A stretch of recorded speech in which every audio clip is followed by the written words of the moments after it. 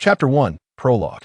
In the 12th year of the Shunan era, during the late spring, Emperor Jingyu issued a decree to establish his second son, Li Yanyan, as the crown prince, while also bestowing the title of crown princess upon Lin Tingwan, the legitimate daughter of the esteemed Lin family, the Grand Tutor. Upon the release of these two edicts, the court and the populace alike erupted in fervent discussion. The matter of succession has always been a fundamental concern for any nation, one that pertains to the stance and survival of all involved. Speculation abounded regarding the intentions behind Emperor Jingyu's pronouncements.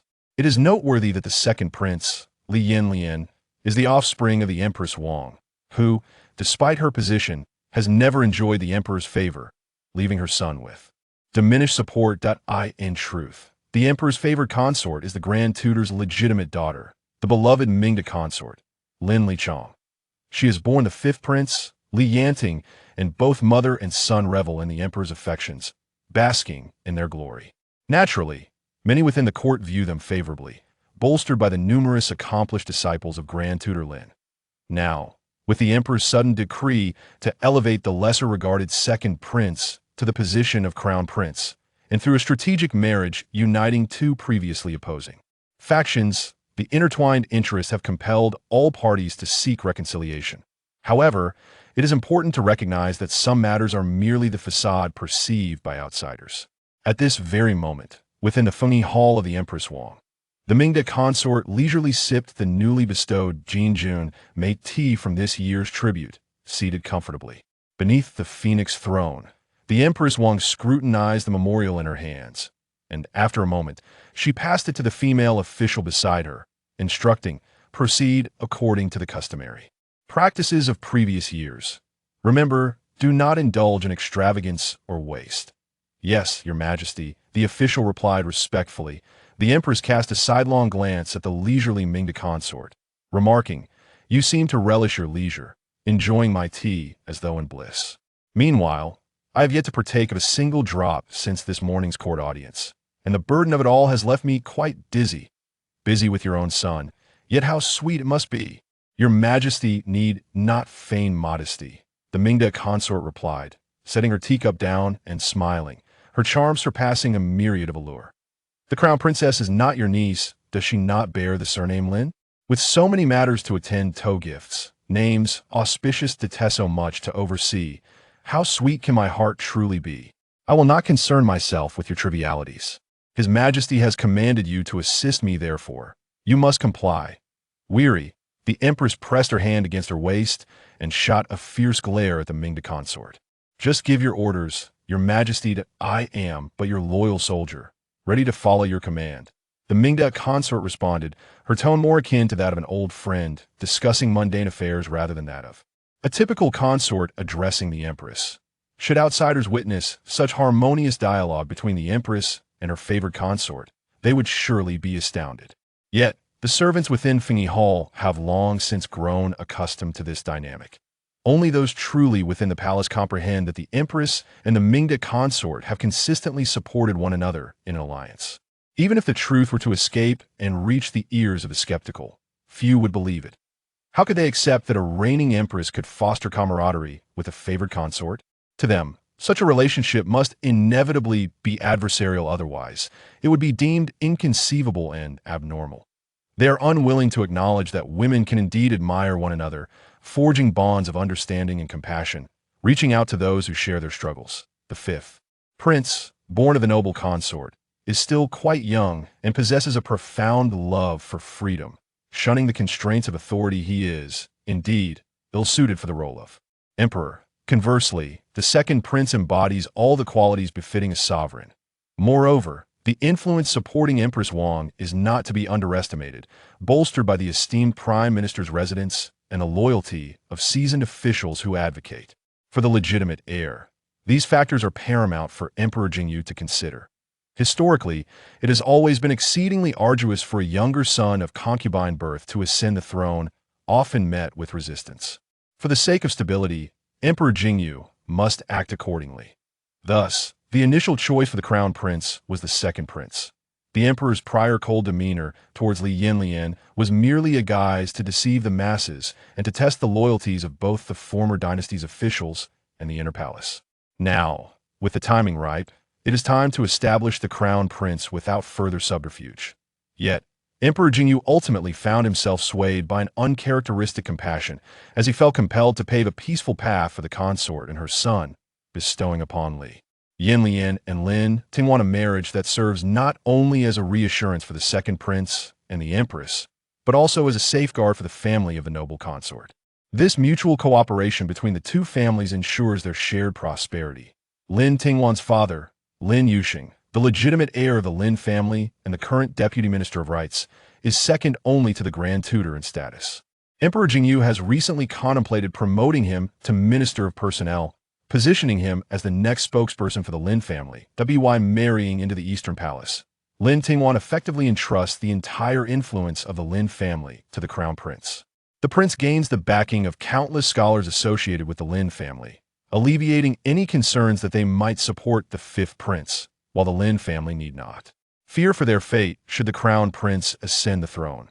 Such treachery would only lead to universal disdain and the loss of support from numerous scholars. Now that the imperial decree has been issued, regardless of the fluctuating sentiments within the court, the marriage between Lin Tingwan and Li Yanyan is assured. The grand wedding ceremony will take place following the prince's formal investiture, with preparations for various rituals expected to consume a year. Meanwhile, various factions within the capital are poised to act, for Emperor Jingyu's progeny extends beyond just the second and fifth princes others are eager to contest for power as well. Upon learning of the Crown Prince's establishment, the noble women of the capital, who had not yet had the chance to ready themselves for the competition, were abruptly informed that the selection of the Crown Princess had already been made, in an instant. Many women found themselves disheartened, while others began to strategize for the position of secondary consort, biding their time for future opportunities. Each faction, driven by self-interest, lurks in the shadows, engaged in subtle maneuvers. The currents of power between the former dynasty and the inner palace are in constant flux, disrupting the plans of many while simultaneously benefiting others. Some rejoice, while others lament, yet the two central figures of this tale, Lin Tingwan and Li Yanyan, remain undisturbed amidst the upheaval. Chapter 2. As the clock struck a quarter past the hour of the rabbit, the myriad stars in the sky gradually faded into obscurity.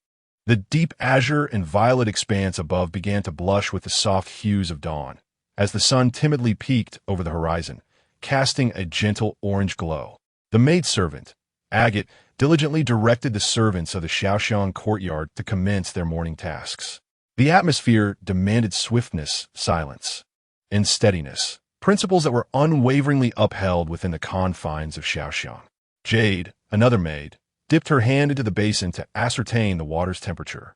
Nodding slightly, she accepted the basin from a young girl and proceeded towards the main chamber. Upon entering, she beheld the vigil-keeping maidens, Emerald and Coral, gathered around the bed. Particularly, Emerald was softly coaxing the young lady who had just begun to rise, her words indistinct yet soothing. Jade chuckled lightly. It seems Our Lady has been indulged a bit too long in her slumber. It is indeed more challenging to rise now. At her remark, both Emerald and Coral shared a smile, slightly shifting to reveal the young maiden seated in the center of the bed, clad in a delicate white nightgown. Her long hair cascaded over her shoulders, framing a face that was pale and exquisitely refined, her oval visage complemented by elegantly arched brows, enhancing her gentle features. Her fan-shaped eyelids paired with almond-shaped eyes imparted an air of innocence and purity that evoked affection at first glance. This enchanting figure is none other than our protagonist, Lin Tingwan. It is no wonder she struggles to rise. With summer's warmth fading, the chill of autumn has set in, and one naturally yearns for the comfort of warmth. Emerald speaks truth, she interjected with a smile, for I too feel a lingering reluctance to leave my cocoon of blankets.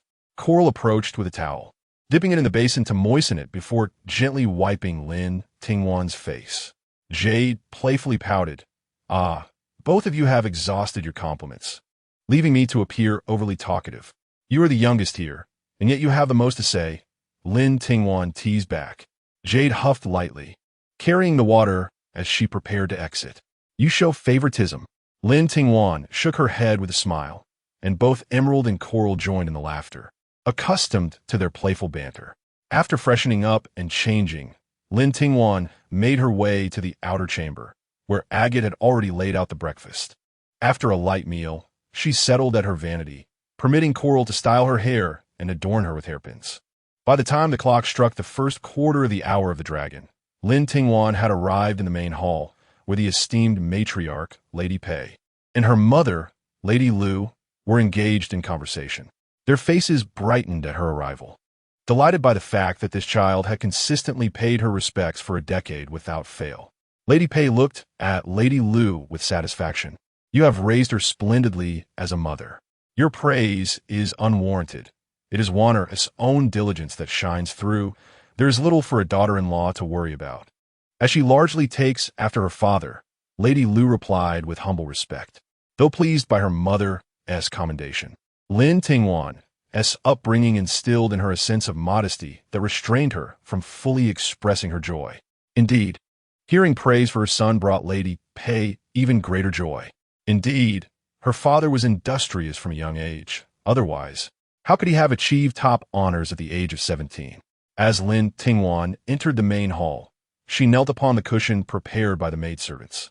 Bowing her head, Wanner pays her respects to grandmother and mother.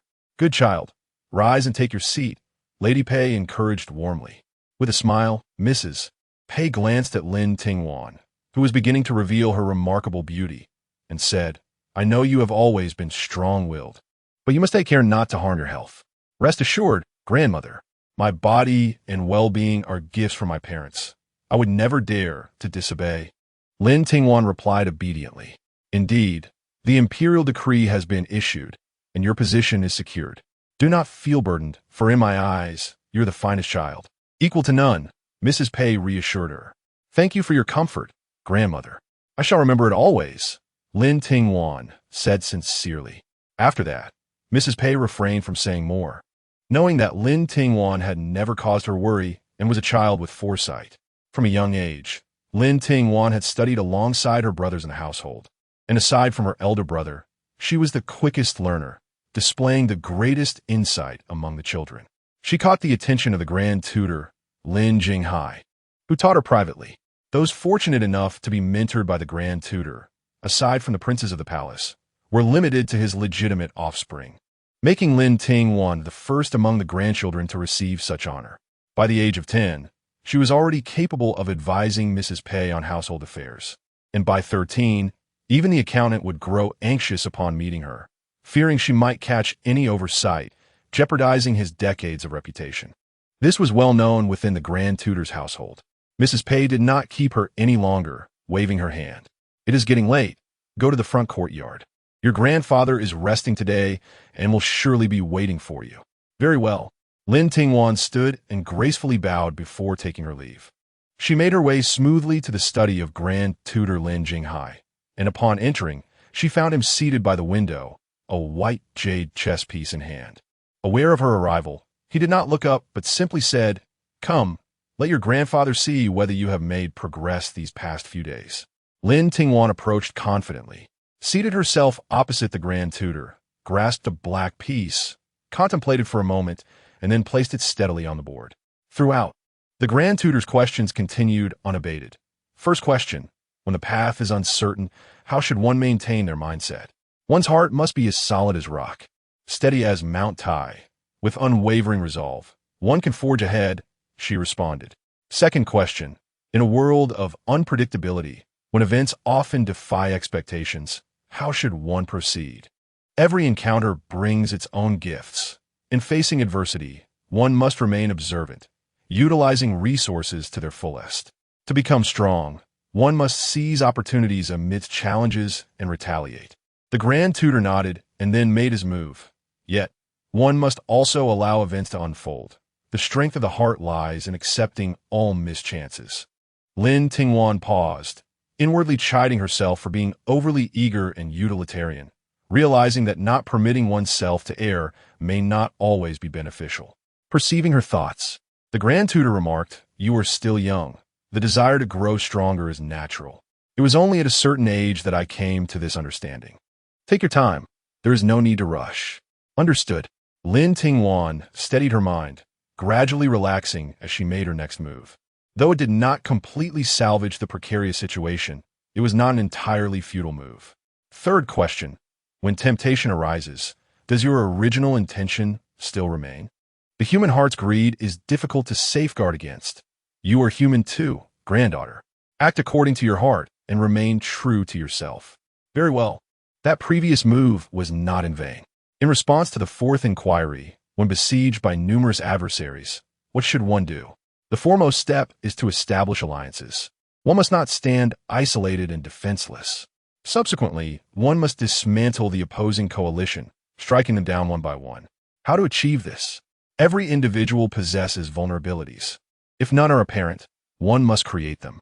Now, the final question, what constitutes the essence of a nation's matriarch? As a minister, a wife, and a mother. How to serve as a minister?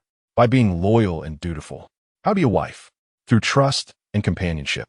How to be a mother? By nurturing and educating one's children. As the cadence of their dialogue quickened, so too did the pace of their chess game. Upon Lin Tingwan's completion of the final question, the esteemed Lin Taifu set down his piece with satisfaction and declared, "You are ready for battle." At that moment, beads of perspiration adorned Lin Tingwan's forehead. "Grandfather," she exclaimed, somewhat incredulous, yet acutely aware that her grandfather never spoke in jest. A flicker of joy began to blossom within her. Lin Taifu nodded and remarked, "My dear, there is little left for me to teach you regarding the insights and strategies of the previous dynasty.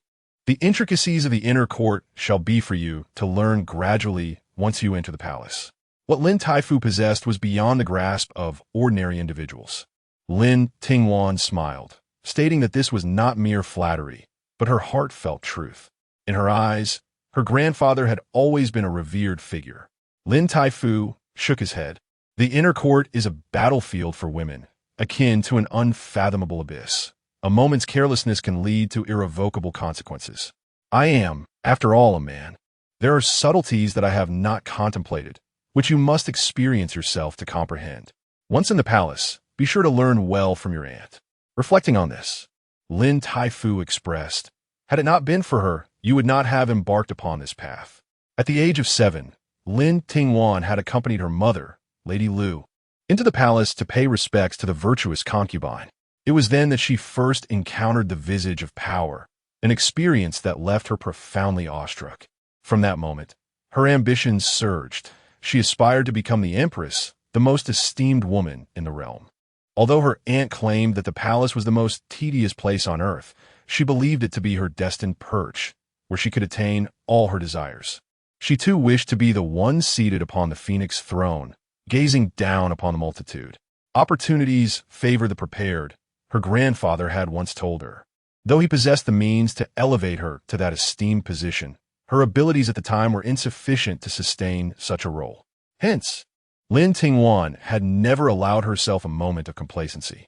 Perhaps it was the heavens' favor, or perhaps she was indeed worthy of such a place. The title of Crown Princess was already within her grasp, and the next step lay ahead, albeit requiring years of steadfast effort. Upon returning from the outer courtyard to the Xiaoxiang courtyard, the maid Agate approached with a report. "Miss, both Miss Min and Miss Xuanwu from Yiming Pavilion have arrived. You have returned late today. Which one would you like to practice with first?" "Let's practice the dance. I shall save the guqin for the latter half of the day. The remainder can be postponed. Dinner will be served half an hour late today."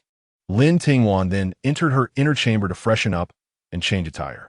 "Understood," Coral acknowledged before withdrawing. Each day presented Lin Tingwan with numerous lessons to absorb. She was incessantly refining herself. Only by becoming stronger could she minimize her losses and expand her horizons. In the dead of night, Lin Tingwan, having completed her ablutions, reclined on her bed in a state of undress, while Coral and Xiaoyu gently massaged her body with fragrant balm, ensuring her skin would possess the luster of fine jade. As Lin lay there, teetering between wakefulness and slumber, her thoughts drifted far beyond the confines of reality, pondering the true nature of Li Yanyan. How might she navigate her relationship with a man destined for the throne? Outside, Whispers circulated that the second prince, Li Yanyan, was a paragon of virtue, akin to a refined gentleman. Yet she found herself doubting this portrayal. To endure years of calculated maneuvering under adverse circumstances spoke to a formidable character. It is said that knowledge of oneself and one's adversary guarantees victory in 100 battles. Thus, to truly master him, she must first comprehend who he is. To become the wife who captures his heart, an understanding of his essence is imperative. However, such matters cannot be rushed. There will inevitably be opportunities in due course. As Lin Tingwan continued to muse, she succumbed to the embrace of sleep. The maidservants, noticing her slumber, gently tucked her in and lowered the bed curtains before quietly retreating, leaving only Agate and Xiuyu to keep the night watch. Chapter 3. Li Yanyan. As dusk fell and the sun dipped below the horizon, its last rays illuminated the palace walls. Birds returned to their nests, and a gentle breeze stirred the black and gold python-patterned cloak draped over the second prince, Li Yanyan. Exiting the Hall of Supreme Harmony, he found his sedan chair waiting outside.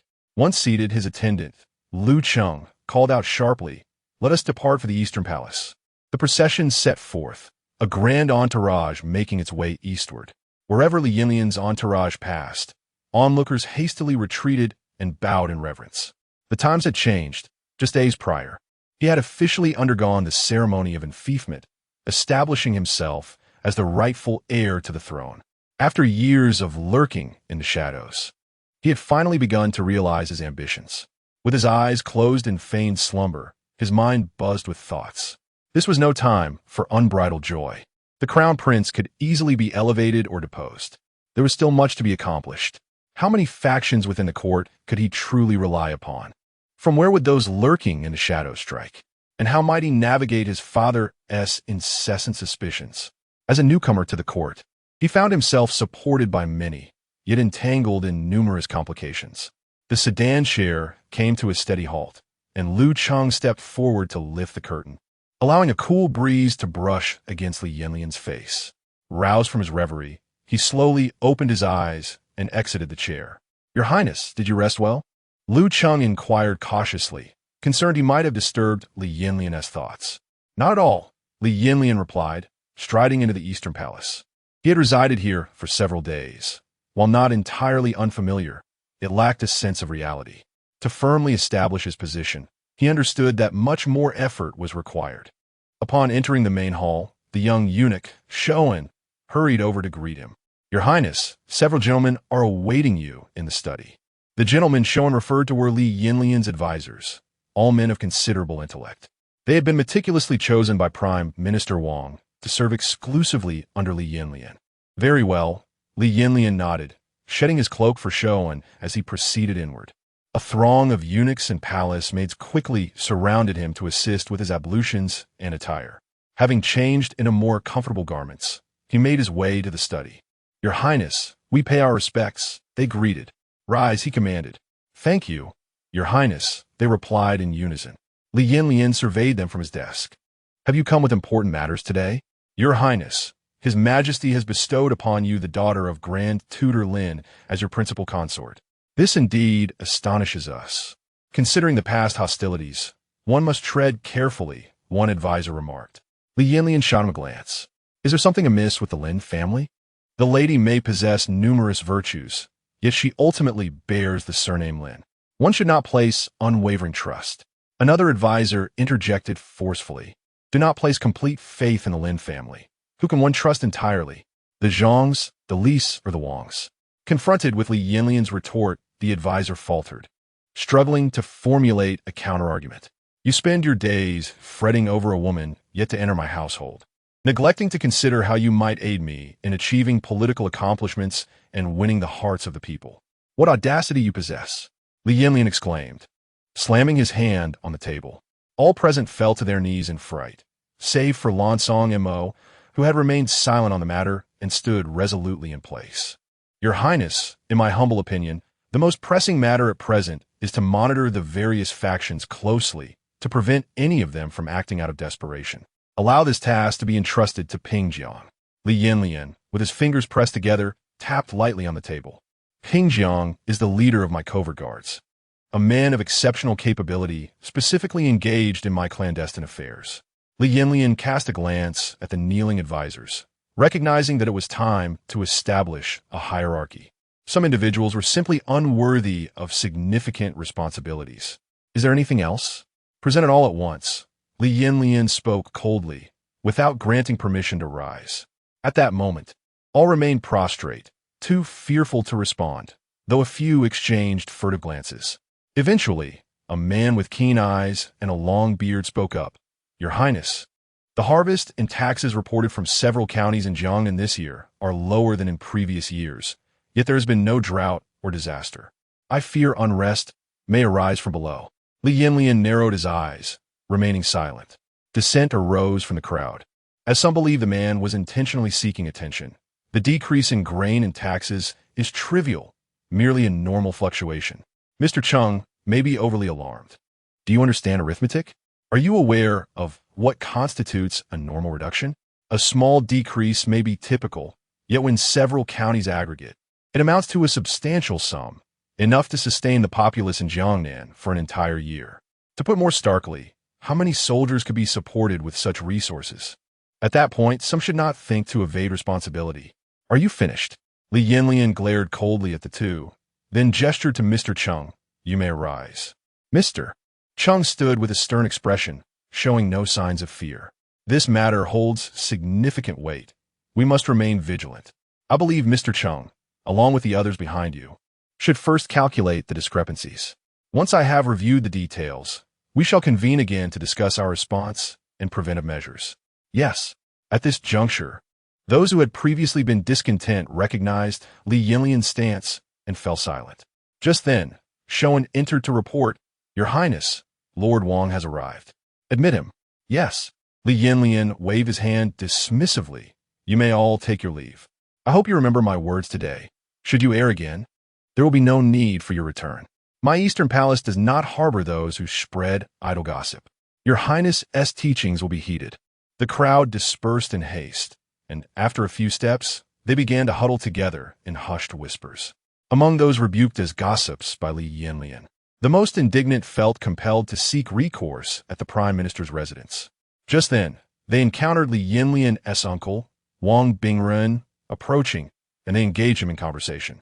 Wang Bingren himself was quite displeased with the situation, and after a lengthy exchange, it was Shoan who prompted him to enter, causing the group to reluctantly bid farewell. Before parting, Wang Bingren assured them of his commitment, believing it was his duty as an uncle to guide Li Yanyan.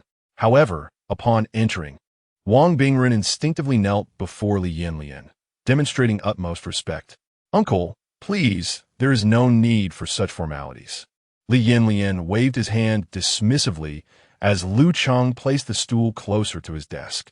Wang Bingren, without a hint of hesitation, immediately took a seat. Is there something urgent that brings you here, uncle? He inquired. Ah, it is indeed about your marriage. His Majesty's recent actions have taken us all by surprise. It is quite incomprehensible. Li Yanyan remained silent, his expression impassive, though the slight furrow of his handsome brows revealed his impatience. His marriage was a matter that neither party favored. Who did they think he was? His father and mother had given their approval, yet it had devolved into a matter of disdain in their eyes. Nevertheless, he understood that this arrangement had encroached upon their interests. Greedy foxes and wolves can never be satisfied. Yet, Li Yanyan found solace in the realization that his affairs were not for them to dictate. After all, their statuses were distinct. Consequently, his brow unfurrowed. To Wang Bingren, this merely indicated that Li Yanyan's earlier frown was a sign of discontent. But then, recalling the Wang family's support, he felt a surge of elation and continued, Everyone in the capital knows about the situation between your mother and the concubine Da. How could they fathom a marriage alliance between two adversaries? If it weren't for that concubine Da, your mother would not have ended up in her current plight. Wang Bingren, caught up in his excitement, neglected to notice the growing chill emanating from Li Yanyan, and when he finally sensed a shift, he attempted to amend his words. Uncle does not mean to speak ill of your mother. It is that concubine Da and the Lin family who have caused this. Uncle, Li Yanyan interrupted him, showing no regard for his dignity. Only Lu Cheng in the room was aware of Li Yanyan's genuine anger. Why bring them up at all? We both know the reasons behind your mother's current state. Without concubine Da, there would have been concubine Zhang or concubine Li. Why must you shift the blame onto others? Moreover, had my maternal grandfather not sent my mother to the palace, she would not be in this position today. Wang Bingren was left speechless, astonished that his usually gentle and courteous nephew could speak to him in such a manner, uttering such rebellious words. What were you saying? What would others think if they heard this? Wang Bingren hissed in a low, furious voice, his face flushed with indignation, perhaps also with embarrassment. Li Yanyan met his gaze without fear, saying, "Uncle, this is the Eastern Palace. It is you who should be cautious in your words. After all, I have never expressed any dissatisfaction regarding my father's actions." Upon hearing this, Wang Bingren immediately sealed his lips, glancing around nervously, fearful that hidden guards might overhear. Li Yanyan cast him a sidelong glance, leaning back in his chair nonchalantly. "Do you have any further business, uncle? If not, you may leave. I still have official matters to attend to." Wang Bingren, initially grinding his teeth, contemplated delivering a harsh retort and departing, but recalling his wife's urgent admonitions before his departure, he reluctantly sat back down. With a stern expression, Wang Bingren remarked, "Are you trying to rush me out?" "Not at all, uncle. Such words are unfounded. It's just that I am no longer in a position to be idle." Wang Bingren shot a secret glare at Li Yanyan, thinking, so, does that imply I am the idle one? He took a deep breath, swallowing his indignation, and continued, "Now that the imperial decree has been issued, there is no turning back. However, the Wang family remains your greatest support. Child, only the Wang family genuinely cares for you. How could the Lin family possess sincerity? It will be a miracle if they do not harm you. What exactly does the uncle wish to convey?" Li Yanyan said impatiently. "Jinger is not a child anymore. When the time comes, you should speak to His Majesty, requesting that Jinger be taken as a secondary consort, allowing her to manage the domestic affairs of the Eastern Palace. For surely that Lin family cannot create any trouble." As Li Yanyan observed Wang Bingren's acerbic demeanor, it reminded him of his aunt, a true match in cunning. Perhaps he was merely echoing her sentiments. Li Yanyan did not wish to engage in further dialogue. "Uncle, I shall state this once. The authority to govern the Eastern Palace's rear courtyard belongs solely to my wife, the Crown Princess. Do you comprehend, uncle?" Upon witnessing Li Yanyan's demeanor, Wang Bingren felt as though he was gazing upon the youthful Emperor Jingyu. The resemblance was striking, radiating an aura that left others hesitant to counter his words. Those beneath them breathed with utmost caution, fearful of inciting the Emperor's wrath. Furthermore, concerning the matter of the secondary consort, I have no authority to decide. You need not trouble the Empress, for she too lacks the power. The final decision rests with the Emperor. If you possess the courage, go to the Qian Hall and seek his judgment." Wang Bingren was both furious and anxious. How could he dare?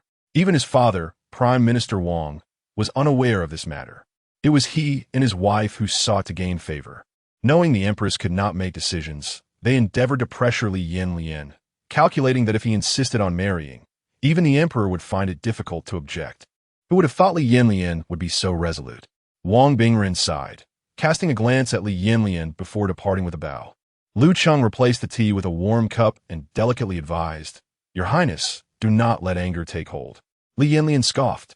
For those people, do they even deserve it? The Wang family, ambitious and relentless, seeks to leverage their support to extract favors from him. Yet, he has always detested being coerced or manipulated. Behind the Wang family are the illustrious aristocrats. Although they appear capable of aiding his ambitions now, one must consider the long-term implications. When he ascends to the throne, his maternal relatives will inevitably seize power and wealth, undermining the integrity of the court and diminishing imperial authority. How could he endure such a fate? Chapter 4. The concubine. As night fell, Li Yanyan emerged from the cleansing chamber, stepping into the inner room. There knelt a palace maid, clad in a pink gown with a cinched waist and wide collar, beside the bed. Upon noticing Li Yanyan's arrival, she shyly lowered her head, poised to attend to his slumber. Li Yanyan gently evaded her outstretched hand, stating, "There is no need for your service tonight. Return to your quarters and rest. Henceforth, You are not to linger here in my absence." "Yes," the maid, named Qing Dai, momentarily stunned, replied, her eyes glistening with unshed tears. Qing Dai was a teaching maid appointed by the Empress for Li Yanyan in his youth. Every prince required such a figure for enlightenment in their formative years. However, Li Yanyan was no longer an innocent youth. In his eyes, Qing Dai was merely a servant, tasked with his daily needs and the impartation of social graces, a mere tool. If one were to speak harshly, the East Palace could not be devoid of attendants, and, as the Crown Prince, Li Yanyan had no intention of preserving virtue for the future Crown Princess.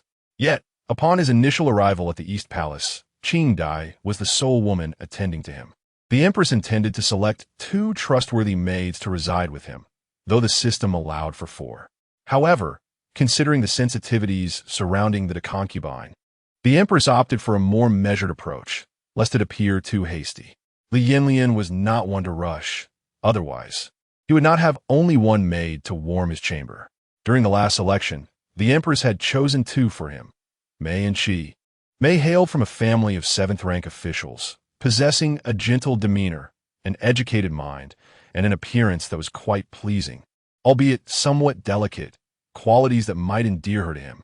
Qi, on the other hand, was not as striking as Mei and came from a modest background. Her father was a minor official from a small county who, by chance, had gained some recognition and was subsequently transferred to the capital, thus affording her the opportunity to participate in the selection.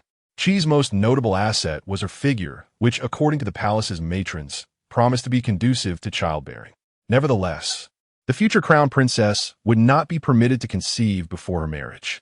The Empress had set a date for their arrival in the spring of the following year, during which time she would send matrons to their homes to instruct them in etiquette. Naturally, Lin Tingwan was also assigned matrons for her guidance. However, she was distinctly different from the concubines. She had 4 matrons dedicated solely to her service, each carefully selected by the Empress for their exceptional skills. At this moment, Lin Tingwan walked gracefully, her presence commanding the air around her with an effortless poise. As she moved, even the breeze seemed to yield to her grace.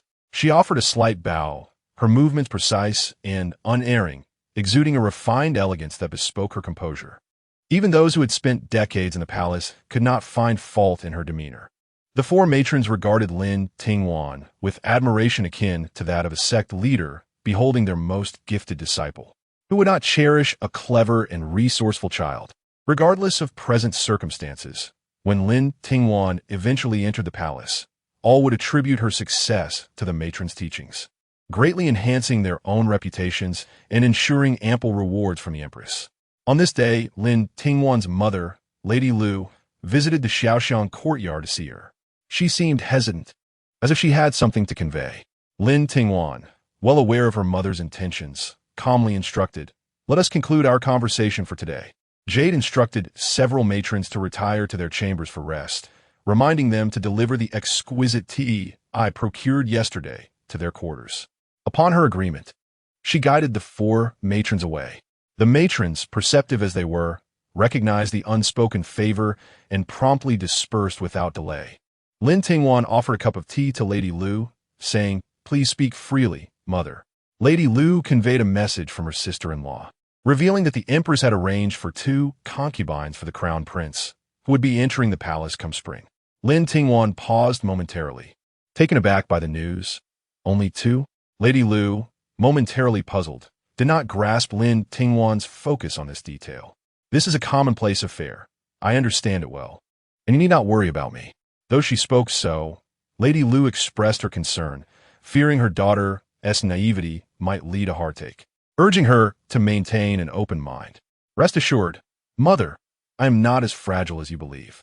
My relationship with the Crown Prince is not that of an ordinary couple. He is the heir, and I am his consort. Would it not be ludicrous to expect a romance like those in tales?" Lin Tingwan smiled wryly. Observing her daughter's composure, Lady Lu felt a sense of relief. "I fear you may become too entangled or too detached, ultimately causing a rift between you and your husband. Human emotions are indeed difficult to navigate. A daughter can only do her utmost. Not everyone can achieve the harmonious love that your father and I share."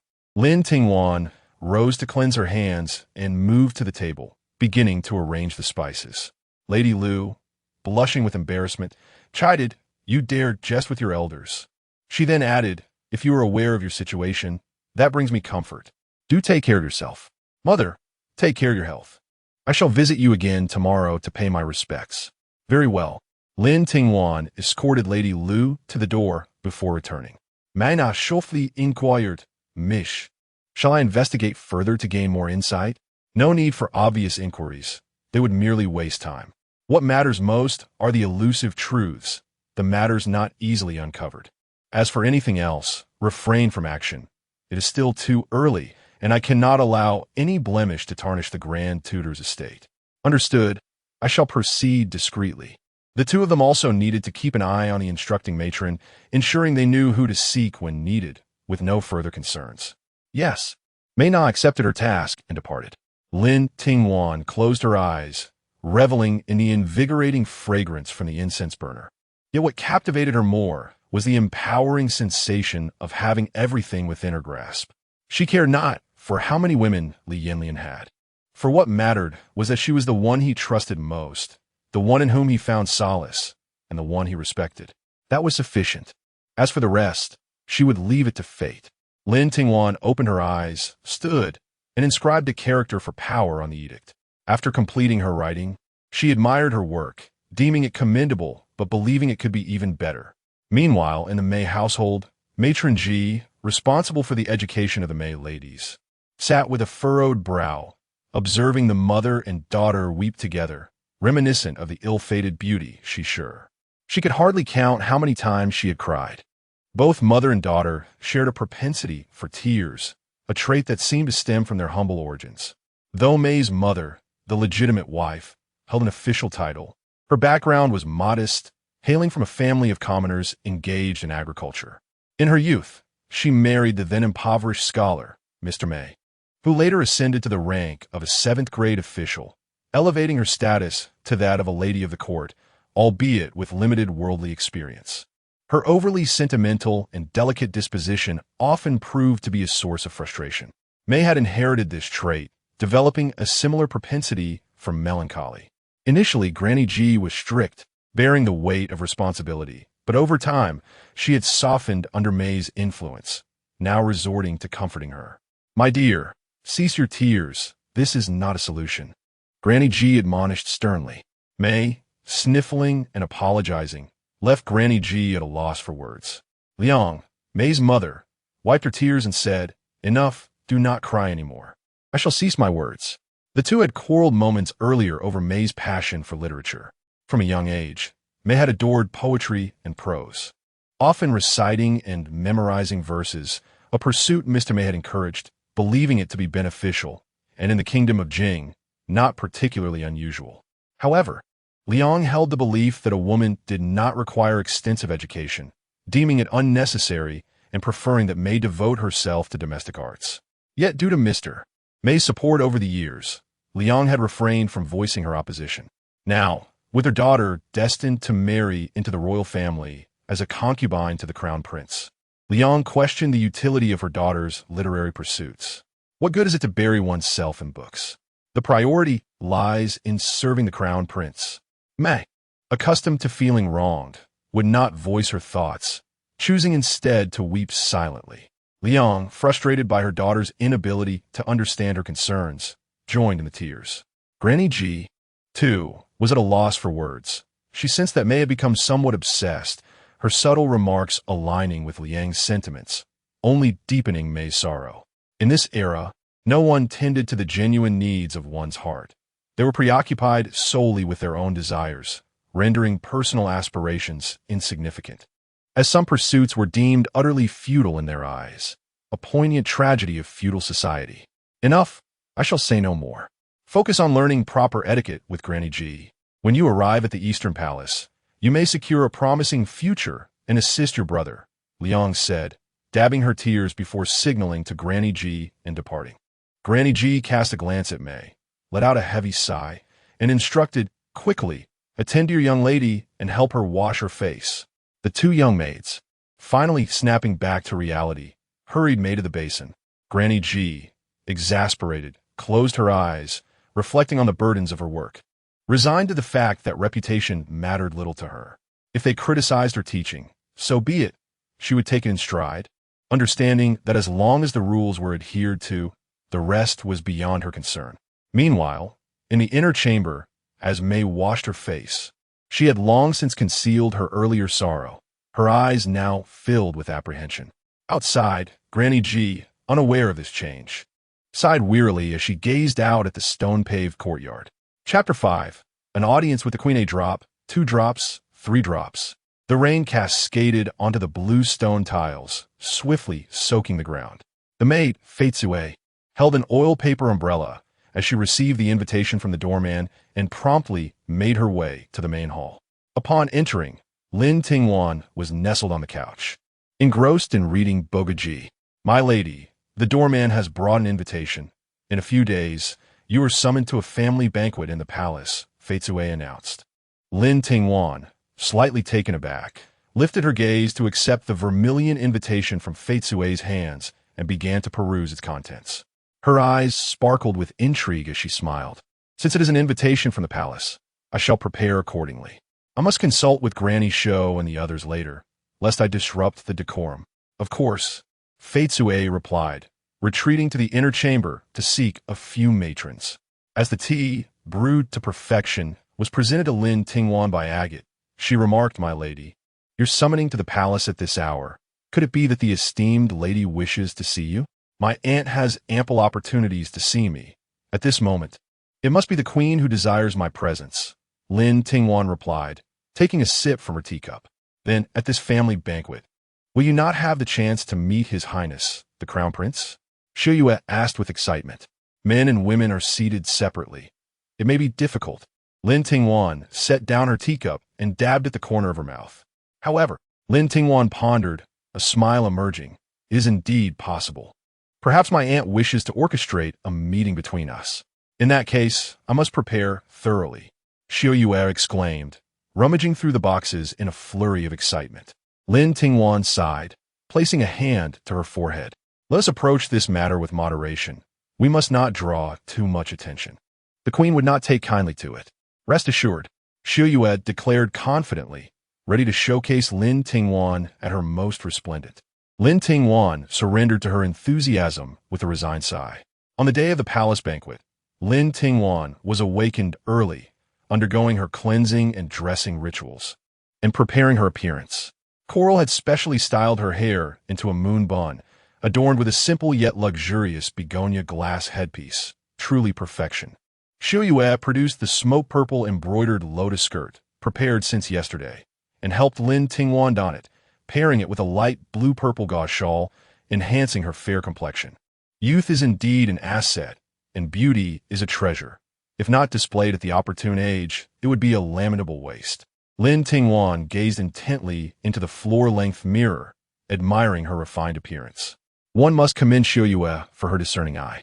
"My lady, you were already enchanting without adornment, yet now you are even more captivating," Coral could not help but praise. "Let us save the compliments for later. Today, Agate and Coral shall accompany me," Lin Tingwan instructed. "Understood." As the carriage slowly approached the palace gates, Lin Tingwan alighted and was greeted by someone awaiting her arrival. "Servant by Tan of Fengyi Hall, here on the Queen's orders.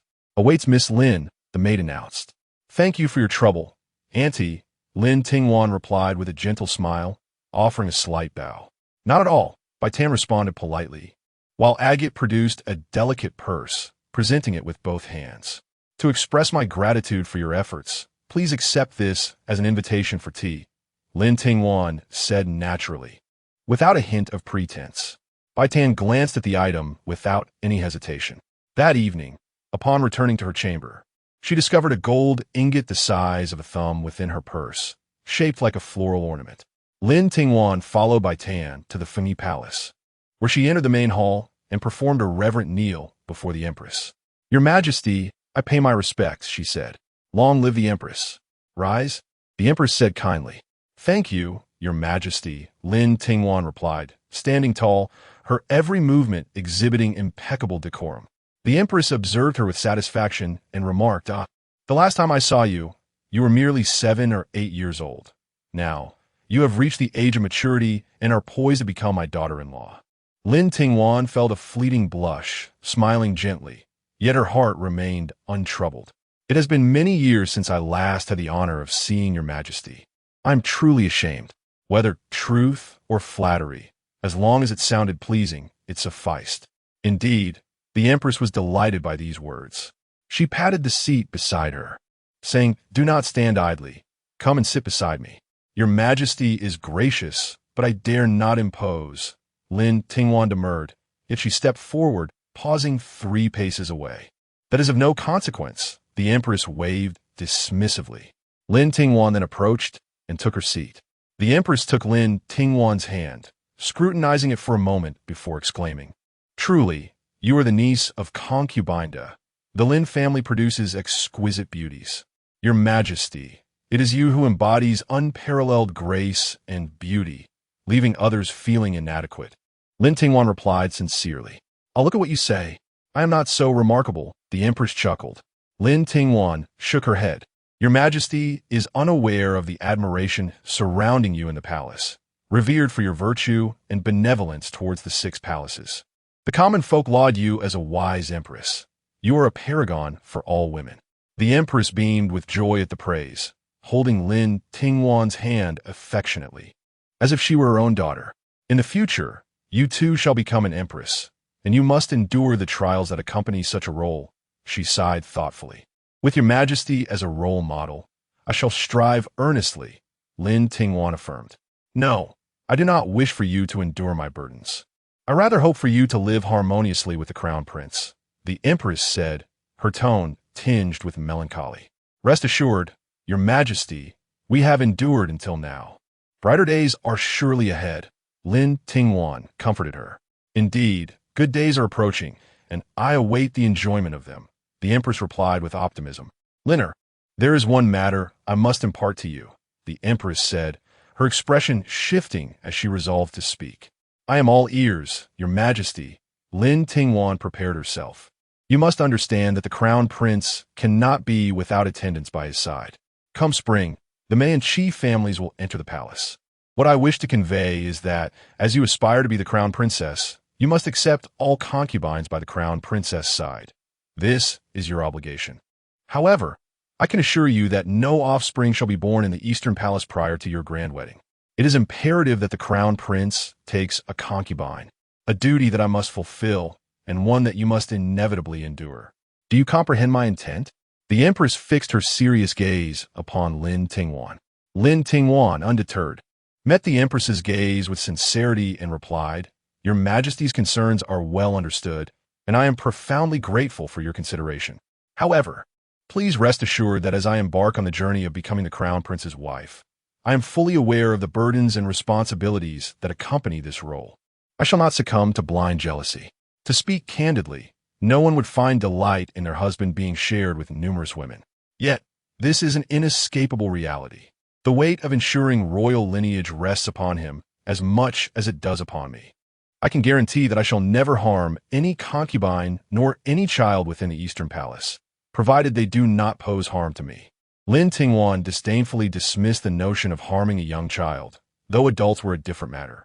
"Good, a commendable child," the Empress remarked, her heart warmed by Lin Tingwan's sincerity, growing increasingly pleased with her future daughter-in-law, her eyes brimming with admiration. "Your perspective brings me great solace, and I firmly believe you will excel in your role, surpassing even my expectations." "Thank you, Your Majesty." At that moment, Bai Chong, who was beside the Empress, reported, "Your Majesty, there are visitors from the Defei who wish to meet Miss Lin. What do you suggest?" "Very well. It will be beneficial for you both to converse." The Empress nodded. "You may go, and when the banquet commences, you shall attend alongside your aunt." "Yes, I take my leave." Lin Tingwan bowed and followed the maidservant out. The Empress gazed at her retreating figure and mused. The Lin family truly knows how to raise their daughters. Each one is exceptional. Were I a man, I would undoubtedly cherish her dearly. Little did the Empress anticipate that her words would indeed manifest in her son's heart, as Li Yanyan would come to love this Lin girl deeply. Chapter 6. The first encounter. Lin Tingwan followed the guiding palace maid to the Chengxian Hall. Upon entering the grand entrance, she was met with an obstruction, a plump orange cat. This feline was the auspicious mascot of Chengxian Hall and the cherished pet of the Defei. Dun behave. Sietang et Golim. The orange cat cast a fleeting glance at the two before strutting into the hall to lodge a complaint. Xiaotang shook her head in resignation. Do not take offense. Mississippi, this is a pet raised by the Empress a few years back, overly pampered. It matters not. It is quite adorable. I can hardly blame my aunt for her affection, for I share it as well. Lin Tingwan replied with a smile. Indeed, this pet was a gift from His Majesty. Ever since its arrival, the Empress has been in much higher spirits, Xiaotang remarked, leading Lin Tingwan to the main hall where the palace maid Chunlan awaited. Miss Lin, you have arrived. Please step inside. The Empress has been eagerly anticipating your presence. Chunlan, Lin Tingwan acknowledged with a nod. Upon entering the main hall and navigating past the reception area, Lin Tingwan reached the inner chamber, where she beheld a woman clad in a purple robe embroidered with golden threads depicting a myriad of birds and phoenixes, reclining on the favored concubine's couch in a feigned slumber. This woman was her aunt, the current emperor's favored concubine, Lin Lichang. Your servant pays her respects to the esteemed Defei. Lin Tingwan knelt and offered her greeting. The Defei opened her eyes and smiled. Now that you are here, please take a seat. Thank you, Your Majesty. You have indeed fulfilled your aspirations. How do you feel about it? Only invigorated by ambition. Lin Tingwan raised an eyebrow in response. The Defei chuckled lightly, resting her chin upon her hand as she regarded her. I fear the fire in your heart has yet to ignite, and a cold splash of reality must first be poured upon you. Aunt, why do you say such things? Lin Tingwan felt a sense of foreboding. The Xian Fei harbors great ambition and has been biding her time for far too long. With the emperor now having conferred the title of Crown Prince and the alliance between the Wang and Lin families, it is no surprise that she would be driven to madness. Indeed, even for the fourth prince, she will undoubtedly strive for a contest. Lin Tingwan lowered her gaze, her expression shrouded in uncertainty.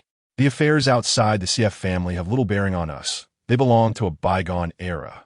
In this hallowed ground of the harem, if she seeks to contend, she must first contend with me. The Defei directed her gaze at Lin Tingwan. Then, my dear aunt, you must tread carefully. Lin Tingwan met her aunt's gaze. One can never be fully prepared for the unforeseen. It is wiser to invite the adversary into the snare. Only when the emperor is aware of our grievances will the Xian Fei falter. After all, with the Empress Dowager's support, we cannot act prematurely. The Defei's eyes glinted with resolve. I understand your intentions, dear aunt, yet this path may require some sacrifice on your part. Lin Tingwan inhaled deeply. A temporary hardship is preferable to a lifetime of suffering. One often finds rebirth in the depths of despair. The Defei cradled the heavy orange cat, absent-mindedly stroking its fur. During this time, you must remain composed. Do you understand? The Defei cast a sidelong glance at Lin Tingwan. I comprehend, aunt. Lin Tingwan replied earnestly. This opportunity shall allow us to observe closely, discerning who among us is a friend and who is a foe. The Defei patted the corpulent cat's head, which, unable to endure the attention, scampered away. At that moment, Chunlan entered. Your Majesty, it grows late. It is time to proceed to the Qingyan Hall. Let us go. The Defei placed her hand upon Chunlan's arm, receiving assistance as she moved forward. Lin Tingwan stepped alongside her, offering her support on the left. In the elegant hall of the Qingyan Palace, Lin Tingwan made her entrance alongside the Defei, surrounded by a sea of compliments as the attendees showered auspicious words upon the Empress and the Defei. The Defei maintained her characteristic aloof demeanor, offering no regard to anyone, while the Empress wore a constant smile. As they approached the front, the Empress instructed attendants to reposition Lin Tingwan's seat beside her, eliciting further flattery from the crowd towards Lin Tingwan as they perceived the Empress's evident satisfaction with her. After several rounds of wine, the Empress, unable to withstand the effects, decided to leave prematurely. Alas, my body is no longer what it used to be. I can hardly manage after just 2 cups of fruit wine. De Fei, please look after me, she remarked. Of course, the De Fei replied, then turned to Lin Tingwan. Wanner, accompany Her Majesty back. Yes. Lin Tingwan responded as she rose to bow. With clarity in her heart, Lin Tingwan noted that the Empress had remained completely sober despite their surroundings.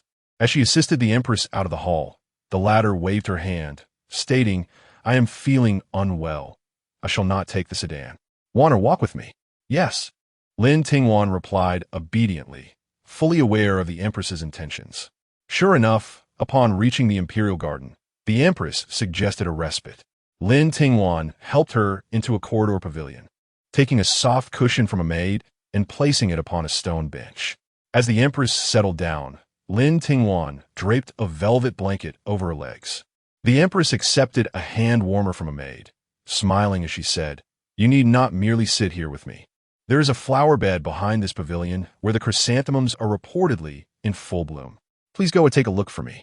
And if you find any worthy specimens, have them brought back to the Fengyi Hall.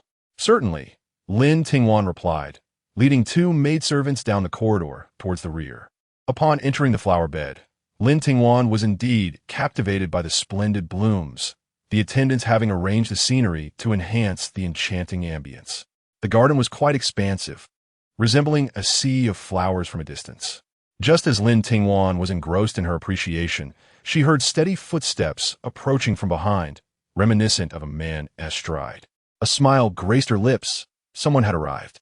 Turning to look, she beheld a man adorned in a white robe embellished with golden patterns, crowned with a jade tiara, standing not far from her. This was Lin Tingwan's first encounter with Li Yanyan. He was a gentleman, as refined as jade, with sword-like brows and starry eyes, a small vermilion mark on his nose, and a smile that lit up his countenance. Upon closer inspection, Lin Tingwan found him extraordinarily tall, towering at least 8 feet. For Li Yanyan, this was also his first sight of Lin Tingwan. Her eyes spoke volumes. This was his immediate impression of her. With an innocent and pure visage, she disarmed anyone who beheld her, and Li Yanyan was no exception. He even momentarily forgot the warning his mother had imparted during his childhood, that the more beautiful a woman is, the more deceptive she may be. Lin Tingwan raised her gaze and offered a gentle smile, performing a graceful bow. I pay my respects to His Royal Highness, the Crown Prince. No need for formalities. He replied, Thank you, Your Highness.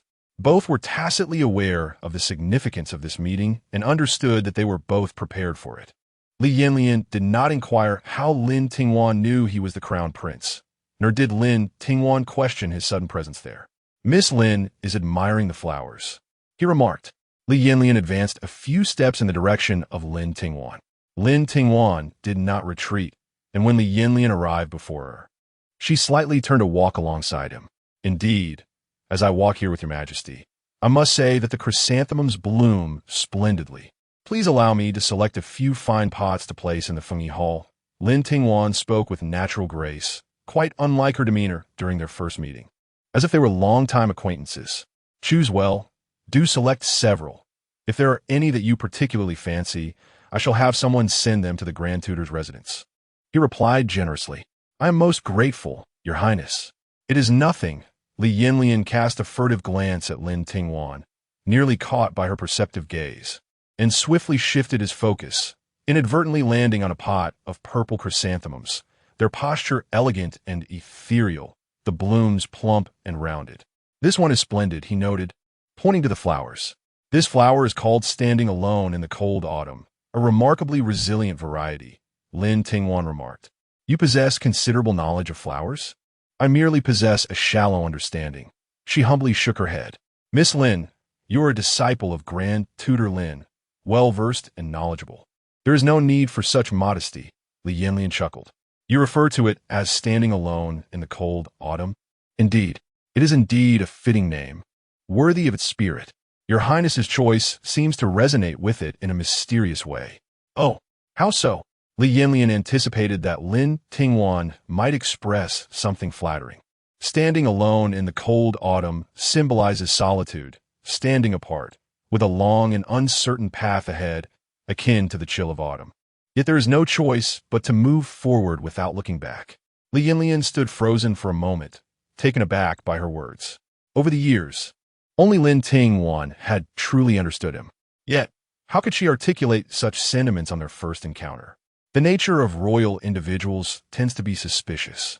He could not help but inquire, "Do you truly believe you understand me so well after just meeting today?"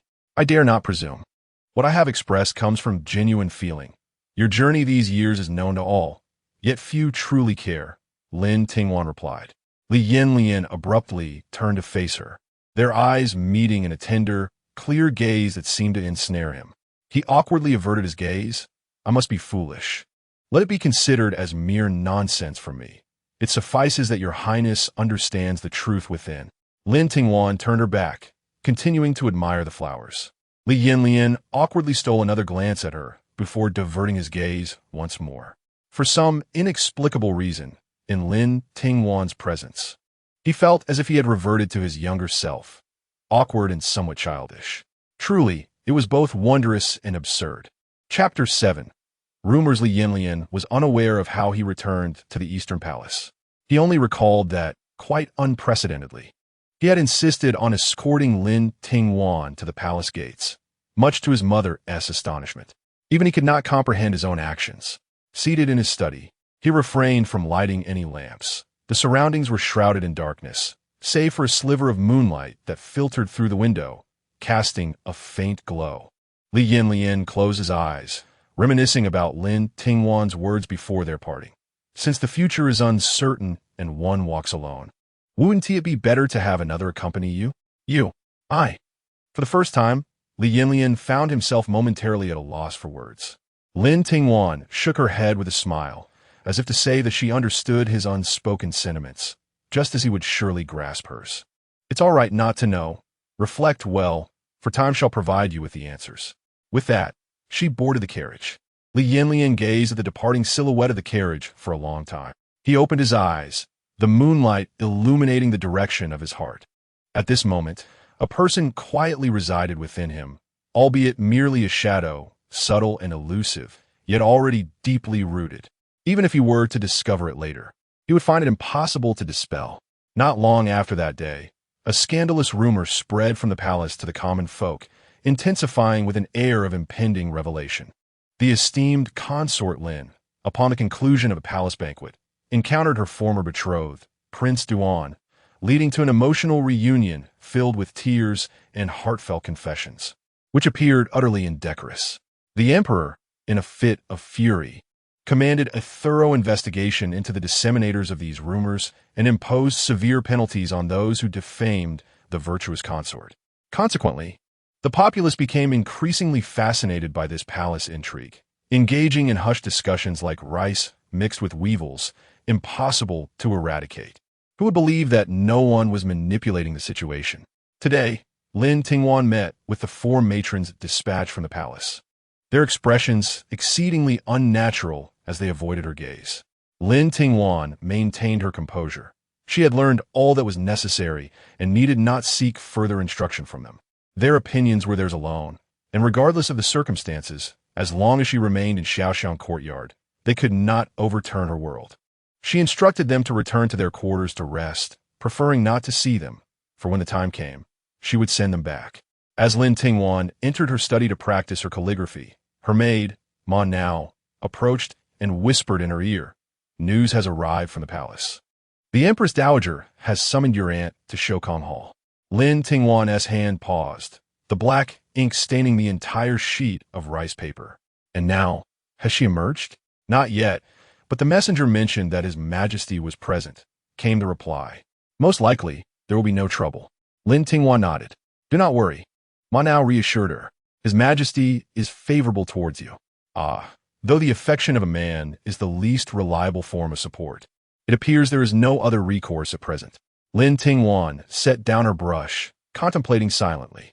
Ma Nao, wary of speaking further, remained by Lin Tingwan's side. "The hearts of those in the palace have been unsettled lately, especially among those in our courtyard. They are rather mixed, so you must be cautious." Lin Tingwan referred to the newcomers from the palace. "Indeed, I shall remain vigilant," the maid replied. As Agate collected the characters penned by Lin Tingwan, She responded to the ominous rumors circulating both within and beyond the palace. In a fleeting moment, the lax upbringing of the Lin family became a topic of vehement criticism. Many young ladies from the Lin family, who had been betrothed, suddenly found their engagements rescinded. Discontent began to brew within the estate, with murmurs of discontent directed at the primary branch, though these were swiftly quashed by Madame Pei. Outside, members of the Wang family began to waver, particularly Wang Bingren, who had instigated the most uproar. He believed that if the alliance between the Wang and Lin families crumbled, his daughter could ascend to the position of crown princess and eventually become empress, thereby elevating him to the status of father-in-law to the nation. Unfortunately for him, after several attempts to persuade his father, the Prime Minister Wang, he was met with dismissal. The elder advised him to remain patient, asserting that this tempest would inevitably subside and warning him not to stir trouble, lest he face dire consequences. Such words. Wang Bingren, however, was resolute in his ambitions. He still harbored dreams of becoming a father-in-law of the state, at the very least attaining the title of Duke of Cheng'an. The old man was simply out of touch, while Wang Bingren indulged in wine. Mingling with those who harbored ulterior motives, he remained convinced of his righteousness. He intended to rally some members of the Wang family to pressure the prime minister into submitting a petition to annul the decree appointing the Lin family's daughter as crown princess, citing their failure in educating their daughters as justification.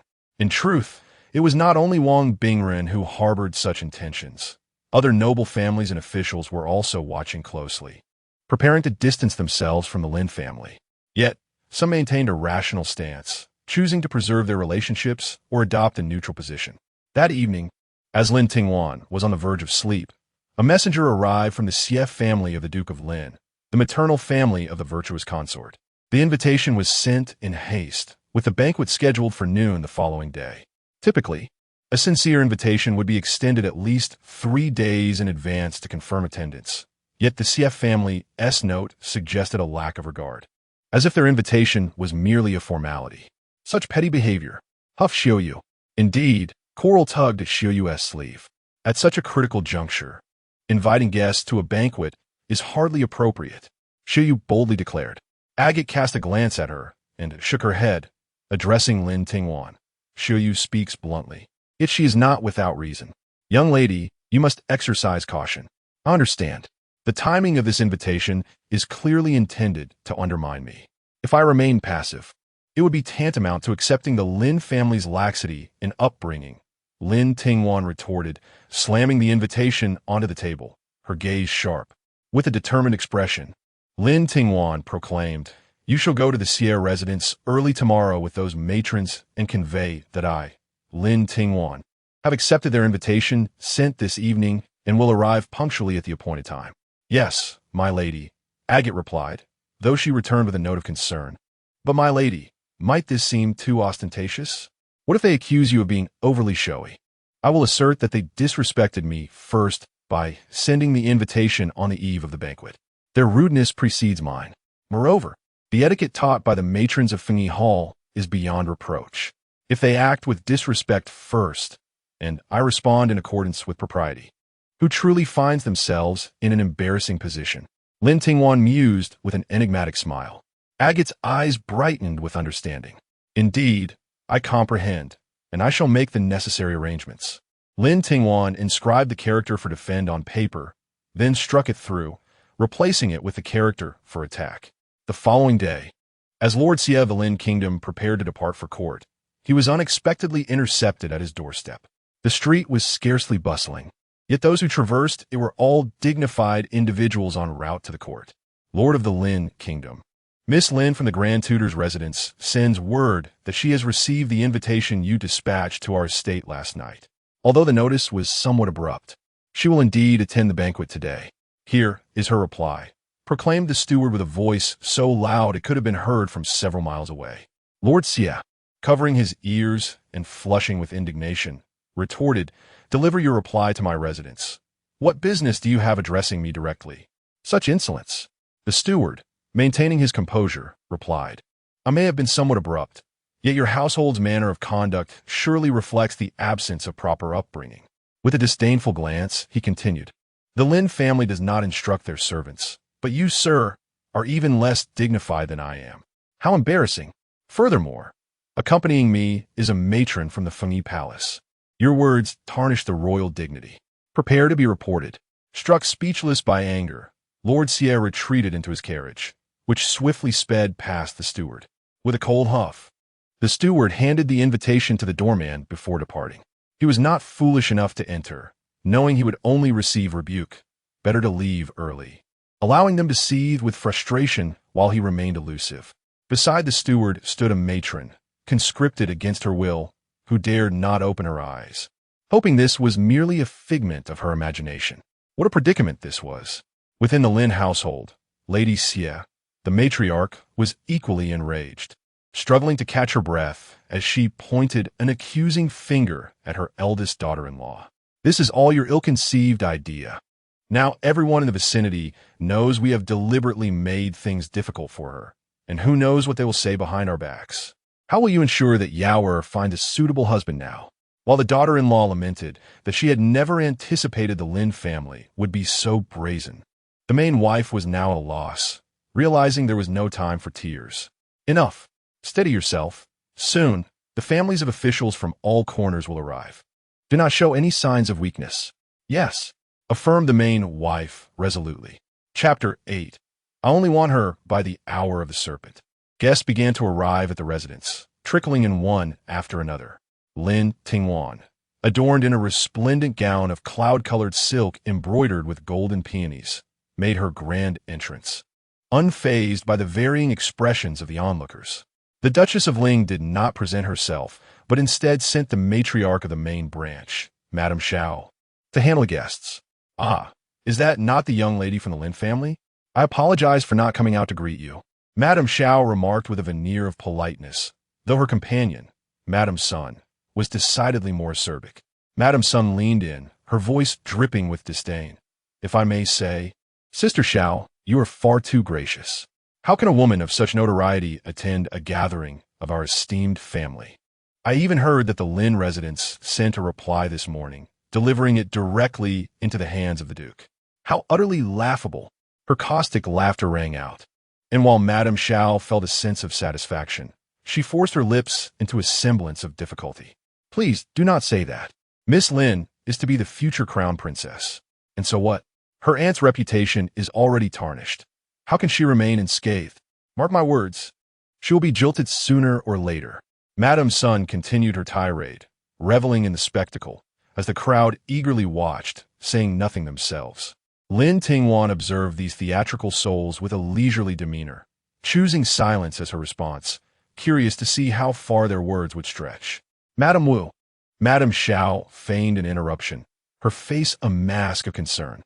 Turning to Lin Tingwan with a smile, she added, "Do not take offense, Miss Lin. This is Madame Wu, the wife of the Deputy Minister of Revenue. She speaks her mind, but it is with good intentions." Lin Tingwan let out a surprised chuckle, glancing at Madame Xiao, who seemed perplexed yet maintained an air of indifference.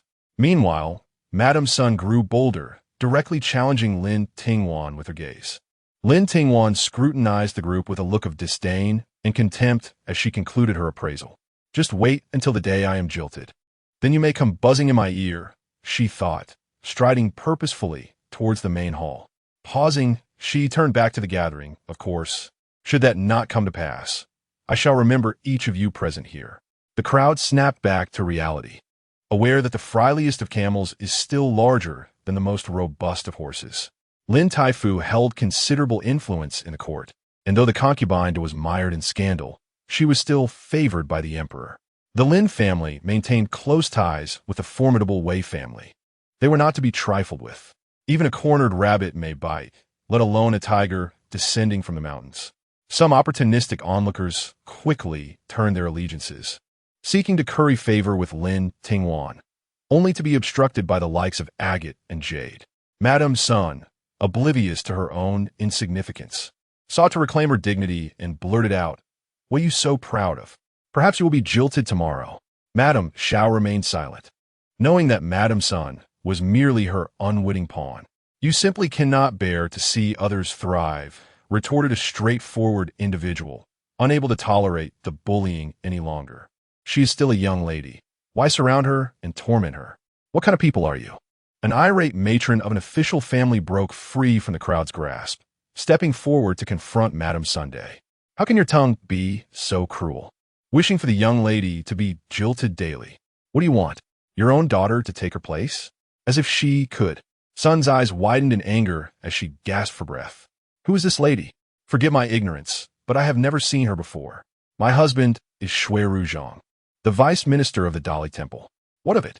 She scoffed, merely a fourth-rank official. I am discussing principles today. Who is debating rank with you? If you wish to compare, how do you measure up against the Grand Tutor? When did I ever say I was comparing myself to the Grand Tutor? Then why are you babbling nonsense? Shui's wife rolled her eyes. You, Sun stammered, glancing at Xiao. Xiao, with a resigned sigh, interjected, enough of this quarrel. Let us consider it a favor to me, as the wife of the Duke. What do you say, Lady Shui? You only know how to play the good person. While considering others as fools, murmured Shui's wife, her voice low yet audible, but Xiao swallowed her pride. The lady minister speaks the truth. Lin will inevitably be rejected. Someone remarked.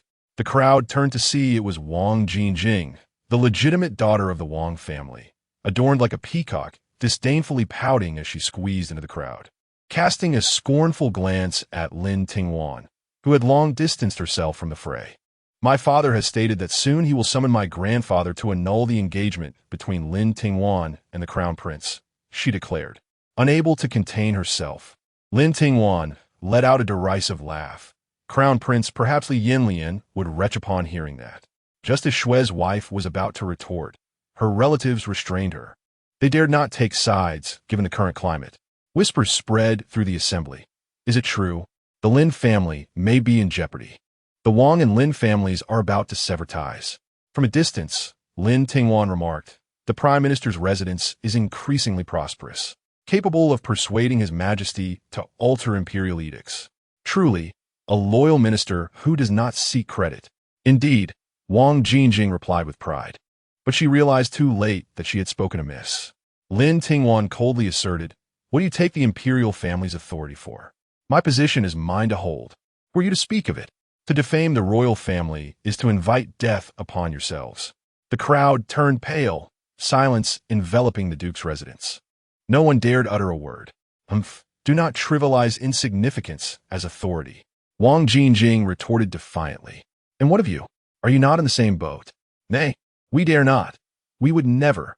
The assembly was entirely subdued by Lin Tingwan's commanding presence, forgetting that she was merely a 16-year-old unmarried girl. They only recalled that she was a daughter of the Lin family, the future daughter-in-law of the royal family. Well said, a female voice broke the tension. The Princess of Xiaoyang had arrived. The Princess of Xiaoyang, the eldest legitimate daughter of the Empress and the only legitimate princess in the palace, sister to the Crown Prince Li Yanyan. Accompanied by the Duchess of Lin, she approached Lin Tingwan, gently lifting her up. You spoke excellently. Who dares to discuss royal matters? That is a capital offense. Sun was taken aback by this turn of events, glancing at Xiao. But Xiao was equally frightened and could not spare her a moment's attention. The Princess of Xiaoyang surveyed the assembly. Everyone rise. Thank you, Your Highness. Lin Tingwan was the daughter-in-law meticulously chosen by the Emperor and Empress, a status that would remain immutable. Those who fancied themselves capable of climbing the social ladder ought to weigh their own worth. Wang Jingjing quietly protested, cousin. However, with a mere glance from Princess Xiaoyang, Wang Jingjing fell silent. From a young age, she had never been favored by the princess, who preferred her maternal relatives over her. As Wang Jingjing's feelings of grievance mounted, she stamped her foot and ran off in tears. Princess Xiaoyang did not spare her a glance, instead continuing to chat with Lin Tingwan, while the Duchess of Linghua and the Xiao family were left without a chance to interject. It was now common knowledge that the Xie family had offended both Princess Xiaoyang and the Lin family, leading others to be wary of forming close ties. The banquet had turned into a disastrous affair. Later, Lin Tingwan and Princess Xiaoyang strolled through the imperial garden. Your Highness, I greatly appreciate your intervention on my behalf today. Lin Tingwan expressed sincerely. Oh, it was nothing. While I was embroiled in the scandal of divorce, Many laughed at me. But only Consort De and Consort Gui treated me with genuine kindness and consideration. I suppose this is my way of reciprocating, the princess replied. Regardless, I must thank you again. If there is anything you wish in the future, I shall see to it, Lin Tingwan promised earnestly. Very well, Princess Xiaoyang replied with a bright smile. As Lin Tingwan departed, Princess Xiaoyang gazed at her retreating figure, reflecting, she is indeed a remarkable individual. The only one capable of earning the silent protection of my brother. Her thoughts drifted back to earlier that day, before leaving the palace, within the princess's residence. She had been engaging in flirtatious banter with a charming young man when a servant suddenly announced the arrival of the crown prince. Frowning, she pushed aside her innocent companion, tidied her attire, and entered the main hall. What brings you here? She inquired. Take care of yourself, he replied. The princess paused, understood. Is that the sole reason for your visit? No, I came to ask you for a favor, he said. Intrigued, she responded. What could compel my dear brother to personally seek my assistance? My fiancée, Lin, is attending a banquet at the CF family today. Please ensure her safety, Li Yanyan stated calmly. Princess Xiaoyang looked at him in surprise, noticing his discomfort as he averted his gaze. She chuckled. I never anticipated my brother would fall so swiftly. It seems our Li family is indeed prone to romantic entanglements. No, she's my fiancée. I am merely fulfilling my responsibilities, Li Yanyan insisted. Try to maintain his composure. Come now, I know you well. Would you act the same if your fiancée, you were Wang Jingjing? You would likely be eager for her to break the engagement. Li Yanyan fell silent, and the princess laughed. So, will you agree? What do I gain in return? I will protect her for you, but what do I receive in exchange? A newly developed royal garden in the western suburbs of the capital contains a hot spring resort. That land is still under my control. If you agree, I shall give it to you. The princess's eyes lit up. She had merely jested. But the prospect of such a reward was too enticing to ignore. It's a deal. Very well, I shall take my leave. The deed will be delivered shortly. Allow me to pose one final question. Princess Xiaoyang intercepted Li Yanyan, and you inquired. Li Yanyan gazed calmly at Princess Xiaoyang, his expression betraying not a hint of emotion. Did you not, even for a fleeting moment, consider forsaking the Lin family to safeguard your own interests? No. Why not? Princess Xiaoyang grew increasingly intrigued. I desire only her. Chapter 9. The mist lifts in Li Yanyan's choices. Relinquishing Lin Tingwan was never an option. It was not a matter of profound love, for they had only encountered each other once. Your unwavering devotion suggests that the young lady possesses something extraordinary. My dear brother, you cannot deceive me. Pray tell, what is it about her that captivates you? Li Yanyan caressed the teacup with his fingers, saying, I have my reasons. There is no need for the Empress to inquire further. Upon hearing this, Princess Xiaoyang was not angered. Instead, she smiled mischievously and remarked, If you say so, I comprehend. It is merely a matter of the previous dynasty. Since the Empress is already aware, it should not be mentioned again. With a lackluster demeanor, Princess Xiaoyang added, Who wishes to delve into such matters?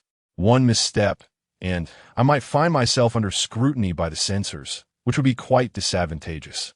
The Empress has always been perceptive, Li Yanyan remarked with satisfaction. As Li Yanyan sat in the carriage returning to the palace, he pondered Princess Xiaoyang's words. What he valued most about Lin Tingwan were her capabilities and vision. Their initial meeting had only provided him with a superficial understanding of her. But the true catalyst for his unwavering belief in her reliability stemmed from his investigation into the corruption case in Jiangnan. The bureaucratic and aristocratic powers in Jiangnan were interwoven, with local factions posing the most significant challenges. The Lin family was a renowned old aristocracy in Jiangnan, possessing countless lands and businesses, making them a primary target for Li Yanyan's scrutiny. However, as soon as he dispatched individuals to investigate, they encountered formidable obstacles. The financial records of the Lin family's properties were unexpectedly immaculate, suggesting that someone had meticulously restructured the accounts, aligning them with the conditions observed on site. The previous ledgers and related individuals had long since vanished, leaving only the records from recent years. Of course, it was impractical to cling to matters from decades ago. Thus, they could only focus on recent years. Yet, Those records had already been meticulously cleansed by the powers behind the Lin family, making further inquiry impossible. Li Yanyan seemingly relinquished the investigation while secretly continuing his covert efforts. Eventually, he stumbled upon a piece of educational farmland. This farmland had yielded an extraordinary harvest, which did not correlate with the reported figures. Moreover, this educational farmland belonged to the Lin family's private school, which, being privately operated, was expected to deduct maintenance expenses before remitting the remaining funds and grain to the court as per tax regulations. Just as everyone thought they were on the verge of clarity, students from the Lin family's private school began to plead their case before the authorities on behalf of the Lin family. It turned out that the students enrolled in the Lin family's institution predominantly hailed from impoverished backgrounds, unable to afford renowned teachers or books, and even struggling to pay the most basic fees. 3 years prior, the Lin family had begun utilizing the educational farmland to support a continuous stream of students, waiving fees and only requiring diligence in their studies. They even distributed grain to the most destitute students each season, covering their travel expenses to the capital for examinations. This financial support was no small sum and could account for the discrepancies in the records. While it contravened tax regulations, the matter was of great significance, especially with Lin Taifu backing the Lin family. How could the emperor be unaware? It was merely tacitly approved. In essence, this situation was beyond reproach, as it served the nation and the people. In the final days of the Lin family's investigation, Li Yanyan unexpectedly received news that someone had boldly placed evidence of the Wang family's crimes into the records and delivered it to the door of his appointed investigator. The messenger left only a single remark. This was sent by our young master, and said no more. From the account books to the new strategies for private schools and farmland, it was evident that a new figure had assumed command behind the Lin family. And this individual was a young man of similar age to Li Yanyan. Initially, Li Yanyan presumed this young master to be Lin Tingwan's biological elder brother, Lin Yuchen. However, upon reflection, he realized that Lin Yuchen was solely responsible for adjudicating cases and was currently dispatched to Tanzhou to investigate a major case, making it impossible for him to intervene in this matter. Upon further contemplation, the mastermind behind this affair could only be Lin Tingwan herself. This revelation pleasantly surprised Li Yanyan, as he discovered that his fiancée was such a remarkable person. While a beautiful exterior may invite envy, it is the strategic brilliance hidden beneath that truly captivates. Li Yanyan believed that perhaps within the capital, there was no other noble lady who could rival her. His acquaintance with Lin Tingwan felt akin to a fierce dragon discovering treasure, destined to never let go in this lifetime. During these days, Lin Tingwan faced much gossip, and Li Yanyan's situation was equally dire.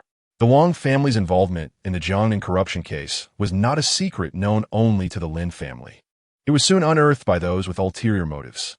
Accusations arose, linking the Wang family and Jiangnan officials in collusion to exploit the populace, indulging in corruption, and protecting one another.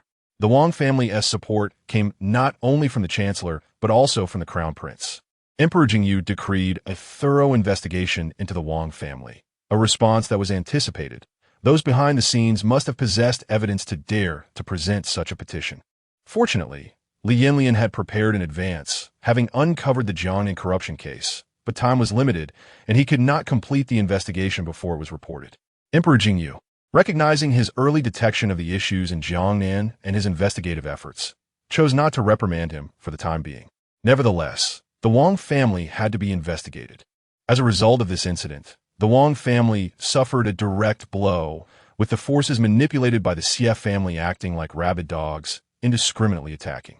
Eventually, the situation escalated to the point where accusations were leveled against Li Yanyan for forming factions and engaging in self-serving alliances. At this juncture, it became evident to all that this was an intricate and thorough conspiracy. However, such details became inconsequential. What mattered was who possessed the stronger will and greater influence. Furthermore, it was paramount to discern where the emperor's loyalties lay. No one cared about justice or injustice. In this game of power, only the outcome mattered.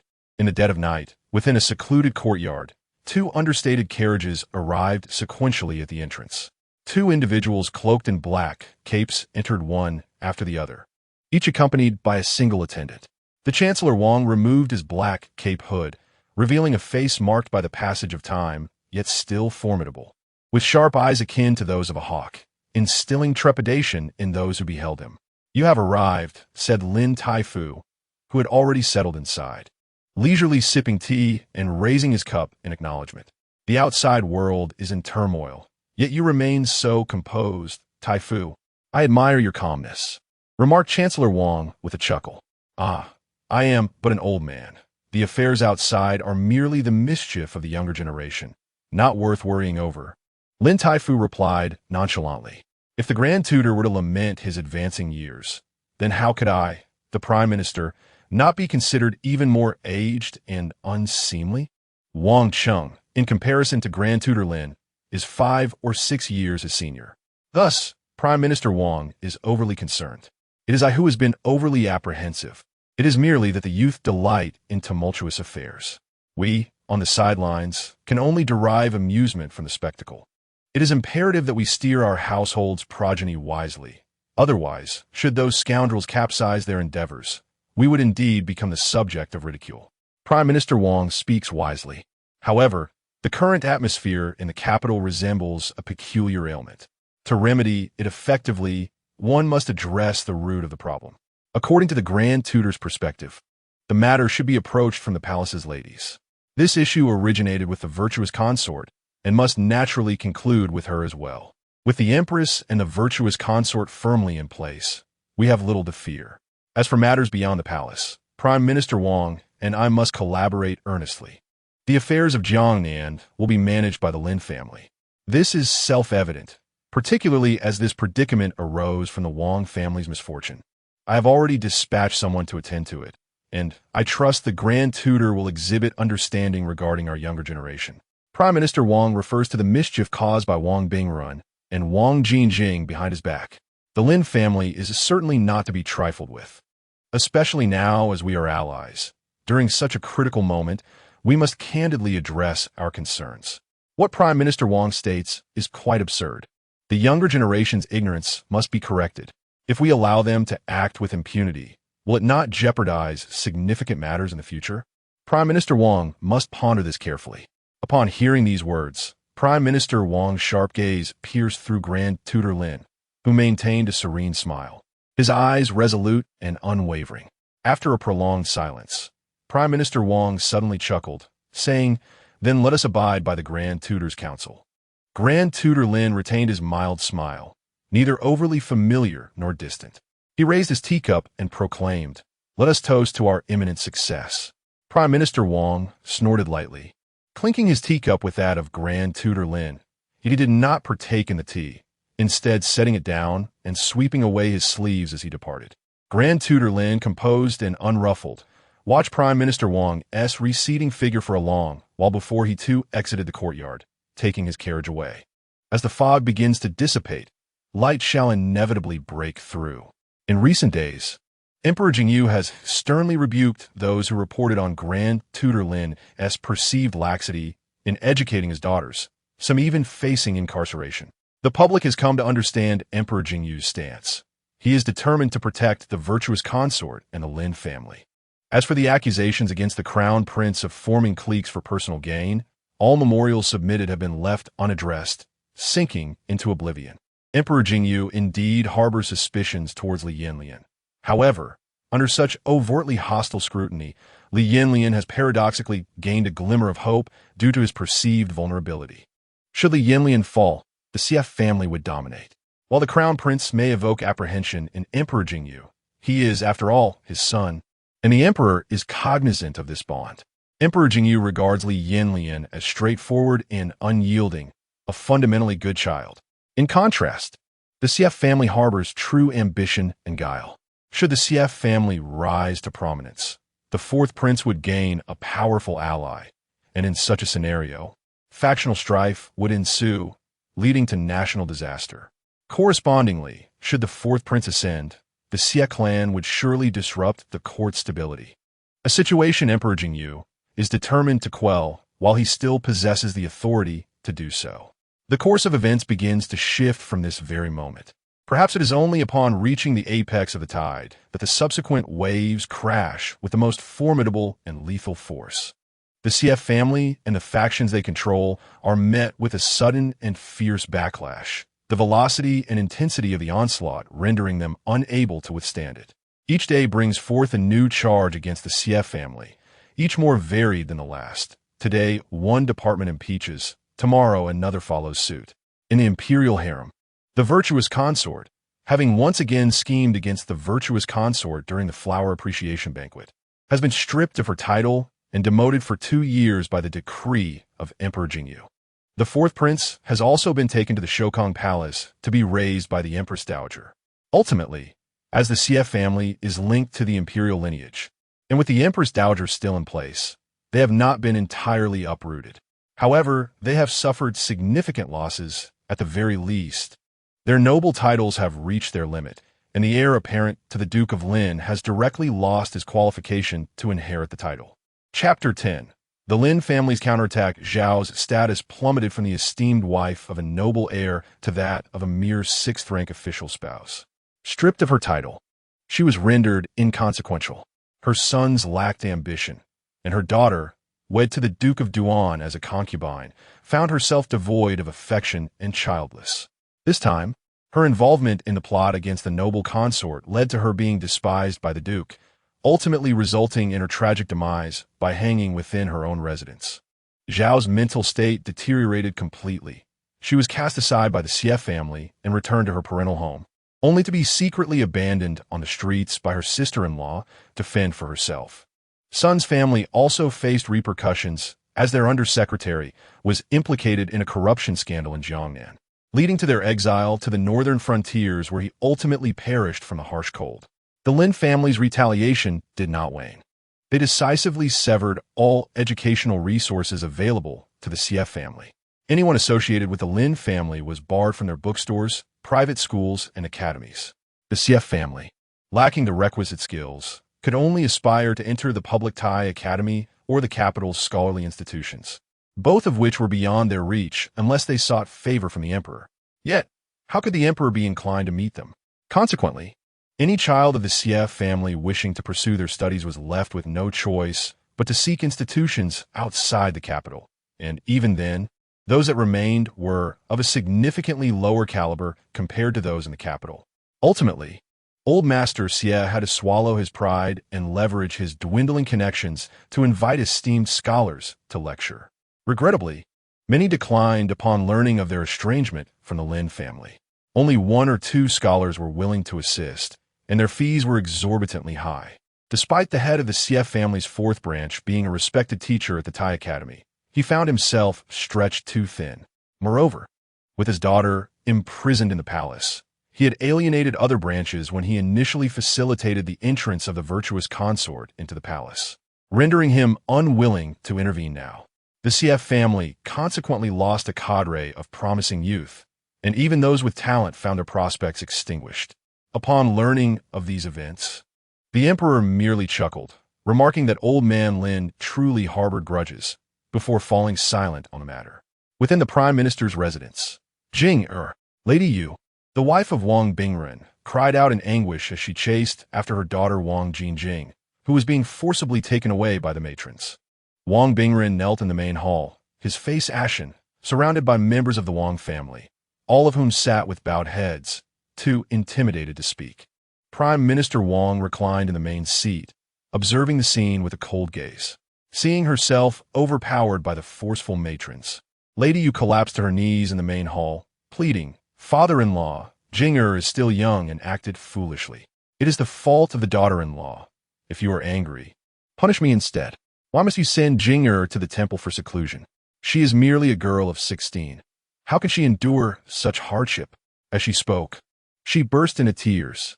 Prime Minister Wang grew increasingly irritated by Lady Yu's wails. Frowning, he remarked, 16 is not so young. She should have some decorum and know what is appropriate. Do not think I am unaware. Her audacity stems from your encouragement. Do you believe that if I punish her, I will spare you?" Lady Yu fell silent, intimidated by Prime Minister Wang's imposing demeanor, reduced to muffled sobs as she fixed her pleading gaze on Wang Bingren, hoping he would intercede on her behalf. Yet, Wang Bingren remained utterly mute, preoccupied with his own precarious situation. The sharp gaze of Prime Minister Wang swept over the assembly as he addressed them. Miss Jing of the First House, driven by her own selfish desires, has nearly jeopardized the alliance between the Wang and Lin families with her reckless words. Henceforth, I decree that she shall be sent to Jingmiao Temple for 2 years of reflection. To the outside world, we shall proclaim that she is there to pray for the welfare of the people of Jinghua. I am aware that some among you have harbored discontent towards the alliance between our families, yet I must assert that your perspective is myopic. Cease your incessant grievances and dissatisfaction. His Majesty acts in the interest of the Crown Prince and the Wang family. Prime Minister Wang regarded his sons and nephews, who were all bowing their heads in silence. You have long looked down upon others, and you are well aware of the actions you have taken under my influence over the years. Do not think you are blameless. I too have my share of faults. When I am no longer here, who will remain to uphold the Wang family? Wang Bingren, his face darkened, replied, Father, it is precisely for the future that I wish for Jing to become the Empress. Rather than sharing power with others, it is better for our family to dominate. Rebid Yuson, Prime Minister Wang exclaimed, throwing his teacup in anger. He then turned his gaze to the assembly. Is this what you all think as well? Silence enveloped the room. At that moment, a profound sorrow filled the Prime Minister's heart. He feared the Wang family would not endure. Do you all think you can secure your futures by relying on a woman's connections? He closed his eyes in despair and, after a long pause, said, Have you inquired about the Crown Prince's wishes regarding Jing becoming Empress?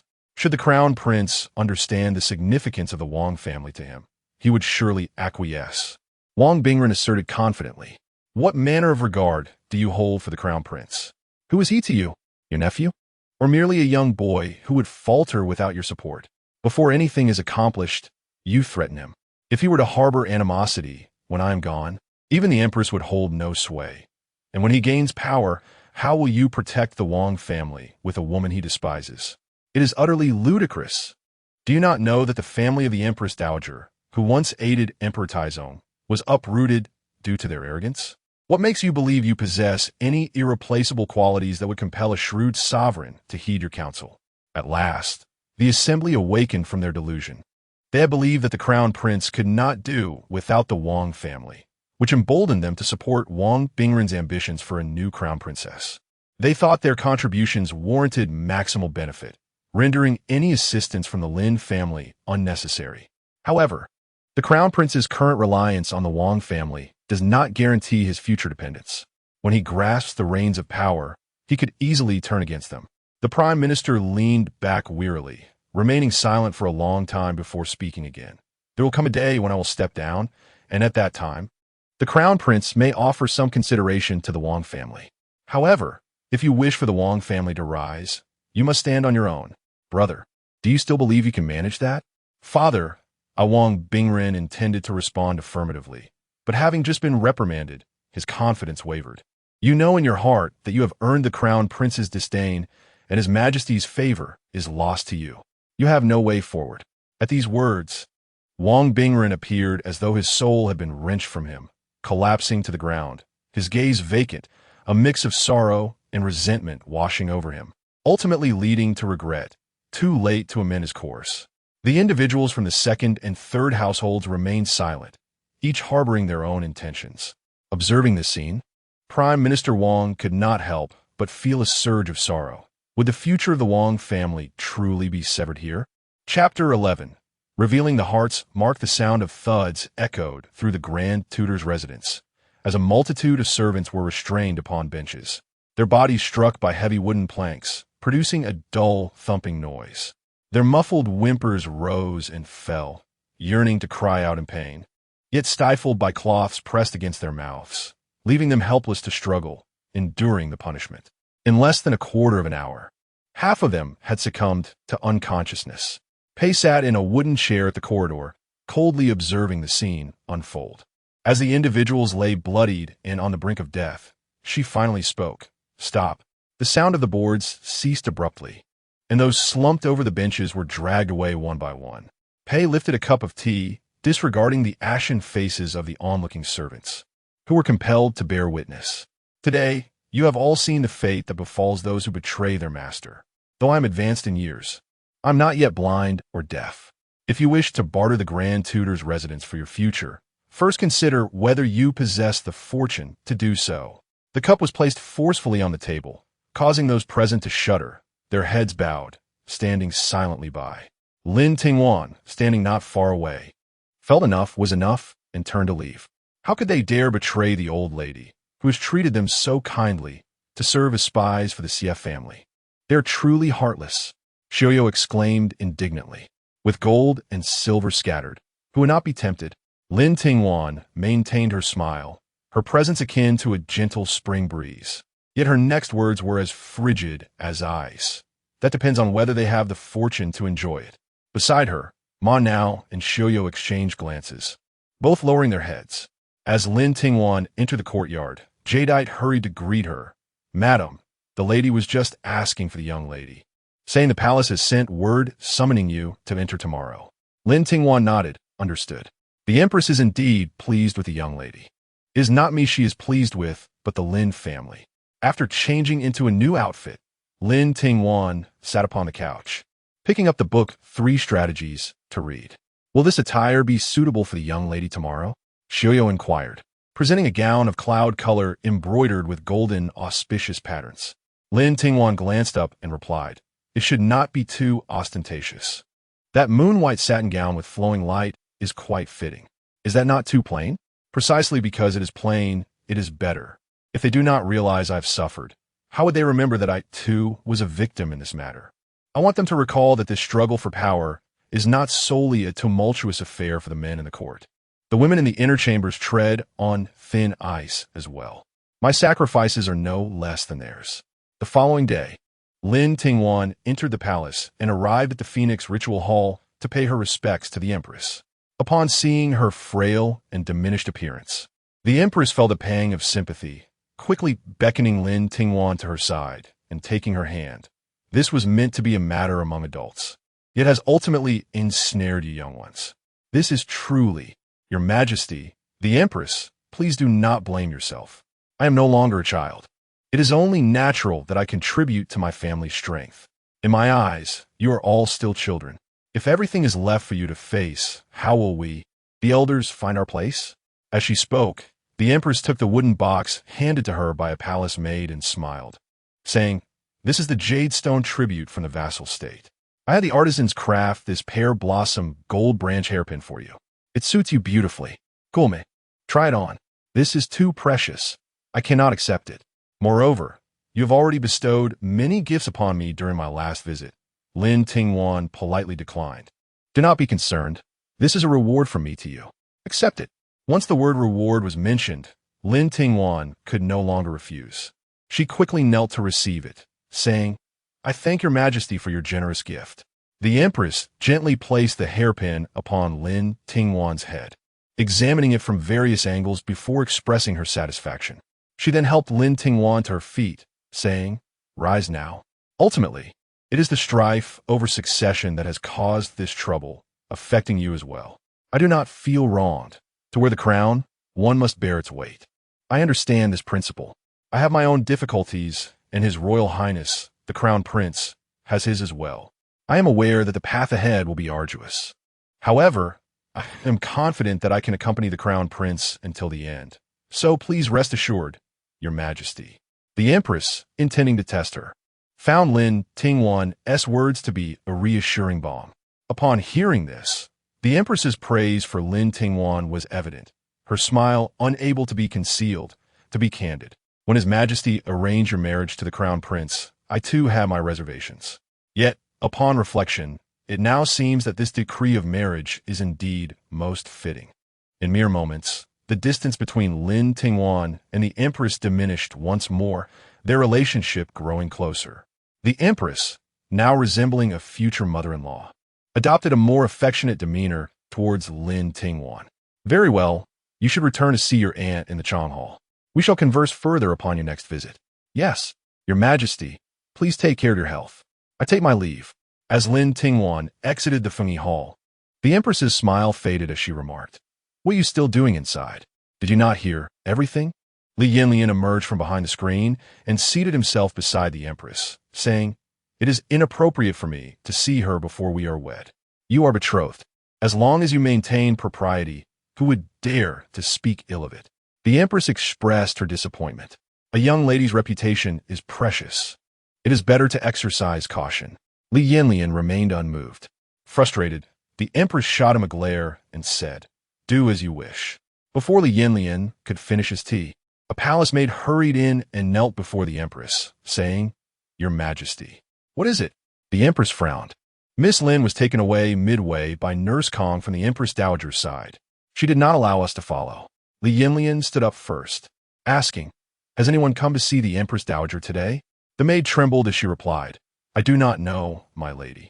At that moment, the Empress spoke. Today, the third son of the CF family entered the palace to pay his respects to the Empress Dowager in the capacity of a nephew. Upon realizing something was amiss, the queen immediately instructed her personal attendant, "Quickly investigate whether that person has left the palace." Before the attendant could respond, Li Yanyan hastily dashed out. The queen, unable to stop him, sighed and said, "Summon concubine to accompany me to Shokong Palace." Meanwhile, Lin Tingwan, escorted by Granny Kong to Shokong Palace, was left waiting for a while before the Empress Dowager appeared. "Your servant pays her respects to your Majesty," Lin Tingwan said, kneeling on the ground. "Rise." The Empress Dowager replied, casting a disdainful glance at her. "Thank you, your Majesty." Lin Tingwan stood up, respectfully remaining in place. The Empress Dowager sneered. "Who are you trying to impress with such pretentiousness? Do you expect everyone in the palace to know of the grievances you've suffered at the hands of the CF family before you feel satisfied?" Lin Tingwan immediately knelt again, saying, "Your servant dares not. You know well whether you dare or not. Sit down and speak." "I cannot afford to neglect the future crown princess," the Empress Dowager remarked, her tone dripping with sarcasm. "Your Majesty is too kind," Lin Tingwan replied as she rose. The Empress Dowager, tired of the exchange, waved her hand dismissively, and a palace maid entered, presenting tea before Lin Tingwan. She accepted it, but did not drink. "What, are you afraid I would harm you?" the Empress Dowager taunted. "Lin, you are indeed audacious." Lin Tingwan was taken aback by the Empress Dowager's unpredictable temperament, and reluctantly knelt once more. "No need to kneel. Do not bother with the tea. It is unworthy of you," the Empress Dowager remarked enigmatically. Lin Tingwan could only awkwardly set the tea aside. Unexpectedly, as the maid came to collect the tea, she accidentally spilled it onto Lin Tingwan's garment, leaving a large stain on her light-colored attire. The maid immediately fell to her knees, begging for forgiveness. "I deserve to die. I deserve to die." Lin Tingwan intended to dismiss the mishap, but the Empress Dowager interjected, "What clumsiness! Why don't you take Miss Lin to change her clothes? What use are you?" "Yes, your Majesty." Seeing this, Lin Tingwan had no choice but to be taken to the adjoining chamber to change. Upon entering, a faint yet alluring fragrance wafted into Lin Tingwan's nose. She frowned, covering her mouth and nose, while the maid continued rummaging through fabrics. As the tea stains dried on her clothing, the maid was still searching. "Dear sister, there's no need for such trouble. Just find me any palace maid's attire," Lin Tingwan suggested. The maid ignored her and, after a moment, selected a deep blue garment, stating, "There are no outfits suitable for someone of your age in Shokong Palace. This was worn by the Empress Dowager in her youth, so you shall wear this." "How could I dare wear the Empress Dowager's clothes?" Lin Tingwan protested. "The Empress Dowager has permitted it. You shall wear it," the maid insisted. Lin Tingwan was taken aback, wondering when this had occurred, as she was unaware. "Dear girl, do not waste time. Change quickly, as I have to report back," the maid said coldly, preparing to leave. "Stop." Chapter 12. The Lament of Longevity. The palace maid turned to Lin Tingwan and inquired, "Do you have further business, my lady? Did I ever instruct you to leave? You initially erred by spilling the tea, and I previously mentioned that I do not concern myself with the style of clothing. It is you who have delayed matters. Why should I bear the blame? In the end, I refer to you as sister only out of respect for Her Majesty the Empress." Your duty is to assist me in changing attire. I have not dismissed you. Who granted you permission to depart? Faced with Lin Tingwan's barrage of questions, the palace maid's expression faltered, and she retorted defiantly, I am but a maidservant to Her Majesty the Empress, bound solely to her commands. You should hasten your preparations. Should you linger any longer and provoke Her Majesty's ire, it would be most unfortunate. With that, she turned her back and exited, realizing that her protests were futile. Lin Tingwan accepted the reality of her situation, understanding the necessity of humility when under a roof not her own. However, the overpowering scent of incense was making her dizzy, and a sense of alarm tightened within her.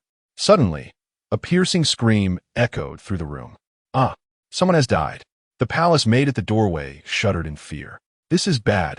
She hurriedly unlocked the copper lock and rushed inside, only to find the room utterly empty.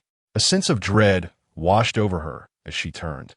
But before she could react, Lin Tingwan incapacitated her with a handkerchief steeped in the remnants of extinguished incense. Moments later, a slender figure clad in a gray-blue robe, known as Xie San, stealthily entered the chamber. After searching for a while, he finally reached the inner room. Pulling back the bed curtains, he beheld a woman of enchanting form lying on the bed with her back to him, clad only in a pink belly band.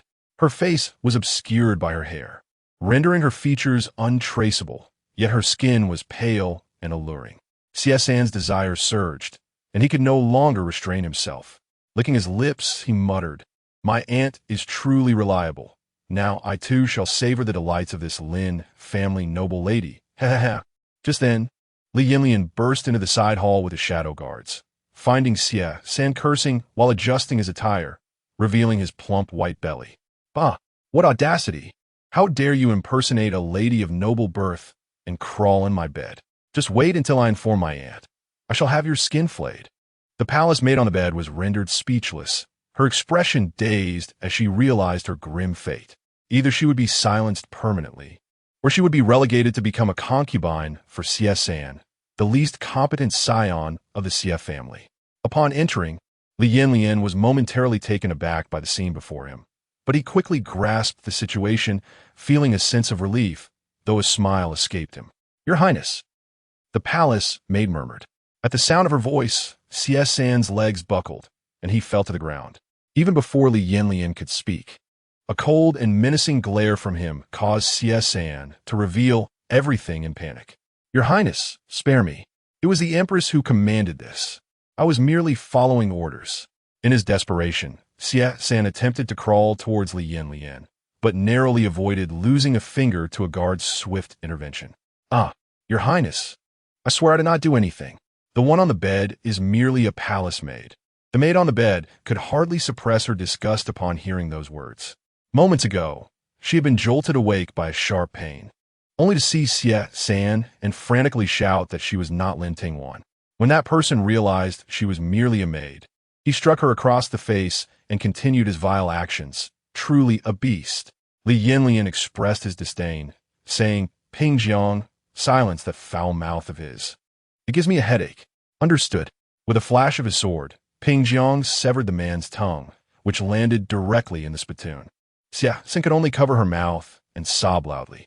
Remember, in this room, you have never encountered me. If you slip up, it will not merely cost you your tongue. Li Yanyan turned his gaze towards the maid, who, while weeping and clutching her blanket, hurriedly nodded in agreement. As Li Yanyan stepped out of the side hall, he spotted Lin Tingwan standing not far away. He rushed towards her. Are you all right? Your Highness, hurry and leave. They both spoke at once, then fell silent, with Lin Tingwan fearing Li Yanyan would misunderstand. She spoke first. The Empress and the noble consort have already arrived. His Majesty may come as well. We cannot let anyone discover that you have intruded upon Shokong Palace. A single misstep could lead to accusations of unfilial conduct. Are you unharmed? Li Yanyan repeated his question. Lin Tingwan, feeling helpless, replied, I am fine, not a thing is wrong. Moreover, I am confident I can leave unscathed. Li Yanyan nodded. When Lin Tingwan looked up at him, she noticed that the mole on the tip of his nose had turned red. Upon closer inspection, it was blood. Did your Highness kill him? No, merely severed his tongue to prevent his incessant chatter.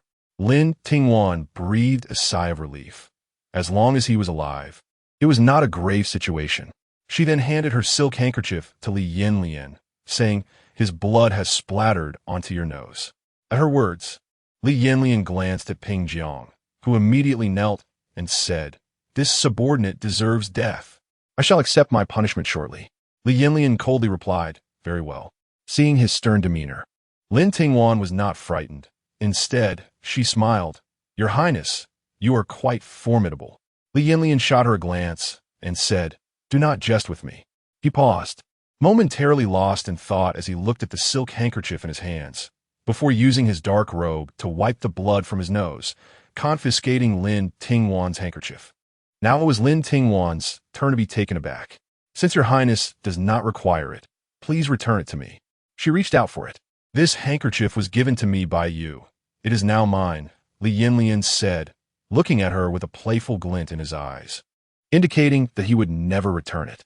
Lin Tingwan felt helpless and was about to say something when Ping Jiang suddenly remarked, "Your Highness, someone is approaching. We must leave." Li Yanyan turned to Lin Tingwan.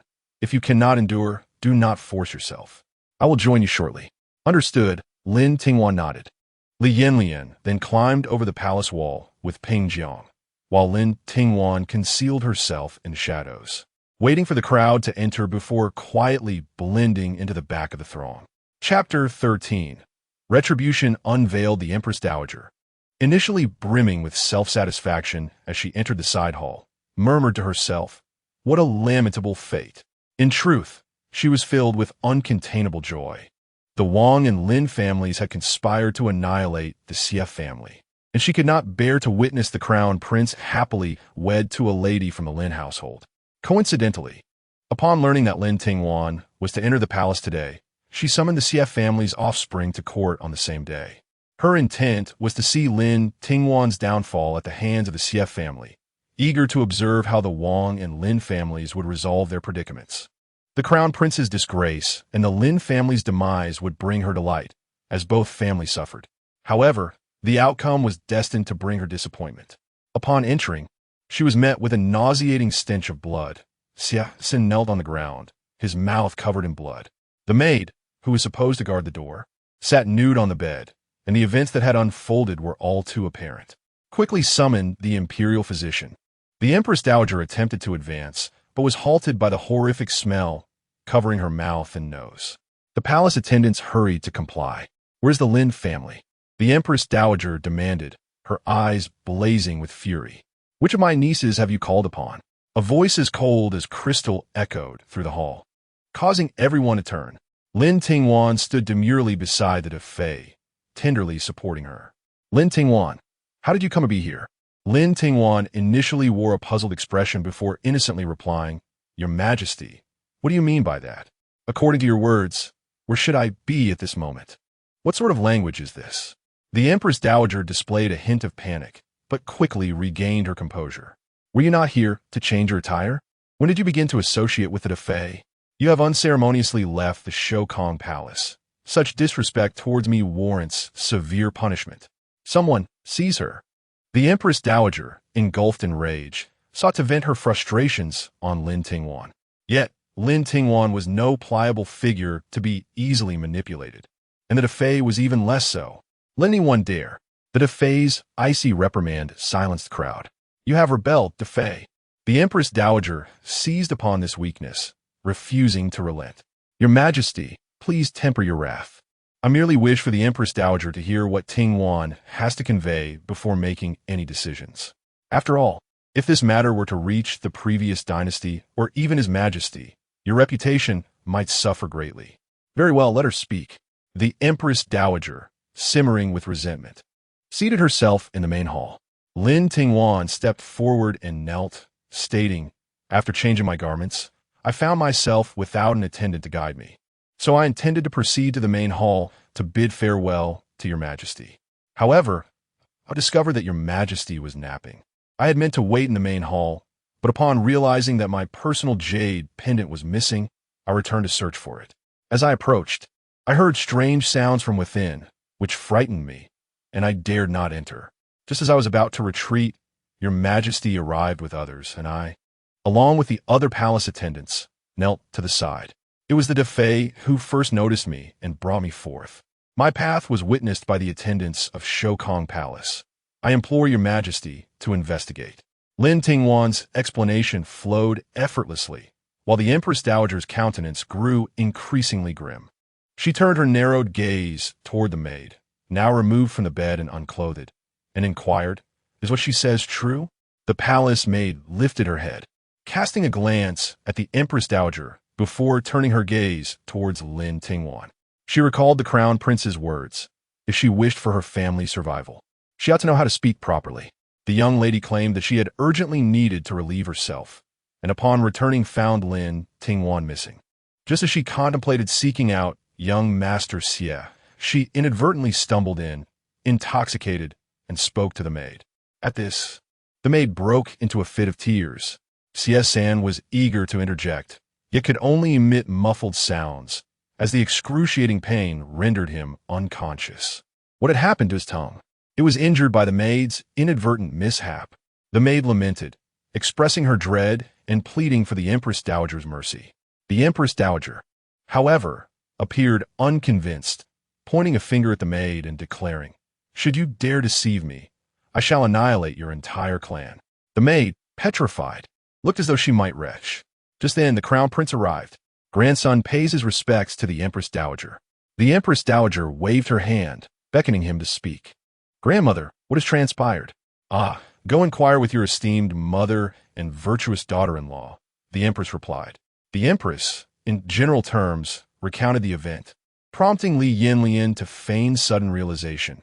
"Grandmother, this incident did occur in the Shokong Palace. If it were spread, it would surely tarnish your reputation."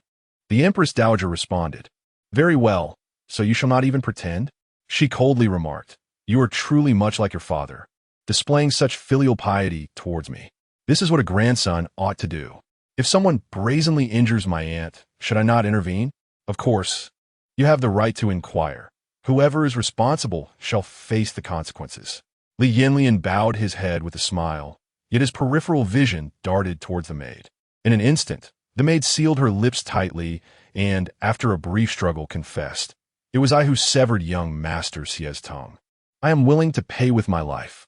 With that, she suddenly rose and hurled herself against the corner of a nearby table with a resounding thud, collapsing to the ground. The Empress Dowager, her face darkened with anger, uttered no further words, instructing that Xie-san be taken away for treatment. The matter was thus concluded.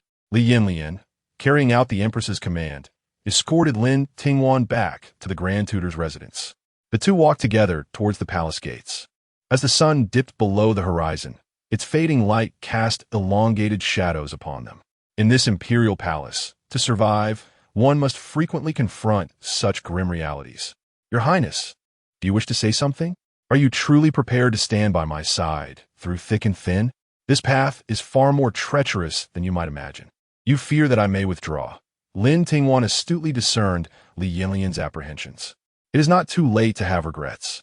She halted, gazing at him with surprise. "I find you commendable, yet I do not wish for you to regret your choice in the future. Rather than witnessing you blame me down the line, it would be better to release you now.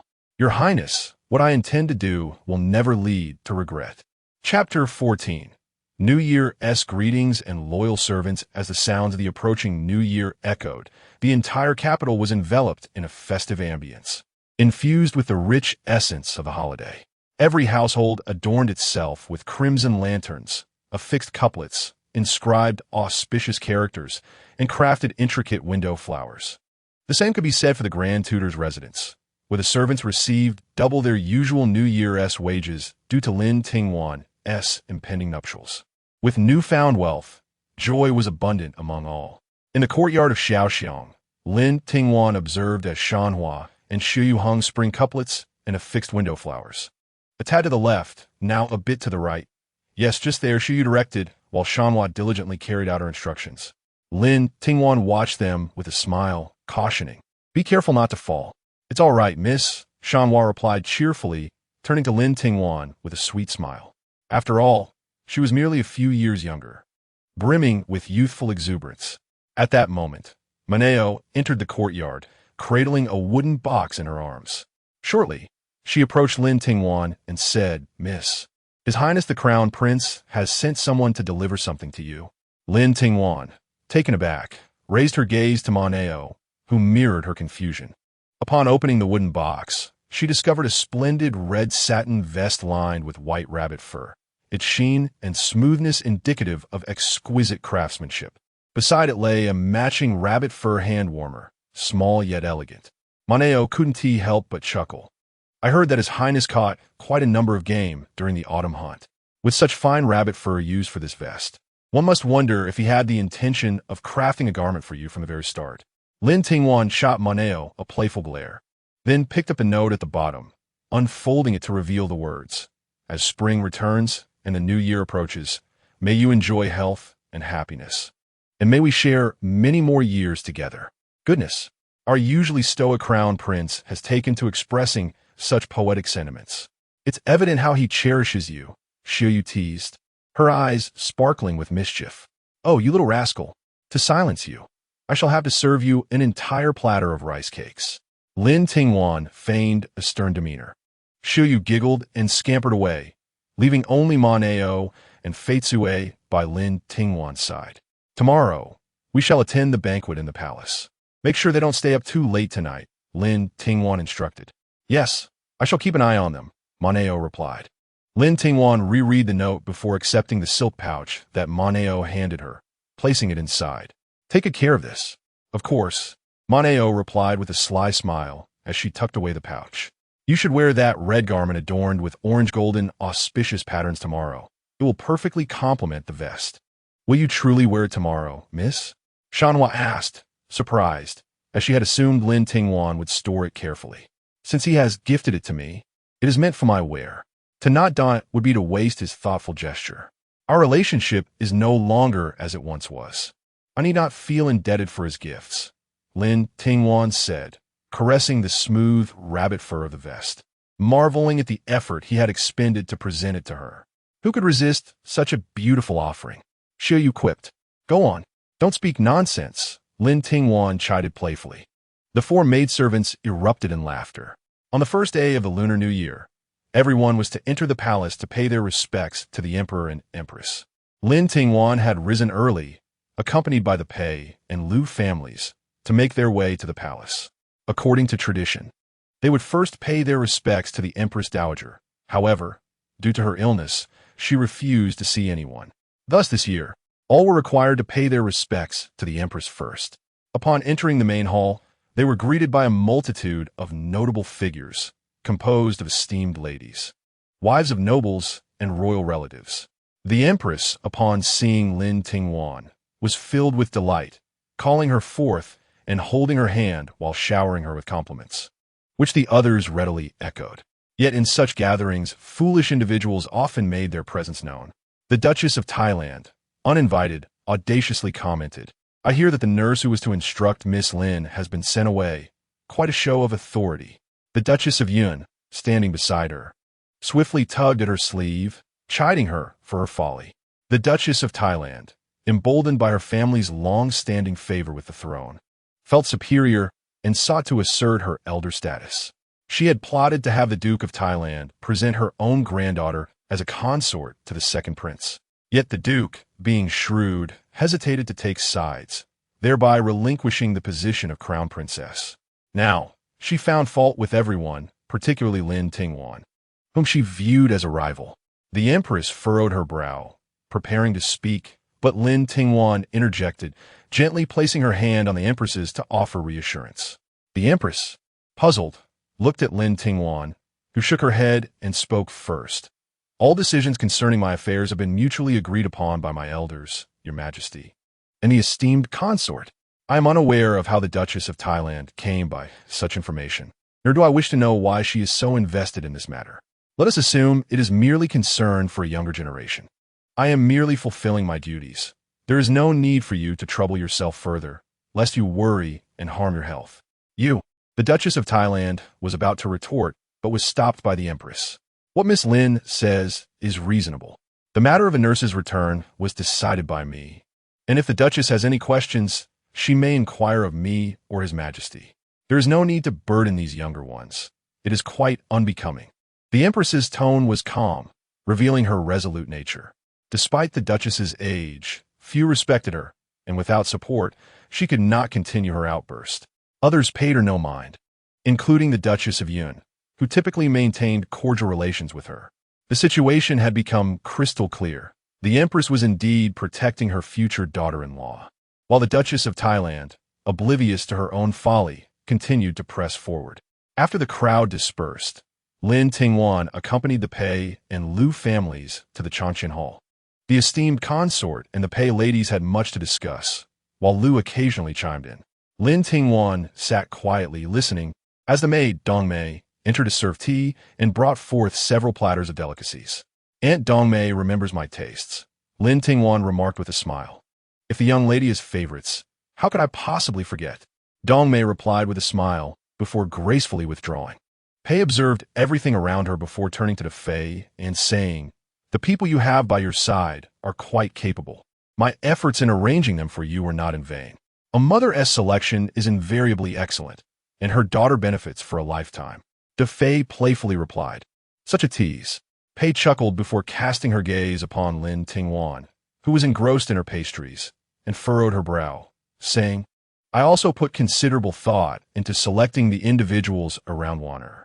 However, upon her entrance to the palace, only those four, Ma Nao and the others, accompanied her, which leaves me somewhat unsettled. "Do not worry, mother. I have made all the arrangements," the Fei reassured her. Chengyan, at her call, the head eunuch of Changqian Palace. Chengyan entered swiftly and bowed. "What instructions do you have, Your Highness?" "In regard to the matter I entrusted you with concerning the training of new recruits. How has it progressed?" "Replying to Your Highness, everything has been taken care of. As per your instructions, I have selected clever and promising talents. Their backgrounds have been thoroughly investigated and are quite respectable. Since you have spoken so, bring him in so that the young lady may have a look." "Yes." The Fei then explained to the others with a smile. "I had Chung and take a few youngsters under his wing early on, and now he has selected the most outstanding among them. Once Wanner enters the Eastern Palace, I will assign him as her chief eunuch. It is reassuring to have someone familiar." Pei nodded in satisfaction upon hearing this. Moments later, Chang'an returned with a young eunuch, announcing, "Your Highness, I have brought the person." He stepped back slightly and gave a gentle push to the young eunuch behind him. The young eunuch stepped forward, knelt, and declared in a loud voice, "I am Jing Cheng, here to pay my respects to the Fei and all esteemed guests. Rise, and quickly go greet your future mistress." The Fei said with a smile. Jing Cheng turned and knelt before Lin Tingwan, stating, "I am Jing Cheng, here to pay my respects to the young lady." Lin Tingwan appraised the young eunuch, who was not particularly small in stature. He merely appeared youthful compared to Cheng'an. "How old are you now?"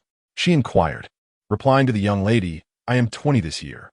"You are even a few years my senior," Lin Tingwan laughed. "Such a foolish child. Your aunt worries that selecting someone too young may result in a lack of experience and composure," Pei pointed out with a smile. "Thank you, aunt, for your thoughtful preparations." Lin Tingwan expressed her deep gratitude. "This is nothing." De Fei waved her hand dismissively. "He will continue his training in my palace alongside Cheng'an, and before you marry, I shall send him to you." "Your Highness, you are most considerate." Lu Shi expressed her heartfelt appreciation. "Sister-in-law, we are family. There is no need for such formality," De Fei replied with a smile. At that moment, the head maid, Chun Lan, entered to report, "Your Highness, someone has come from the Empress saying that His Majesty has issued a decree for the relatives to come to the palace tomorrow to watch a performance at the Pear Garden." "Understood. I will discuss this matter with the Empress," De Fei said with a sigh. Pei rose, saying, "Since Your Highness has matters to attend to, we shall not intrude further. Alas, I will visit you in the palace when I have the time." De Fei reluctantly bid farewell. Lin Tingwan exited the palace alongside Pei and Lu Shi, encountering Li Yanyan on the way. After exchanging greetings, they simply shared a glance before moving past each other. To her astonishment, Li Yanyan later sent someone to deliver a message. Pei and Lu exchanged teasing glances, and Lin Tingwan couldn't help but blush. "He holds you dear in his heart. Upon returning to the Grand Tutor's residence, Pei took Lin Tingwan by the arm as they walked along the path. Now that I see him so concerned for you, I can rest easy, Pei said with a sense of relief. Lin Tingwan's eyes glistened with unshed tears. Grandmother. All right, it's cold. Let's head back, Pei replied, her voice slightly choked. After all, she had watched this child grow up. Her daughter and granddaughter had both entered the palace, that place known for devouring souls. How could she not feel sorrow?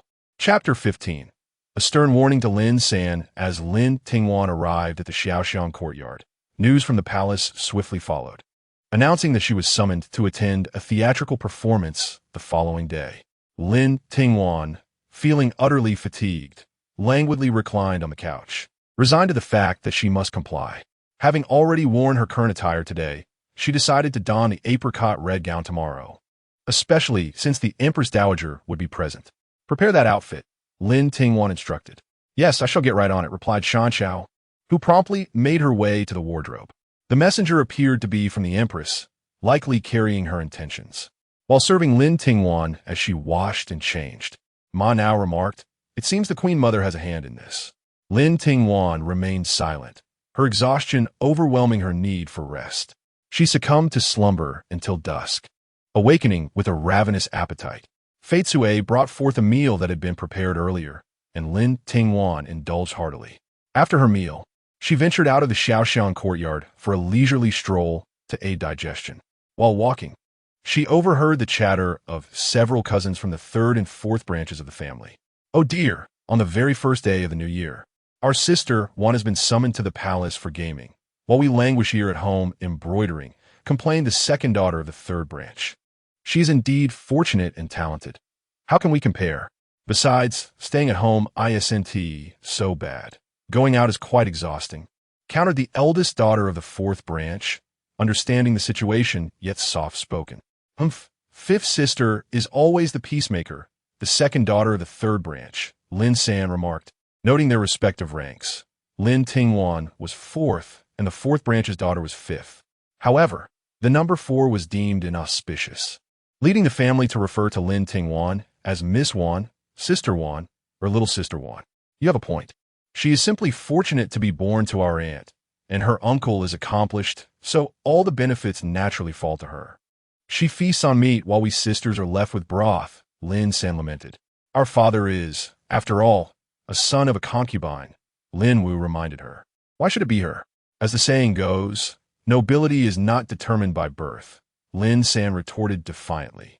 Well said, Lin Tingwan interjected as she emerged from the twilight.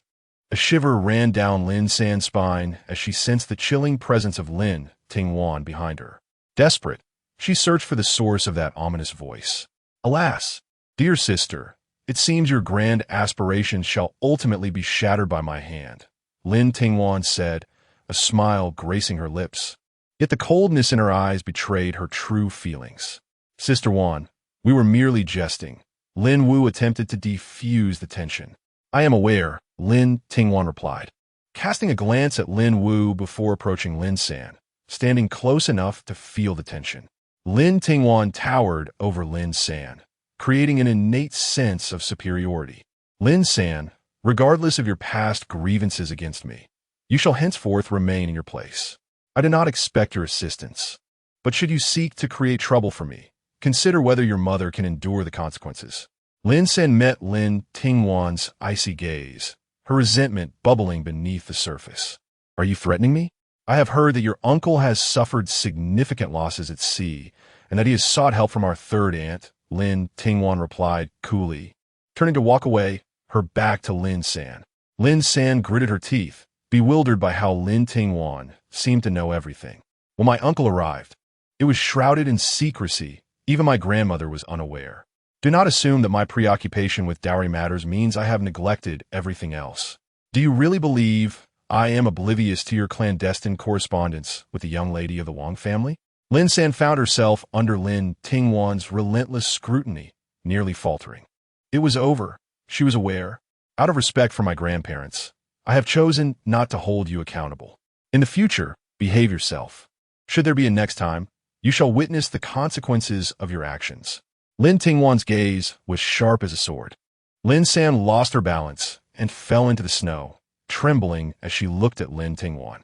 A devil. Lin Tingwan extended her hand towards the agate by her side, who produced a stack of banknotes from her pouch. Lin Tingwan pressed the bills into Lin San's icy palm. If you still recognize yourself as a member of the Lin family, take this 5,000 taels, settle the matter, and serve me dutifully. You shall still be my sister. Should you dare to cause trouble again, you are well aware of my methods. Lin San nodded incessantly. Yes, I understand. I shall not dare again. Lin Tingwan rose coldly, leaving without a backward glance. Lin San was assisted to her feet by Lin Wu, but she pushed away Lin Wu's hand, unable to release the 5,000 taels from her grasp. Upon returning to the Xiaoxiang courtyard, Lin Tingwan reclined on the couch to recuperate. Jadeite entered, presenting a homemade, soothing soup. Miss, please have some. It will aid your sleep tonight. I have tried it myself. It will not elicit any adverse reactions. Lin Tingwan, trusting her, lifted the bowl and drank it down. Do not worry, miss. The court still has distant poor relatives. Not to mention your own position. Agate massaged Lin Tingwan's shoulders. It is better to take precautions now than to confront their recklessness later, Lin Tingwan lamented. If it were up to me, she should be sent back to her ancestral home in Jiangnan. She spoke ill of a young lady to the Wang family last time and deserves her punishment.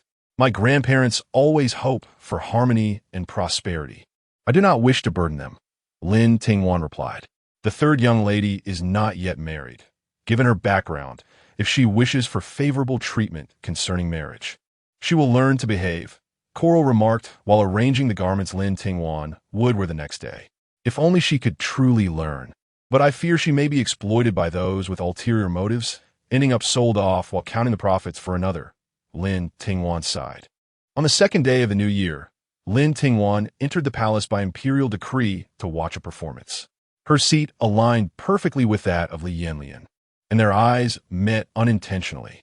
Lin Tingwan averted her gaze first, prompting a slight smile from Li Yanyan as he turned his attention to the stage. The splendid performance began, commencing with the drunken concubine, followed by the West Chamber, and culminating in the fifth-generation request the ribbon.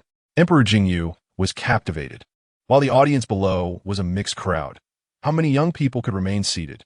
Emperor Jingyu waved his hand, allowing them to entertain themselves. Consequently, the Empress opened the east and west warm pavilions in the nearby Qingyan Hall, separating the genders. Those weary from wandering could rest there. Guards were stationed in the imperial garden, and the concubines had been informed to refrain from attending today to avoid disruption. Zhuang Fei smiled at the Empress, saying, "This young crowd could use some freedom. Remaining seated for too long is not suitable. Indeed, it is a most appropriate age to wander and explore." At that moment, Princess Xiaoyang approached the Empress to pour her tea and mischievously remarked, "Mother, have you noticed? Lin has stolen glances at the young lady from the Lin family on several occasions." The Empress, with a resigned shake of her head, replied, "How could I not see? Him? I hardly deem it worthy of mention. They truly are a perfect match. At least, that is how it appears to me," remarked Consort Zhuang with a smile. "I only hope they shall wed soon. Look, the eldest prince already has children, while the crown prince has yet to marry. There is no rush. After all, it is merely a year away," Consort Zhuang reassured her. "Let's hope for the best." The Empress sighed, unable to quell her worries. Chapter 16. She is my reflection. As Lin Tingwan followed the palace maid leading her to the warm pavilion of the Qingyan Hall, she was unexpectedly intercepted by Lu Cheng. "Miss Lin, His Royal Highness has summoned you." The palace maid, upon hearing this, respectfully withdrew. Lin Tingwan had no choice but to follow Lu Cheng as they changed course to a secluded corridor. Li Yanran stood with his hands clasped behind his back, his stature as upright as a pine tree, his back turned to her as he quietly lingered in the pavilion. Reminiscent of the time she awaited him in the imperial garden. "I greet His Royal Highness," Lin Tingwan said, slightly bowing. Li Yanran slowly turned around, and Lin Tingwan suddenly realized that he had changed out of his resplendent ceremonial robe into a simple, elegant attire that accentuated his demeanor. His features were as warm and refined as jade, further enhancing his graceful presence. "No need for formalities," Li Yanran replied, his voice reminiscent of a crystal-clear spring. imbued with an innate magnetism, gently flowing like a spring breeze, caressing willow branches, concealing an undercurrent of strength. Lin Tingwan rose, but kept her gaze lowered, avoiding direct eye contact with him. "Lift your eyes," he urged. When she did, she was taken aback as she met Li Yanyan's profound gaze, which seemed to delight in the moment. Flustered, Lin Tingwan averted her gaze, prompting a light chuckle from Li Yanyan. "What is this, Miss Lin? Are you too timid to look at me? Is it because my appearance is too unsightly? How could that be, Your Highness? Your countenance shines like the full moon in the sky, casting a clear radiance upon the ground, inspiring admiration within me. Yet I feel unworthy to gaze upon you, fearing I might tarnish your elegance. Miss Lin is quite eloquent, but I must ascertain whether your words stem from sincerity," Li Yanyan said with a slight smirk, a glimmer of mischief in his eyes. At his words, Lin Tingwan couldn't help but smile, her lips curving like a quietly blooming magnolia. "And how might your highness wish to verify my sincerity?" "Perhaps by having you lay bare your heart." Li Yanyan feigned ferocity, a fleeting glint of jest in his eyes. "Your highness, that would be excessively cruel," Lin Tingwan replied, pretending to be startled, her eyes brimming with feigned tears. "I was merely jesting. Why take it so seriously?" Li Yanyan said, seeing her expression of mock distress, his heart tightening. He quickly stepped out of the pavilion and approached her, only to find no tears on her face. "Merely a facade. You were deceived, Your Highness," Lin Tingwan said, her expression radiating triumph. Li Yanyan, unable to contain his amusement, placed his hands on his hips, chuckling. "My future Empress has learned the art of deception. Without having paid respects, it certainly doesn't count," Lin Tingwan retorted stubbornly. "You will inevitably belong to me. Your penchant for mischief suggests that your previous compliments were merely flattery," Li Yanyan teased persistently, provoking Lin Tingwan. "What must your highness do to relent?" she asked, somewhat exasperated. "The Astronomical Bureau has declared today auspicious for outings. Accompany me to Xingshan Temple, where I shall personally have the Buddha ascertain the sincerity of your every word," he declared. Lin Tingwan sighed in resignation. "If your highness desires my company for worship, you need only say so. There is no need for such roundabout ways to frighten me." "I am delighted to do so." Lu Cheng bent slightly and remarked, "Your Highness, all is prepared. We may set forth." Li Yanyan cast a glance at Lin Tingwan and smiled. "Miss Lin, shall we embark together? I have already reported to my father and mother about His Majesty and the Empress. You need not worry." Li Yanyan's voice softened instinctively as he reassured her. "Very well." Lin Tingwan hesitated no longer. Upon reaching the palace gate, she awaited Li Yanyan to board the carriage first, yet he stepped ahead, stating, "I shall ride ahead on horseback to clear the way. You may take the carriage." Lin Tingwan suppressed a laugh at his chivalrous words, knowing well that his concern for propriety stemmed from the fear of public scrutiny regarding their solitary companionship before marriage. While their conduct was perfectly respectable in the open, it would certainly invite scandal were they to find themselves in a secluded spot. "Are you shy, Your Highness?" "Such absurdity. Your reputation is paramount." Lin Tingwan refrained from further commentary and gracefully ascended into the carriage. The carriage proceeded at a leisurely pace, and as they approached the direction of the Xingshan Temple, the throngs of people grew increasingly dense. Before long, Lin Tingwan heard the clamorous voices outside, and the carriage came to a halt. Before she could inquire, Li Yanyan opened the small window curtain and remarked, "There are too many people. The carriage cannot pass. Let's walk for a short distance. We are nearly there." It was the festive season of the first month, and Li Yanyan was reluctant to impede the common folk who were striving to make a living. Furthermore, he wished to witness the vibrant life of the people firsthand, sharing in their joys. If he brought them discontent, what meaning would his role as Crown Prince hold? With a smile, Lin Tingwan placed her hand on Li Yanyan's wrist as she descended from a carriage. Wearing a hooded cloak, she walked beside him as he carefully shielded her, and those around them assumed they were merely a pair of newlyweds from a prosperous family. Upon entering Xingshan Temple, the air was thick with the fragrant smoke of incense, and the temple was alive with worshippers. The crowd, each holding burning incense, displayed expressions of devotion, kneeling in reverence and murmuring their prayers. Lin Tingwan, and Li Yanyan knelt together on the mat. And as she gazed upon the compassionate statue of Buddha within the hall, she silently wished, if the Buddha can truly hear the heart of his believers, may he grant her wish to ascend to the esteemed position she yearned for. After 3 earnest bows, as she rose, she exchanged a glance with Li Yanyan, their mutual yearning and determination reflected in their eyes. This pair, destined to become youthful spouses, knelt beneath the Buddha, venerating their own ambitions. In silent understanding, they turned and walked side by side towards the Dharma hall in the rear courtyard. Upon entering, a rich scent of plum blossoms enveloped them. Glancing up, they beheld 2 wax plum trees standing gracefully beneath the hall, akin to ethereal fairies detached from the world. "Your Highness, have you inquired of the Buddha? Am I truly deceitful?" Lin Tingwan leaned over the fish release pond, addressing the fish within. Li Yanyan raised an eyebrow, unflustered, and replied, "The Buddha says that while you may be prone to deception, this particular statement is indeed true." Lin Tingwan shot him a playful glare. "Now do you trust me, Your Highness?" "I do, but I have one more question." Lin Tingwan, supporting herself on her knees, inquired with interest. "What would you like to ask?" "Lin, in my youth, I too was once full of myself, brimming with pride. A mere decade has passed in the blink of an eye, and upon reflection, the world has undergone profound transformations. The once formidable authority of the Empress Mother has waned, and the affection forged over decades between husband and wife has nearly vanished, leaving a father and son to navigate the roles of sovereign and subject. Yet, the world speaks of destiny as something not held in the hands of the solitary. They say, you marry the solitary, and this path is fraught with difficulties. A moment of carelessness could lead to an abyss. Are you truly prepared for this? Li Yanyan had already contemplated this. It was his final opportunity for Lin Tingwan. If she were to be deterred, Lin Tingwan did not rush to respond, nor did she feel the urgency to express her feelings. After a prolonged contemplation, she finally spoke. "Although I have envisioned countless times the perils and hardships that lie ahead and the potential outcomes we may face, I still wish to take the plunge. Your Highness speaks of destiny, but I do not subscribe to fate, nor do I wish to resign myself to it.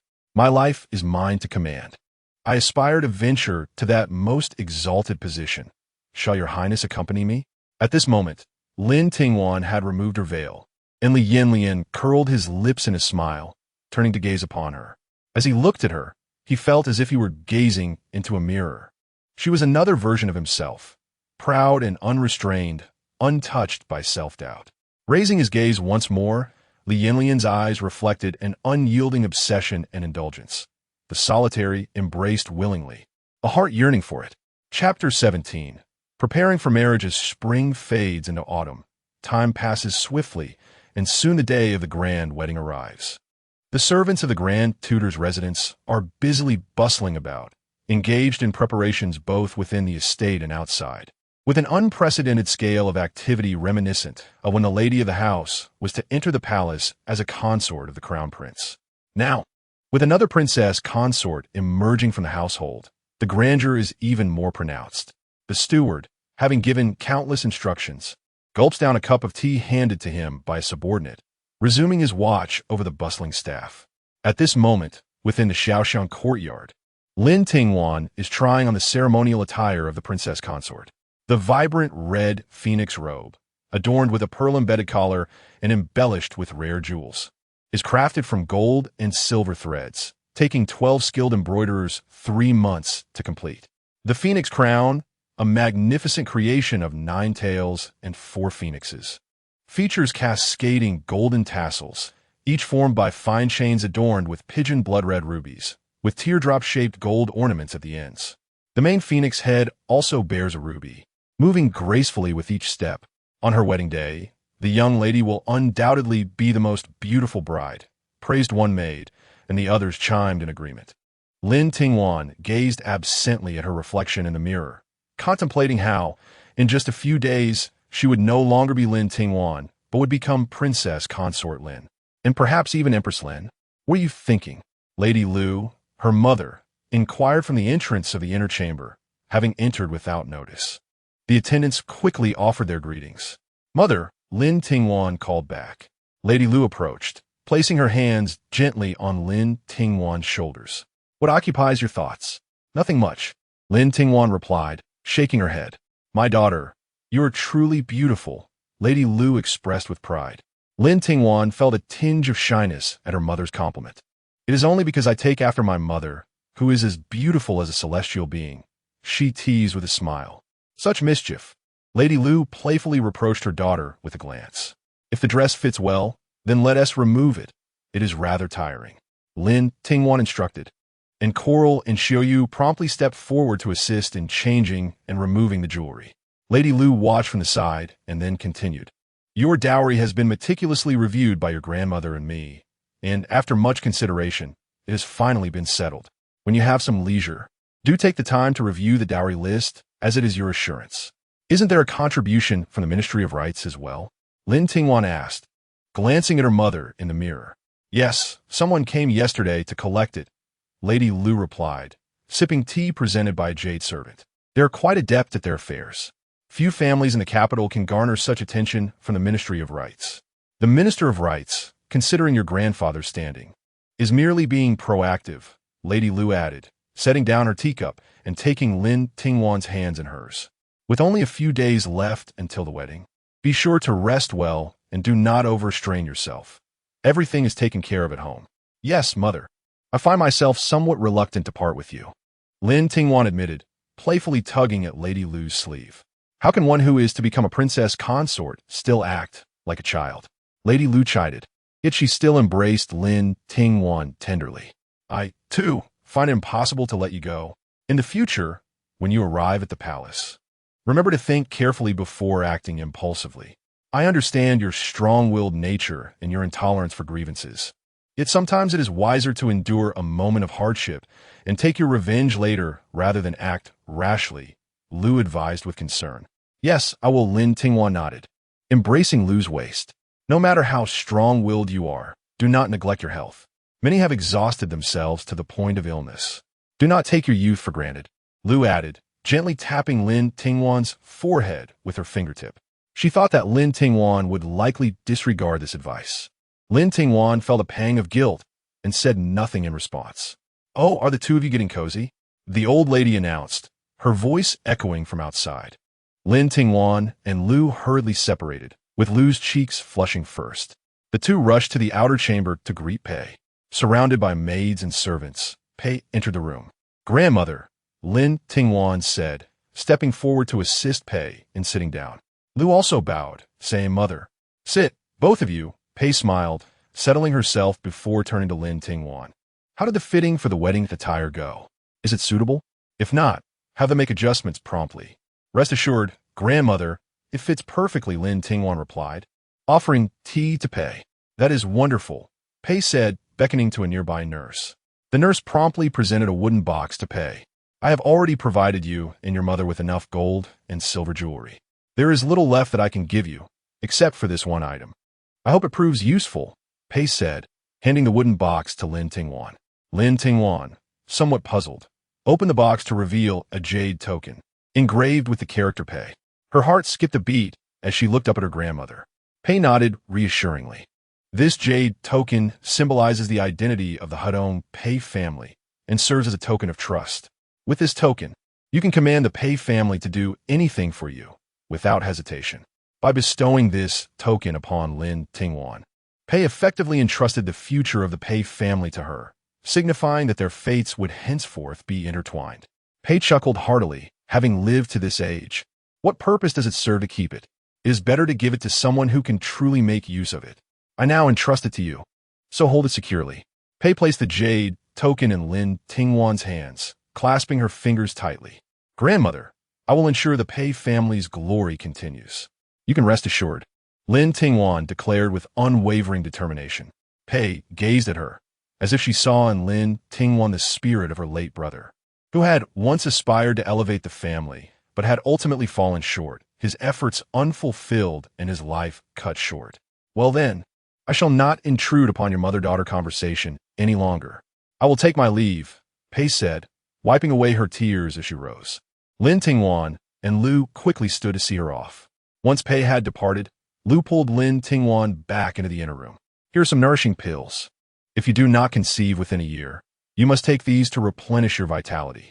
Remember, do not use them before the year is up. Medicine can be harmful if misused.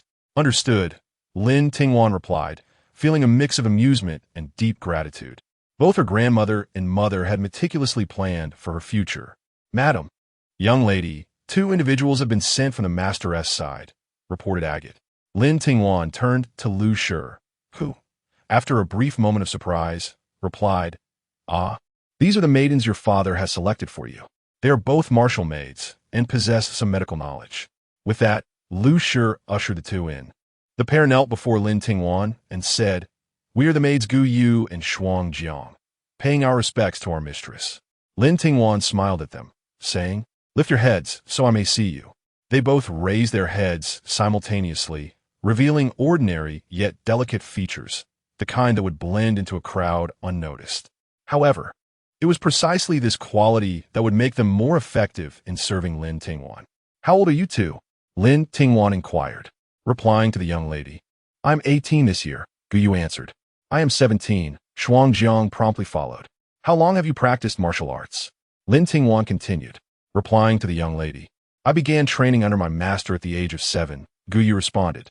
"I did the same," Shuang Jiang echoed. "Good, very good. You may rise."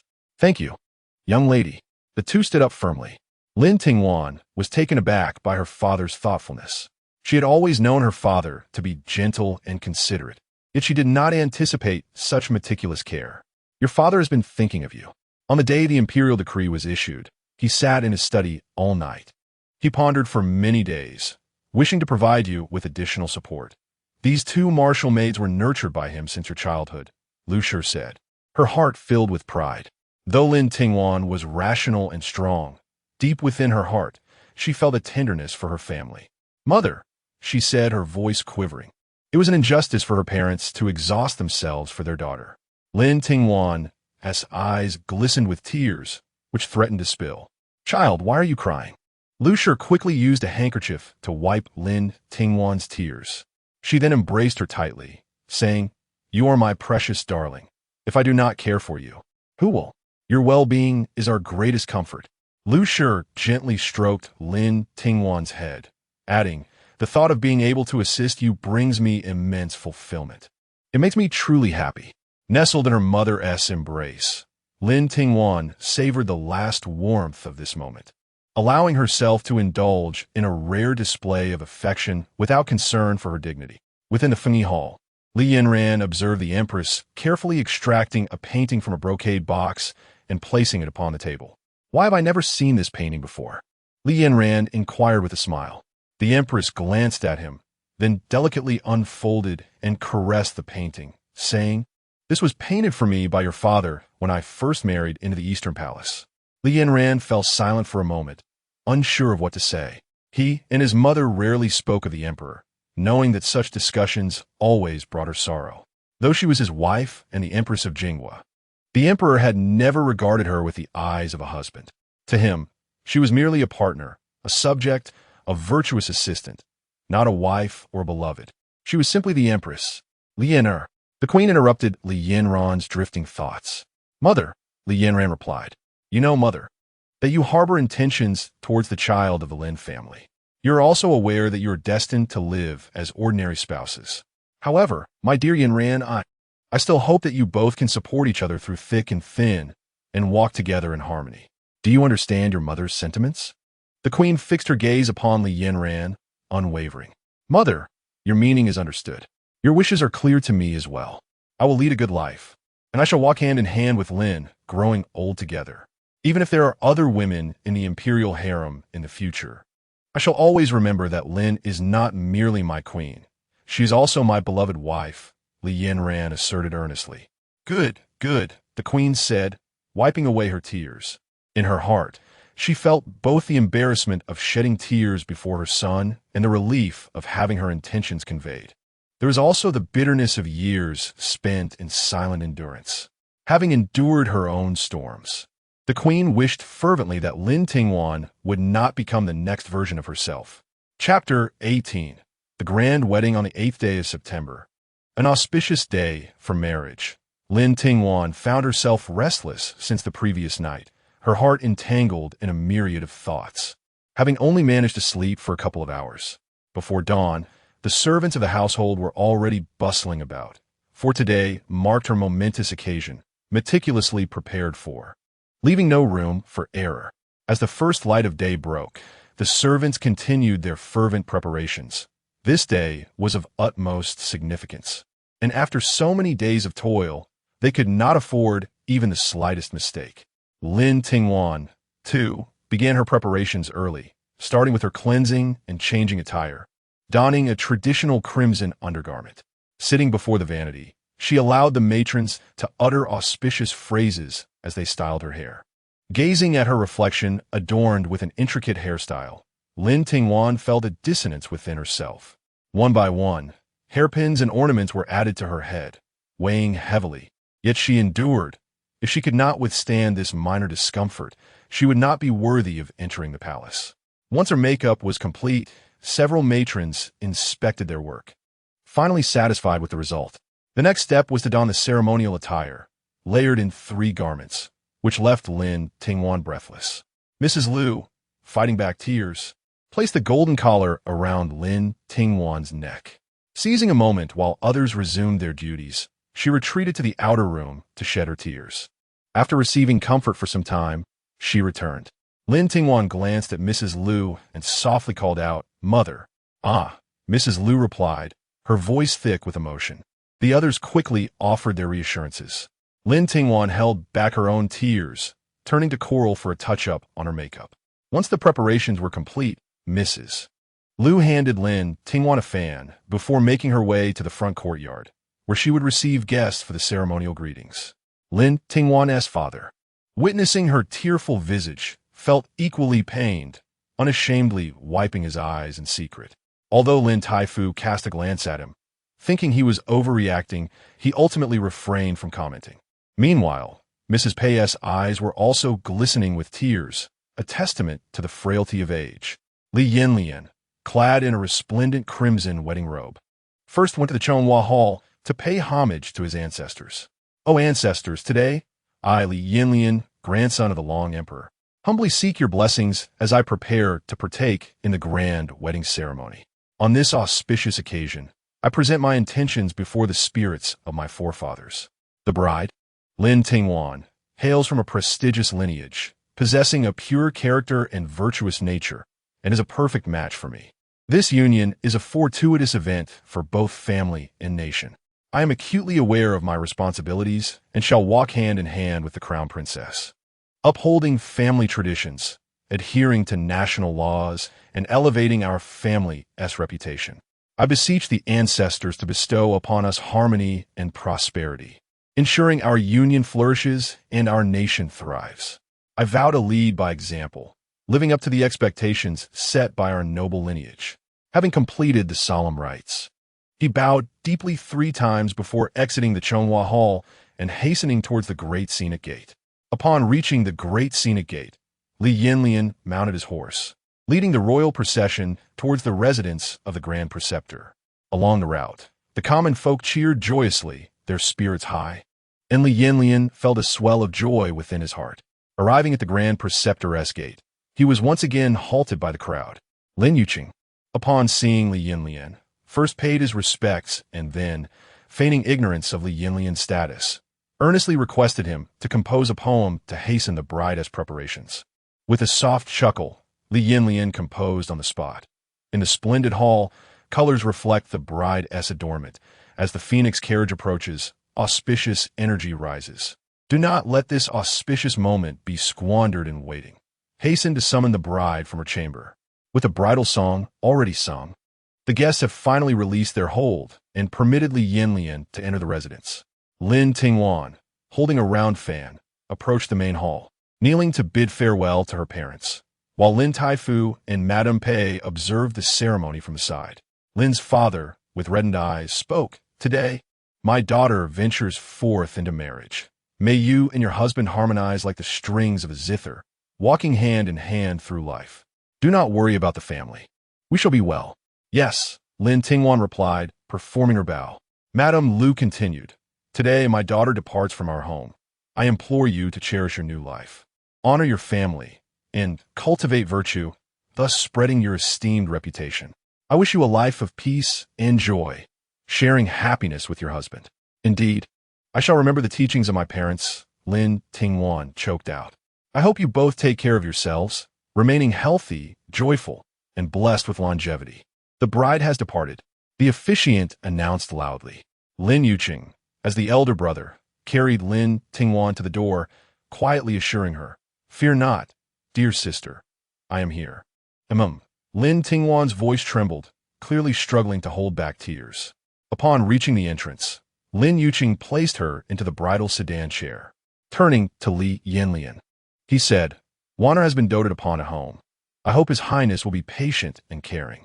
Li Yanyan raised an eyebrow in surprise at Lin Yuqing's boldness. It was natural for a brother to worry about his sister's marriage, yet to address the crown prince directly showed a deep affection for Lin Tingwan and considerable audacity. He glanced at Lin Wenmu, who stood at the entrance with reddened eyes, and smiled. "I shall manage." Lin Yuqing visibly relaxed, and then solemnly bowed. "I respectfully bid farewell to His Highness." Li Yanyan exchanged a meaningful glance with Lin Yuqing before mounting his horse. Lift the sedan.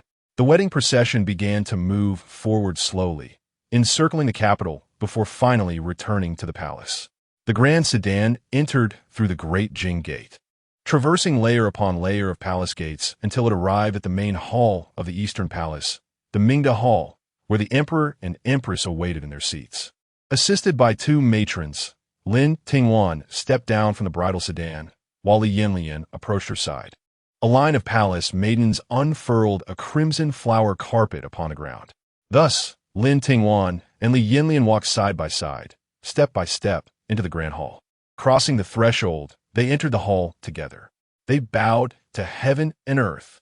Li Yanyan lifted his robe and knelt, while Lin Tingwan bowed deeply in respect. They bowed to the elders. The couple then performed their mutual bow. The ceremony concluded. As the officiant proclaimed, Li Yanyan and Lin Tingwan took hold of the bridal cord and entered the inner chamber of the Mingda Hall. They were led to the inner sanctum and seated upon the bed, where a throng of women and matrons came to offer their congratulations. Two matrons each brought a basin of clear water, inviting Lin Tingwan and Li Yanyan to perform the washing ceremony, cleansing their hands with water. After the ceremony concluded, they withdrew. "Your Highness, please compose a poem for the occasion," urged the Duchess of Changhua. Without hesitation, Li Yanyan responded, "This morning, as I fan, I behold your face. My heart is bound to you through the years. May we weather the storms together, never depart, forever cherishing each other." The assembly exchanged smiles, witnessing the sweet affection of this couple, filled with delight. The crown princess, with a gentle wave of her fan, revealed her enchanting beauty as she placed the exquisite hand fan on the tray. "Oh, the crown princess is truly a vision of unparalleled beauty," one lady exclaimed in admiration. "Indeed, the daughters of the Lin family are all striking. Just look at the esteemed Defei," another whispered conspiratorially. At that moment, Granny Shi approached with a bowl of meat, proclaiming, "As the newlyweds share this meal, may their hearts be ever entwined, and their love everlasting." Another matron deftly divided the sole piece of meat in two, and with the assistance of yet another, they fed the morsels to Lin Tingwan and Li Yanyan. Today, as this perfect couple partakes in the nuptial wine, may their love flourish until old age, and may they forever be united in happiness, they wished. The palace maidens poured the celebratory wine into two separate ladles, which Lin Tingwan and Li Yanyan accepted, drinking deeply. With the vows exchanged, their hearts bound together, may their journey forward be filled with blooming joy.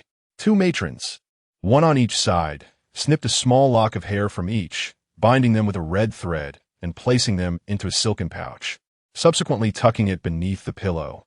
As the curtains were drawn and the flickering candlelight cast a warm glow, the atmosphere was imbued with love and joy. The matrons scattered longan and peanuts upon the bed, completing the ceremonial rites. "We wish the crown prince and crown princess eternal unity and a century of bliss," the wife of the Duke of Chang proclaimed. "Thank you, Madam Duke," Li Yanyan replied warmly. I am but fulfilling my duty. The grand ceremony has concluded, and we shall not intrude further. We shall take our leave now, the duke's wife stated and, bowing, exited with her entourage. At this moment, only the 4 personal maids, Agate, Jade, Coral, and Xiaoyu, remained, while Guyu and Xuanjiang stood guard outside, accompanied by Granny Shou. You must be weary, Li Yanyan remarked, turning to Lin Tingwan.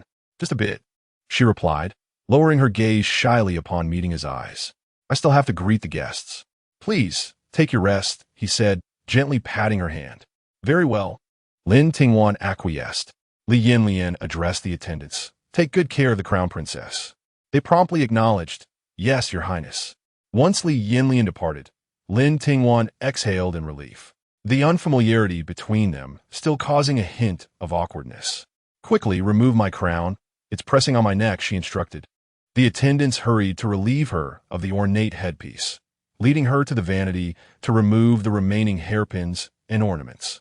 As her outer robe was taken off, and several layers of clothing shed, Lin Tingwan felt a sudden sense of liberation. Just then, De Fei and Guifei entered together, and they engaged in light conversation for a while before Li Yanyan sent someone with a meal for Lin Tingwan, prompting the 2 ladies to take their leave. Gazing at the array of dishes that perfectly suited her taste, Lin Tingwan felt a sense of bewilderment. Did His Highness order all of this? She inquired. In response to the crown princess, these dishes were specifically requested by His Highness, a maid replied. It seems His Highness has consulted with the matrons. Agate remarked with a smile. You have all worked hard. Agate, let us bestow our rewards. Lin Tingwan sat at the table, scooping up a spoonful of bird's nest porridge with a smile. Gratitude to Her Highness, the Crown Princess. The crowd expressed their joy, bowing to show their appreciation. Exhausted and weary, Lin Tingwan opted for a few lightly flavored dishes before instructing them to be taken away. Agate and Jade, keep a close watch. I shall take a brief rest. Wake me when the time comes, she said, her eyelids growing heavy. After washing up and changing, she collapsed onto the bed, feeling drowsy. Do not worry, my lady. I will keep an eye on you, Agate reassured, tucking her in. Chapter 19. A balance of kindness and authority. As the midday sun began to wane, the distant birds continued their flight. The gentle Ma now entered and softly tapped Lin Tingwan, saying, Your Highness, it is time to rise. Lin Tingwan slowly awakened, squinting as she inquired, What time is it? It is the hour of Shun, Ma now replied. Lin Tingwan, momentarily dazed, took a moment to adjust to her surroundings, which felt entirely foreign to her.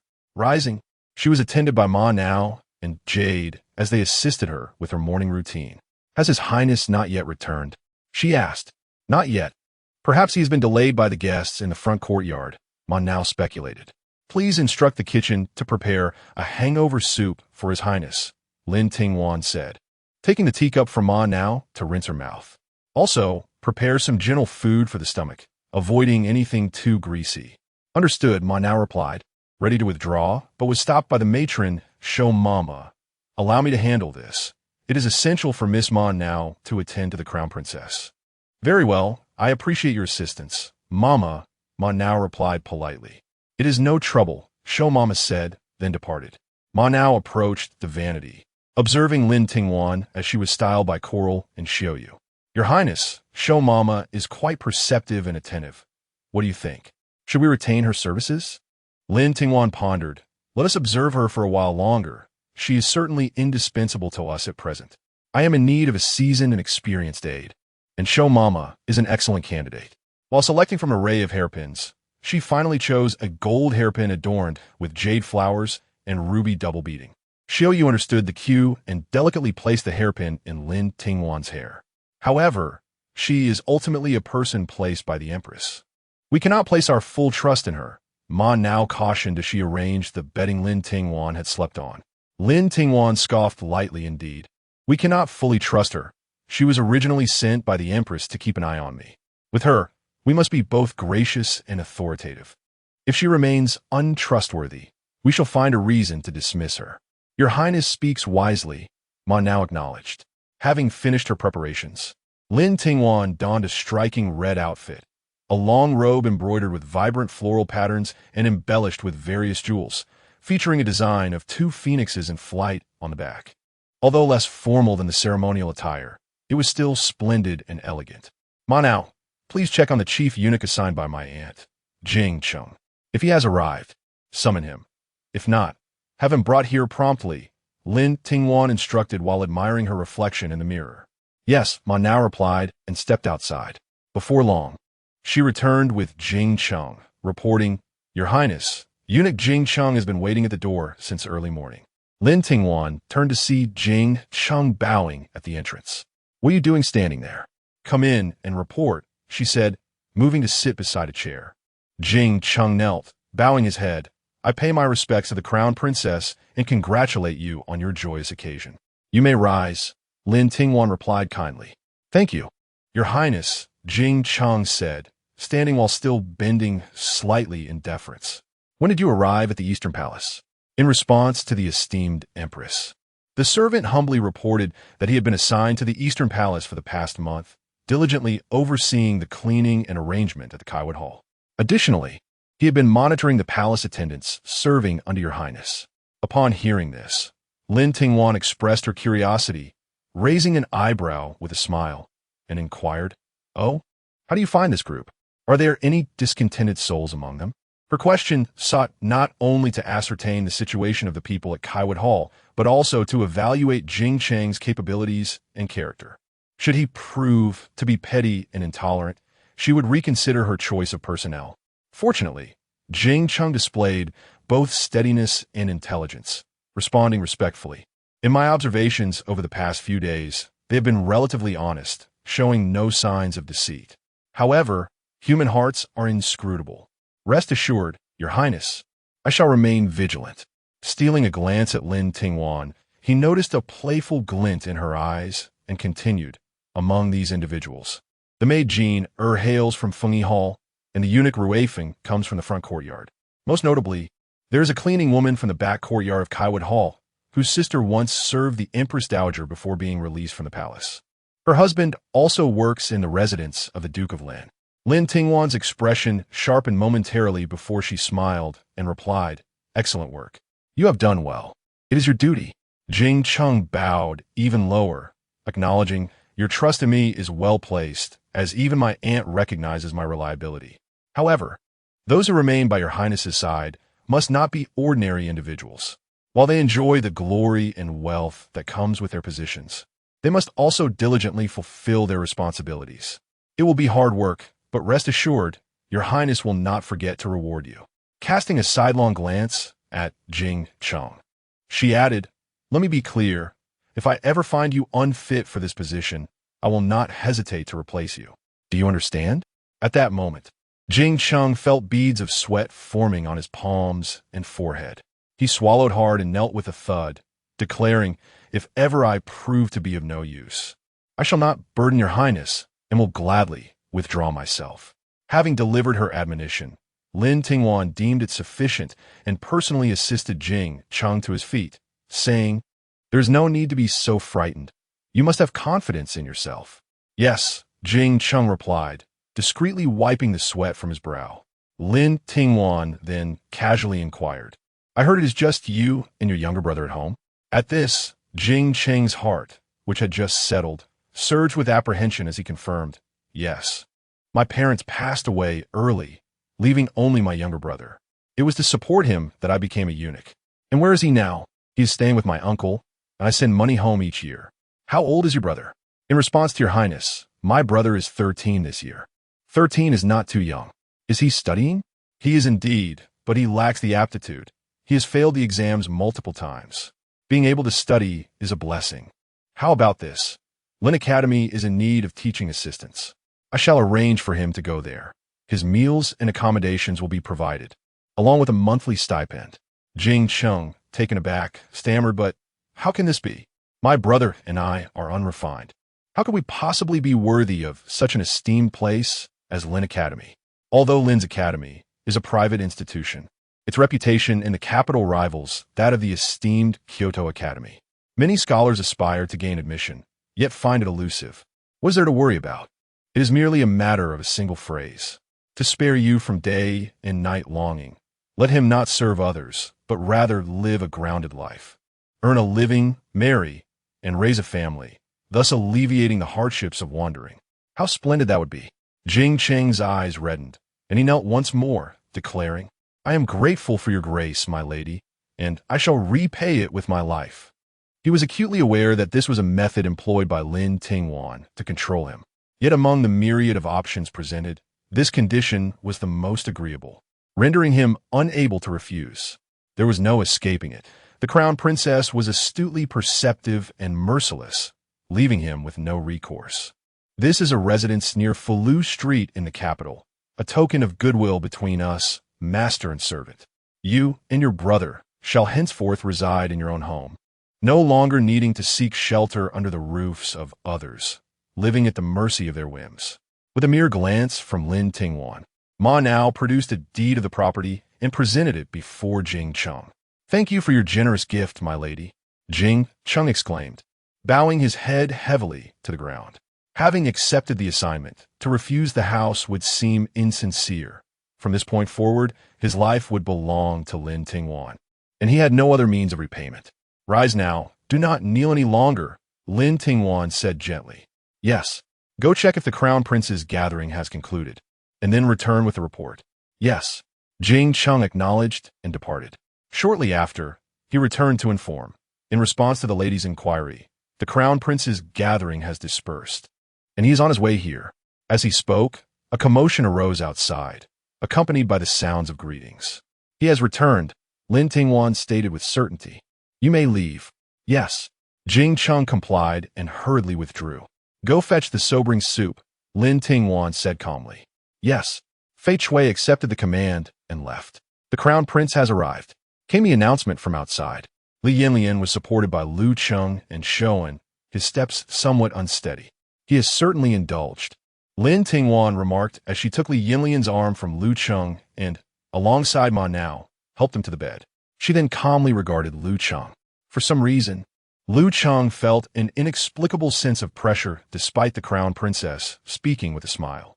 He cautiously glanced at Li Yanyan, who lay on the bed with his head resting on Lin Tingwan's lap, eyes closed. Whether asleep or awake, he could not tell. In response to the lady's inquiry, many have raised toasts today, but fortunately, a few young gentlemen who were close to His Highness managed to shield him from some of it. Even so, there were still instances of overindulgence. Lu Cheng replied cautiously. Do you know how much he consumed? Lin Tingwan inquired. In response to the lady's inquiry, it was no less than 30 cups, Lu Cheng answered, his body tense, fearful of misstepping. Understood. Lin Tingwan did not elaborate further. Upon seeing Fei Chui returning with the sobering soup, she gently patted Li Yanyan's shoulder, saying, Your Highness, rise and drink some sobering soup before you sleep again. Lu Cheng had never witnessed the crown prince inebriated. Throughout the years, he had practiced self-restraint and propriety without faltering, never allowing himself to indulge. Today marked his first experience of such. Chapter 20. Intoxicated dreams of affection, Li Yanyan slowly opened his eyes, and the first sight that greeted him was the face that never failed to accelerate his heartbeat. With a smile illuminating his features, his eyes sparkled with joy, longing, and a profound sense of satisfaction in the presence of his beloved. In a state of inebriation, he was oblivious to his actions, instinctively reaching out to caress Lin Tingwan's face. Lin Tingwan paused momentarily, but then took his hand, placing her cheek against his palm. As anticipated by Li Yanyan, her skin felt as soft as cotton and as smooth as cream. With a playful smile, she turned her face away and held his hand, saying, What are you daydreaming about? Get up and drink the hangover soup before sleeping again. Her authoritative tone startled Lu Cheng, for only the emperor, the empress, and the Empress Dowager dared to speak to the crown prince in such a manner. Fearing the crown prince's displeasure, Lu Cheng held his breath, bracing for the impending storm. Yet, Li Yanyan said nothing, obediently sitting up.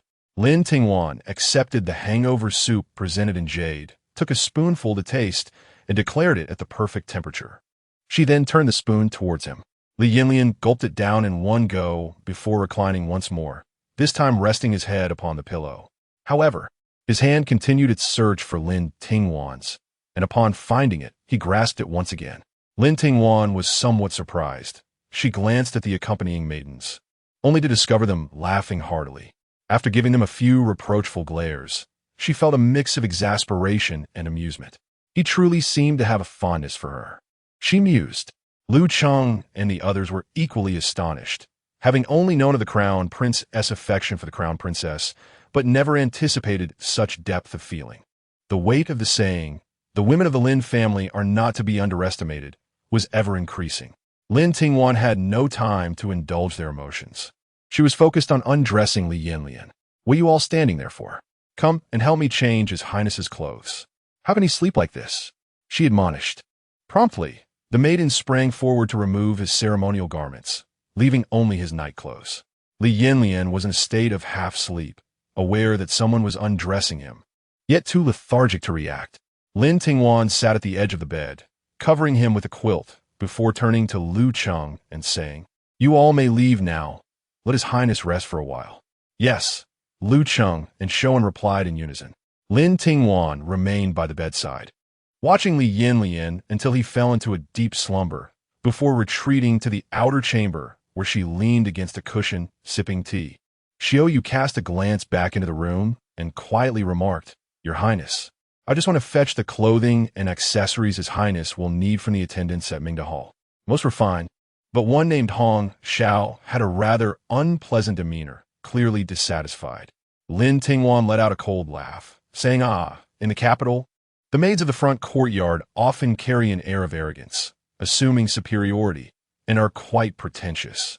Now that Your Highness is here, as the mistress of the Eastern Palace, I believe it is necessary to teach them a lesson." Xiaoyu huffed, "Your Highness, what is your status? Do they even deserve your personal attention? That would be beneath you." Xiaoyu pondered for a moment and indeed found it to be the case. She then furrowed her brow and remarked, "Shall we simply permit them to act so arrogantly?" Lin Tingwan placed her teacup upon the table. Her head lowered as she casually replied, "Xiaoyu, one must eat bite by bite to avoid choking." Xiaoyu, somewhat perplexed, glanced at Lin Tingwan, who looked around the room. Xiaoyu was taken aback and softly responded, "This servant understands." Regardless of how self-satisfied the individuals in the front courtyard may feel, few dared to confront Lin Tingwan, the Crown Princess, directly. Hong Zhao's audacity stemmed from her belief that she held a degree of favor in the eyes of Li Yanyan. Regardless of the truth, it was evident that those around her shared this perception. Should Lin Tingwan intervene personally, it would appear as though she could not tolerate even a mere maid from the front courtyard, inadvertently granting Hong Xiao a semblance of dignity. Would that not be aiding her? To Lin Tingwan, Hong Xiao was but an insignificant ant, unworthy of her concern. At this moment, as she had just entered the Eastern Palace and was still finding her footing, her energies would not be wasted on such trivialities. There was no need for Lin Tingwan to take action against Hong Xiao. As long as she firmly established her position as the Crown Princess and garnered the respect of those in the Eastern Palace, Hong Zhao's fleeting advantages in front of Li Yanyan would diminish to insignificance. Anyone who offended the Crown Princess would find themselves shunned, and many would even seek to create difficulties for her, merely to present their loyalty to Lin Tingwan. Lin Tingwan firmly believed that when one possesses strength, all matters and individuals surrounding them align harmoniously. If she could not win the trust of those in the Eastern Palace, even punishing Hong Xiao would yield no compliance. One must act decisively while the sword is still sharp, to let the astute monkeys below recognize one's lack of prowess. Having expended great effort to strike down but a single chicken would surely invite mockery. Lin Tingwan stood to stretch her limbs, declaring, "Very well. Let us attend to our tasks instead of lingering here." Upon hearing this, the others dispersed, with Fei following Lin Tingwan into the room. Agate and Xiaoyu began to organize Lin Tingwan's personal items. Although preparations had been made at the Mingda Hall, some belongings were still those Lin Tingwan was accustomed to, such as her intimate garments, teacups, and other necessities for bathing, which were crafted from secret recipes sourced from the Lin family, unavailable in the palace. Shan, who instructed the servants to boil water in preparation, as Li Yanyan would soon awaken and require washing and changing. Lin Tingwan entered the inner chamber to find Li Yanyan still asleep, so she chose a book and settled beside the bed to read. As Li Yanyan turned over, his hand rested upon Lin Tingwan's leg, encircling her waist. Lin Tingwan, with a resigned glance, resumed her reading. Upon awakening, Li Yanyan beheld Lin Tingwan, as if the dream he had just experienced were not a dream at all.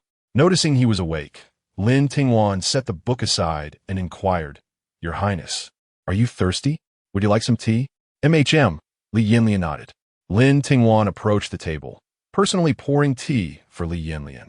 Resting his head on his arm, he observed Lin Tingwan's every movement, a feeling within him that was ineffable.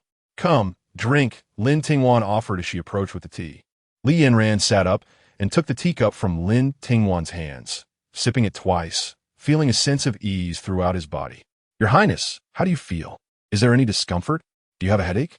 Lin Tingwan gently inquired. Initially, Li Yanyan intended to respond with a negative, but then a thought struck him, and he pitifully admitted, "Yes, I have a headache." Lin Tingwan shook her head in resignation and remarked, "It seems you have indulged too much. Today is the first day of our wedding, and everyone is watching. It would be appropriate to summon a physician. Perhaps I could have one of the maids knowledgeable in medicine take a look at you." "Your maid knows medicine?" Li Yanyan asked, though he was not particularly surprised. What astonished him was Lin Tingwan's willingness to expose her servants to him on their wedding day. "Jadeite knows a little. She was selected by my grandmother for me when I was young."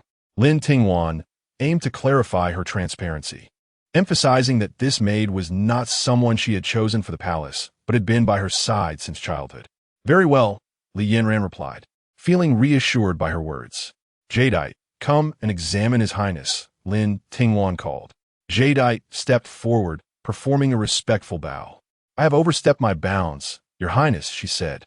Li Yanyan extended his hand, and, after Jadeite carefully took his pulse, she respectfully stated, "Your Highness has consumed an excessive amount of alcohol, leading to your headache.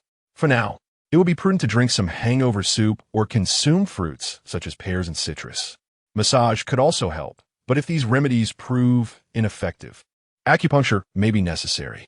Li Yanyan waved his hand dismissively and said, "No need for that. Simply prepare a bowl of hangover soup." "Understood," Jadeite replied before retreating. Leaning his head against Lin Tingwan's shoulder, Li Yanyan felt a lingering lethargy. Eventually, he gathered his wits and declared, "It is getting late. We should rise." "All right," Lin Tingwan said, gently patting his back for comfort. She then called Agate. Agate entered from the outer chamber, addressing them, "Your Highness, Your Grace. Please summon people to assist His Highness with washing and dressing," Lin Tingwan instructed. Agate complied and exited. Shortly after, the doors to the inner chamber opened, and a stream of attendants entered to assist Li Yanyan with his ablutions and attire. After changing, Li Yanyan emerged to find that a meal had already been prepared on the table. Upon seeing him, Lin Tingwan said, "Let us have a simple meal. Having consumed so much wine, your stomach must be empty." Li Yanyan stared dreamily at Lin Tingwan's lips, contemplating that perhaps this was what it felt like to be home. "Your Highness?" Lin Tingwan roused the dazed Li Yanyan. "Oh, let us eat together," Li Yanyan said, moving to sit at the table. Lin Tingwan served him a bowl of freshwater fish soup with vegetables, and upon tasting it, Li Yanyan remarked, "This soup is delightful, exceedingly fresh. You should try some as well. It was prepared by Jadeite, who oversees the kitchen. I used to eat this often at the Grand Tutor's residence." Lin Tingwan smiled. Li Yanyan cast a surprised glance at Jadeite, standing nearby, and then chuckled. "Then I suppose I shall be fortunate to have such a dish regularly, following the Crown Princess." "Your Highness, you flatter me. What is mine is yours," Lin Tingwan said, using serving chopsticks to place a slice of bamboo shoot onto Li Yanyan's plate. Li Yanyan was amused by Lin Tingwan's words, yet he chose to remain silent. After a hearty meal, he reluctantly set down his chopsticks. The dishes were exquisite, both fresh and delectable. "What do you think about bringing a chef from the Grand Tutor's residence to prepare meals for you?" he suggested. "Isn't that a bit too conspicuous?" Lin Tingwan hesitated. "It's a trivial matter," Li Yanyan replied dismissively. He then cast a knowing glance at Lu Cheng. who understood the implication and resolved to take action when the opportunity arose. Chapter 21. The wedding night after the meal. Lin Tingwan and Li Yanyan sat on the Kong in the outer chamber, engaged in casual conversation. On the occasion of our grand wedding, I am entitled to 3 days of leave. Pray tell, where would you like to go? I shall accompany you, Li Yanyan suggested. Lin Tingwan looked at him with some surprise, as she had anticipated that he would be diligently attending to state affairs, given his industrious nature as the crown prince. Noticing her expression, Li Yanyan chuckled. My beloved, why do you regard me so? Have I said something amiss? Lin Tingwan paused for a moment, and then replied with a smile. No, it's just that in my eyes, your highness has always been diligent and self-disciplined. Hearing you mention rest is quite a rarity.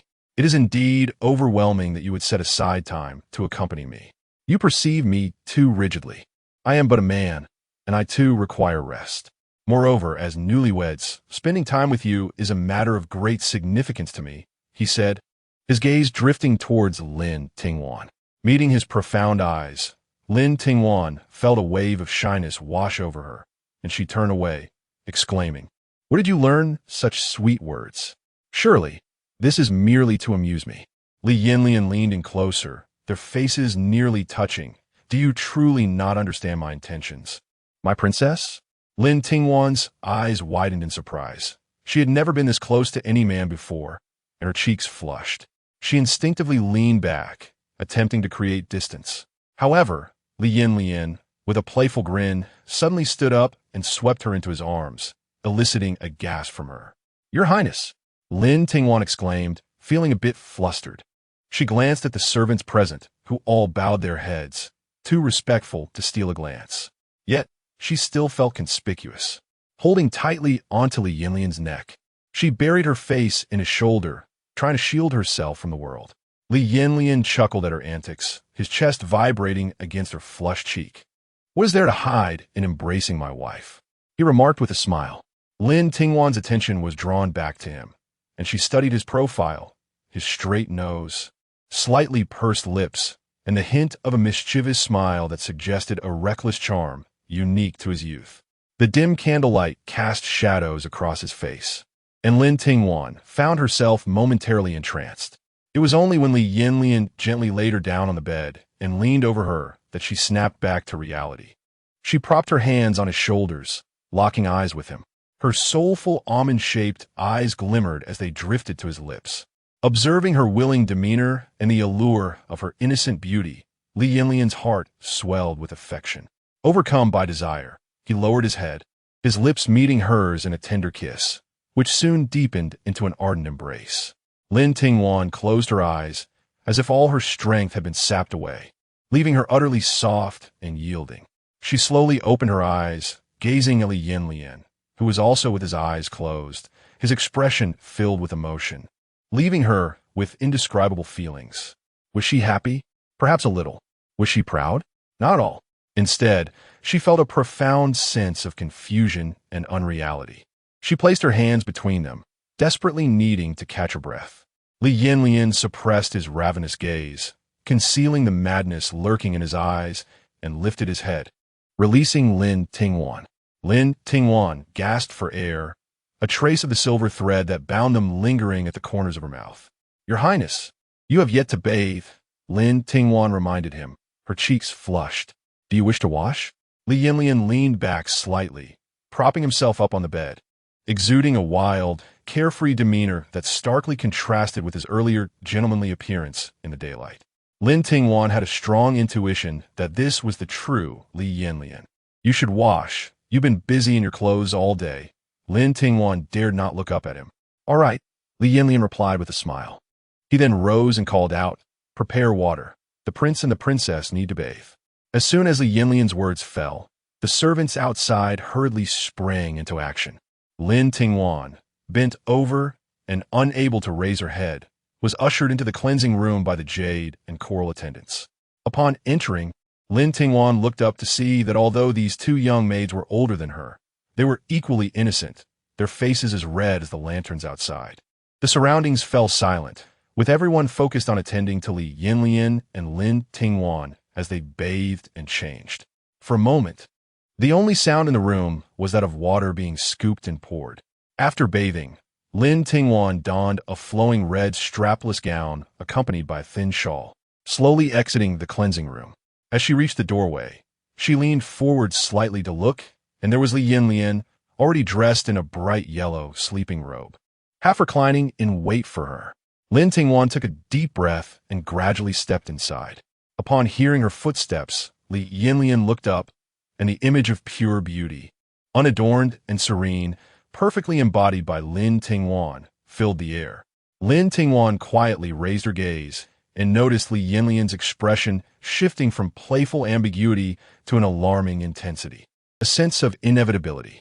Steeling herself, she encouraged herself. After all, he was just a man. What was there to fear? Could he really consume her? You'd be surprised.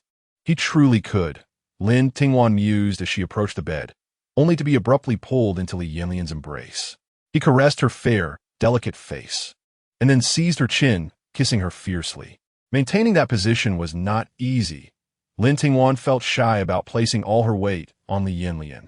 Yet he wrapped his arms around her slender waist and pressed down forcefully, causing Lin Tingwan to tumble into his embrace, utterly immobilized. As Lin Tingwan opened her eyes, her innocent, watery gaze ignited the beast within Li Yanyan, who was consumed by a singular thought. He desired her.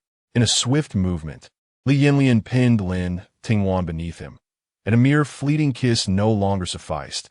He began to explore further down, lingering at her chin, her cheeks, and especially her neck, savoring every moment, not sparing her collarbone either.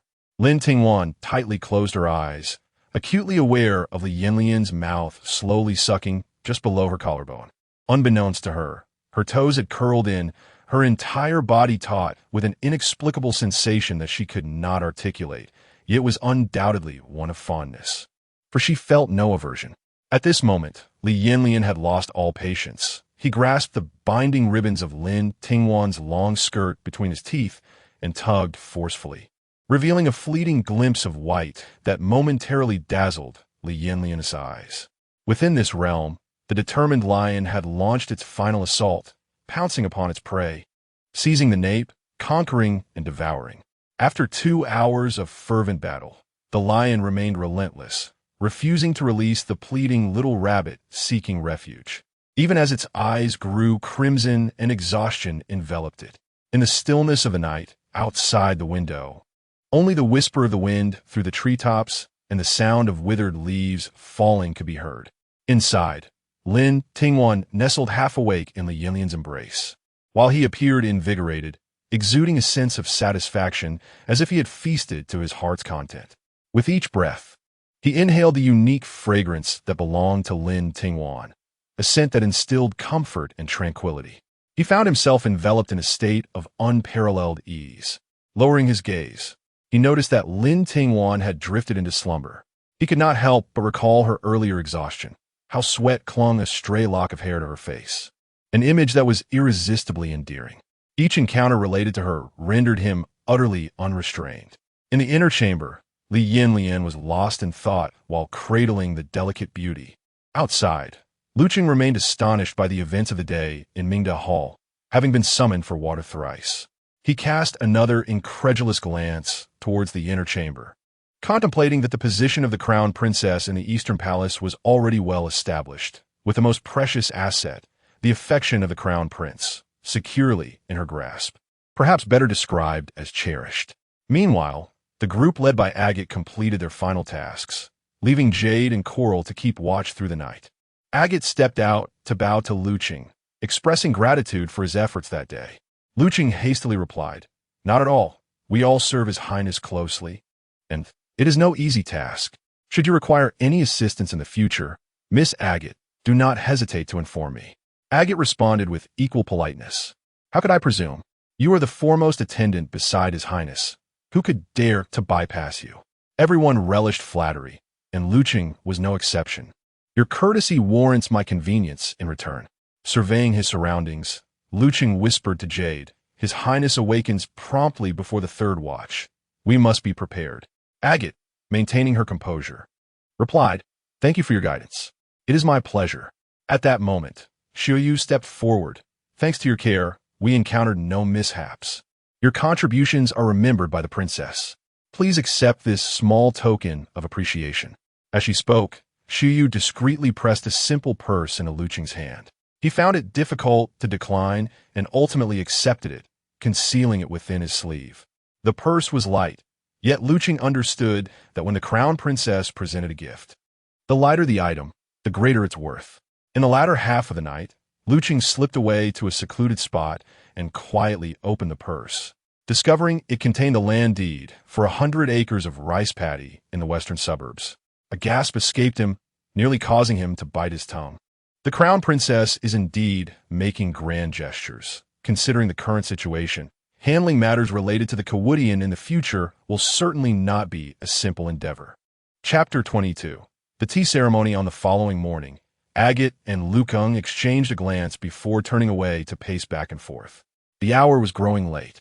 They had just sneaked in for a quick look, and the good news was that Li Yanyan had awakened. The unfortunate news, however, was that Lin Tingwan was still fast asleep, appearing to be in a deep slumber. Today, the two were to visit the Fengyi Hall to pay their respects to the Emperor and Empress. As the new bride, Lin Tingwan was expected to serve tea to Emperor Jingyu and the Empress, and they could not afford to be late.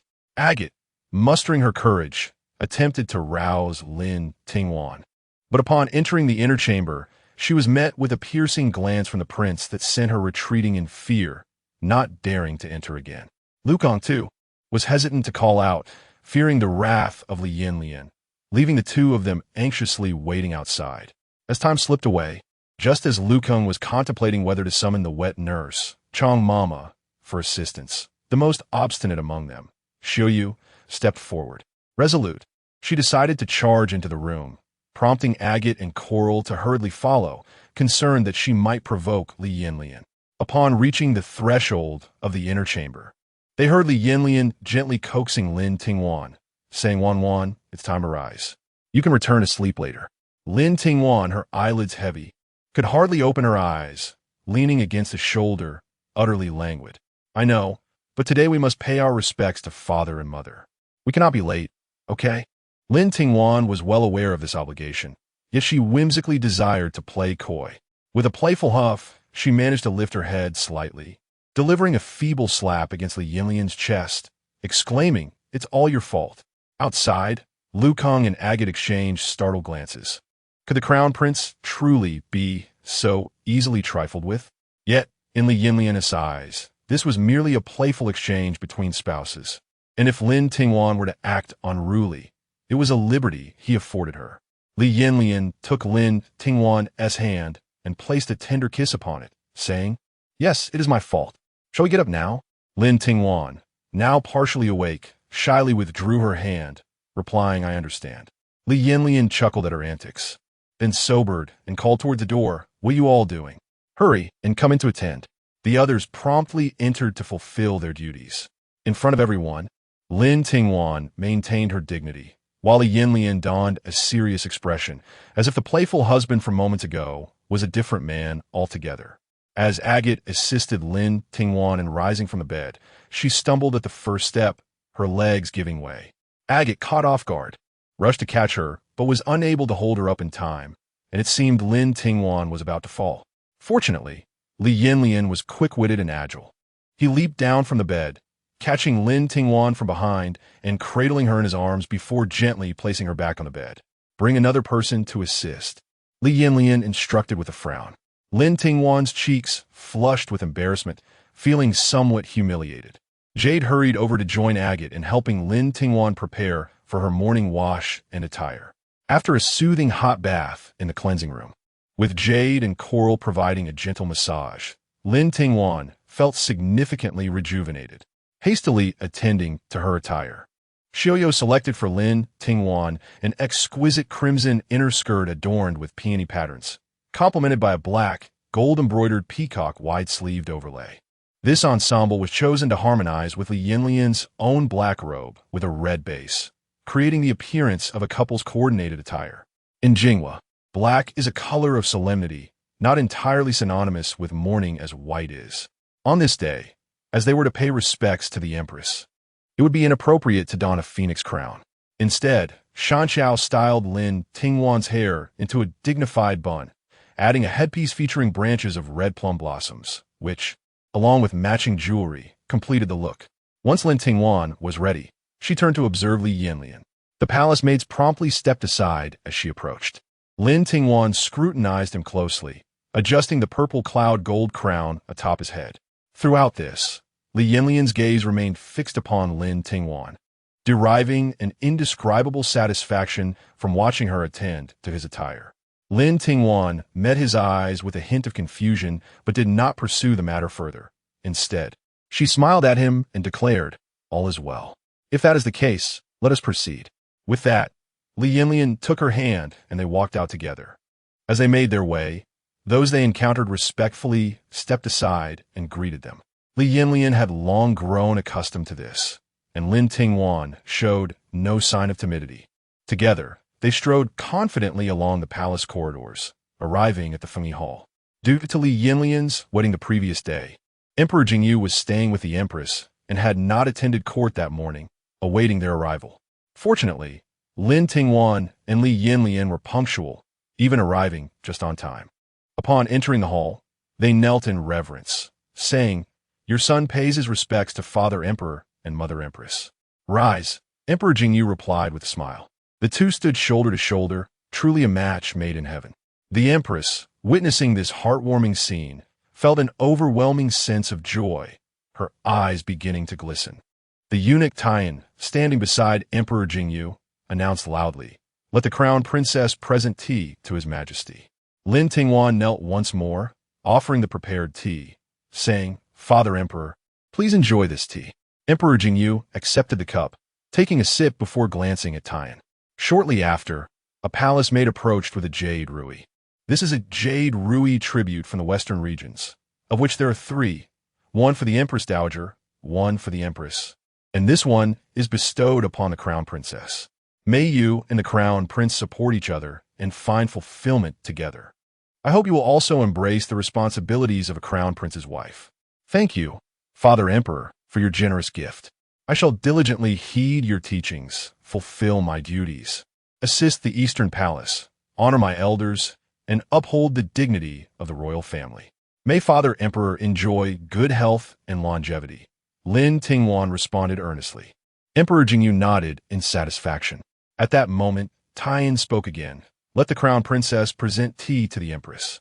The Empress took the cup, and after a sip, said, "Other gifts are welcome, but this set of red gold rui adorned with gemstones is particularly special.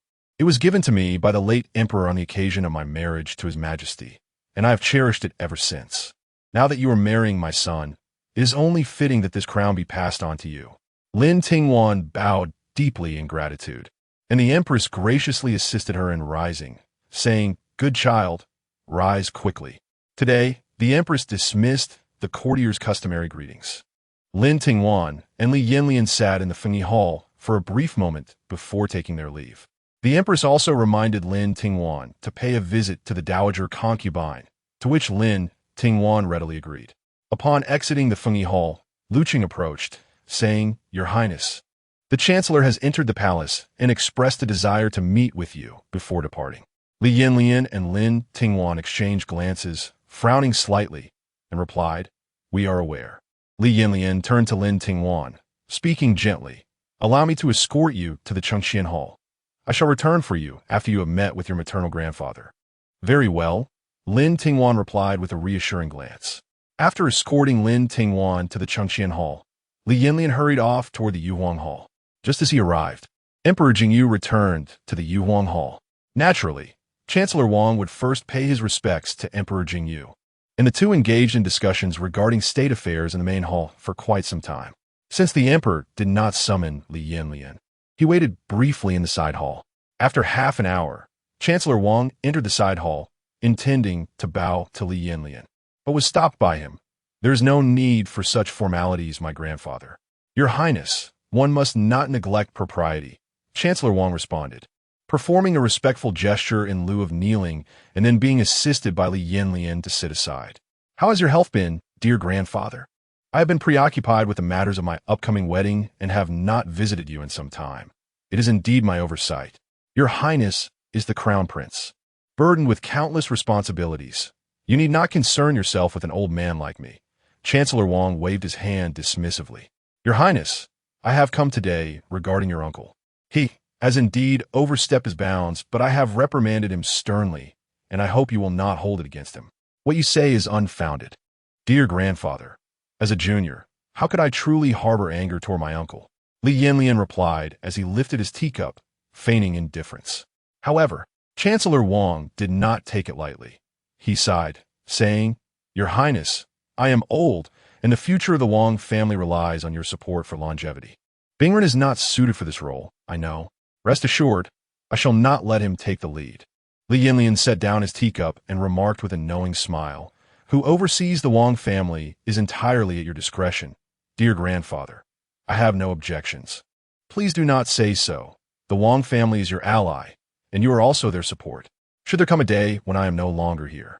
Chancellor Wang's words were pitiable, almost pleading for a promise of guardianship. Despite Li Yanyan's rationality, he could not bear to dismiss his grandfather's plea, ultimately responding, Dear grandfather, do not speak in such a manner. I promise to protect the Wang family. This statement signified Li Yanyan's commitment to safeguarding the Wang family and not settling scores with them. Chancellor Wang let out a deep sigh of relief, wiping away a tear from the corner of his eye, saying, Then I am most grateful to you, Your Highness. Li Yanyan had just seen off Chancellor Wang when Emperor Jingyu summoned him. Your son pays his respects to Father Emperor, Li Yanyan announced as he entered the chamber and bowed. Emperor Jingyu glanced at him and replied, Rise. Thank you, Father Emperor. Has the Chancellor departed? Yes. I escorted him to the entrance of the Yuhuang Hall before returning. What did you two discuss? Emperor Jingyu inquired while reviewing memorials. Li Yanran felt that although Emperor Jingyu did not raise his head to look at him, he could sense himself being scrutinized. His mind raced as he contemplated how to respond. Ultimately, Li Yanran chose to convey the truth. In response to His Majesty, the Prime Minister was apologizing on behalf of Lord Wang, as he had previously tarnished the reputation of the Crown Princess due to his lax guidance. The Prime Minister's implication was that he lacked both talent and virtue, rendering him unworthy of being the head of the Wang family. And he advised me not to overthink the matter. Throughout, Li Yanran consistently referred to Prime Minister Wang as the Prime Minister rather than grandfather, aiming to clarify their relationship and to assert to Emperor Jingyu that his position was that of the royal crown prince, not merely that of Wang family's nephew. Indeed, the Prime Minister has always maintained strict governance over his household, and it appears he continues to do so. Emperor Jingyu nodded, then lifted his gaze to scrutinize Li Yanran. Noticing his bowed head and respectful demeanor, he averted his eyes and resumed his work with the documents. Tomorrow marks the 60th birthday of the Prime Minister. Both the Empress and I have prepared gifts. You and the Crown Princess shall present them on our behalf, thus honoring the Prime Minister's dignity. Yes, Li Yanran replied. You may return now and spend more time with your newlywed wife. Emperor Jingyu began to dismiss him. I take my leave, Li Yanran said, exiting the Hall of Supreme Harmony and returning to the palace to accompany Lin Tingwan as they strolled back to the Eastern Palace. Chapter 23. The family banquet. By the time Lin Tingwan returned to the Eastern Palace, her stomach was already in a state of hunger. Ma Nao promptly brought forth the prepared meal. The two of them each enjoyed a bowl of easily digestible lily noodles. Lin Tingwan felt revitalized only after savoring a piece of almond pastry. She simply could not think when her stomach was empty, which was quite distressing. Li Yanyan helplessly wiped the crumbs from the corner of Lin Tingwan's mouth and chuckled. Shall we take a moment to rest? Lin Tingwan was indeed of the same mind, as she had not slept well. Just then, Ma Nao entered and announced, Your Highness, the 3 concubines have sent people to inquire when you might be free, as they wish to pay their respects.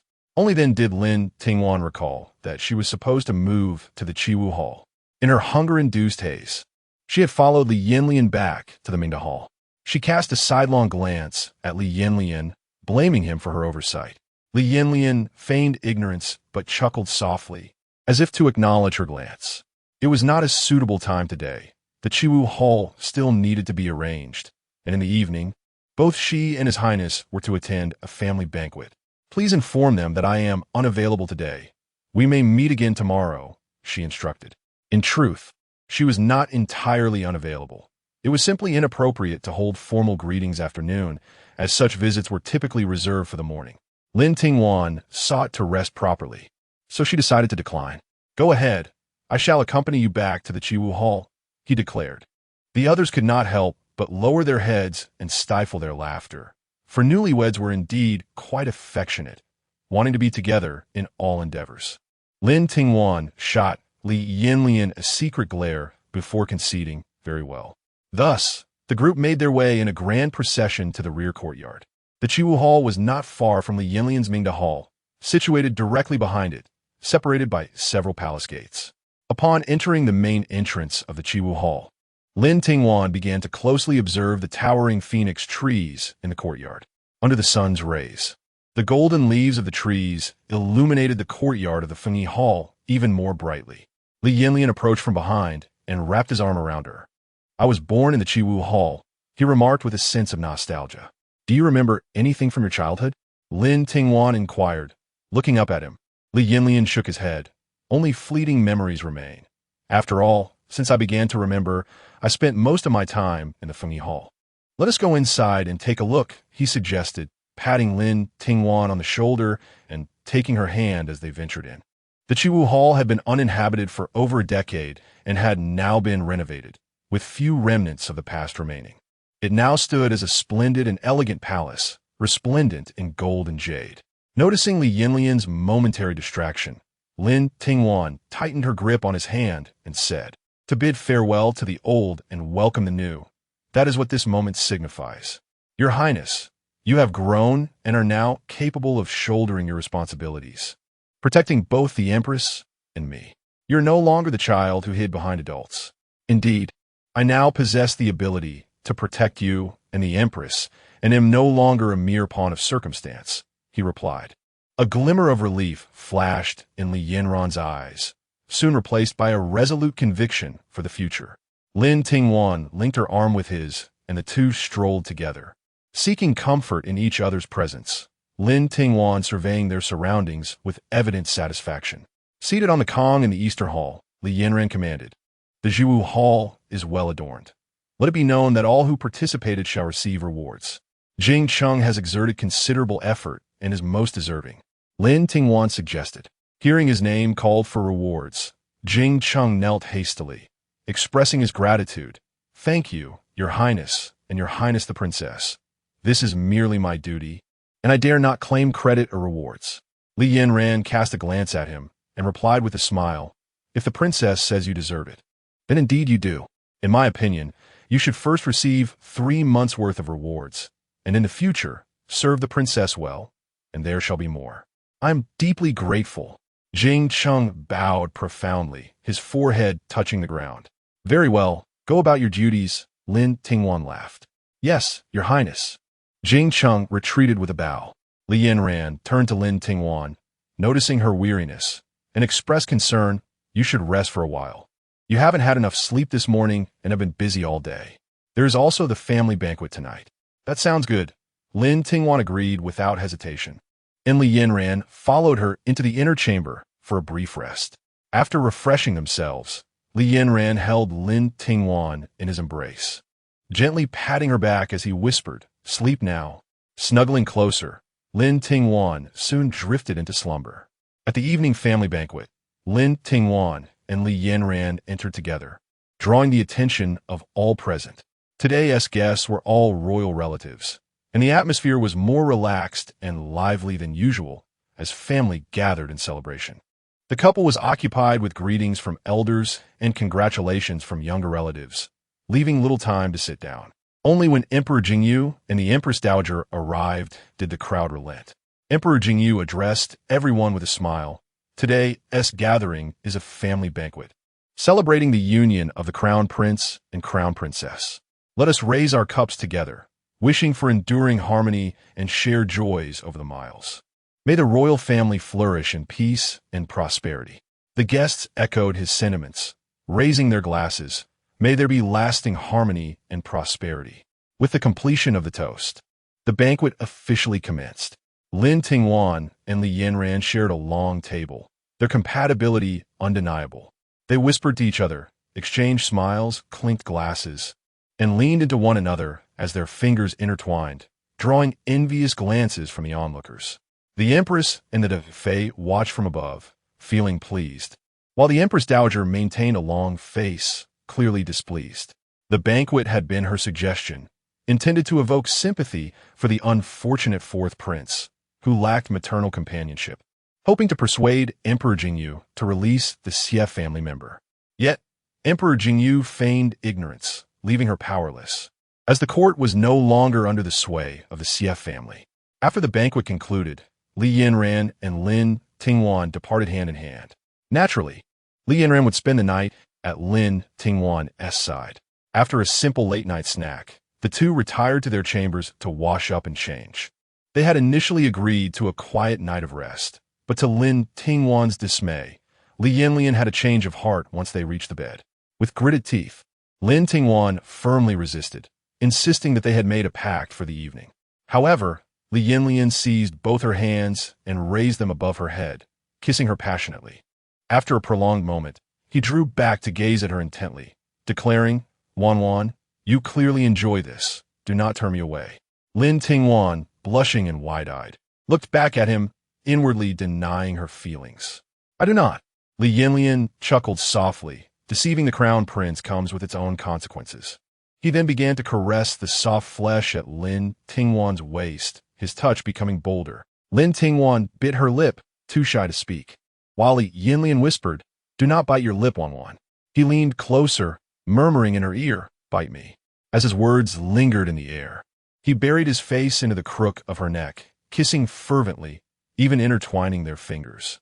In the stillness of the night, within the confines of the Chiwu Palace, the crimson silk sheets deepened in hue, adorned with auspicious patterns that now bore traces of delicate white clouds. Lin Tingwan's cheeks flushed as she playfully pinched Li Yanyan's firm arm. "I despise you." Li Yanyan, now donned in his night attire, turned with a smile. "There's no escape. Even if you disdain me, you are destined to spend your life with me. Endure it." In a fit of annoyance, Lin Tingwan kicked at him, but Li Yanyan, unfazed, leaned down to plant a gentle kiss on her lips before summoning someone to attend to them. Lin Tingwan could only glare in frustration. Later, as they lay together, Li Yanyan held Lin Tingwan close, saying, "Tomorrow is your grandfather's birthday. My father wishes for you to accompany me." With her eyes closed, Lin Tingwan replied, "Of course, I have already prepared the birthday gifts. A visit tomorrow will suffice." "When did you manage that?" Li Yanyan inquired, surprised, as they had spent the entire day together and he had not seen her make any arrangements for the gifts. Frowning slightly, Lin Tingwan replied sleepily, "I prepared it before the wedding. How could I not be ready for your grandfather's 60th birthday?"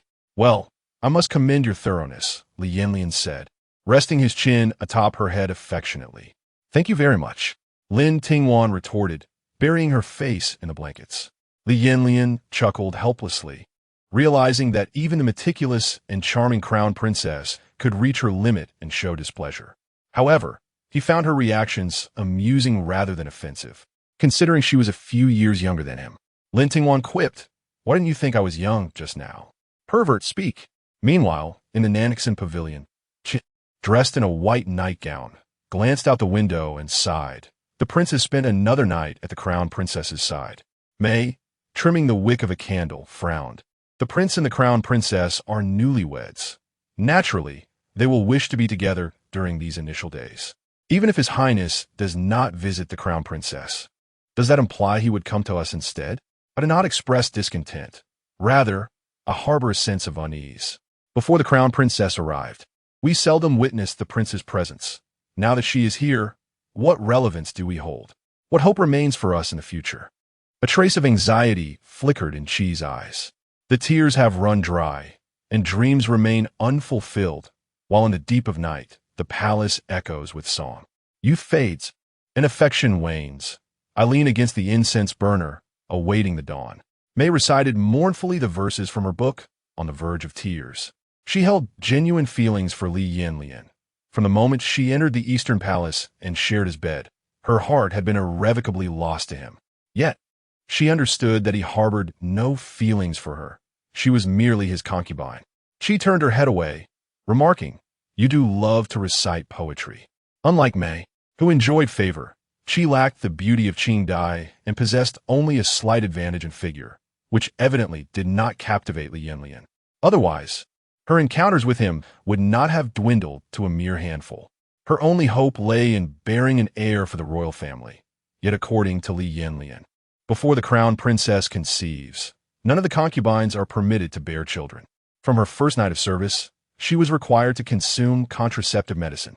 Li Yanyan insisted that his legitimate son must be the firstborn. Being the second son himself, though a prince, he still had to show deference to his elder brother. He did not wish his legitimate son to face such awkwardness. At the very least, the first legitimate child should not be in such a situation.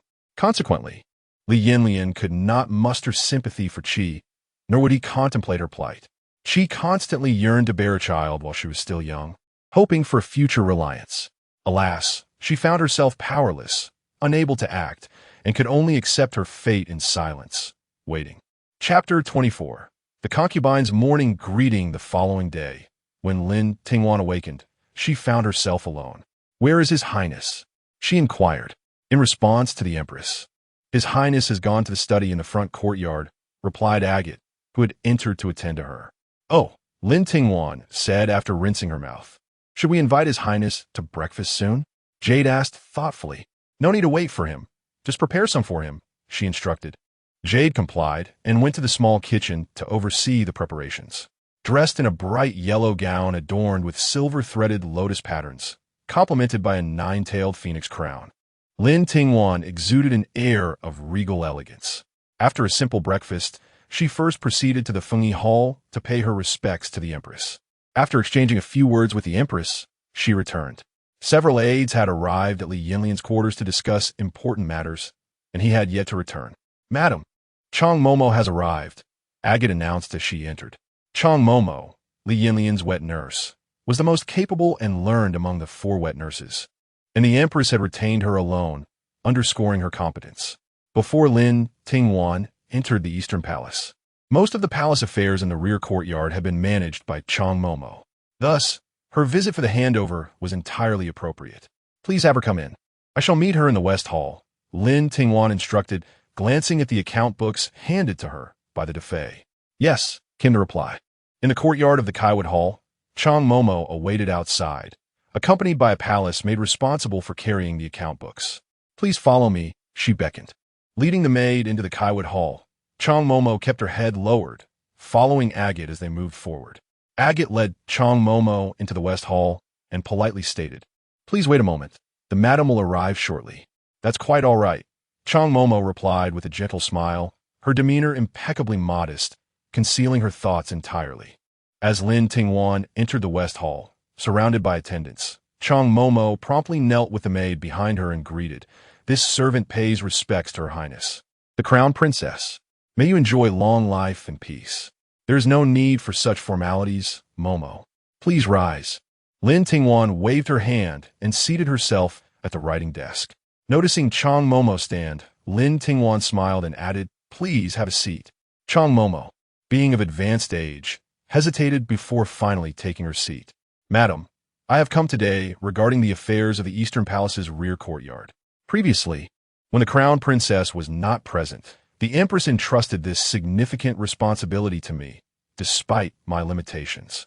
Now that you have entered the Eastern Palace, it is only fitting that you oversee these matters," she explained, casting a glance at the maid standing nearby. The maid stepped forward, holding a stack of account books above her head. "Your thoughtfulness is appreciated," Lin Tingwan remarked, glancing at Agate. Understanding her cue, Agate took the tray from the maid and placed it on the writing desk before Lin Tingwan. Rather than opening the books, Lin Tingwan continued, "Momo, there is no need to rush. I have been quite occupied these past few days and truly have no time to attend to these matters. Furthermore, this handover cannot be completed in just a day or two. You may not be aware, but there have been several banquets recently. Today is the Chancellor's birthday, and tomorrow the heir of the Duke of Gong is marrying. Both His Highness and I are rather pressed for time." Madame Chong found herself somewhat perplexed by Lin Tingwan's intentions. Typically, Most individuals would eagerly seize control of the household's affairs upon their arrival, firmly establishing their authority. Yet, here was the crown princess, seemingly reluctant to do so. However, she refrained from voicing her thoughts and instead stated, "It is merely my impatient nature, wishing to promptly return the significant responsibility of managing the household to your highness. In my haste, I momentarily forgot that your highness has myriad duties to attend to. I assure you, madam, that you might think I am intentionally shirking responsibilities. The truth is, I am simply overwhelmed and unable to spare the time," she continued. "Let us proceed this way. I shall send someone to conduct an inventory of the Eastern Palace's treasury in the coming days, and you may return a hand over the key at your convenience." Madame Chong quickly stood, expressing, "I would not dare, your highness. Your arrangements are exceedingly prudent. I shall immediately make preparations to access the storeroom." Lin Tingwan regarded her for a moment before affirming, "Very well, let it be so. Shanhua, accompany Madame Chong on this errand." "Yes," Shanhua replied dutifully.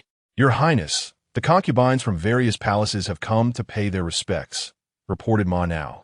Madame Chong observed, "Indeed, it appears there is never a moment of respite here." Lin Tingwan sighed in resignation and then turned to Ma Nao. "Allow them to enter. Your highness bears a heavy burden. I shall not impose further. Please take care of yourself, and I shall take my leave."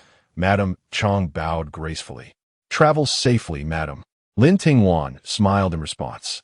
Xiao Yu, watching Madame Chong depart, queried, "Why not retrieve the key today, your highness? What purpose would that serve? Would you take on a task for me?" Lin Tingwan lightly tapped Xiao Yu's smooth forehead with her fingertip. "Madame Chong has managed affairs for over a year without error. What is there to worry about for a day or two?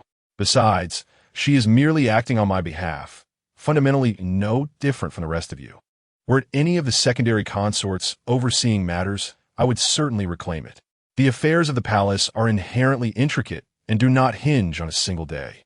Lin Tingwan casually perused the account books before rising and heading towards the main hall. As the doors to the West Hall swung open, Lin Tingwan stepped out, prompting everyone to kneel and pay their respects, exclaiming, "Your servant greets Her Royal Highness, the Crown Princess. May your highness enjoy eternal peace." Once seated in the principal position, Lin Tingwan surveyed the assembly below. "You may rise." "Be seated." "Thank you, your highness," they replied as they stood and took their seats. Lin Tingwan's gaze fell upon three exquisite beauties seated before her, each remarkably striking in their own right. The first on the left wore a gown of smoky purple, adorned with a plum blossom jade hairpin, her countenance imbued with a hint of melancholy, reminiscent of a delicate willow swaying in the breeze. The first on the right donned a light orange attire, embellished with simple gold hairpins. Her fair complexion and slightly plump figure exuded elegance, every gesture captivating and delightful. Shifting her attention to the lady seated behind, clad in a peach-pink gown, her hair adorned with an eye-catching begonia glass hairpin. The beauty's beauty mark near her eye intensified her allure, radiating charm and seduction. As Lin Tingwan observed them, they too cast furtive glances in her direction. Yet, unlike Lin Tingwan's open demeanor, their gazes were laden with trepidation, for they lacked the courage to gaze boldly upon the crown princess. After a brief observation, Lin Tingwan withdrew her gaze and smiled, saying, "I have long heard of the beauty of each of you sisters, and it seems the rumors hold true. Today marks my first encounter with you all. Consider these gifts as a token of our introduction." The others promptly expressed their gratitude. "Thank you, princess. Which one among you is May?" Lin Tingwan inquired, lifting her eyes. "I am May." The woman clad in a smoky purple garment responded quickly, bowing to the princess. "There is no need for excessive formalities," Lin Tingwan remarked with a nod. The maid, Agate, stepped forward to present the gifts Lin Tingwan had prepared for May. All three sisters received identical tokens: a set of gold-inlaid floral headpieces adorned with multicolored gemstones, a pair of gold and jade lotus earrings, a gold-collared jade pendant necklace, a pair of jade bracelets, and a pair of gold hairpins with parrots holding peaches. Each item was exquisite, dazzling, and radiant. May accepted the gifts with gratitude, saying, "I thank you for your generosity, your highness." Subsequently, Lin Tingwan called forth Qi and Shun, known as Qingdai, to receive their gifts as well. Although it could have been done collectively, Lin Tingwan primarily wished to familiarize herself with them. The woman in orange was Qi, while the one in pink was Chun. Once everyone was settled, Lin Tingwan smiled and addressed them. Having met you sisters, we are destined to share this palace for a lifetime. There are matters I must address up front. With a graceful smile, Lin Tingwan regarded the three women below her, who all lowered their heads. Mei instinctively straightened her back. Qi tightened her grip on her handkerchief, while Chun appeared the most relaxed, as if she had been mentally prepared for this moment. I'm a person who does not tolerate insolence, yet I am not overly tyrannical. If you can serve the Crown Prince well and contribute to the royal lineage, that is most commendable. Should you fail to do so, focus on your own lives, and I shall not impose undue hardships upon you. Lin Tingwan paused, then continued. However, if someone harbors restless thoughts and engages in actions detrimental to others, I shall not let it slide. The most crucial matter concerns the child in the Eastern Palace. I cannot control what is in your womb, but once born, that child belongs to the Eastern Palace. He or she is no longer solely yours. If you believe you can evade scrutiny, then proceed, but any transgressions will be met with consequences.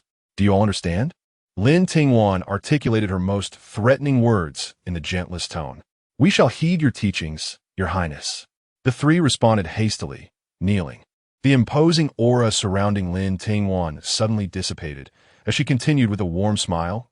Rise, please. I reiterate, as long as you do not cause trouble, I shall take good care of you. Should you encounter difficulties in the future, feel free to report to me. The others quickly assented, and, at that moment, Li Yanyan arrived. The Crown Prince has arrived. Everyone rose to kneel and pay their respects. We greet the Crown Prince. Li Yanyan strode in with purposeful steps, directly approaching Lin Tingwan at the forefront and assisting her to her feet. He then cast a glance downward and declared, Everyone, please rise. Thank you, Your Highness. Li Yanyan and Lin Tingwan took their seats, one on each side. Observing Lin Tingwan's expression, which bore no signs of distress, he felt a sense of ease wash over him. He then spoke with gravity. The Crown Princess shall oversee the affairs of the Eastern Palace. All matters will be decided by her. When you encounter the Crown Princess, you must treat her with the same reverence as you would show me. You are to attend to her needs diligently. Should any misfortune arise that causes her sorrow, I shall not be lenient. Do you understand? Yes, I shall remember your words. The assembly knelt once more in response. Throughout the morning, they had knelt countless times, compelled to do so at every turn. Yet as concubines, they held no right to protest. Very well, unless there are further matters, you may return. The Crown Princess and I have other affairs to attend to. Li Yanyan gestured dismissively. The trio complied and began to withdraw. Before leaving, Chun cast a lingering, resentful glance at Li Yanyan. It was akin to casting flirtatious glances at a blind man. He had not once lifted his gaze to acknowledge her. His attention remained fixated on Lin Tingwan. Chun, feeling thwarted, could only lower her head in reluctant submission as she exited. Chapter 25. Birthday Celebration. Upon exiting the Kawudian Hall, Mei and she naturally aligned themselves together, striding eastward without exchanging pleasantries with Chun, who was often disregarded by them. Chun, in turn, paid no heed to their departure and proceeded westward. Mei and Qi, residing in adjacent quarters on the eastern side, occupied the Nanzhuxin Pavilion and Lying Pavilion respectively, while Chun maintained her solitude in the western Ruixuotang. It was only natural for Mei and Qi to form an alliance, both wary of Chun, whom they perceived as cunning and beguiling, fostering an air of caution around her. However, the depth of camaraderie between Mei and Qi was perhaps superficial. Both were women of the court, each harboring her own reservations. Who among them could afford to be naive? Qi glanced back, noting Chen's considerable distance, and whispered to Mei, Her audacity is remarkable, daring to court the prince under the very nose of the Crown Princess. Mei frowned in response. Her behavior is indeed inappropriate, yet ultimately, her actions bear no consequence for us. The Crown Princess has assured us that as long as we remain compliant, we shall not face her ire. Qi pursed her lips, silently questioning Mei's certainty regarding Chen's sincerity, though she refrained from voicing her doubts. Upon reaching their residence, the two parted ways. Meanwhile, Chun walked the western path. Her mood decidedly somber, her thoughts tightly coiled within her. Upon reaching an intersection, she cast a reluctant glance back toward Kawudian Hall. Yet her discontent compelled her to turn away and continue on her way. Once back in Ruixuotang, Chun sat in the main hall, her expression clouded, choosing silence. The maid, Lu, exchanged a concerned glance with another maid, Yu, who shook her head in response. Quickly, Yu approached Chun with comforting words. Do not let it trouble you, my lady.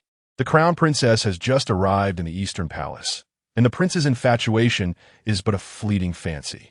In time, he shall remember your worth. For you are his first attendant. Chun shot you a sidelong glance, still furrowing her brow. The moment I laid eyes on the crown princess, I sensed she would not be easily managed. You witnessed how the prince gazed at her. His heart is consumed by her. While I have never received a fraction of his affection, fate is truly unjust. Birth alone creates such disparities. How can I ever compete with her? My lady, bear with it for now. There will be ample opportunities in the days to come, you reassured, having gleaned the source of Chen's distress. She poured a cup of tea for Chun, soothingly. Chun accepted the cup, sighing, alas, it appears I have no choice but to endure. Meanwhile, within Kawudian Hall, Li Yanyan arrived to escort Lin Tingwan to the Prime Minister's residence for a birthday celebration. Lin instructed her attendants to gather the prepared gifts before departing the palace alongside Li. Upon their arrival at the Prime Minister's estate, all present offered their respectful salutations, careful to exhibit no semblance of negligence. Yet, some members of the Wang family regarded Lin Tingwan with a hint of unease in their gazes. Today's birthday celebration is hosted by Madame Mu of the second house, with all attendees being from her household. The first house can only remain inside, patiently waiting like mere ornaments. It is evident to all that this is the situation, and no one dares to expose the awkwardness instead. They flatter and greet one another with smiles. The arrival of Li Yanyan and Lin Tingwan is met with utmost respect. Upon entering the main hall, they offer a slight bow as a gesture of filial piety. Prime Minister Wang promptly assists them, merely going through the motions. Li Yanyan first presents the gifts from Emperor Jingyu and the Empress, to which the Wang family kneels in gratitude. Following this is Li Yanyan's birthday gift, a screen intricately carved from jade, depicting various immortals holding longevity peaches amidst crashing waves, with distant celestial mountains in view. The inscription wishes the grandfather a fortune as vast as the eastern sea and a longevity surpassing that of the southern mountains. Li Yanyan's generosity is greatly appreciated, eliciting smiles from Prime Minister Wang.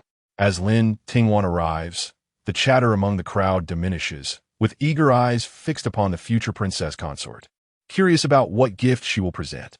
Upon her entry, it is clear that she is likely guided by the crown prince in her choice of gift. Among the women, Xiao Shi whispers discreetly, lamenting that were it not for Lin Tingwan, she would not be standing by her father-in-law's side now. With Madame Mu having risen to prominence, Xiao Shi feels overshadowed, lost amidst the throng. A few women beside, Xiao Shi step back in surprise, wary of being associated with her, leaving her feeling quite embarrassed. She casts a sidelong glance, eager to see what splendid gift Lin Tingwan might bestow, anticipating a spectacle. Lin Tingwan gestures subtly, and a box adorned with agate is presented. Madame Mu, perceptive as ever, takes it, opening it to reveal a painting. Initially unimpressed, Prime Minister Wang finds it difficult to ignore once the box is opened. As he retrieves and unfurls the artwork, he stands in astonishment, gazing intently at Lin Tingwan. Just as he begins, Lin Tingwan smiles and nods. This piece is titled Pine Mountain, painted by the esteemed Mr. Ling Jun, with the inscription penned by Mr. Qingzhang. Prime Minister Wang is taken aback, studying the work meticulously, even retrieving his magnifying glass to scrutinize the details. The marks and seals of the artwork are unmistakably authentic. Even at his esteemed position, wealth and power cannot secure such treasures. These renowned figures have always acted according to their whims, despising the influential families.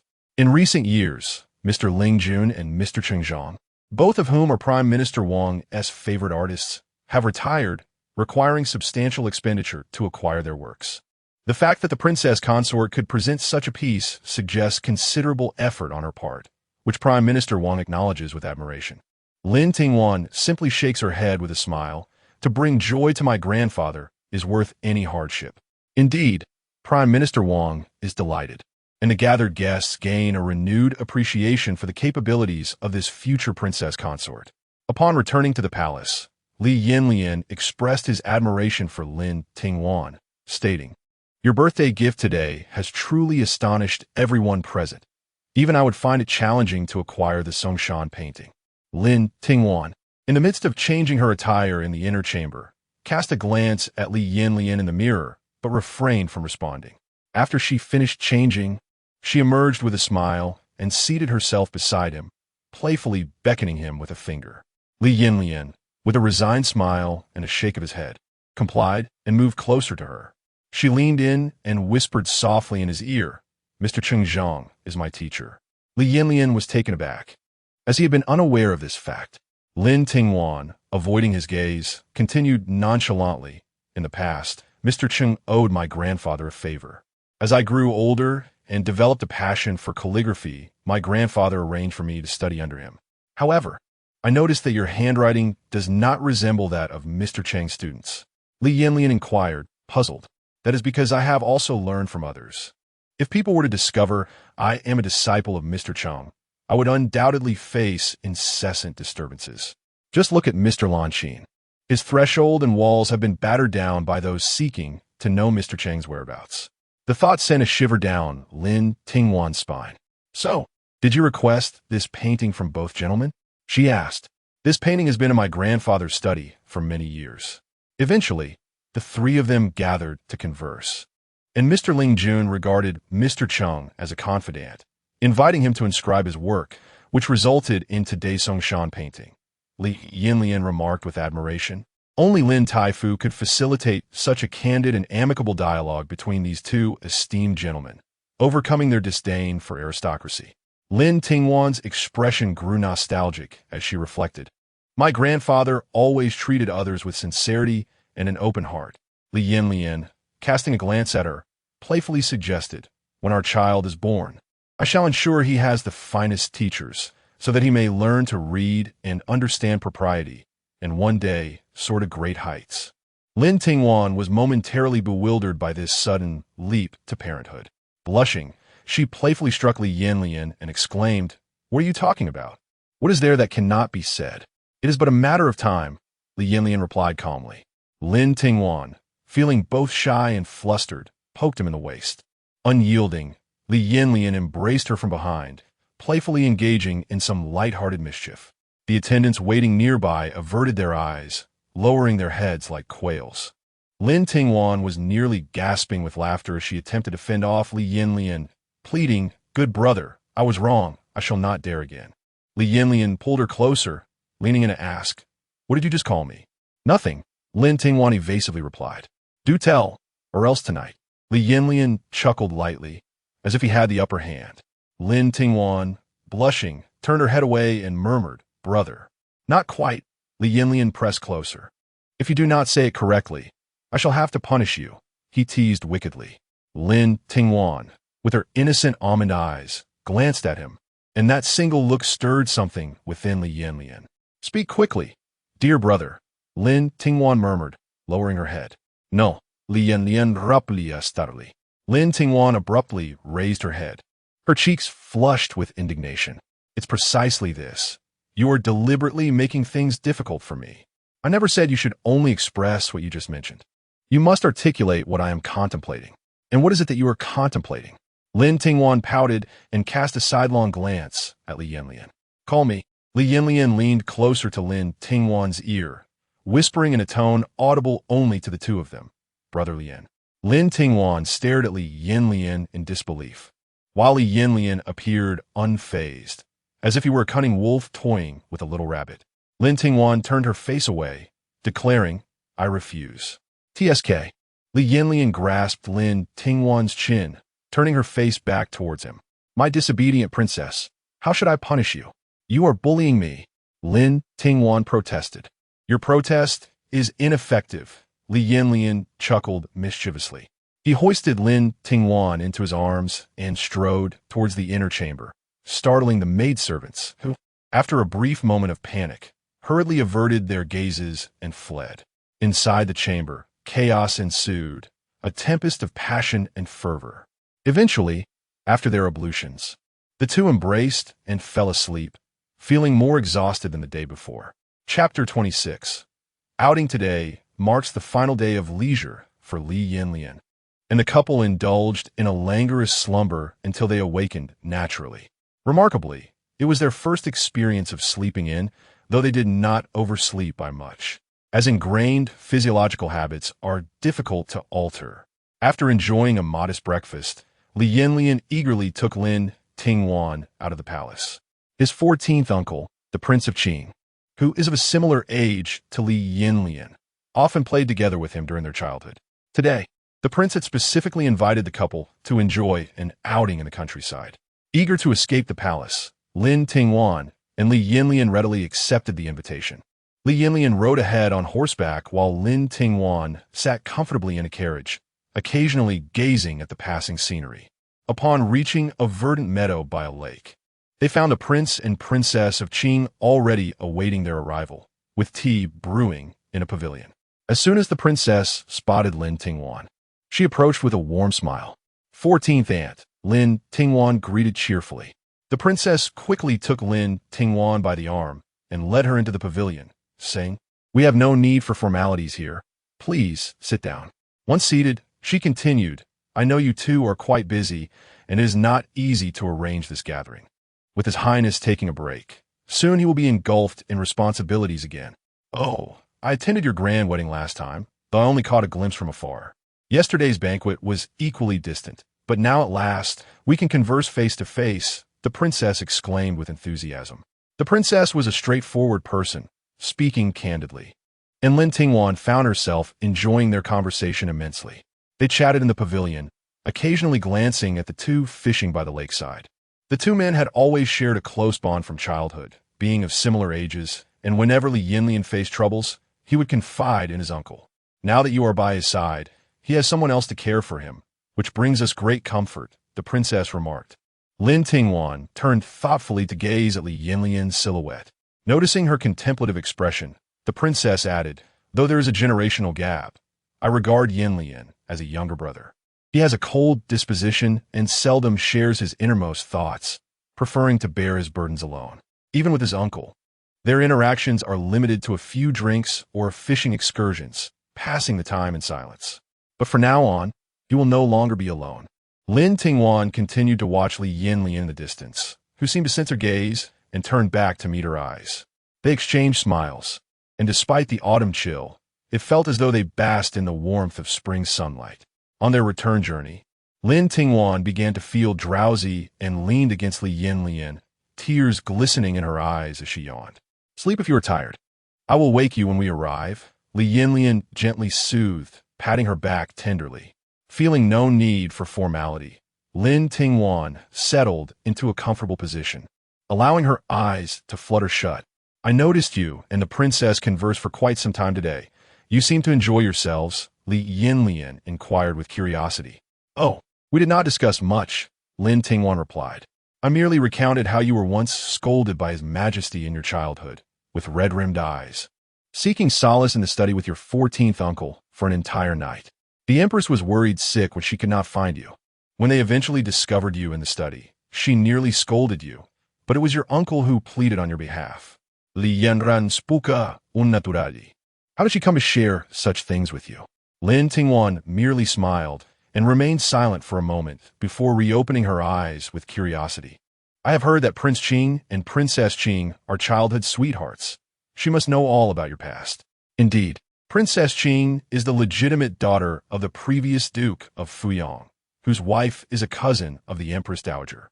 She was raised alongside the Empress Dowager, the 13th uncle, the 14th uncle, and me. Then how did she end up marrying the 14th uncle? Wasn't the 13th uncle quite close to you all? I cannot say.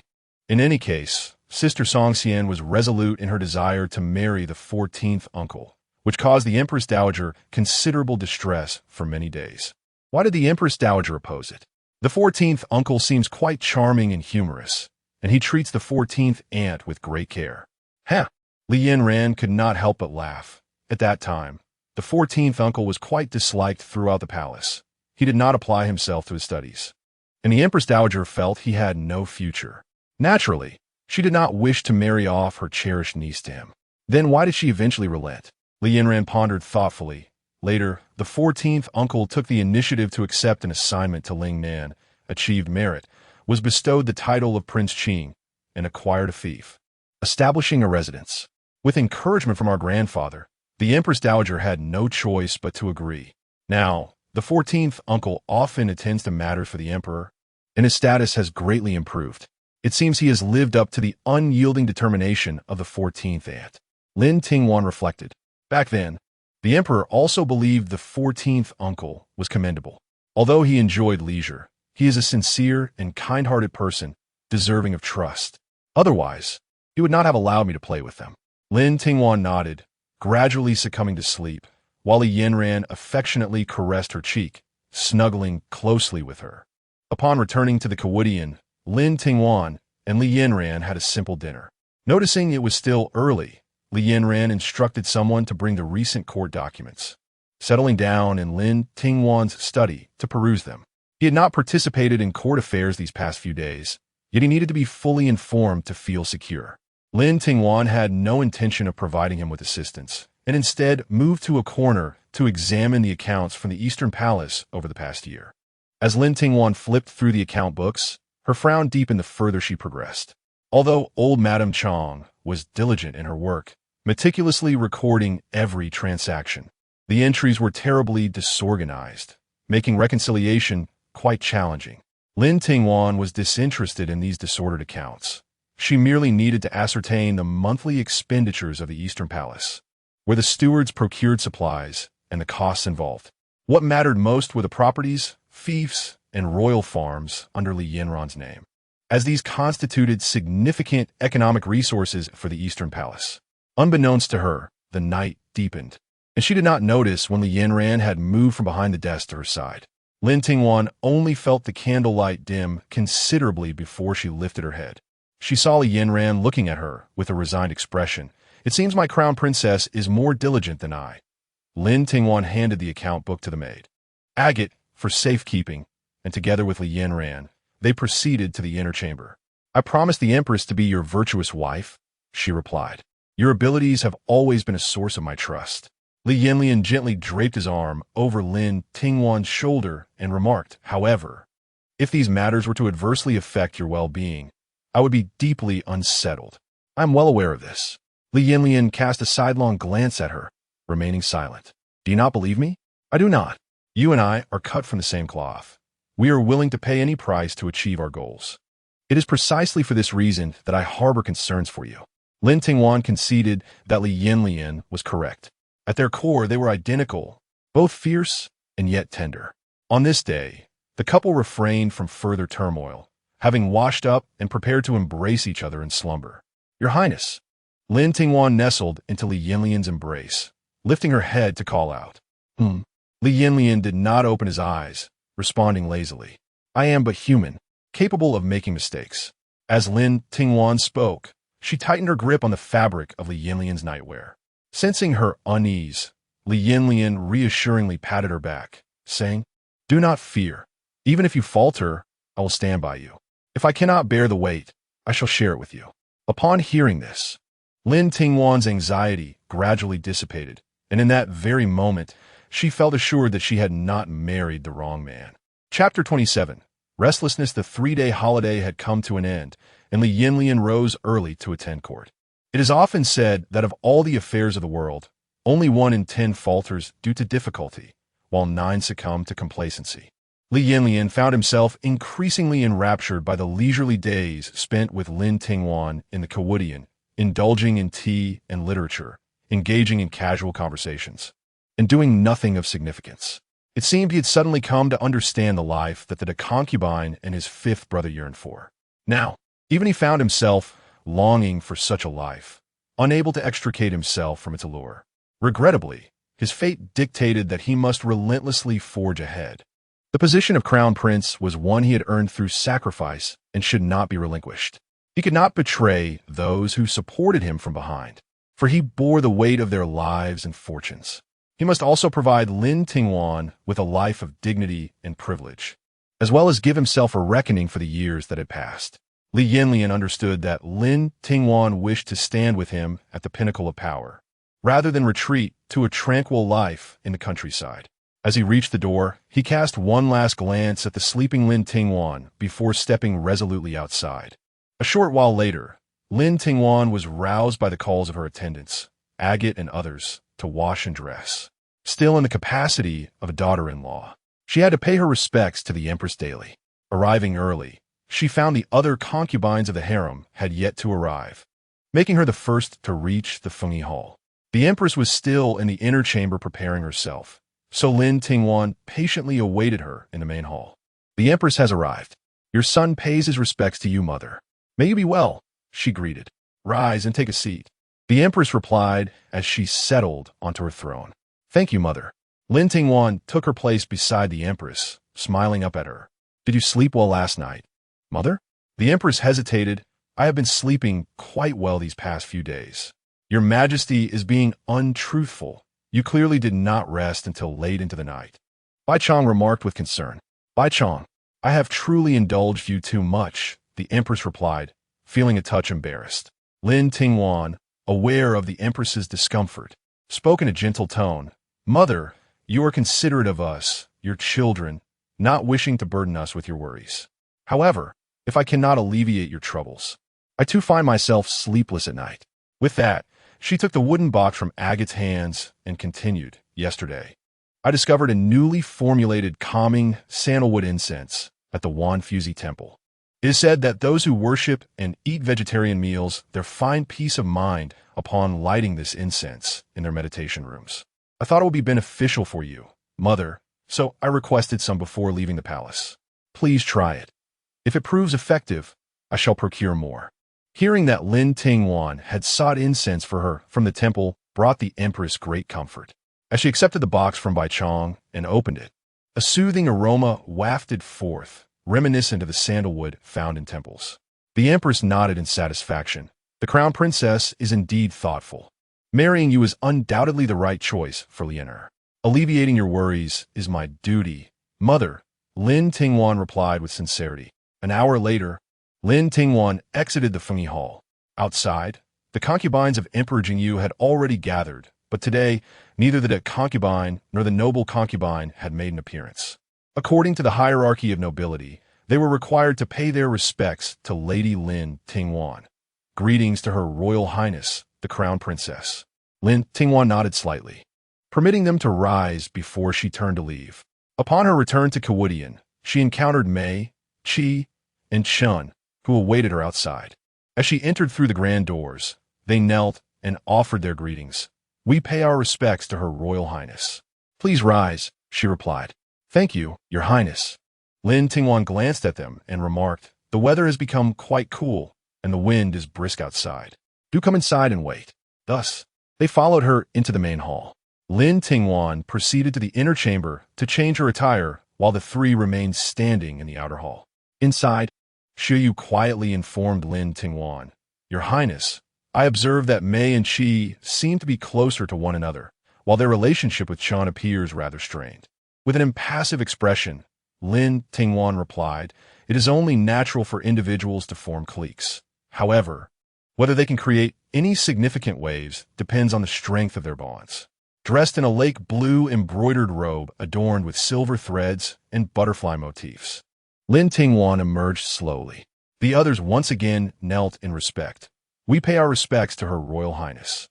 "Please rise and be seated," she instructed. Once seated, Lin Tingwan added, "Thank you." The three rose and took their places. Coral, accompanied by attendants, served tea to them. Mei glanced at the tea in her cup, momentarily taken aback, before beginning to savor it with great care. Holding the cup delicately, Mei remarked, "The tea here must be this year's freshly harvested West Lake Dragon Well. Am I correct?" Lin Tingwan smiled and replied, "You are indeed correct. This tea was presented as tribute by the governor of Hangzhou in early April. Does Lady Mei particularly enjoy this tea?" May, startled, shook her head. I have only tasted it once by chance, and the memory remains vivid. Thus, I am delighted to encounter it again today. It was somewhat difficult for her to articulate. Given her father's position and disposition, such exquisite tea was beyond their means, and therefore she rarely indulged.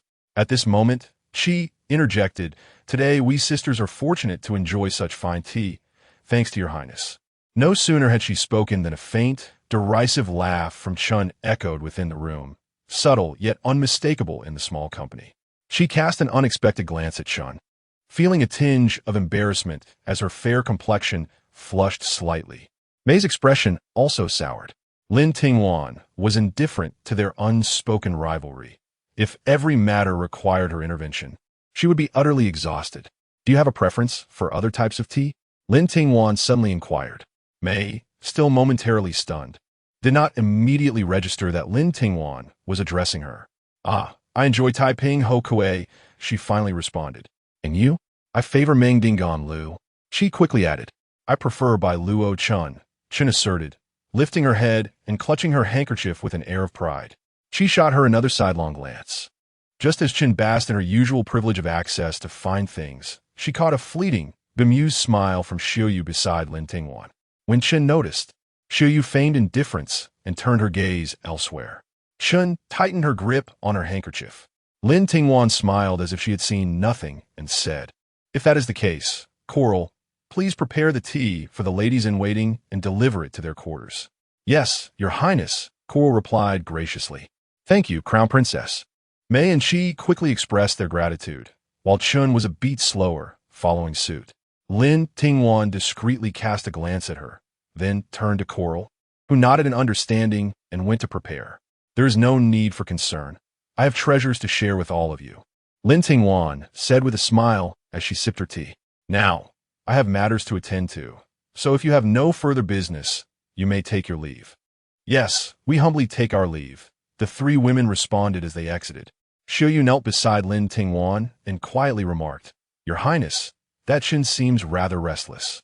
Lin Tingwan raised her head with a cold smile, saying, "Restless individuals will inevitably reveal themselves. One can endure a moment, but not a lifetime. Let her wait. She is of no consequence." Chapter 28. Establishing rules after the departure of the three concubines, Lin Tingwan summoned the heads of the Internal Affairs Bureau. Today marked the inaugural meeting, and a considerable number of attendees were present.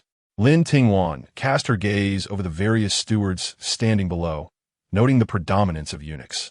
While the female officials were so few, they could be counted on one hand. After a brief moment of contemplation, Lin Tingwan addressed the assembly.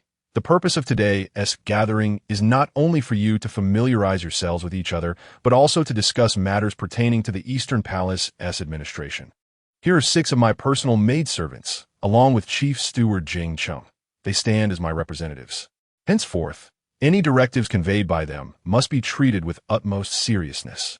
The maidservants, Agate, Jadeite, Coral, Xiuyu, along with Guyu and Shuangjiang, stepped forward, exuding an air of confidence as they allowed the stewards to scrutinize them. "Understood," the assembly replied in unison.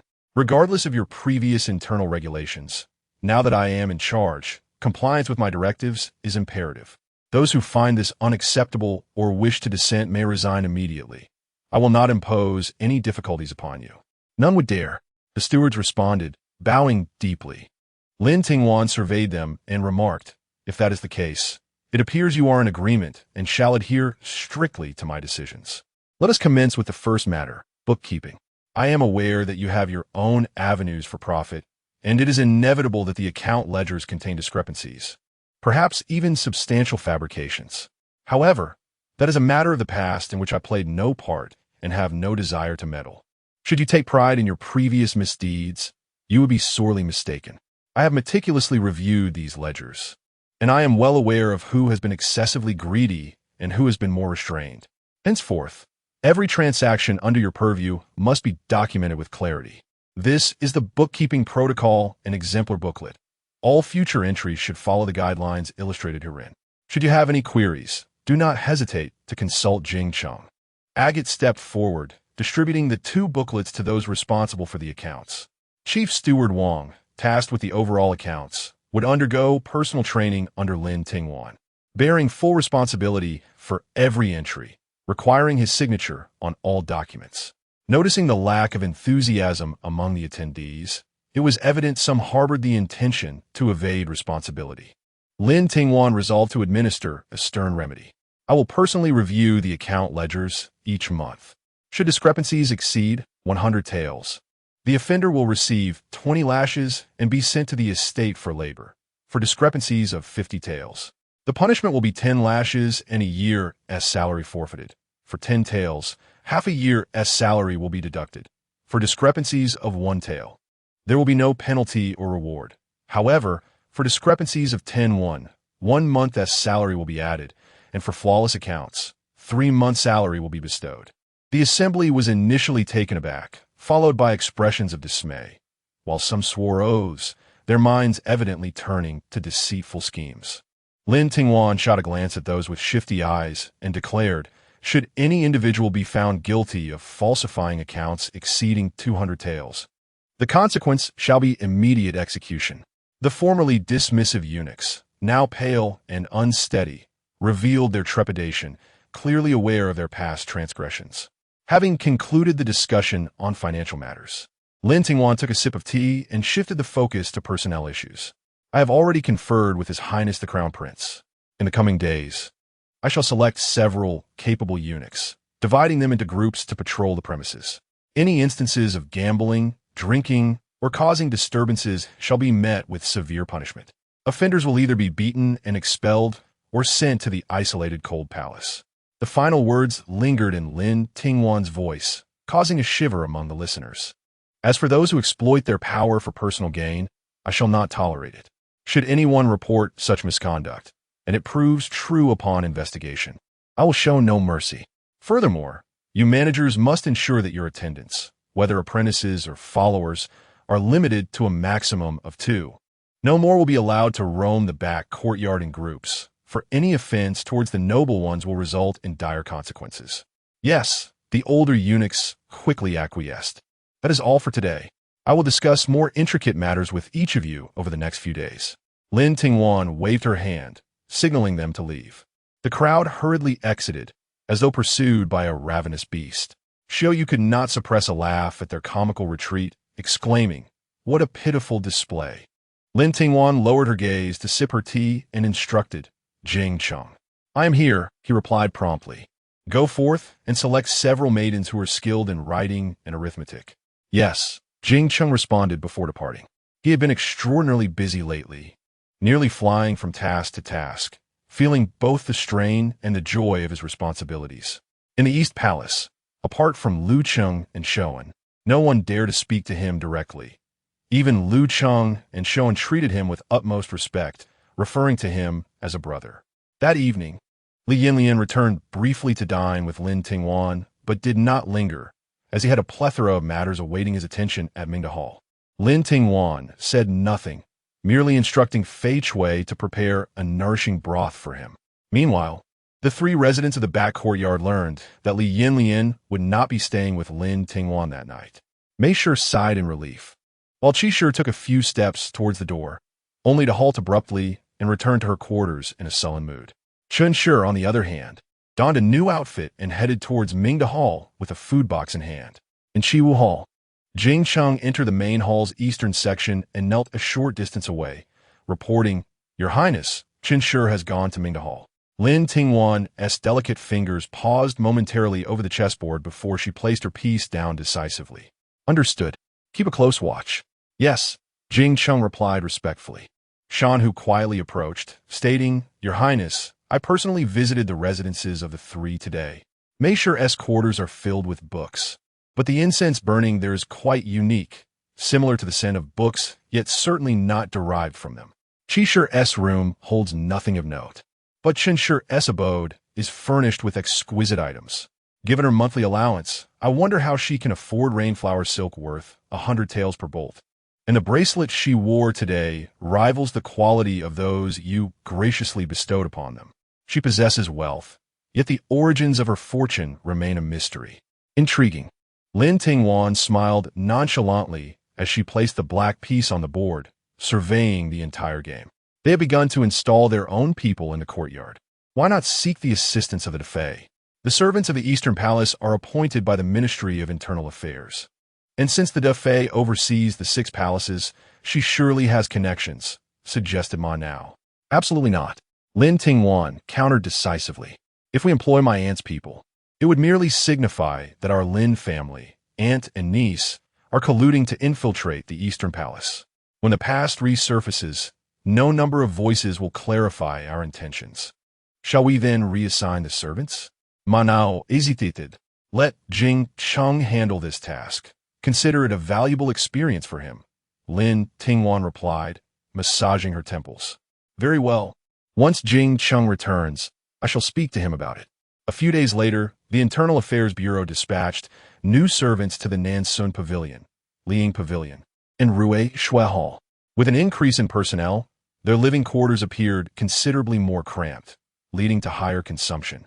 Thus, Lin Tingwan instructed the 3 to each choose those they deemed ineffective, provided they had previously served them. Though the trio found this peculiar, they held no objections. After all, their own people were to remain untouched, while the others might very well be spies from elsewhere. The higher the stakes, the more cunning the adversary. If matters were truly as simple as they envisioned, why would Jing Chen go through such elaborate lengths? Even before the Internal Affairs Bureau sent personnel, Jing Cheng had already subverted the older staff within, individuals who had gained the trust of their masters. The reshuffling was merely a ruse, designed to enhance the trust and utility of the internal agents that Jing Cheng had orchestrated. Chapter 29. Extermination of Vermin in the Aftermath of Lin Tingwan's Initial Reorganization. The domestic affairs in the East Palace's rear courtyard have gradually found their rhythm. The previous atmosphere of indulgence and laziness has long since dissipated, replaced by a refreshing spirit within the inner palace. Capable individuals are beginning to step into the limelight, while the insidious vermin that once gnawed at its core are being methodically eradicated. However, Lin Tingwan is acutely aware that what has been removed thus far are but the superficial rot. The deep-seated afflictions within the palace remain, unresolved and festering. On this particular day, after paying her respects at the Fengyi Hall, Lin Tingwan was set to return to the Kaiwood Hall. As her palanquin journeyed midway, she sensed the wind picking up outside. Lifting the curtain, she instructed, take the route through the Xianjing Gate. This path was closer and less windy. Unbeknownst, replied Montag now, who promptly directed the bearers to head toward the Xianjing Gate. The area was sparsely populated, with numerous trees and overgrown weeds, yet it provided a shield from the wind, allowing the bearers to conserve their strength. The bearers, recognizing Lin Tingwan's thoughtfulness, adjusted their efforts accordingly. However, upon reaching a secluded spot, they stumbled upon a brawl among a group of eunuchs. The stout leader, brawny and imposing, was rallying a gaggle of smaller eunuchs as they besieged a tall, lanky one. Despite his slender frame, the latter fought fiercely, his eyes ablaze with a reckless determination, retaliating with vicious strikes. His assailants were relentless, pummeling him without mercy. The hefty eunuch pressed his foot against the victim's chest, grinding down with derision. Huh, so you think your bones are tough? Keep at it, why don't you? I'll tell you this. If I kill that old fool, no one will care, not even your worthless life. And what if I choose to intervene? The corpulent eunuch spun around in shock to find Lin Tingwan's palanquin and bright yellow sedan chair halted behind him. Though he did not know who was within, the royal yellow sedan was reserved for the most esteemed individuals, impervious to trifles. Coupled with his recent conversations about the Crown Prince's wedding, the youthful voice emanating from within hinted at a noble woman's presence, rendering her identity unmistakable. The stout eunuch's legs trembled, and the flesh on his face quivered uncontrollably. Your servant pays respects to Her Royal Highness, the Crown Princess. His exclamation startled the eunuchs behind him, who hastily fell to their knees in reverence. It appears they are not entirely foolish, Lin Tingwan mused as she emerged from the sedan, adorned in a violet gown intricately embroidered with golden phoenixes. She surveyed the kneeling eunuchs from her elevated position, her gaze landing on the one who bore a trace of blood at the corner of his mouth. She had overheard them speaking of his toughness, and indeed, He radiated a fierce and unyielding spirit. Retracting her gaze, she addressed the leader. "What is your name? And what is your position?" In response to her royal highness, "I am in charge of procurement in the Ministry of Internal Affairs," the stout eunuch replied. "Director Pang?" "Indeed, it is I." Pang had not anticipated that Lin Tingwan would recognize him. In the palace, strict decrees have been issued against private brawling, with the penalty for transgressors set at 18 strikes. "How dare you presume to flout the palace rules with such audacity?" Jing Chung moved a chair for Lin Tingwan, who took a seat and declared, "Your Highness, I implore you to see the truth. It was this individual, Chun Li, who just now affronted a noble. We, the servants, merely sought to advise him, yet he resented our interference and attempted to strike us. Thus, all blame rests with me. I beseech the esteemed crown princess to show mercy this once." Chun Li suddenly raised his head and shouted, "You lie. It was you who murdered Master Ma and discarded his body in the well. I sought to confront you, and you all ganged up to assault me. That is the truth." Mid-sentence, Chun Li was subdued, primarily due to his excessive agitation, as there was concern he might harm someone if allowed to rise. "The truth shall be verified by Her Highness. Cease your baseless accusations. You have sullied the ears of the princess. What punishment do you deserve?" Pang De admonished as he knelt. He then crawled forward a few paces, pressing his forehead to the ground. "Your Highness, I assure you, every word I speak is true. You may summon others to corroborate, for some witnessed his affront to the noble." Chun Li longed to retaliate against Pang De, yet he possessed neither evidence nor witnesses, as no one would testify on his behalf. The only person who had ever cared for him was now slain by Pang De, rendering his existence devoid of meaning. Pang De's foster father was the esteemed Gong Gong Gong, close to the Empress Dowager, and thus the crown princess would certainly avoid any scandal. Today, his demise seemed inevitable, and he had no desire to continue living. He merely wished to take someone down with him, preferably Pang De. Exhausted, Chun Li closed his eyes, waiting for the right moment. Lin Tingwan cast a cold glance at Pang De, who knelt at her feet, and asked, "Have you finished speaking?" Pang De, Sudanikovit, replied weakly, "Yes, I have spoken." "Chief Steward Pang, I have heard that you recently spent a considerable sum in hopes of serving in the Eastern Palace. With such rashness, how could I possibly entrust you with responsibilities?" Lin Tingwan elongated her tone, feigning difficulty. Upon hearing this, Pang De was filled with joy, hastening to say, "Your Highness, I was merely anxious. I'm typically quite composed." He crawled a few steps closer, whispering, "Your Highness, my foster father is beside the Empress Dowager. He can vouch for me." Lin Tingwan's lips curled slightly, finally striking a chord. Suddenly, she frowned, causing Pang De to shudder. He recalled that the crown princess had had a falling out with the Empress Dowager before her marriage. However, as he considered the promise of benefits from his master for infiltrating the Eastern Palace, he steeled his resolve. One must enter the tiger's den to capture the tiger cub. He could only forsake his foster father for the time being. Both he and the Empress Dowager were aging. Now was the moment to leverage their influence for his own gain. As Pang De attempted to draw closer to Lin Tingwan, Jing Chung seized him and tossed him aside. "Your Highness, I have urgent matters to report." Lin Tingwan waved her hand, and the two guards brought Chief Steward Pang back. Leaning down, she listened as Pang whispered something in her ear. With each word, her dimples deepened. Chun Li observed the scene with cold indifference, the light in his eyes extinguished. Yet Lin Tingwan, covering her face with a handkerchief, chuckled. "Is what you say truly the case?" "I swear upon my life, it is absolutely true," Pang insisted earnestly.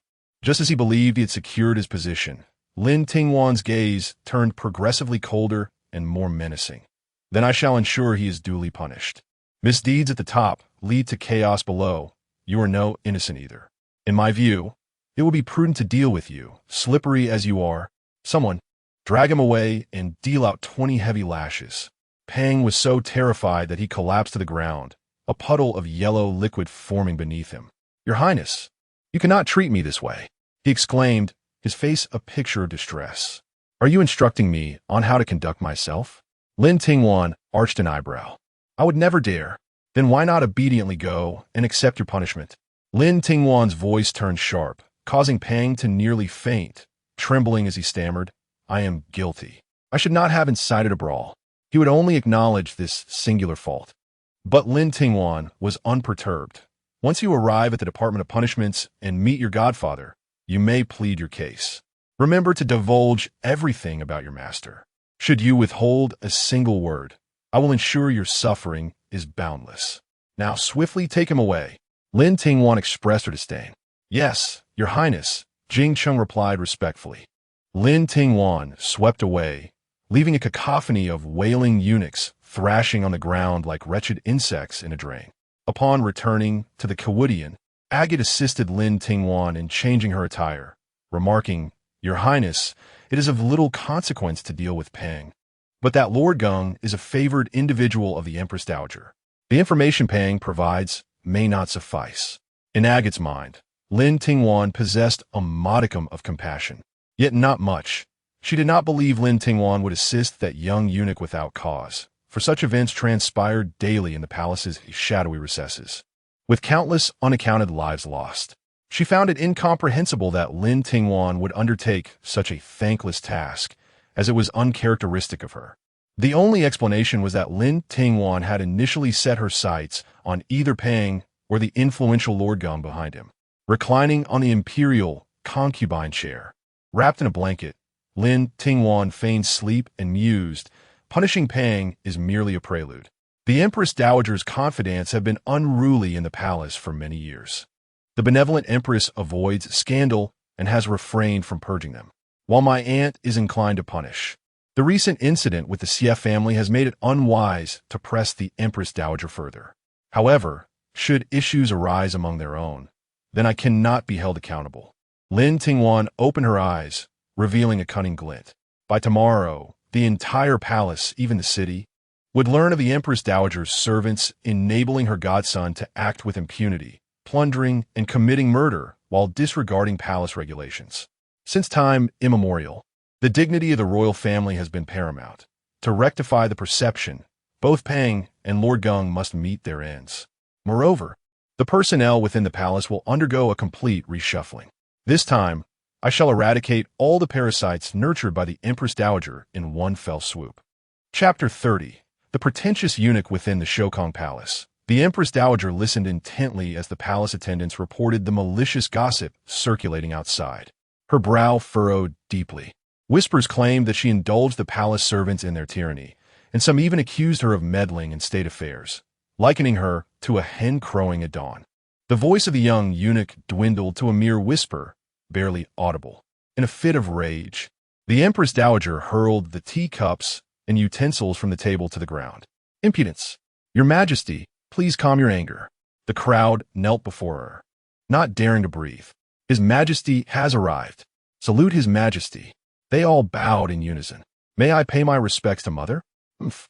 The Empress Dowager turned her head, too weary to exchange words with her favored son. "Mother, do not let your heart be troubled. It is not worth your ire over those servants who, in your name, engage in vile deeds." The Emperor Jingyu seated himself with an air of calm. The Empress Dowager was incensed by the Emperor's audacity to twist the truth. "They are all long-serving attendants by my side. Even if they have erred, a reprimand or a beating would suffice. Why must they face death? Well, my dignity," she exclaimed passionately. "Mother, my actions are for the sake of your reputation and the dignity of the royal family," the Emperor Jingyu gently urged. The Empress Dowager huffed disdainfully. "Do not think I am unaware. This turmoil was instigated by the niece of concubine Da, who undoubtedly fans the flames from the shadows. You show favoritism towards Lin Lichong, ultimately betraying me." As she spoke, tears of grievance welled in her eyes. "Oh, dear late Emperor, what sin have I committed to bear such a wretched offspring? One who forgets his mother upon acquiring a wife? Mother, what does this have to do with her? You may feel sorrow for them, but do they feel the same for you? How much silver have they greedily hoarded? How many lives have they taken? Are you not aware? What does this matter? Countless souls perish daily within the palace. When money is scarce, my people are tainted, yet concubined as people are not. These are mere trifles," the Empress Dowager muttered. "Mother, you are the Empress Dowager of the realm, the matron of the people, the sovereign of countless subjects of the Jing nation. The Emperor Jingyu rose, his voice stern. You dare defy your own mother. The Empress Dowager cried out in fury. I do not dare, but I will say this.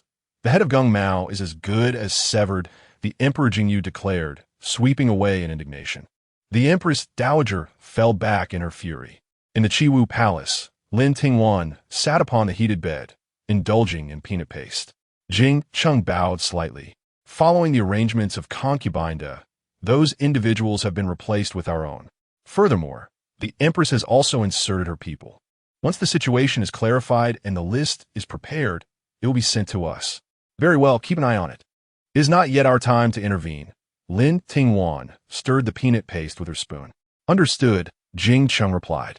At that moment, the maid Agate entered with an uneasy expression. My lady, the Empress summons you. Lin Tingwan raised her gaze. Let us go. There is no need to fret.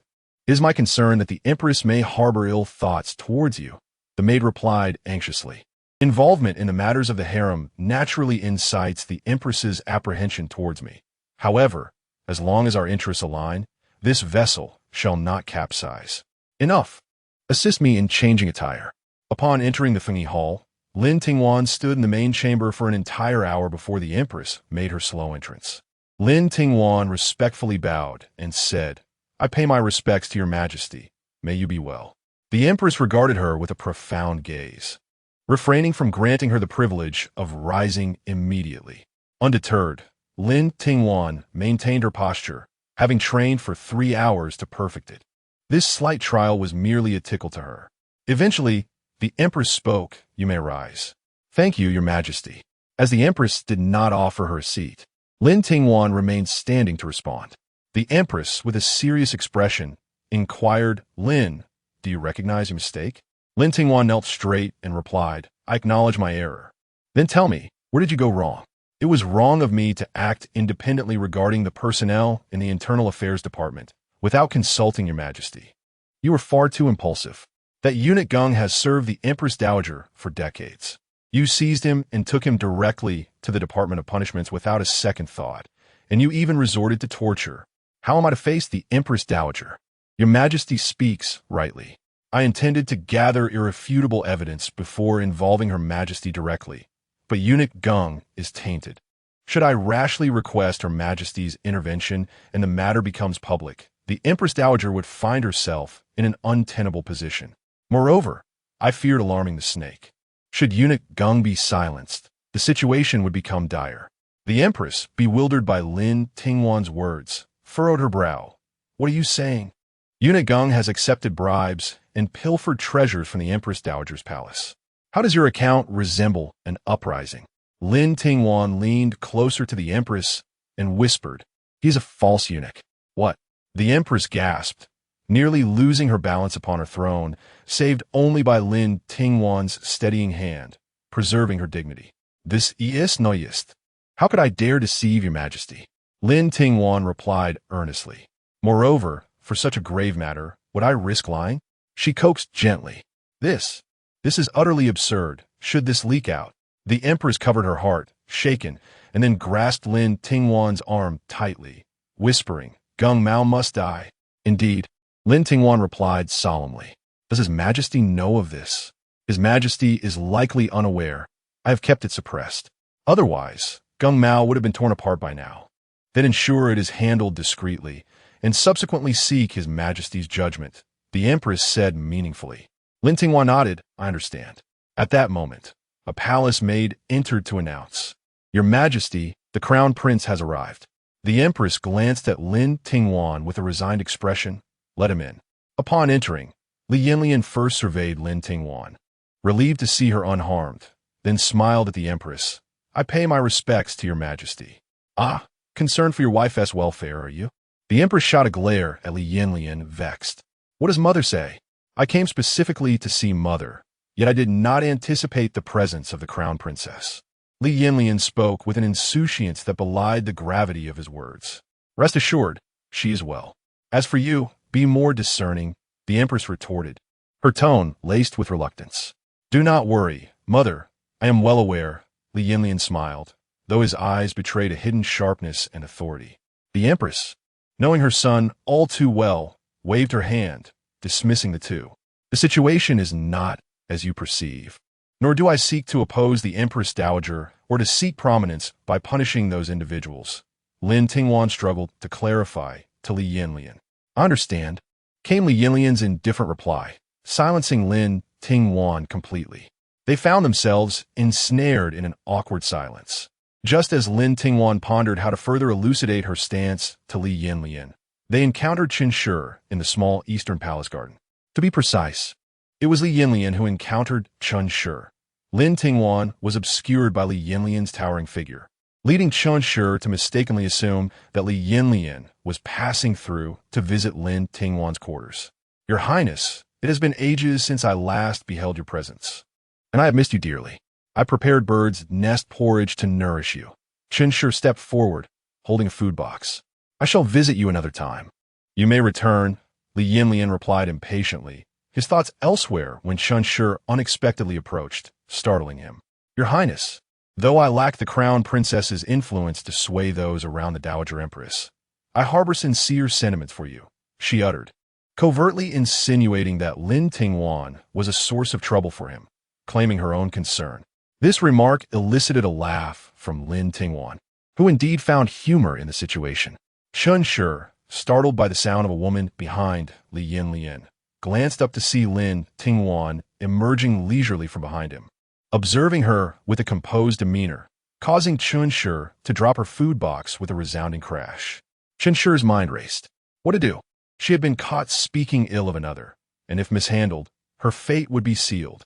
Suddenly, she knelt, saying, I pay my respects to the Crown Princess. May you have long life and prosperity. It is all my fault.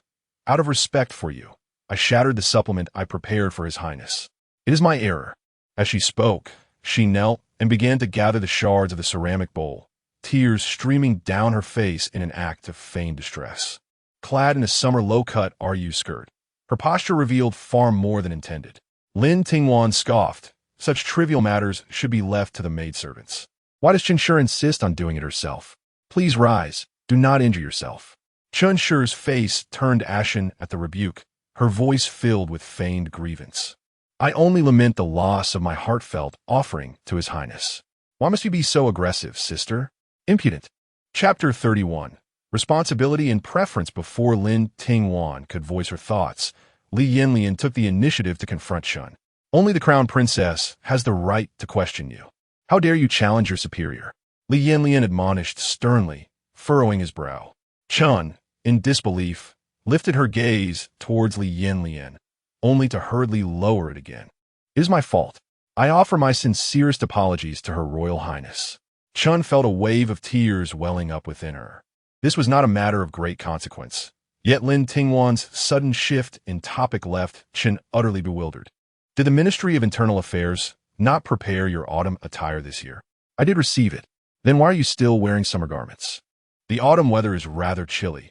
What would happen if you fell ill? If you do not take care of your own body, how can you expect others to care for you? Lin Tingwan's words, laced with gentle concern, created a stark contrast between the two women. Qin was left speechless. She could not possibly confess that her intention was to allure the Crown Prince. I have been feeling rather overheated lately, hence the lighter clothing, she managed to say. With the temperature dropping, it is essential to keep warm. If you are unwell, do seek the physician, Lin Tingwan remarked, her tone seemingly filled with genuine concern. Li Yanyan, refusing to even glance at her, declared, the Crown Princess is correct. If one is ill, one should see the physician. Wandering about inappropriately attired is unacceptable. Henceforth, you shall remain in Ruixuatang to recuperate until the new year. Your Highness, Qin exclaimed, incredulity etched across her face. Li Yanyan ignored her protests, taking Lin Tingwan's hand and leading her away. Thus, Lin Tingwan was escorted back to Chiwu Palace by Li Yanyan.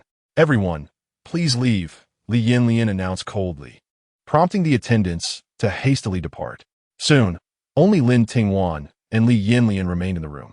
Li Yanyan turned his back to her, while Lin Tingwan contemplated how to broach the subject. You orchestrated this, did you not? Li Yanyan confronted her directly. Lin Tingwan hesitated for a moment, her eyes betraying her inner conflict before she replied firmly, yes, it was I. Have you considered the repercussions should you misinterpret Father Emperor's intentions? He pressed. Will he hold you accountable? Not exactly. He merely offered a few admonishments, Li Yanyan recalled, reflecting on the Emperor's words earlier, warning him that Lin Tingwan was ambitious, yet too impetuous, and that he should keep a close watch on her. Rest assured, I have one last card to play. That card you speak of is the Empress Dowager, is it not? Li Yanyan inquired, his tone rational. Yes, but not entirely. Li Yanyan cast a glance at Lin Tingwan before pouring 2 cups of tea, offering her one. Due elaborati. The individual behind the formidable figure is not Gung Mao. He is merely a fade to obscure his true identity. There is another person pulling the strings. Feeling parched, Lin Tingwan took a sip of tea and continued. This individual has not only cultivated the formidable figure, but also has connections within the Ministry of Internal Affairs, the 24 bureaus, and various palaces in the rear court. It is highly likely that even the Eastern Palace has his agents. They do not engage in the palace intrigues, thus remaining inconspicuous. They quietly gathered intelligence regarding His Majesty, important consorts, princes, and the Empress Dowager through the inner palace. In other words, they were the hidden agents embedded within the imperial palace. Should a crisis arise, the inner palace would become their hostages, akin to fish on a cutting board, at their mercy.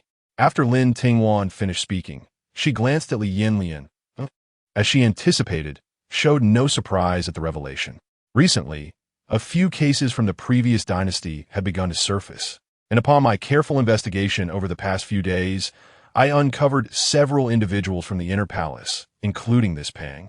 Though the evidence was quite subtle and not enough to alarm them, it is fitting that you take them down in the name of avenging the Empress Dowager. Now you can conduct a public trial without hesitation. So your Highness was intentionally giving me a hard time just now? Lin Tingwan raised an eyebrow. Her eyes filled with reproach. Was I? Li Yanyan feigned innocence, certainly denying it. Clearly you were. A 1-tea yield, Lin Tingwan retorted, turning away with a pout.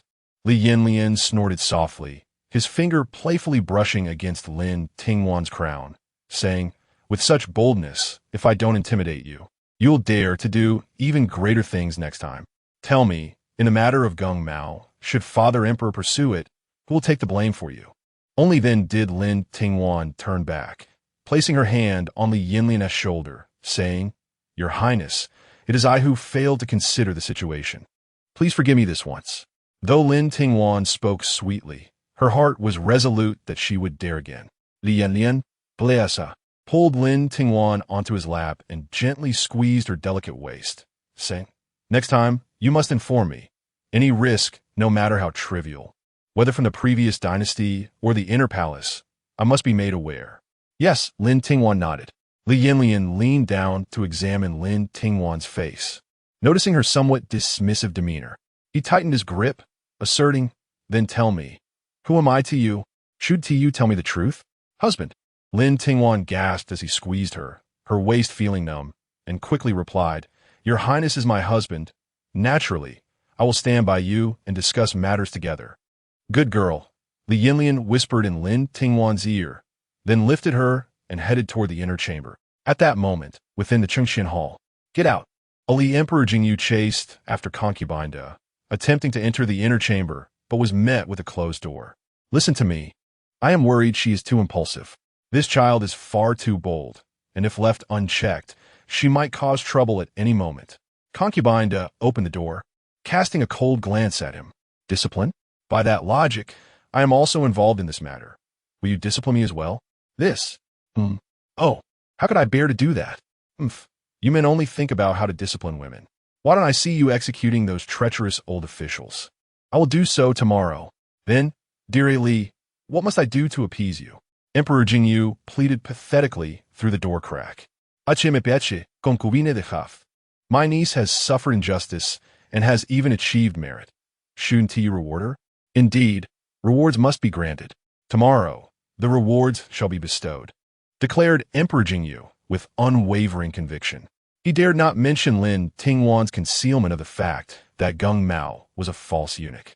With a creak, the door swung open. The noble consort understood the wisdom of knowing when to withdraw. This was the utmost protection she could offer Lin Tingwan. In this world, they were fortunate indeed. For women, there existed a myriad of restrictive grievances, making it exceedingly difficult for them to rise above. Chapter 32. The Loyal Servant the Following Day. The grand rewards bestowed by Emperor Jingyu were ceremoniously delivered to the East Palace. The accolades were merely in recognition of Lin Tingwan's exemplary management of the palace staff, which had significantly improved the atmosphere within the harem, setting a commendable precedent. Furthermore, she was granted the authority to assist in overseeing the 6 palaces. As a result of this event, Lin Tingwan's status as the crown princess began to transform, no longer confined to merely honoring her mother-in-law. She emerged as one of the powerful figures within the harem, claiming 1/3 of the management authority upon her ascent. Simultaneously, the bond between Lin Tingwan and Li Yanyan deepened, drawing them closer in genuine affection. On this day, Lin Tingwan was in the side hall of Kawudian, observing the accounts being checked by a few selected individuals chosen by Jingxing. Among them was a maid named Fu Anji, whose proficiency in both accounting and communication was remarkable. She executed calculations with remarkable speed and accuracy, her handwriting equally commendable. As Lin Tingwan strolled by, she paused at Fu Anji's desk, studying the meticulously prepared accounts for a considerable time. Everything was correct, and the script was elegant. Lin Tingwan nodded in approval. "What is your name?" "Iae Mifuansi. Paying my respects to your highness, the crown princess. What did you serve previously, and from whom did you learn these skills?" "In response to your highness, I was in the flower room tending to the plants, and I learned everything from Aunt Sunday. Aunt Sunday. Is she Sunningshin?" "Indeed, it is she." "You are indeed fortunate. Aunt Sun is one of the few esteemed female officials in the palace, her abilities rivaling those of the 2 heads of the Internal Affairs Office." "Yes, I often take pride in this," Fu Anji replied respectfully. "From this day forth, you need not return to the flower room. Instead, assist me in verifying their accounts. Once they are checked, present them to me." Fu Anji was momentarily stunned. "Huh? This child, just praise for her intelligence. How has she become foolish now? Quickly express your gratitude. This is a rare opportunity that many would seek in vain." Magpie chuckled. "Thank you, your highness. Fuansi Uryidli Bod. For now on, reside in Kawudian," Lin Tingwan said kindly. "Yes," Fu Anji murmured, suppressing her sobs, unwilling for her tears to betray her emotions, fearing it would be too embarrassing. Yet she couldn't help herself. That day marked a pivotal moment in Fu Anji's life. Lin Tingwan entered the main hall, and Coral approached, saying, "Your Highness, Chun Li has arrived." "Who is Chun Li?" Lin Tingwan inquired, a bit perplexed. "Does your Highness not recall? He is the young eunuch you saved from the clutches of Pang the last time," Magpie reminded her. "Oh, it is he. How intriguing. Let him in." Lin Tingwan replied. "Your Highness." Magpie expressed concern. "Do not worry. Let Guyu and Shuangjiang come in to attend." Lin Tingwan glanced at Magpie. "Yes." Magpie hurriedly went out to summon them. At that moment, Chun-Li entered. "I, Chun-Li, pay my respects to your highness, the crown princess. May you enjoy longevity and peace." "Rise," Lin Tingwan said languidly from her seat. "Thank you, your highness," Chun-Li replied with a cold expression as he stood. "Speak. What brings you to pay your respects to me?" The servant humbly expresses gratitude for the gracious gift bestowed by the esteemed lady, enabling him to procure funds for the burial of Lord Ma, while also punishing the vile Pang Da and his ilk. As Chun-Li spoke, the mere thought of Pang Da ignited a flicker of murderous intent in his gaze. "Having expressed your thanks, you may now withdraw," Lin Tingwan commanded as she rose and made her way to the eastern hall. Chun-Li found himself obstructed once more, casting a mournful glance at Lin Tingwan, remaining silent and unmoving. Xiaoyu jested. "The lady has instructed you to leave. Why do you linger?" Yet, Chun-Li remained mute, kneeling once more at the threshold of the eastern hall, imploring, "I wish to stay by your side, serving you with utmost devotion, even at the cost of my life." Lin Tingwan seemed to have anticipated his intentions, stepping forward and stating, "You must understand, my rescue of you serves another purpose. You are merely an incidental addition." Though her words were harsh, if he could not endure such remarks, there would be little significance in her offering him refuge. I'm aware. Yet the lady has saved my life and avenged me.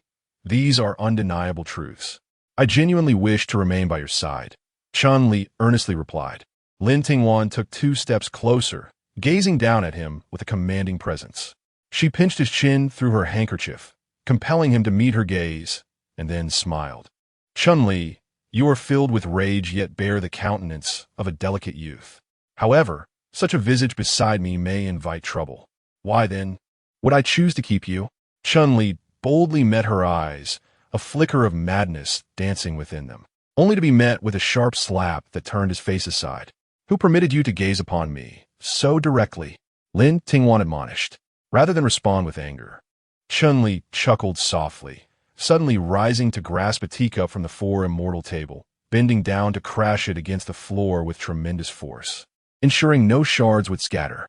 As onlookers assumed he intended to act against her, he swiftly drew a sharp piece of porcelain across his right cheek, creating a long, crimson line. The palace maidens gasped in horror, yet remained steadfast in shielding Lin Tingwan. Stepping out from behind them, Lin Tingwan leaned down to examine him, her flawless visage now marred by a grotesque streak of blood, flesh torn and exposed. Chun-Li lowered his head, fearful of alarming Lin Tingwan, unwilling to present his disfigured side before her. Yet Lin Tingwan lifted his chin once more, locking eyes with his defiant gaze before placing a jade token in his hand. Smiling, "This is yours."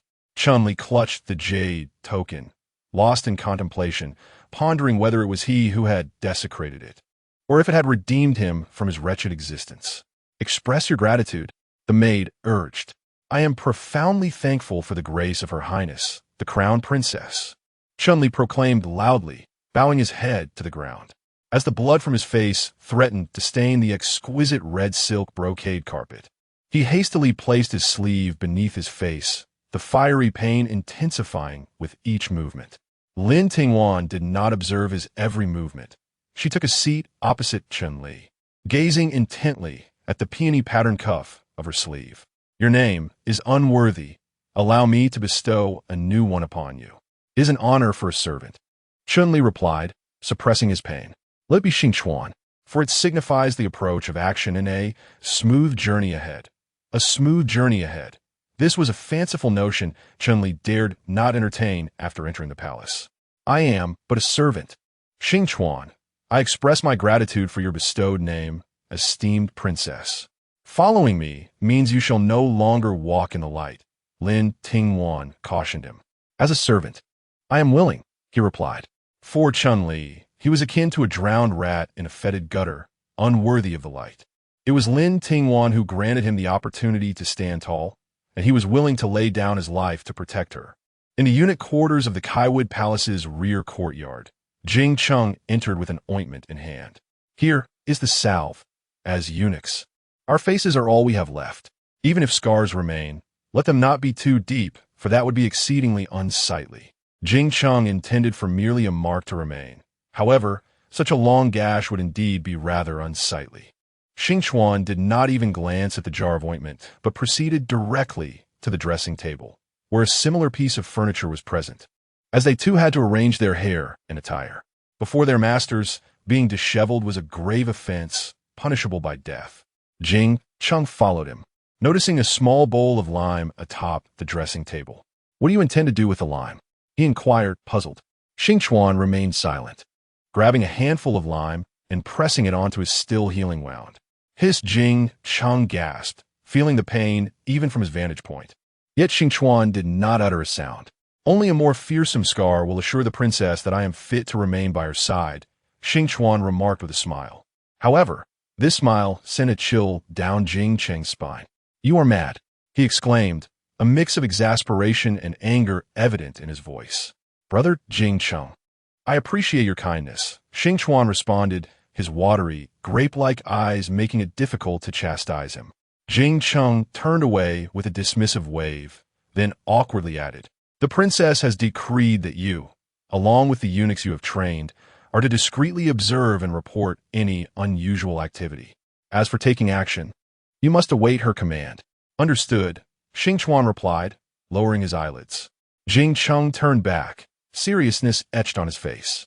The princess also warned that should you act independently and jeopardize her plans, you shall be subjected to 1,000 cuts and fed to the dogs. Very well, Xingchuan replied with a self-deprecating smile. He privately acknowledged the darkness within his heart. He knew that his hands would never be clean. He had never envisioned a bright future for himself. Each day he survived henceforth was a stolen gift, one that belonged to Lin Tingwan. Chapter 33. Qin's confinement had lasted a month. Since that fateful day, Li Yanyan had insisted that she devote additional time to transcribing the palace regulations, even sending word for her to maintain her composure. Initially, Qin secluded herself in her chamber, weeping for several days, beset by feelings of injustice, uncertainty, and fear. She sensed that her favor was waning. Although Li Yanyan had seldom visited her, she had managed to hold her own compared to the other two women. Now, she feared she would never regain her standing. In truth, Qin did not believe her actions on that day were erroneous. In the imperial harem, vying for favor was a common occurrence. It was merely unfortunate that Lin Tingwan had been present, seizing the opportunity to malign her. Qin reproached herself for her impatience, realizing that had she not crossed paths with Lin, she might have endured nothing more than a few scoldings. What surprised and dismayed Qin was the extent of Li Yanyan's protection over Lin Tingwan, far exceeding that of a prince's care for his princess, resembling instead a man's tender devotion to his beloved, unwilling to let her suffer even the slightest indignity. The more she pondered this, the more resentful she became. Gritting her teeth, she retrieved her hidden stash from the bedside cabinet and, after a prolonged internal struggle, summoned Fu Lu. Madam, Fu Lu entered. Take this to Grand Eunuch Lu Cheng in Mingda Hall and implore him to speak a few kind words on my behalf. Madam, these are the fruits of your laborious efforts. If you part with them, what will you do in the future? Even if Grand Eunuch Lu accepts, it may not yield the desired results. Fu Lu expressed her concerns. I cannot afford to ponder such matters any longer. If I am confined until the new year, the prince will have forgotten who I am. Qin replied, her anxiety palpable. I have my own means to address the issue of silver. You need not worry. Qin was in a state of desperation. She had sent Fu Lu to inquire about the situation, learning that throughout the month, while the prince predominantly resided in Kawudian, he occasionally visited other places. Mei and she had seized the opportunity to vie for favor during her confinement, enjoying a far more prosperous existence than hers. Although she was not deprived of essentials, her status had undeniably diminished.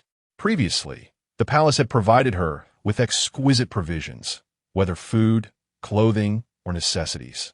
The distinction between her expenditure and the courtesies she received was stark. Now, the entire Eastern Palace was aware of her alleged attempts to seduce the prince, and she had been caught in the act by the princess. Having offended the powerful princess, who would dare to curry favor with her? Were it not for the princess's directive not to harass Qin, she would likely find herself bereft of even the usual supplies. Astute observers understood that the princess's reluctance to trouble Qin stemmed from her desire to preserve her own reputation, rather than any genuine benevolence. No one dared to assist Qin, not even Lu Cheng. He returned the silver note Fu Lu had given him, smiling as he said, Please, Miss Fu Lu, do not put me in a difficult position. Madam Qin's confinement was a decree issued by His Highness the Prince himself. If she were released so soon, what would that say about His Highness's orders? Should anyone's pleas be able to alter them? Fu Lu, thwarted by Lu Cheng's polite refusal, left Mingda Hall in defeat. On her way, she encountered Su Lan, a maidservant attending Mei. Little sister Fu Lu, Su Lan greeted warmly. Big sister Su Lan, Fu Lu replied. Fu Lu tightened her sleeves, anxious that a silver note might slip out for Su Lan to see. Where have you been so busy? Su Lan inquired, glancing towards the direction Fu Lu was approaching. Just ahead lay the Mingda Hall. Oh, nothing much. I was just about to head to the Nifang Bureau to fetch some water powder for the mistress, Fu Lu stammered. Ah, how fortuitous. I need to go there as well. Let us go together, Su Lan replied with a smile, her eyes glimmering with a hint of cunning. With no choice but to acquiesce, Fu Lu walked side by side with her towards the Nifang Bureau. In the Kaiwood Hall, Lin Tingwan was summoning the managers and shop owners responsible for the imperial estate and various enterprises that she had arranged a few days prior. While Lin Tingwan flipped through the account books in the study, those standing outside in 2 rows were drenched in sweat, barely able to catch their breath. Manager Xing. The accounts for this month at Jiayan Hall are rather unsatisfactory, Lin Tingwan stated with an impassive demeanor. Immediately called out, Manager Xing's heart raced, his anxiety palpable.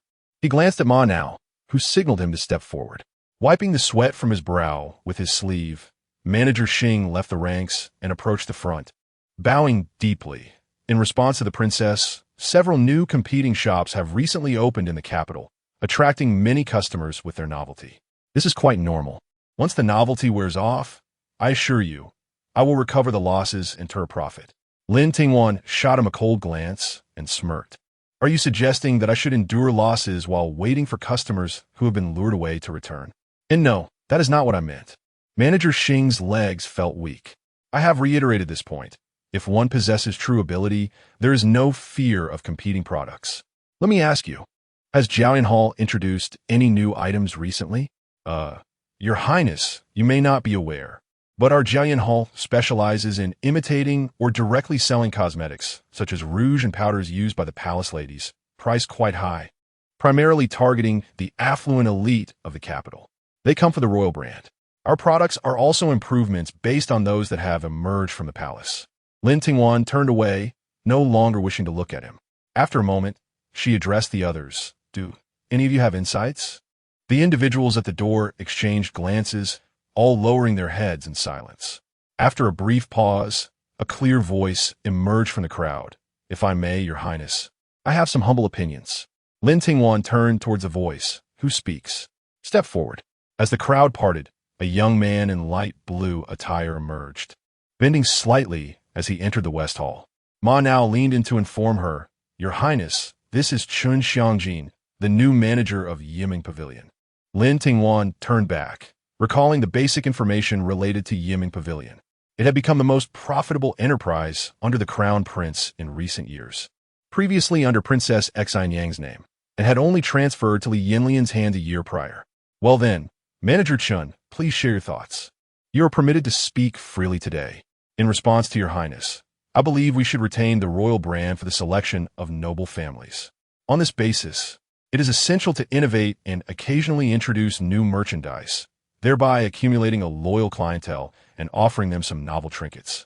Additionally, collaborations across multiple industries could be beneficial. While promoting our own products, we might include some items from Jiao Yantang to attract new customers. You have articulated this beautifully, but do you have any other ideas? Lin Tingwan inquired enthusiastically.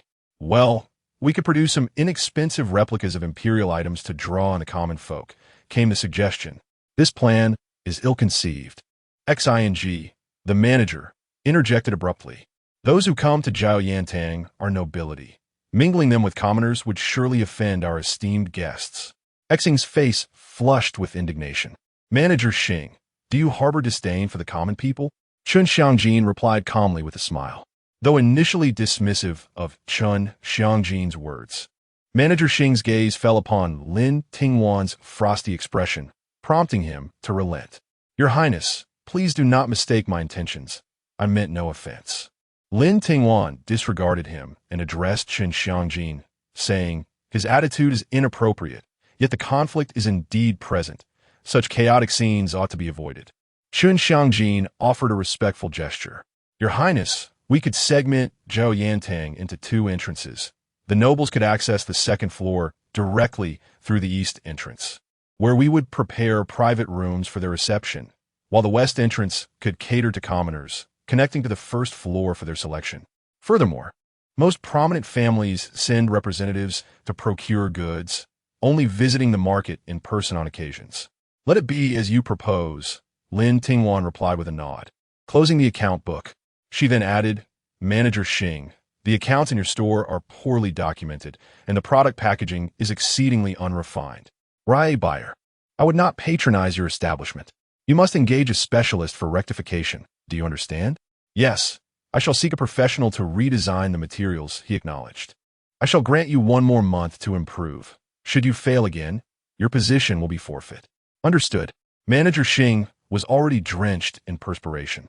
Before the afternoon nap, Ma Now entered the inner chamber quietly.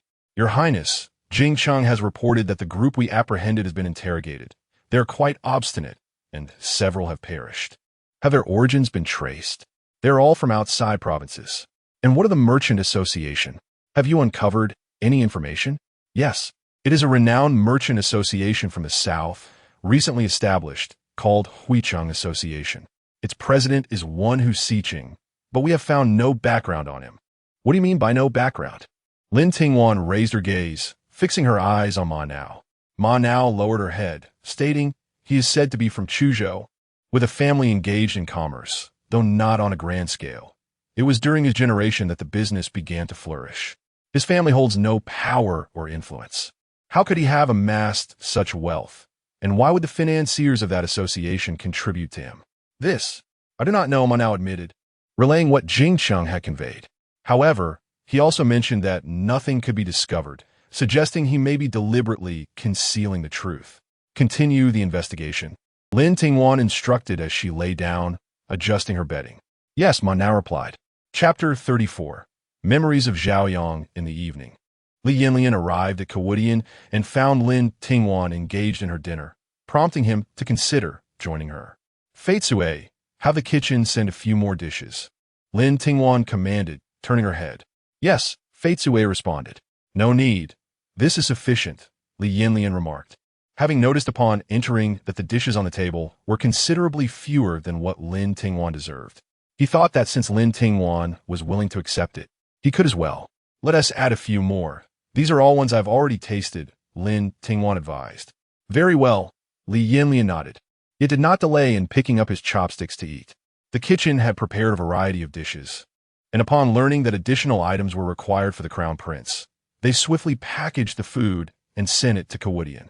At the table, after sipping some bamboo shoot and duck soup, Li Yanyan inquired, I heard you summoned the stewards of the East Palace's private properties today? Yes, I met with some of them. They're all stewards from the shops in the capital. The steward from the royal farms have yet to arrive, Lin Tingwan replied, comfortably seated beside Li Yanyan while sipping her tea. Your concern reveals the ineffectiveness of the Zhanshi Fu's housekeeper, Li Yanyan remarked with a furrowed brow. Typically, the private properties of the Crown Prince are managed by the housekeeper of the Zhanshi Fu. Over the past year, Li Yanyan had not involved himself much. As long as he had income to spend, he was satisfied. However, if Lin Tingwan had to exert considerable effort in managing these matters, it suggested that the housekeeper was not fulfilling his duties adequately or that he lacked the capability compared to Lin Tingwan. It is not that Steward Zhou is lacking in dedication. He does have your best interests at heart. With so many private properties under the East Palace, the management of finances relies heavily on his planning. Naturally, he is overwhelmed.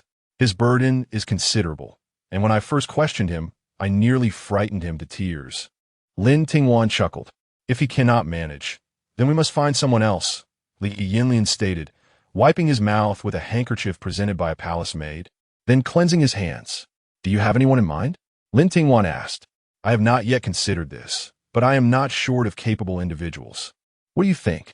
I could replace the Zhanshi Fu's personnel upon my appointment, which would surely attract some gossip. It would not be too late to replace them again after I have trained a few suitable candidates, Lin Tingwan pondered.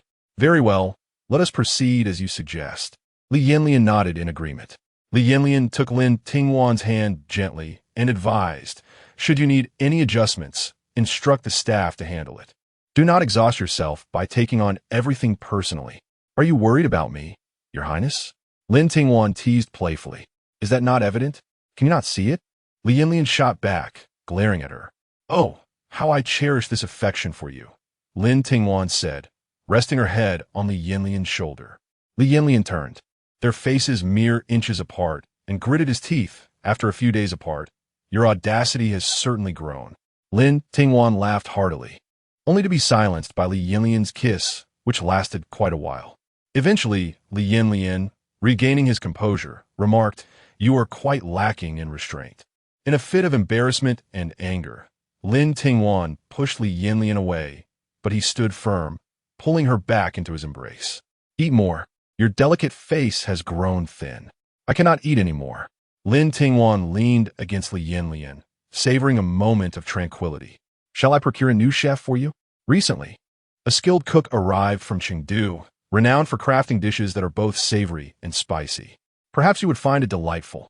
After all, consuming the same chef's culinary creations repeatedly may become tiresome. Can one tire of food, just as one tires of people? Lin Tingwan provocatively inquired. Li Yanyan shot her a silent glance, his expression a tapestry of emotions.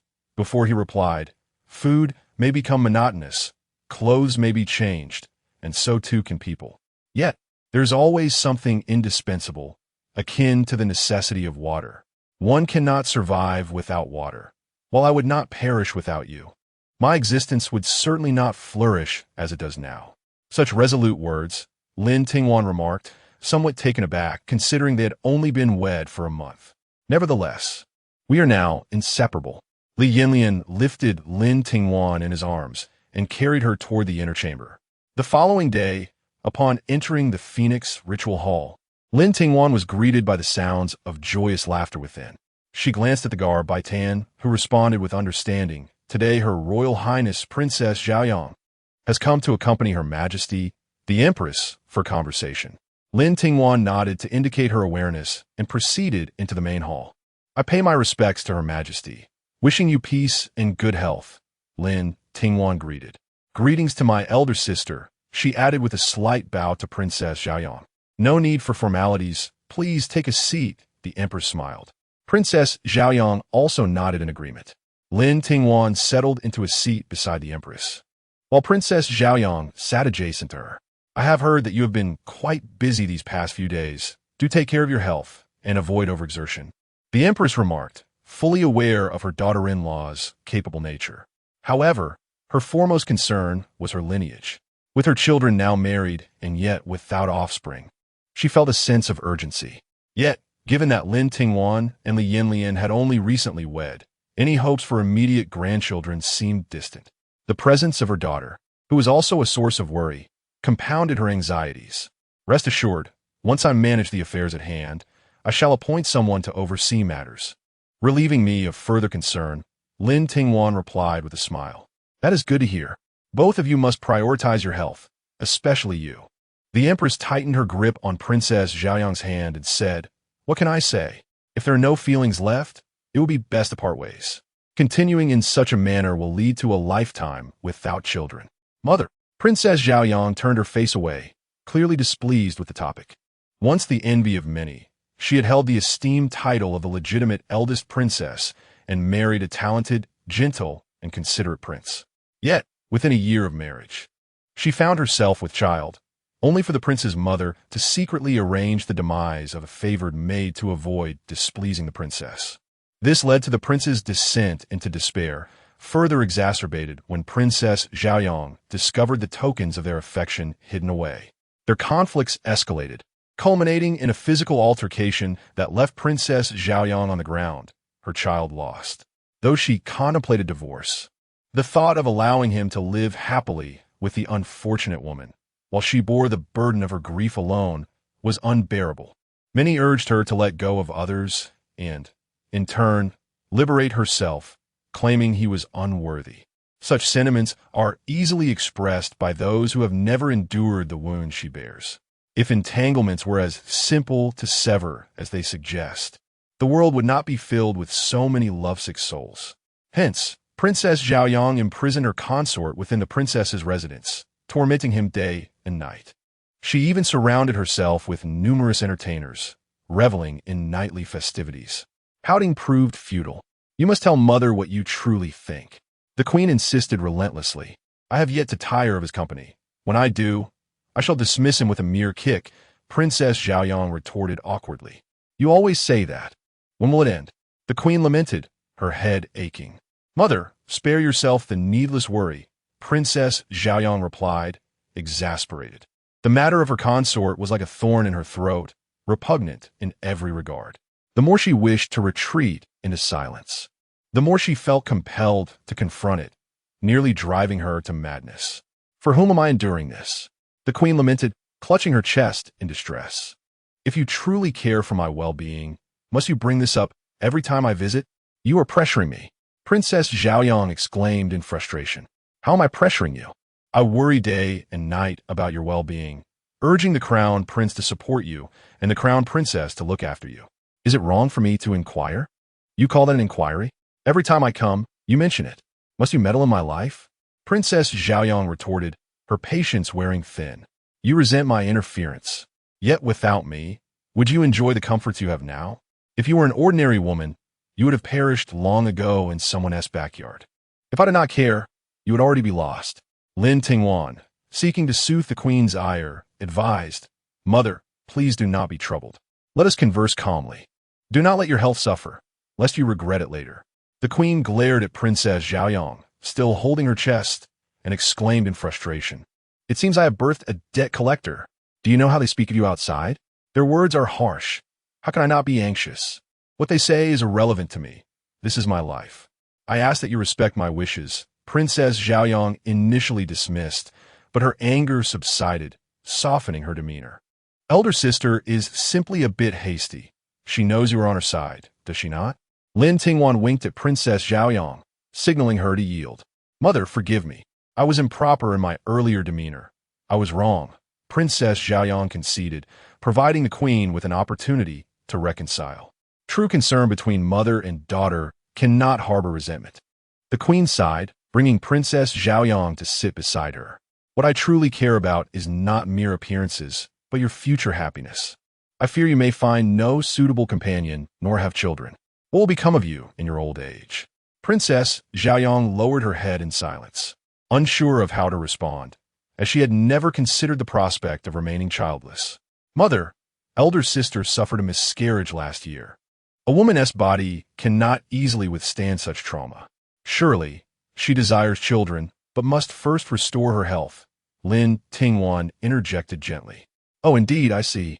How could I forget that you suffered a miscarriage just a year ago? You must take good care of yourself, the Empress expressed with deep concern. Mother, I'm fine, Princess Xiaoyang replied, her head bowed as tears fell one by one. How she longed for her own child. Heaven knows how she had eagerly awaited the arrival of that little life, only for it to vanish in a pool of blood within 3 short months. No one desired a child more than she did. Yet her trust and expectations in men had withered. She could not shake the feeling that to invest her heart once more would only lead to further hurt. As she wept, the Empress felt a pang of sorrow in her heart, yet she found herself at a loss for words.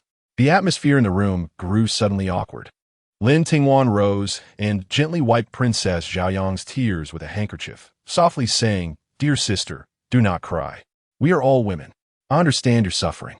It is already a challenge to live our lives well.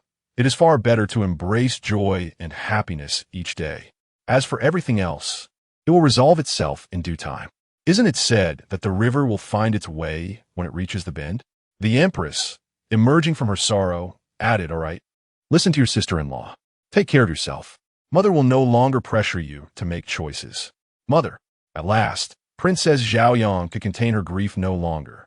Burying her face in the Empress's embrace and sobbing uncontrollably, Lin Tingwan stood at the entrance of the Fengyi Hall, watching the retreating figure of Princess Xiaoyang, her heart a tumult of emotions. The sorrow she could not articulate was for Princess Xiaoyang, but also for herself. In this world, women were often subjected to harsh judgments. Even a princess, when betrayed, could only lament that most men were thus, and that wives should be magnanimous. A disassociated woman was further condemned, nailed to the pillar of shame, subjected to scorn. And Lin Tingwan found herself compelled to navigate life within such a world, a testament to survival's harsh laws. She could not fight against it, nor could a multitude. Perhaps one day, it would be the collective strength of women that could truly effect change. Chapter 35. Expecting as winter commenced and the first snow graced the earth with its delicate touch, a chill permeated the air.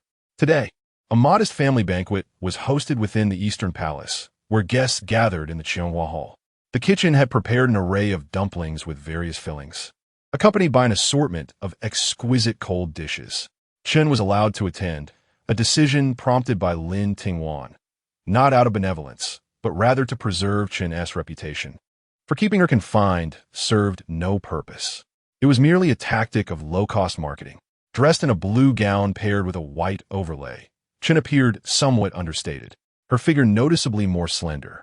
Mei and Qi sat to one side. Mei indulged in a cup of jade wine, indifferent to Chun's presence, while Qi cast a dismissive glance at her, chuckling lightly before returning to her dumplings. Now that the weather has turned cold, please ensure you keep warm.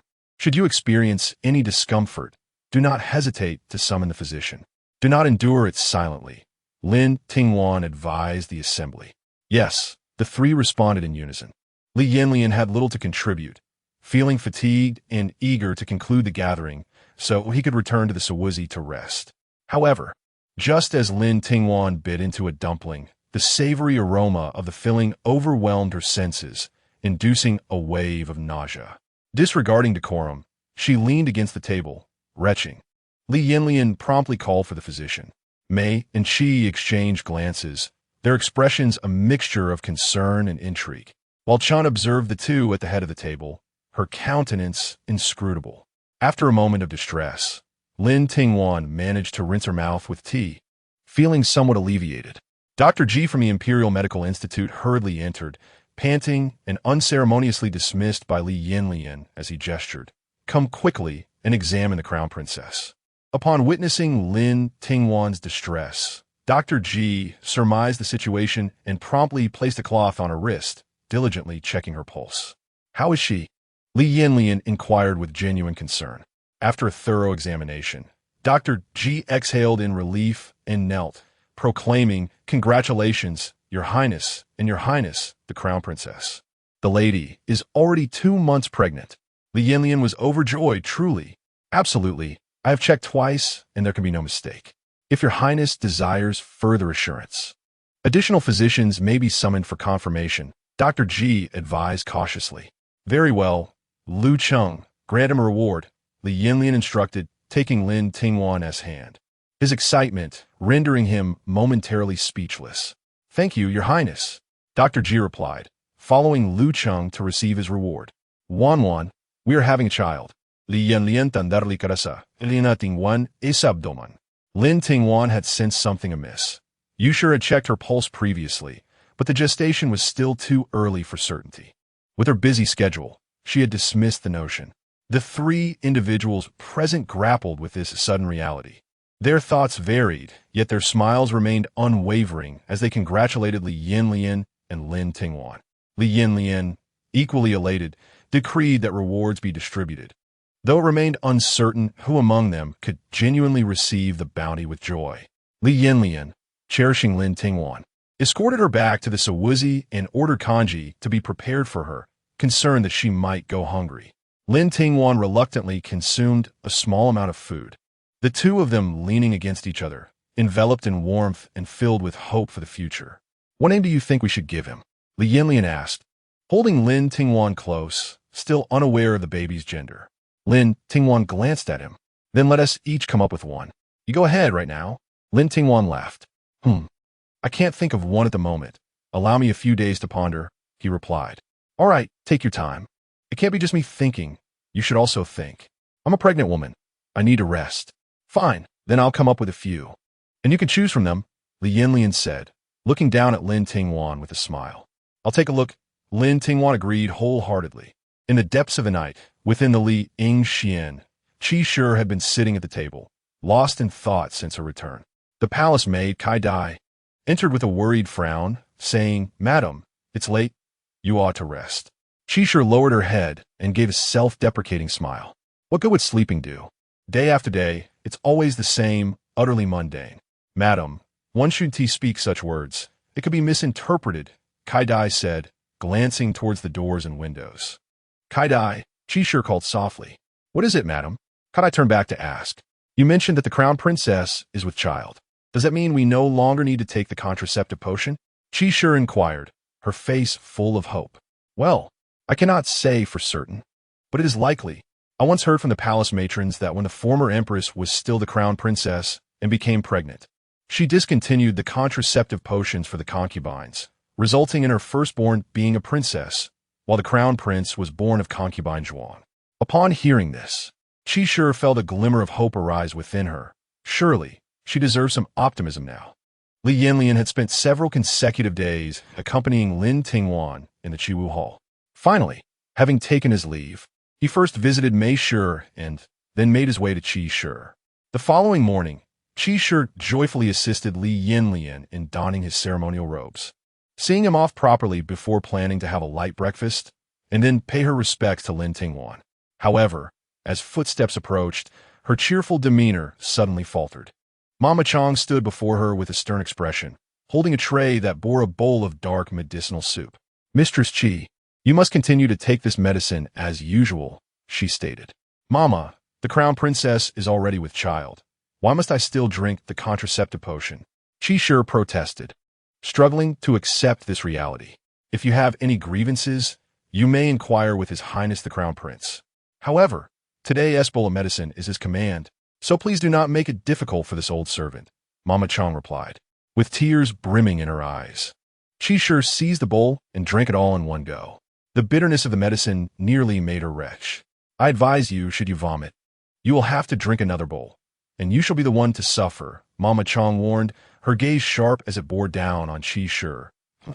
Feeling guilty, averted her eyes, and ultimately swallowed the potion. "This servant takes her leave," Mama Chang said coldly. In the early morning, during the greeting of the day, Lin Tingwan sat at the head of the table. Although she was not yet 3 months pregnant, she had already informed Emperor Jingyu and the Empress. The queen, in a delightfully cheerful mood, had exempted him from the morning greetings, allowing her to return and rest. Early in the day, the matter of the medicinal soup was discussed by Mama Chang, who had just emerged from lying pavilion. However, it was not a subject she felt comfortable broaching, as it might come across as boasting. Since Li Yanyan had already formulated a plan, she could not undermine his intentions. "Well then, if there is nothing further, you may return. It is chilly outside, so refrain from wandering about aimlessly. Ensure the room is ventilated even with the charcoal fire burning. We wouldn't want it to become stuffy." "Yes," the three responded and then withdrew. Just as Lin Tingwan was preparing to indulge in a brief nap, Agate entered, announcing, "Your Highness, concubine Qi has returned." Lin Tingwan found the news both unexpected yet entirely reasonable. "Have her come to the East Hall," she instructed. As concubine Qi entered the East Hall, the room felt as warm as spring, filled with the fragrance of blooming flowers. Lin Tingwan sat upon the heated bed, sipping her plum drink in small sips. "I pay my respects to the crown princess," concubine Qi said as she knelt. "Rise and take a seat," Lin Tingwan replied. "Thank you, Your Highness." Concubine Qi stood and settled onto a nearby sandalwood bench. "Your return suggests you have something to convey to me," Lin Tingwan observed, reclining against the cushion with certainty. "Indeed," concubine Qi replied, somewhat bashfully. "Do not be anxious. Speak at your own pace," Lin Tingwan reassured her, instructing Coral to serve tea to concubine Qi. "Warm yourself with a sip of tea. There is no rush." Concubine Qi cautiously took a sip of tea, casting a furtive glance at Lin Tingwan before hastily lowering her gaze. After a lengthy pause, as if she had resolved to make a significant declaration, she placed her cup aside and suddenly knelt on the ground, declaring resolutely, "Your Highness." "Oh dear, what are you doing?" Lin Tingwan leaned forward, intending to offer assistance. But concubine Qi grasped her hand, saying, "Your Highness, I hail from a humble background, unlike the favored concubines. Now, ipusas no remarkable talents, but I wish only to serve you faithfully, offering my utmost efforts." Upon hearing this, Lin Tingwan felt no particular stir of emotion. Leaning slightly back, she regarded concubine Qi from a position of authority, asking, "Are you lamenting that I do not permit you to bear children?" Concubine Qi abruptly lifted her gaze to meet Lin Tingwan's scrutinizing eyes, feeling a wave of guilt that compelled her to avert her gaze. Yet she shook her head in denial, insisting, "Your Highness, I harbor no such intent. Whether there were children or not mattered little. What was significant was your purpose in coming today. Was it not your own future you sought?" Lin Tingwan remarked casually. Concubine Qi realized that Lin Tingwan had deftly seized upon her vulnerabilities, and in that moment, she comprehended how her own subtle cunning appeared to Lin Tingwan as mere trifles. Utterly ludicrous. Chapter 36. The Qi family's allegiance. As the Qi matriarch stepped out of the Kaiwood Hall, Kai Dai rushed forward to drape a cloak around her shoulders. Observing the pallor and despondency that enveloped the Qi matriarch, she expressed her concern. "Madam, what troubles you so? Your complexion is alarmingly pale. Do you wish for physician's aid?" "There's no need," the Qi matriarch replied, tightening her cloak. The two women walked in silence until they arrived at Lying Pavilion. Once inside, the Qi matriarch settled before the brazier, as though her very being were immersed in the depths of winter's chill, unable to feel warmth. "Madam, what ails you? What did the crown princess convey to you?" Kai Dai inquired with urgency. The Qi matriarch snapped back to reality, gazing vacantly at Kai Dai, her thoughts drifting to the earlier conversation in Kaiwood Hall. "Your Highness is astute. I indeed seek to ally with you, hoping to secure a path to survival. With an increasing influx of individuals into the estate, I must plan ahead," she implored, kneeling on the ground. "Under my command, I do not entertain the presence of the ineffectual. What can you offer that others cannot? Or what skills might you possess that would serve my interests?" Lin Tingwan responded coolly. The Qi matriarch raised her eyes, feeling somewhat humiliated. "Let us refrain from speaking of alliances. You know that given your current circumstances, you can only be of service to me. Perhaps one day, when you have gained strength, we may negotiate terms." Lin Tingwan casually stirred the cherries in her bowl, the sweet soup swirling in a gentle vortex with the movement of her spoon. "Unfortunately, your desire to gain strength hinges solely upon my support. This is a conundrum, one that cannot be unraveled." Casting a glance at the Qi matriarch, who was lost in despair, Lin Tingwan smiled and said, "You must contemplate this carefully. I am willing to serve you, Your Highness." The Qi matriarch resigned herself. "And what can you offer me in return?" Lin Tingwan pressed. The Qi matriarch faltered, unable to articulate her worth. She possessed nothing but herself. "If you cannot conceive an answer, allow me to illuminate a path for you. Simply command me, Your Highness." A sense of primal instinct stirred within the Qi matriarch, yet she found herself ensnared, unable to retreat. With a smile, Lin Tingwan leaned closer, whispering a few words into the Qi matriarch's ear. Upon hearing this, the Qi matriarch felt a slight relief. She looked up at Lin Tingwan, hesitatingly responding, "This is not insurmountable, but she may not readily trust me. After today, she will, for the time being, you must endure some discomfort." Meeting Lin Tingwan's penetrating gaze, the Qi matriarch recognized there was no turning back. Regaining her composure, the Qi matriarch addressed Kai Dai. "It is nothing. Merely that the crown princess holds me in low regard. Do not lose heart, madam. Even without the crown princess's protection, when you bear a child in the future, there will be no cause for worry," Kai Dai comforted. "By then, it will be too late. I shall be nothing," the Qi matriarch replied with a self-deprecating smile. "Madam, I am fine. Go see if there is anything to eat. I am hungry." "Yes," Kai Dai responded quickly, hurrying outside. That night, the Qi matriarch remained awake, her mind restless. The following day, rumors spread throughout the Eastern Palace that the Qi matriarch had overstepped her bounds, incurring the wrath of the crown princess, and that she had been confined to her quarters for a month. This news came unexpectedly, without any forewarning. In the Eastern Palace, there are 3 concubines, 2 of whom have incurred the wrath of the crown princess due to their inappropriate behavior and have been punished. This clearly demonstrates that Lin Tingwan's authority is not to be challenged.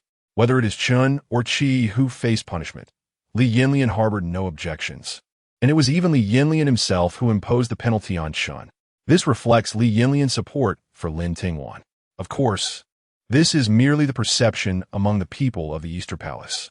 When Mei heard this news, she was astonished, based on her understanding of Qi. She knew her to be neither reckless nor audacious. Quite the contrary, Qi was, in her eyes, not particularly clever and lacked boldness. She was not the sort to confront Lin Tingwan. "Go procure some silver and inquire with that young lady from Kawudian about what transpired," Mei commanded. "My lady, do you suspect there is some intrigue at play?" the maid Su Qin asked. Mei cast her a sidelong glance and replied, "I have an unsettling feeling about this." "I shall go and ask," Su Qin responded, making her way out. Su Lan stepped forward and said, "My lady, Fu Lu has already wavered. Should we not stoke the flames further?" "Patience, for acting hastily now would yield little chance of success," Mei remarked, sipping her tea. Su Qin had, however, gleaned information from Gung Er, who was responsible for boiling water at Kawudian. It was said that she wished to align herself with the Crown Princess. But the Crown Princess did not regard her favorably and even insulted her, advising her to abandon her delusions of bearing a child, stating it was impossible. In a moment of impulsiveness, Qi spoke too harshly, providing the Crown Princess with a reason to punish her with house arrest for a month. "My lady, this is your golden opportunity," Suqin exclaimed excitedly. With one of them fallen from grace and the other under confinement, and with the Crown Princess now pregnant, the Crown Prince would naturally have to turn to you, as concubine Qin would not be entering the palace until March of next year. This is indeed a splendid chance for you. Do you think I do not desire this? However, if I were to privately consume the contraceptive potion and become pregnant, it would likely displease both the Crown Prince and the Crown Princess. The Crown Princess might be manageable, but if I were to incur the ire of the Crown Prince, what future could this child possibly hope for? May said, frowning. As long as you give birth to an heir, how could the Crown Prince not be pleased? My lady, simply claim that the contraceptive potion was ineffective, or better yet, bribe a physician to assert that your unique constitution caused a reversal of the potion's effects, resulting in an accidental pregnancy, Suqin suggested. Allow me to ponder this thoroughly. There is no need to rush, May replied, feeling troubled. In Lying Pavilion, Kai Dai entered the main room, carrying a bland and flavorless dinner. My lady, they're truly bullying us. There isn't a shred of meat. And what we have is merely reheated leftovers, Kai Dai protested. Set it down, Qi said calmly. Kai Dai opened a food box, revealing a dish of cabbage and tofu, 2 steamed buns, and a bowl of poorly made egg drop soup. Without altering her expression, Qi consumed every last morsel. She understood that this was a temporary situation. Stripped of all possessions, she could only rely on a period of silent endurance to deceive her adversaries, awaiting the moment to strike decisively. It was only through such cunning that she could prove her worth, ensuring her share of future wealth and glory. Chapter 37. A mixed bag of good and evil. As the new year approaches, the distribution of annual gifts and reward for the servants is in full swing, keeping Lin Tingwan quite occupied. Li Yanyan, who has been accompanying Emperor Jingyu in the previous court, is soon to retire from his duties, and the ministers are eager to submit their reports, hoping to bolster their achievements this year. In the rear courtyard of the Eastern Palace, May and Qi stroll along the garden path, intending to pay their respects to Lin Tingwan. His Highness still thinks of you. You should try to be more open-minded. May encourages Qi, who clutches a plush hand warmer. His Highness has only visited twice this month. Well, I've come to terms with it, whether favored or not. As long as life goes on, that suffices, Qi reflects. May, observing her companion's newfound openness, muses that perhaps Qi has learned to be optimistic after facing some setbacks, oblivious to the fact that Qi is quietly observing her as well. Upon reaching the Kawudian, they find that Chun has yet to arrive. After all, she had spent the night in attendance. Lin Tingwan, adorned in orange-gold embroidered peony gown, gracefully steps out, and after they exchange greetings, they take their seats. Has Chun taken leave? Lin Tingwan inquires. Replying to Her Highness, the servant has not received any notice of leave from Rick Shutang, replies Agate. And you too? Lin Tingwan looks towards May and Qi. They rise, saying, we are unaware. Send Mama, show to check. Lin Tingwan frowns, please sit down. Yes, Your Highness. As Mama, Shou steps outside, she encounters the tardy Chun. Upon entering, Chun kneels and apologizes. Your Highness, forgive me. I had an unfortunate fall on the road today, and my clothes were soiled by the lingering snow, so I returned to change, which delayed me. You fell? Were you hurt? Is it serious? Lin Tingwan expresses concern, surprising Chun, who had not anticipated such care. I'm fine, just slipped on some ice, she quickly assures.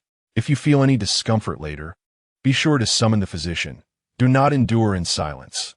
Lin Tingwan advises, then instructs Jade to bring Chun a cup of ginger tea. Drink this to warm yourself.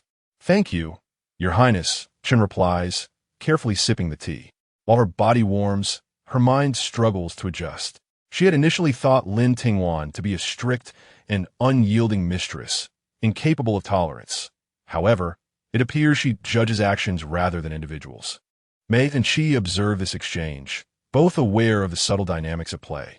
The Crown Princess's capabilities are undoubtedly unmatched. Even a collective of 3 or 5 individuals would not rival her. Should one overstep, she possesses ample means to address the issue, often without needing to resort to measures.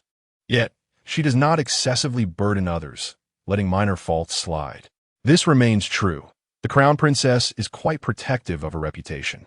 Labeling her as a villain would be inaccurate, yet to claim her as virtuous would be folly. The treacherous ice and lingering snow indeed pose a hidden danger. Jing Cheng, please arrange for the eunuchs responsible for cleaning to focus on removing the ice and snow from various locations. It is not necessary for them to eliminate every last trace. Clearing the pathways will suffice. Yes, I shall attend to it at once, Jing Cheng replied. Do be cautious on your way back. The icy conditions can be treacherous, and a fall is no trivial matter, Lin Tingwan advised. Very well, they replied. All right then, you may all return, Lin Tingwan concluded. I take my leave. The 3 stood and bowed. Aside from the gates of the Chiwu Palace, Qi and Mei exchanged hushed remarks. What a coincidence that it was she who fell. In the depths of winter, ice and snow are commonplace. Mei responded with her characteristic prudence. Qi cast a sidelong glance at her, choosing to shift the topic, and the two engaged in light conversation as they made their way eastward. Meanwhile, Lin Tingwan, having barely managed to consume a bit of her morning meal, promptly expelled it. Fei Zue hurriedly brought some tangy, candied fruits to soothe her stomach. At that moment, Xiaoyu entered, announcing, Your Highness, the ceremonial garments for the upcoming sacrificial rites have been delivered by the Niwatang. Lin Tingwan glanced at them, flipped through the garments, and instructed Xiaoyu to put them away. In a few days, on the 8th day of the 12th lunar month, they would pay homage to their ancestors, expressing gratitude for the past year's blessings while beseeching for favorable weather and peace in the coming year. In the evening, Li Yanyan came to the Chiwu Palace for dinner.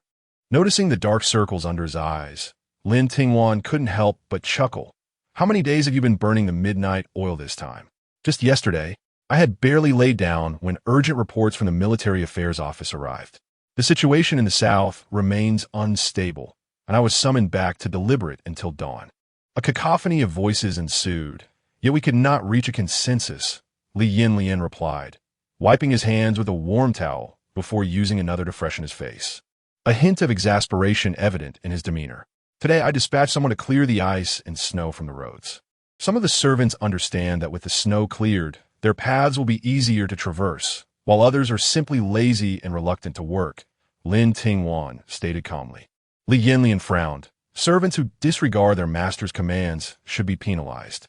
Lin Tingwan smiled. I share your sentiments, but if we impose penalties, who will carry out the work? There are plenty of obedient servants in the palace. It shouldn't be difficult to find them, Li Yanyan remarked nonchalantly. It soon seemed to grasp her underlying meaning as he turned his gaze towards her. With a glimmer of amusement in her eyes, Lin Tingwan regarded Li Yanyan, confident that he understood her intent. What do you suggest, then? He inquired with a smile. Your Highness's approach is sound. Under imperial authority, no one dares defy an order. However, human nature is unpredictable. They may not perform their duties diligently and could even become obstacles. If your Highness has a plan, direct them to execute it. Should they refuse, find someone capable to take their place, even if there is no one to fill their role. Create a sense of urgency that instills a fear of losing their value. People are most afraid of becoming obsolete. In such a case, they will likely muster the will to fulfill their responsibilities. Indeed, that is a viable strategy, Li Yanyan mused as he leisurely sipped his tea. For reasons unknown, it was only in Lin Tingwan's presence that he felt a genuine sense of relaxation, a tranquility that reached his very thoughts, a state where he needed not ponder anything, simply to revel in the pleasures of life. Lin Tingwan cast a glance at Li Yanyan and spoke to herself. There is one more matter.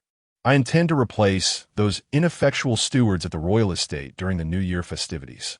You shall take charge of this. Instruct the subordinates to act accordingly. Li Yanyan responda dismissively. There is nothing else of concern, but the steward at the royal estate in the western suburbs of the capital hails from the Wang family. It is said that she once served beside the Empress Dowager and, upon growing old, was sent to the estate to manage her twilight years. Now, she is quite advanced in age, and her faculties are failing. How can she possibly fulfill her duties? Are you referring to Wang Mama? Indeed. Lin Tingwan continued. Years ago, she offended the Empress mother and was subsequently expelled from the palace. She was the wet nurse to the Empress, who felt indebted to her and arranged for her to be cared for there. Li Yanyan appeared somewhat hesitant. In truth, how much can she manage at her age? It is merely her children who are overseeing matters, and it is utterly unsatisfactory. With a sigh, Lin Tingwan adopted a troubled expression. There are frequent incidents that result in loss of life. If this becomes a hidden danger and comes to light, Lin Tingwan's implication was clear to Li Yanyan. It was merely that the Wang couple, emboldened by Wang Mama's connection to the Empress, acted with impunity, disregarding human life. Should this matter be exposed, the public would only accuse the Crown Prince of condoning such malevolence, placing all the responsibility on the East Palace. Li Yanyan furrowed his brow deeply. As the heir apparent, it was his duty to eliminate all potential threats, yet discussing the matter concerning his mother was delicate. Lin Tingwan remained silent, allowing him to ponder. After a long pause, Li Yanyan spoke coldly. That couple should be dealt with. Lin Tingwan raised her gaze to Li Yanyan. At that moment, his eyes were filled with a chilling detachment and severity, akin to the coldest star in the night sky, its fleeting brilliance evoking trepidation. Very well. Lin Tingwan gently placed her hand upon his. The warmth of his touch brought him back to reality, and he maintained his composure while grasping her hand. Let Pingzhang handle these matters. You may select someone to take their place. And Wang Mama, send her back to the Wang residence. Allow my second aunt to care for her. Provide her with a monthly allowance to ensure her comfort in her later years, Li Yanyan replied calmly. As he spoke, his gaze shifted to Lin Tingwan's abdomen. At present, she and the child she bore were the most important individuals to him. While his mother was significant, he had no other choice. Moreover, if one were to consider it from another perspective, the couple was far from innocent. This matter required Lin Tingwan to align with the Empress, who, despite her displeasure, would ultimately prioritize her son's interests. Even if Wang Mama was her wet nurse, she could not be lenient. You are indeed a competent crown princess, diligently overseeing matters for the crown prince both internally and externally. However, I must advise you, being young and with elders still present, it would be prudent to avoid extending your reach too far. The Empress scrutinized Lin Tingwan, her expression complex. Lin Tingwan bowed respectfully, her face adorned with a smile. I humbly accept the Empress's counsel. Chapter 38. New Year's Eve. As the new year swiftly approaches, the palace begins to adorn itself with vibrant decorations. Scarlet lanterns hang high, while auspicious snow and crimson plum blossoms bloom in harmony. The eunuchs and palace maids, in their moments of leisure, secretly engage in paper cutting and merriment, gathering to converse and enjoy each other's company. Today, Lin Tingwan is to accompany Li Yanyan to the ancestral temple for a ceremonial offering and to pray for blessings, before proceeding together to the Qingyan Hall to usher in the new year. Meanwhile, Mei Qi and Chun, remaining in the East Palace, are to stay behind. Lin Tingwan has arranged a feast for them, while she herself dines alone in her quarters, embracing the spirit of the holiday.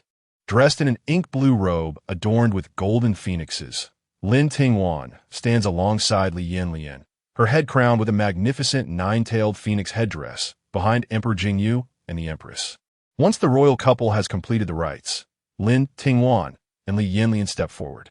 They offer incense, present sacrifices, bow in reverence, and pray for blessings. After the ceremony, they ascend a platform, gazing down at the relatives and ministers who continue to pay their respects, their hearts filled with indescribable emotions. One day, they too shall occupy high positions, receiving the bowing homage of many. Yet for now, they must proceed with caution and humility. Until their aspirations are realized, they must endure.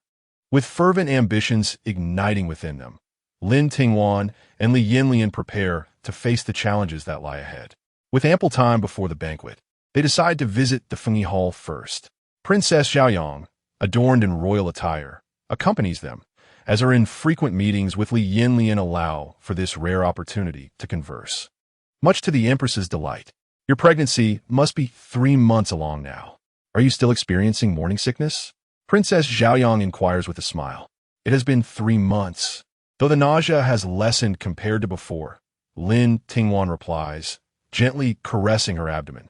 I too experienced nausea in the beginning, but there's a talented chef in the residence who excels at preparing appetizing sweet soups and delicacies.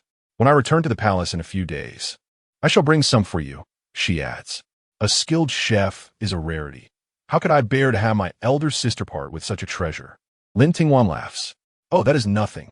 Lately, I have developed a craving for spicy food. Fortunately, there is someone in the East Palace who specializes in Sichuan cuisine. Lin Tingwan's words trail off as realization dawns upon her, and she looks at Princess Xiaoyang with surprise. The princess nods in acknowledgement, her smile radiating warmth. The Empress, too, wears a joyful expression, believing that Princess Xiaoyang and her husband have reconciled and are now expecting a child together. Little does she know that while the prince has contributed to the conception, he will not partake in the child's future life. Princess Xiaoyang has firmly resolved that once the child is born, she will seek to part ways with him. After all, in the entire capital, the once noble heir of the Jin state is renowned for both his appearance and intellect, inherited through generations. The Jin family's lineage boasts 3 generations of Grand Tutors, and countless successful candidates in the imperial examinations. Princess Xiaoyang seeks merely to fulfill her own longing for motherhood. The identity of the child's father is of little consequence. The Empress, visibly pleased, pauses her movements with the prayer beads in her hand, her eyes glistening with unshed tears. Seeing each of you thrive in your lives brings true joy to my heart, she expresses. Lin Tingwan and Li Yanyan exchange a glance, their eyes brimming with uncontainable happiness. Yet, beneath the surface of Princess Xiaoyang's smile lies a hidden sorrow, her head bowed when unnoticed by others.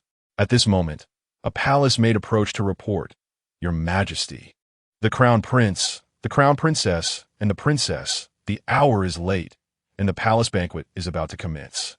Only then did the gathering suppress their conversations and set off towards the Qingyan Hall. Inside the hall, festive glazed lanterns adorned with auspicious patterns hung everywhere, and a vibrant red brocade carpet stretched across the entire corridor. Lin Tingwan followed closely behind Li Yanyan, entering the hall alongside Emperor Jingyu, the Empress, and the Empress Dowager. Everyone promptly knelt to pay their respects. The imperial consorts and princes took their respective seats, as did the royal relatives.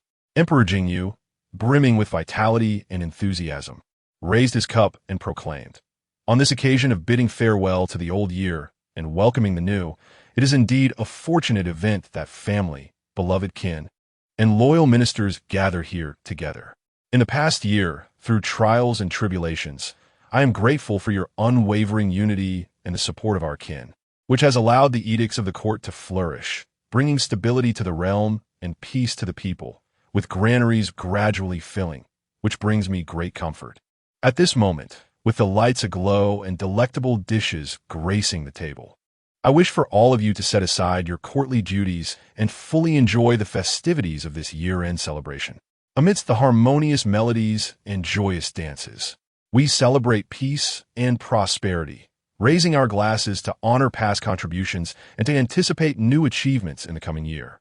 Come, let us toast to the new year. To His Majesty, the crowd replied, raising their cups in return. Lin Tingwan raised her cup filled with water in lieu of wine. As everyone settled down, the banquet officially commenced. The sound of silk and bamboo instruments rose softly, and the dancers, like colorful butterflies, twirled into the hall, their flowing gauze and sleeves fluttering gracefully as their light and agile forms swayed with the music. The nimble eunuchs and palace maids flitted between the guests, attending to their needs. This dish is getting cold. It's not good for the stomach. Have some pigeon soup. Li Yanyan offered his bowl of hot soup to Lin Tingwan. After a sip, Lin Tingwan frowned and remarked, It's too gamey. Then don't drink it. You might feel nauseous later. Li Yanyan took back the soup, choosing to keep it for himself. You should nibble on some soft pastries in the meantime, and I will have the kitchen prepare something for you when we return. He coaxed Lin Tingwan into eating a couple of bites of dessert. As someone approached him to offer a toast, he would decline if possible, but if not, he would partake. After several rounds of wine, Li Yanyan distanced himself slightly from Lin Tingwan, concerned that the scent of alcohol might disturb her. After enduring until the hour of the new year passed, Lin Tingwan felt quite drowsy, yet she persevered in such an occasion. The two walked side by side on their way back to the East Palace. Despite a servant holding a lantern leading the way, it remained quite dark. Li Yanyan supported Lin Tingwan closely, fearing she might stumble. Upon returning to the Kaiwood Hall, Lin Tingwan was utterly exhausted and managed to drink a bowl of lily porridge before retiring to bed. Just as Li Yanyan finished washing up and entered the inner chamber, he found Lin Tingwan peacefully asleep on the bed. He shook his head with a resigned smile, approached the bedside, and gazed at her serene face. Unable to resist gently brushing aside the stray hair that fell across her forehead, Lin Tingwan, who was struggling to eat, had grown even more delicate, her small face appearing increasingly gaunt. With tender affection, Li Yanyan leaned down to kiss her eyelids. Lin Tingwan furrowed her brow slightly, but did not awaken. Perhaps truly exhausted from the evening's events, Li Yanyan lay on the bed, gently embracing Lin Tingwan in his arms, caressing her waist and back. The faint fragrance of her hair filled him with an indescribable sense of tranquility, and before long, he drifted into a peaceful slumber. Chapter 39. Theatrical Discourse as the New Year passed. The number of people entering the palace to extend their New Year's greetings to Emperor Jingyu and the Empress increased significantly. Lin Tingwan, as the Crown Princess, was obliged to accompany them. Having already surpassed 3 months of her pregnancy, there was no need for her to conceal it any longer. The noble families in the capital were well aware that Lin Tingwan carried the Emperor's legitimate grandson, regardless of the child's gender. The mere fact of its existence warranted smiles and offerings of goodwill. The compliments directed at her were primarily motivated by the aspirations for their own children's futures. With the birth of her child, arrangements for a companion scholar would be necessary. Hence, it was prudent to establish connections at this moment, as it might yield benefits in the future. However, Lin Tingwan maintained her usual serene demeanor, neither rejecting nor forcing herself to engage. With the Empress shielding her, the attendees refrained from overwhelming her with attention and gradually shifted their conversations to other topics. Lin Tingwan contented herself with nibbling on pastries and sipping fruit beverages, occasionally perking up her ears to glean tidbits from the gossip circulating among the noble women. Initially, she had intended to merely enjoy the amusement, yet she found several tales genuinely piquing her interest. Foremost among them was the story of Yu Shuyun, the legitimate daughter of the Duke of Qi's primary household, who had married Jiang Zongshu, a freshly minted scholar and a minor official of the 7th rank, a few years prior. Their youthful acquaintance blossomed into a profound love, with neither willing to marry anyone else. Despite Mrs. Yu's vehement opposition, fearing her daughter would endure hardship, Yu Shuyun persisted, even resorting to kneeling in the pouring rain to plead with her mother, eventually resorting to fasting. Softened by her daughter's determination, Mrs. Yu relented, unaware that this concession would lead to a lifetime of regret. Initially, the couple thrived in marital bliss, deeply enamored with one another. With the Duke of Qi's influence within the Ministry of Revenue, Jiang Zongshu was eventually promoted to the esteemed position of a 3rd-rank Guanglu doctor at the age of 30. Meanwhile, Yu Shuyun had become the mother of 3 children, the youngest of whom was already 3 years old. Although there were concubines in the household, Yu Shuyun had the final say in their selection, and none had borne offspring. Yet, the years of Jiang Zongshu's relentless endeavors had etched wrinkles at the corners of her eyes, marking the passage of her youth, leaving her devoid of robust health and the beauty of her earlier years. Nevertheless, she remained an object of envy among the noble women of the capital. The official circles of the capital were well aware that Master Jiang was renowned for his affection for his wife, truly embodying the notion that a virtuous wife supports her husband's lofty ambitions, while the husband reciprocates with lavish gifts. Even Yu Shuyun herself was lost in the bliss of her perceived happiness. Yet, she was merely a pitiful creature, ensnared in her own delusions. In his youth, Jiang Zongshu had genuinely cherished Yu Shuyun, but as his career ascended, he encountered increasingly more alluring women at various social gatherings. Amidst the flattery and encouragement of others, he found himself entranced by a newly arrived dancer at the banquet halls, unable to extricate himself from her allure. Gradually, he grew impatient with his wife, whose figure had become less than desirable in his eyes. He forgot the countless hours she had devoted to managing their household and supporting his career, the sacrifices she made in bearing him 3 children, which had left her with an array of health issues. His feelings of annoyance deepened, leading him to propose the taking of concubines. Though Yu Shuyun was reluctant, she ultimately acquiesced. To her astonishment, he took in 8 concubines at once, several of whom hailed from the brothels, albeit disguised under different identities by Jiang Tsongshu. Who is Madame Yu? Upon observing the actions of those women, she could discern their origins. It is rather amusing. Having grown accustomed to the misfortunes of others over the years, she now finds herself facing her own. The younger concubines, confident in their youth and beauty, disregard her entirely, relentlessly demanding rewards from Jiang Tsongshu, who, flattered and enchanted, complies with their whims. Consequently, the wealth of the Jiang residents begins to dwindle alarmingly. Madame Yu, unable to restrain herself, attempts to offer him a word of counsel, only to be met with a brutal beating, as he claims she has spoiled his mood and embarrassed him.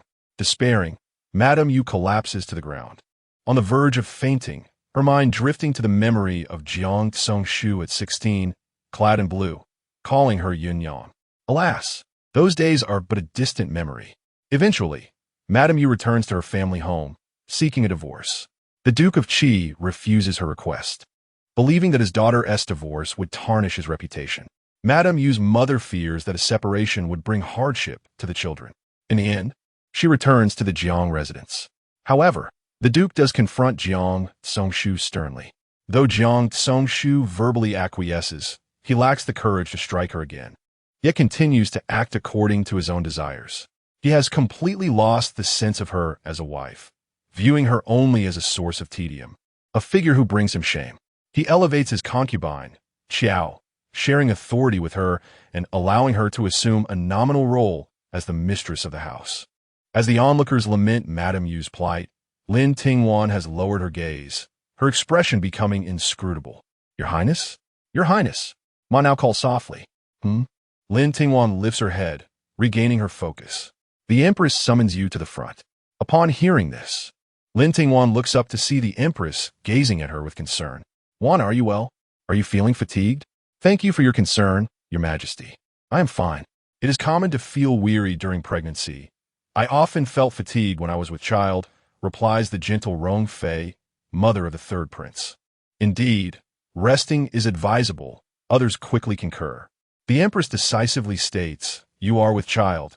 It is unwise to exert yourself. Please return and rest. Then I shall take my leave, Lin Tingwan bows. Go on, the Empress responds kindly. As Lin Tingwan departs, she is carried back in a palanquin.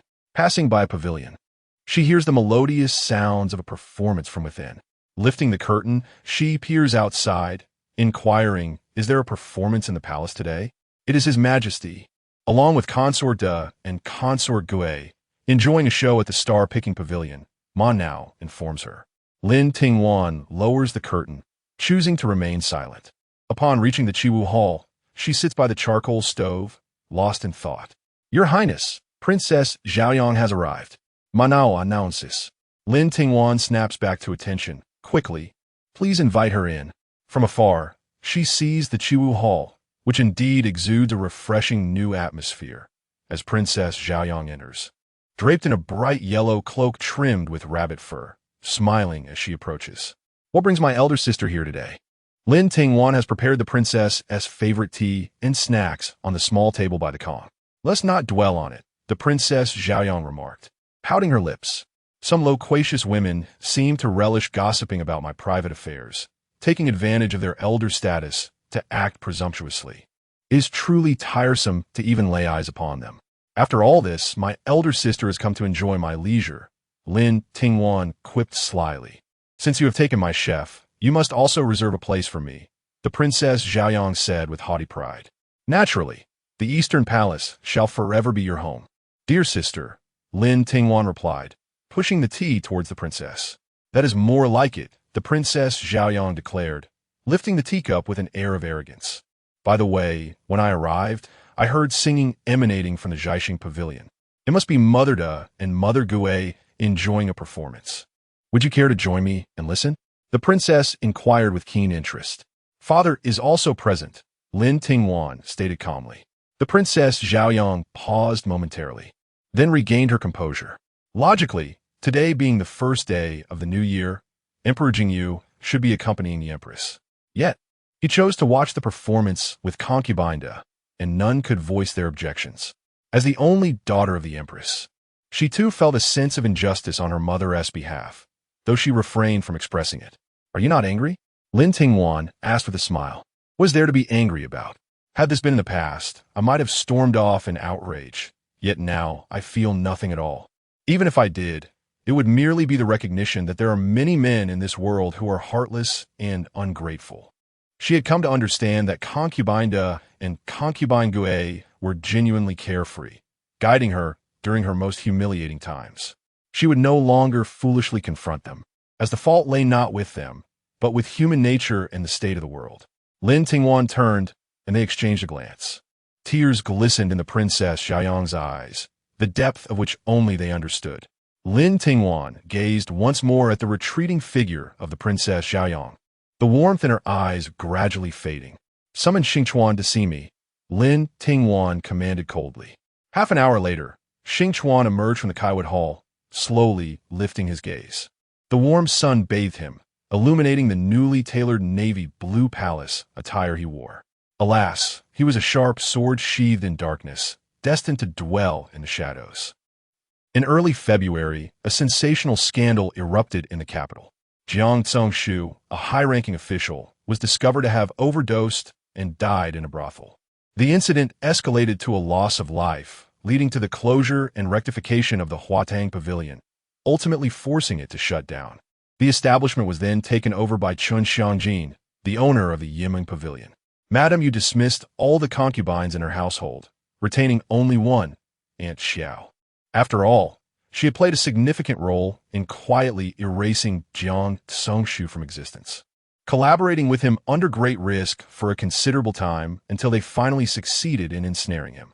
Madam, you remained the matriarch of the Jiang household, yet now it could only heed her commands. The assets left behind were not entirely squandered, ensuring the sustenance of her family was not a concern. Furthermore, her current allegiance to the Crown Princess promised a prosperous future. As for why the Crown Princess chose her, it was perhaps due to the clandestine connection she had established between the Crown Princess and the Ministry of Revenue. Yu Shuyun languidly enjoyed the breeze in the courtyard, sipping her tea. At that moment, her 3-year-old daughter, with a soft and sweet voice, rushed over and exclaimed, "Mother!" Yu Shuyun gazed at the exquisite cloud-patterned garment she had just crafted, now marred by her beloved daughter's inky hands, turning it into a smudged mess. She could only feel a throbbing vein at her temple. This mischievous child, is she still worth keeping? Chapter 40. The mother protects her child, recognizing the gentle embrace of spring, with myriad blossoms in full bloom. The month of March heralded the revival of nature. Amidst the celebratory sounds of firecrackers and the melodious strains of silk and bamboo from outside the Eastern Palace, the granddaughter of the esteemed General Qin entered the palace. This union had been arranged long ago by Emperor Jingyu and the Empress for Li Yanyan to take her as a concubine. Although Qin's father held the modest rank of 5th-grade officer, her grandfather had ascended to the 3rd-grade position and was the second in command of an army of 200,000 in the southern region. With the aging General Wei poised to retire soon, General Qin was the designated successor, thus making Qin a strategic choice for Li Yanyan, paving the way for a solid foundation within the Eastern Palace. Lin Tingwan felt neither sorrow nor anxiety regarding this development, for it was an inevitable occurrence that ultimately served her interests. The strength of Li Yanyan would elevate her own position. The ceremonial aspects of a concubine's entry into the Eastern Palace, though not as grand as that of a primary wife, still involved a formal ritual. Concubines would simply select an auspicious day to be carried in a small palanquin. Lin Tingwan was not required to attend this occasion. She would await Qin's respectful greeting the following day. While the atmosphere outside was jubilant, within the Kaiwudian, everyone maintained a hushed demeanor, diligently attending to their duties. Although they noted Lin Tingwan's lack of displeasure, they remained wary of incurring misfortune. Reclining on her couch, Lin Tingwan received a bowl of medicine from the maid, who offered it with care. She casually remarked, "Ensure that Chen's condition remains stable. Any misfortune must not cast a shadow over Kawudian." Indeed, Chen was with child. To recount events from over a month prior, Mei had deliberated extensively before ultimately rejecting Su Qin's suggestion. Instead, she turned her attention to the eager Chen. In Ruishua Hall, upon hearing the whispered counsel from Fuliu, Chen's eyes brightened with determination, declaring, "Let us proceed with this plan." Days later, under the watchful gaze of Granny Chong, Chun obediently consumed the contraceptive potion. Granny Chong, satisfied, remarked, "I shall not intrude further. Please rest, Lady Chun." Chen nodded with a smile, signaling Fuliu to escort Granny Chong out. Once the old woman had departed, Chun hurried into her inner chamber, inducing vomiting with great fervor. Fu Yuan, concerned, remarked, "Madam, if you truly are with child, what if the crown princess seeks accountability?" Chun, having purged herself thoroughly, straightened up and wiped her mouth with a cloth, responding, "What are you afraid of? The prince has no offspring. One child from the crown princess is hardly sufficient. If I become pregnant, it will be a joyous occasion. And who will care how it happened? Moreover, what father does not cherish his son? Is it so simple to conceive a son?" Fu Yuan thought anxiously, yet refrained from contradicting Chun, aware that such words could lead to her dismissal, given her year of service. Fu Yuan preferred not to jeopardize her position and chose silence. Both Fuliu and Fian were dispatched from the inner court, and, as a former palace maid, Chun had few allies, making it unlikely for her to have a trusted confidant. How much loyalty can these two outsiders truly possess? Presently, Fu Lu has been bribed by the Mei family, while Fu Yu seeks to tread lightly, prioritizing self-preservation. Subsequently, Chun has indeed conceived, and upon hearing this news, Lin Tingwan felt rather indifferent. Since the event had transpired, it was futile to dwell on it. In this imperial harem, who lacks ambition, she had long been aware that Chun had consumed a contraceptive potion. Yet to her, all of this seemed trivial. They may not bear children now, but they will eventually. The offspring of the Eastern Palace must only increase, never diminish. There was no need for her to comment on Li Yanyan's side. After a few months of marriage, Lin Tingwan had come to understand him well. Chen's audacity to openly defy Li Yanyan's commands would inevitably lead to her disdain. Furthermore, regardless of whether Lin Tingwan's child is the firstborn, she would ensure he ascends to the position of the next crown prince. Indeed, Li Yanyan harbored a strong aversion to Chen's actions. To him, she was foolishly defying his orders, acting with misguided cleverness, leaving no escape route for herself. He had always despised foolishness. His feelings towards Chun grew increasingly negative. However, as Lin Tingwan contemplated, now that she was pregnant, what could Li Yanyan possibly do? Chun had become the first among the 3 concubines to conceive, and whether she could bear a firstborn would be left to fate. "Rest assured, Your Highness, Jing Cheng is keeping a close watch," said Mo now respectfully. Lin Tingwan furrowed her brows as she slowly drank the pregnancy-preserving medicine, quickly following it with a candied kumquat to quell her nausea. "Your Highness, what do you think Mei is after, stirring others to bear children?" Xiaoyu inquired as she massaged Lin Tingwan's somewhat swollen legs. The medical report on Mei states that her constitution is weak and she is cold in nature, making it difficult for her to conceive, Lin Tingwan replied, leaning against her pillow and tapping her temple. "She cannot bear children, but many others can. Given my current favor, adopting Chen's child would pose no issue." Xiaoyu lowered her head, a chill running through her. If what the princess suspected were true, then Mei might employ underhanded tactics to protect her own child at the expense of others, using Chun as a mere stepping stone to ascend. Lin Tingwan, having opened her eyes at some point, gazed at the frightened Xiaoyu and smiled. "What troubles you so?" "I am useless," Xiaoyu lamented. Lin Tingwan gently patted Xiaoyu's head and said meaningfully, "Our little Xiaoyu must grow up. This is a place fraught with peril. To avoid being devoured, one must first prepare oneself." Upon hearing this, Xiaoyu looked up at Lin Tingwan, observing her calm demeanor as she read her book, seemingly unperturbed. This reassured Xiaoyu somewhat. Lin Tingwan had long grown accustomed to the treacherous life within the harem. She was acutely aware of her entanglement in it, both as a player and a piece upon the board. With more than 6 months of pregnancy, her belly began to show, and she could feel a small life growing within her. There was no turning back now, and she would never retreat. Chapter 41. Consort Qin Lin Tingwan sat in the principal position, gazing at the Qin family, standing below.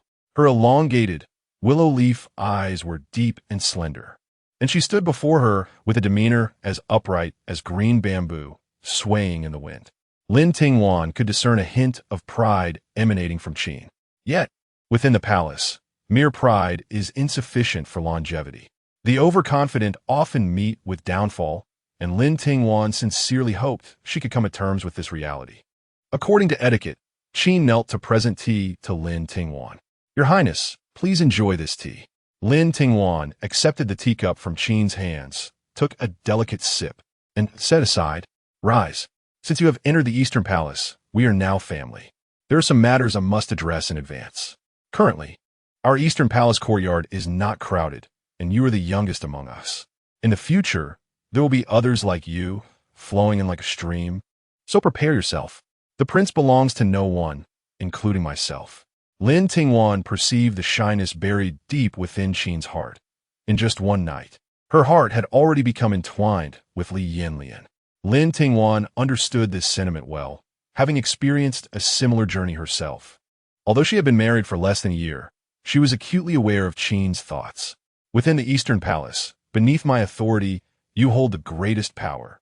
Correspondingly, with greater power comes a heavier burden. You must remain mindful of this." "I will heed your wisdom, Your Highness," Qin replied, initially feeling defiant, believing herself to be no less than Lin Tingwan. However, standing before Lin Tingwan, she felt as though her very essence had been deciphered, even without truly knowing what kind of person Lin Tingwan was. The authoritative aura emanating from Lin Tingwan left her feeling somewhat breathless. Despite the gentle tone of her voice, it carried an undeniable weight. "Consider these gifts as a token of congratulations for your marriage into the Eastern Palace," Lin Tingwan said, glancing at the agate on the side. Agate and jadeite approached, bowing to present the offerings, which included an array of boxes of various sizes and luxurious silks. "Thank you for your generous gifts, Your Highness," Qin expressed, casting a brief glance before bowing her head in gratitude. "It is getting late. Today marks your first day in the palace, and we must pay our respects to the Empress and the Dowager Empress." With that, Lin Tingwan rose, supporting her belly, while Qin lowered her head and stepped aside. Lin Tingwan led the way, with Qin following closely behind as they made their way to Fengyi Hall. Upon arriving at Fengyi Hall, Lin Tingwan and Qin found that the audience with the Empress had yet to conclude. The other concubines were seated on either side, and the virtuous consort was also present that day. "Your humble son brings Consort Qin to pay respects to Mother. May you be well," Lin Tingwan announced. Just as she was about to perform her bow, the Empress stopped her. "Quickly, no need for formalities. Take a seat." "Thank you, Mother." Lin Tingwan was assisted by a palace made to sit beside the Empress. "Look at this daughter-in-law of mine, so well-mannered, even while heavily pregnant." Insisting on performing the kneeling ceremony, the Empress feigned complaint, though her heart brimmed with joy. Indeed, the Empress had acquired a commendable daughter-in-law. The others chimed in with praises, showering compliments. The Empress smiled and nodded, then turned her gaze to the standing Qin, her smile diminishing slightly. "Consort, do not stand. Please take a seat." "Thank you, Mother." Qin exhibited a certain degree of restraint. Despite her inherent pride, the presence of the matriarch of the harem, particularly as her mother-in-law, rendered her somewhat anxious. Acknowledging the Empress's desire to engage in intimate conversation with her daughters-in-law, she decided not to intrude. Upon the Defei's rise to take her leave, the others, understanding the cue, followed suit. Soon, the room was left with only the Empress, Lin Tingwan, and Qin. "Qin, now that you have entered the Eastern Palace, you must comprehend your responsibilities. You are to serve the Crown Prince diligently and show respect to the Crown Princess. I hope your family maintains harmony. Do not let any incidents arise that could tarnish the royal dignity," the Empress admonished plainly. "Yes, Your Majesty, I shall heed your teachings," Qin responded promptly, standing respectfully. Vanya, as Qin has just arrived in the Eastern Palace, be patient with her. As long as her mistakes are not grievous, extend your tolerance and guide her gently. A stable foundation in the rear courtyards ensures stability ahead, the Empress advised. Lin Tingwan graciously acknowledged the counsel, maintaining a facade of cordiality, regardless of the future dynamics with Qin. That evening, Li Yanyan visited Lin Tingwan. Your Highness, have you not gone to see concubine Qin? Lin Tingwan inquired with a hint of surprise. You are with child and enduring much discomfort. I could not help but come to check on you. Li Yanyan replied as he seated himself beside her. Today marks only the second day since her entry into the palace. Your absence may leave her feeling slighted. Lin Tingwan remarked. You truly, Li Yanyan turned away, displaying an uncharacteristic displeasure. What would you have me do? Should I beg you to visit me more often? Lin Tingwan chuckled at the thought. Li Yanyan rose to change his attire, remaining silent, unable to confess his desire for Lin Tingwan to feel a tinge of jealousy. As pride hindered him, Lin Tingwan beckoned him, feeling lethargic since her pregnancy began. Li Yanyan shot her a glance, yet obediently settled beside her, gently caressing her burgeoning belly. Has the physician come to examine you? It has been over 6 months, he inquired. Yes, the physician has visited and mentioned that it is likely a boy, she replied. A boy, Li Yanyan reclined slightly, murmuring to himself. Over the past few months, I have scoured ancient texts for names. If it is a boy, I would like to name him Li Jihong, and if a girl, Li Yanxi. What do you think? For their child's generation, a boy would carry the character Jian, a girl. Hang denotes a rare and precious jade, worthy of our firstborn son, Li Yanyan added. The compendium of long objects states, a gentleman is like a jade, radiant in his attire, a splendid name indeed, Lin Tingwan mused, smiling after a moment's contemplation. Li Yanyan grasped Lin Tingwan's hand, tenderly stroking it, and after a prolonged silence, declared Wan, I will provide our child with the very best. Lin Tingwan, taken aback by his words, soon smiled and placed her other hand over his, affirming, I trust you. Regarding Li Yanyan's promise, Lin Tingwan held no doubts, for this was their firstborn son. Given Li Yanyan's arduous journey filled with humiliations over the years, it was evident he would adhere to the path of righteousness, wholeheartedly supporting both her and their child. With the character of Li Yanyan, he would not alter his commitment to orthodoxy for the affection of any woman. One evening, after washing up and changing, Li Yanyan climbed into bed and noticed Lin Tingwan's swollen feet, his brow furrowing in concern. Why are they still so swollen? He inquired, placing his hands upon them. The physician had advised her to walk more and to massage her feet. Lin Tingwan felt a tinge of embarrassment as she watched Li Yanyan knead her feet, yet he remained unfazed, sitting cross-legged on the bed, resting her feet upon his lap and continuing to massage them. You are only 17. There's truly no need to bear children so early. However, Li Yanyan sighed, reflecting on how fate is often beyond one's control. You are the crown prince, and I am the crown princess. It is imperative that the Eastern Palace soon welcomes a legitimate heir. Lin Tingwan responded, acknowledging that she too would prefer not to give birth at such a young age. Yet, without a child, they would lack a certain leverage. Once he is born, you can care for him for 2 years. And then we shall see when you turn 20, he said, continuing his massage. He had come to realize how arduous childbirth could be for a woman. Even before Lin Tingwan had given birth, he had witnessed her enduring considerable hardship. While he was rational, he was not devoid of compassion. He felt for Lin Tingwan. Yet they were in dire need of a child. Selfishly, he wished for her to suffer no pain, but he could not concern himself with others. That night, Qin Shi sat alone by the window, melancholically gazing at a row of rewards laid out on the table. Li Yanyan had not come to visit her that evening. She had thought herself not lacking in beauty. Her talents, while perhaps not comparable to the poetic genius of Yangsu, were nonetheless honed under esteemed mentors, excelling in poetry, music, chess, calligraphy, and painting. Yet, on her second day in the Eastern Palace, Li Yanyan had already gone to Lin Tingwan, leaving her feeling devoid of allure. She was transported back to her childhood, when her family had just relocated from the south to the capital, facing disdain during her grandfather's rise to prominence. The daughter of the neighboring household had once humiliated her, calling her a bumpkin.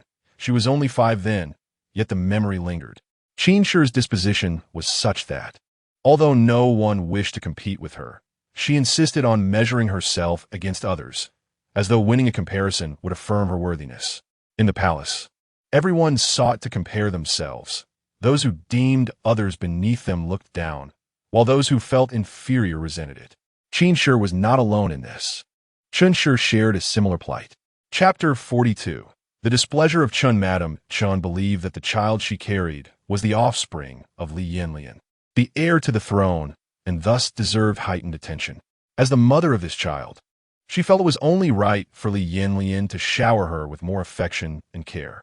Contemplating this, Qin narrowed her eyes slightly, caressing her abdomen, and after a prolonged moment of contemplation, she spoke. Fu Yu, come here.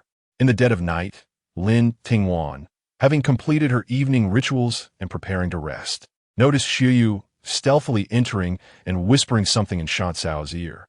Shan Cao, initially taken aback, soon exchanged knowing glances with Xu Yu, their eyes sparkling with mischief. What's going on? Lin Tingwan inquired from her bed, intrigued. Xu Yu promptly concealed her smile and replied, Your Highness. His Royal Highness the Crown Prince was summoned away on his way to Yuhua Palace by a maidservant of Madame Chun, claiming she was feeling unwell. Lin Tingwan chuckled at this. Such is the common stratagem employed within the inner chambers. Now that she has finally acquired a trump card, she is bound to play it. Agate chimed in. However, it seems that concubine Qin will not take this lying down. Ah, this enmity is certainly destined to deepen, Lin Tingwan mused, her eyes glimmering with intrigue. This matter does not require our intervention. We shall merely keep a watchful eye. With her instructions given, Lin Tingwan settled in her bed, prioritizing her rest above all. Within Yuhua Palace, the atmosphere was thick with tension as everyone stood in solemn silence. Qin sat upon her throne, her countenance visibly strained. Her nostrils flared slightly, her lips pressed into a thin line, and the magnolia in her hand was crumpled, exuding a fragrance tinged with melancholy. Your Highness, you should partake in some dinner. An empty stomach is not good for your health, Sui Xin urged gently, suppressing her own unease. Qin's brows furrowed even tighter. In a fit of frustration, she cast the battered magnolia to the ground, declaring, I have no appetite. At that moment, a matron clad in a pale blue garment entered, approaching with a measured grace. Your Highness, since you have no appetite, let us prepare a warm bowl of milk porridge. Starving oneself is hardly advisable, she suggested. This was Gua, Qin's wet nurse. A wave of relief washed over Sui Xin as she responded, Yes, I shall attend to it at once. Qin cast a glance at the two women, offering no reply, turning her face away in a display of discontent. Who is the object of your ire, my lady? Gua inquired with a sigh as she moved further inside. The matron feigned ignorance that concubine Chun, emboldened by her pregnancy, dares to draw the crown prince away from me. Just days after my arrival in the palace, she behaves with such audacity, clearly disregarding my status as a favored concubine. As Qin spoke, her anger flared. She felt a strong urge to slap Chun. You ought to recognize that she relies solely on the child she carries.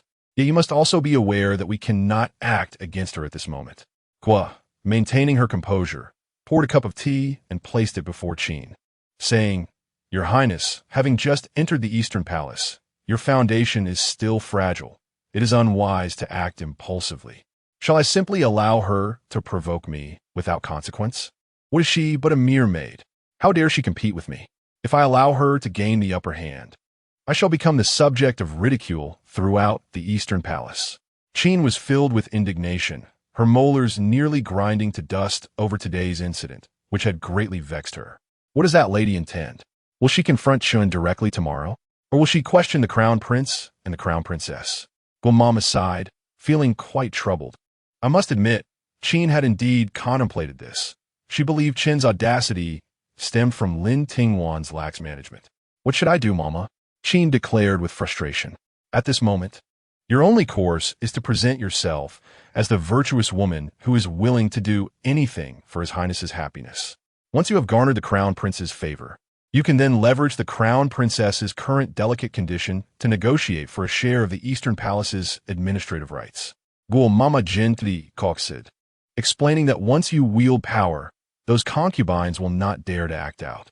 After the Crown Princess gives birth, seize the opportunity while she is in confinement to win the Crown Prince's affection. Should you be fortunate enough to bear a son or daughter, your position within the Eastern Palace will be as solid as a rock, and at that point, no one would dare mock you. They would be eager to flatter you instead. Upon hearing this, Qin felt Guamama's words held merit. She silently approved, realizing her mother had made a wise choice in bringing Gua into their household. Gua had once served as a maid to the favored Jia Guifei during the reign of the late emperor. Following the late emperor's passing and the ascension of Emperor Jingyu, the Empress Dowager, being both the biological mother and the reigning empress, held the utmost authority. Meanwhile, the once favored Jia Guifei was ordered to commit suicide. Aware of her fate since the late emperor's demise, Jia Guifei had dispersed her maids, and Gua was among them, allowing her to assume a new identity, marry, and bear children. However, after her husband squandered their wealth at gambling, she was compelled to sell herself back into servitude at the Qin residence. I have heard that the Crown Princess tightly controls the palace affairs, employing only her trusted confidants. Would she willingly relinquish her hold? Qin hesitated. Whether it can be done remains to be seen. One must try first. Besides, in the Eastern Palace, the true authority lies with the Crown Prince. No matter how unwilling the Crown Princess is, she must heed His Highness, correct? Guamama chuckled. Qin fell into deep contemplation upon hearing this. In Ruishui Hall, after the imperial physician had taken Chen's pulse, he remarked, "Your Highness, the fetus does indeed seem somewhat unstable. I shall prescribe some remedies. You must take them daily. If there is no improvement in a month, I shall provide stronger medicine to safeguard the pregnancy." Chen withdrew her arm into the gauzy curtain, cautiously peering through the veil at Li Yanyan seated beside her. Noticing his frown, but no sign of anger directed at her, she felt a measure of relief wash over her. She had merely experienced a fleeting pain in her lower abdomen, something she had never encountered before. She had only invited Li Yanyan over and was surprised that trouble had arisen. Fu Yu escorted the physician out, while Fu Lu lifted the curtain, revealing Chen. Her eyes glistening with tears, her demeanor fragile and pitiable. "I am truly useless," she lamented. Li Yanyan furrowed his brow and replied, "Do not dwell on it. Focus on nurturing the pregnancy." The child was never part of Li Yanyan's plans, let alone an object of expectation. If fate did not allow for it, Li Yanyan would accept that. Upon witnessing Li Yanyan's demeanor, Chen wept even more fiercely, her hands clutching a handkerchief as she covered her face and lamented, "I understand that this child has come at an inopportune time. Yet this is His Highness's own flesh and blood. I would give my very life to fulfill the duty of ensuring your lineage continues." Hearing these words, Li Yanyan felt a pang of discomfort, and he gently patted Chen's shoulder, saying, "Enough, the physician has not declared it impossible to preserve the child. Do not dwell on such uncertainties. It is paramount that you focus on your health." Upon hearing these reassurances, Chen's face indeed brightened with a smile as she instinctively clung to Li Yanyan's arm, declaring, "With His Highness thinking of me, it is all worth it." However, beneath her outward smile, her heart was tumultuous with anxiety. Could she truly safeguard this child? What she could not. Chapter 43. The marked money within the inner chambers. Each individual harbored their own thoughts. The higher-ups strategized while those below sought to align themselves with the powerful, neither side willing to show deference, yet none daring to make the first move. In the Kaiwood Hall, the shop overseer Chun Xiangjin, the royal estate manager Zhou Yu, the chief supervisors of the inner court, the matron Chang, and the leader of the secret surveillance, Xing Chuan, all stood respectfully at the foot of the hall. Today marked the usual monthly inspection and deliberation, and each of them was one of Lin Tingwan's most capable subordinates, wielding considerable authority and directly obeying her commands. Free from the oversight of others, save for the three matriarchs of the Harem and the Crown Prince, Lin Tingwan rose from her midday rest, simply adorning her hair with a few hairpins, clad in a flowing white dress complemented by a ginger yellow robe. The assembly quickly knelt in reverence. "Rise," Lin Tingwan said languidly. They stood, expressing their gratitude, awaiting her directives. Seated upon her throne, the agate cushion was adjusted by Mon now, ensuring her comfort as she settled in. Observing her growing belly, she acknowledged that managing court affairs had become increasingly challenging. Although each of them was a capable officer, it was essential to have someone at the helm for the sake of the overall situation. Lin Tingwan surveyed them briefly, noting their lack of discontent, before continuing, "Therefore, I must select someone to share in my burdens during this period of nurturing." Granny Sun, with Lin Tingwan's call. A middle-aged woman in red court attire stepped forward and bowed. "I am here."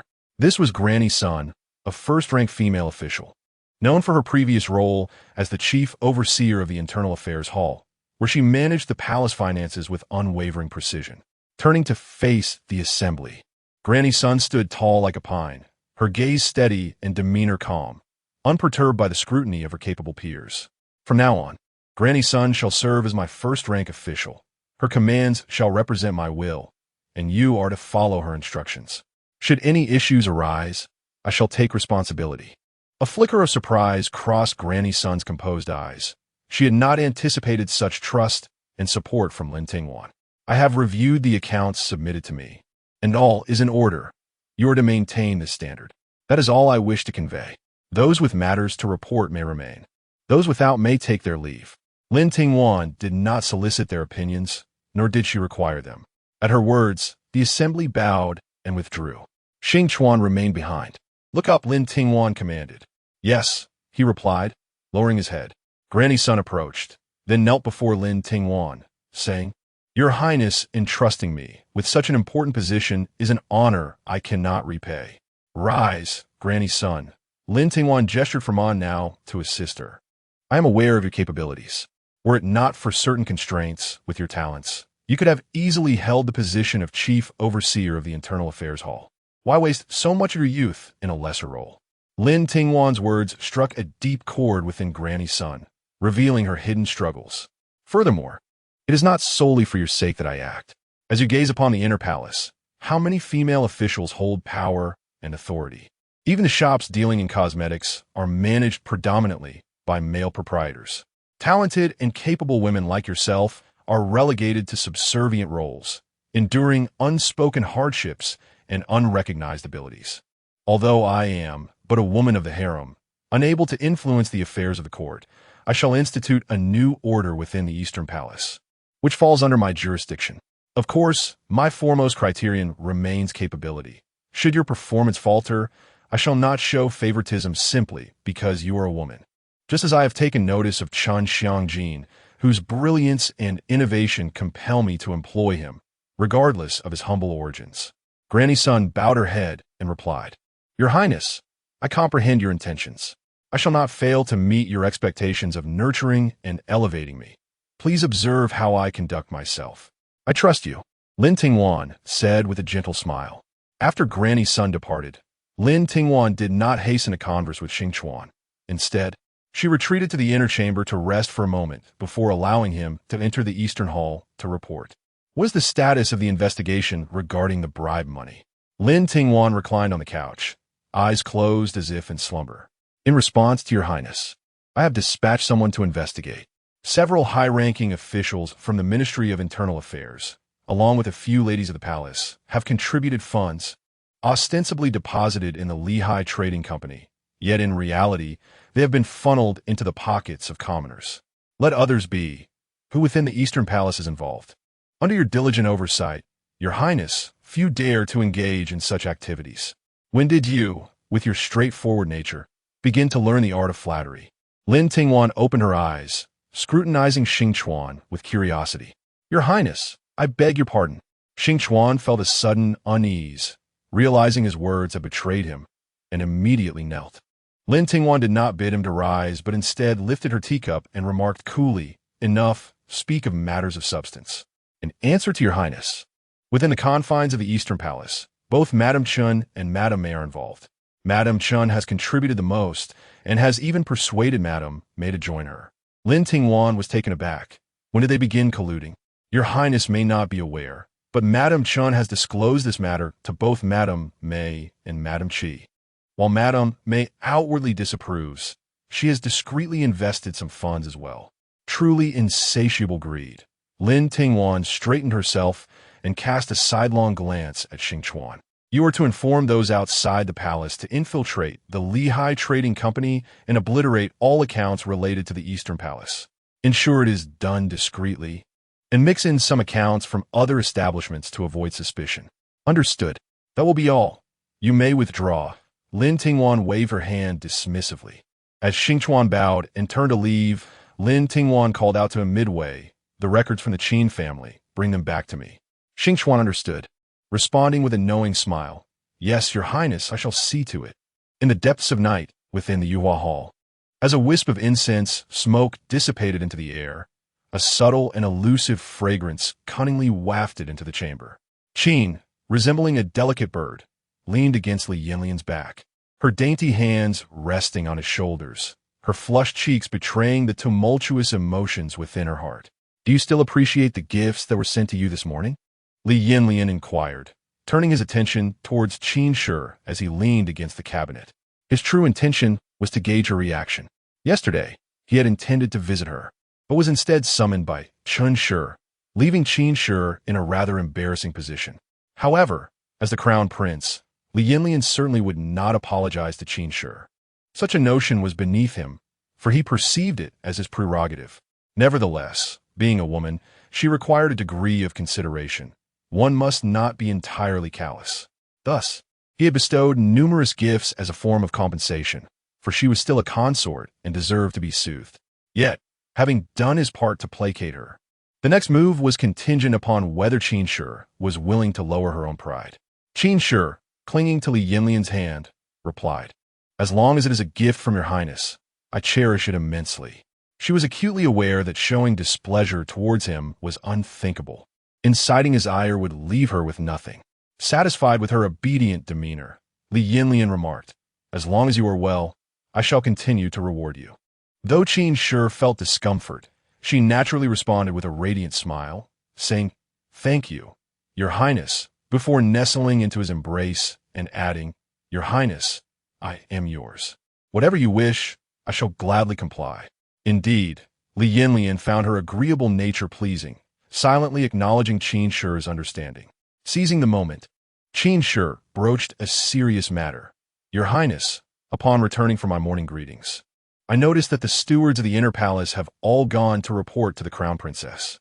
The Crown Princess, in her advanced stage of pregnancy, is burdened with the entirety of the palace's affairs, and it pains me to see her so overworked. You speak the truth. It is indeed time to grant the Crown Princess a respite. She has been excessively busy of late," Li Yanyan pondered, noting that Lin Tingwan appeared to have lost weight and considering the need for an assistant. Qin Shi, nestled in his arms, wore a satisfied smile. Yet, her elation was perhaps premature. Li Yanyan's contemplation was merely a consideration. The specifics would require discussion with Lin Tingwan. However, this discussion led to complications. The Emperor Jingyu had recently tasked him with investigating the financial dealings in the capital. And today Lin Tingwan informed him that Qin Shi's maternal family, and even some of her brothers, had invested in the very finances he was scrutinizing. With the ledgers glaringly laid before him, was this not a slap at his face? The first individual implicated was none other than his newly married consort. Li Yanyan's kuntanansa darkanat. Lin Tingwan, sitting nearby, remarked, "This is primarily a matter for the Qin family, and I cannot interfere. However, it is well known that Qin Shi, being young, incurs significant expenses, and the Qin family has supported her lavish lifestyle within the palace. Should this information be disseminated by those with ill intent, it would only serve to tarnish the reputation of the Eastern Palace's consorts, suggesting that their expenditures are funded through dubious means.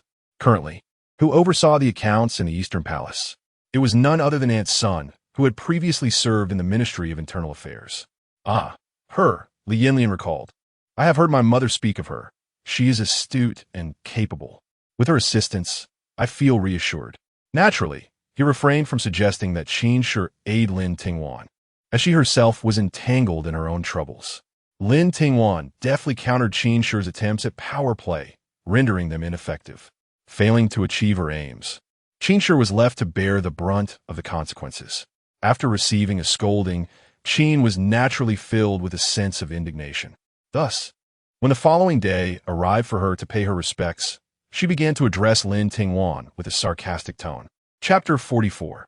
A failed scheme. The crown princess wishes to curtail expenditures, a sentiment I can understand. However, such measures seem rather extreme. After all, which noble family has not engaged in the practice of printing money? Why then, are we singled out for scrutiny? I, at least, have my monthly allowance and support from my family, but what of my fellow sisters? Their monthly stipends are already meager, and with these funds now curtailed by you, their future prospects will be dire.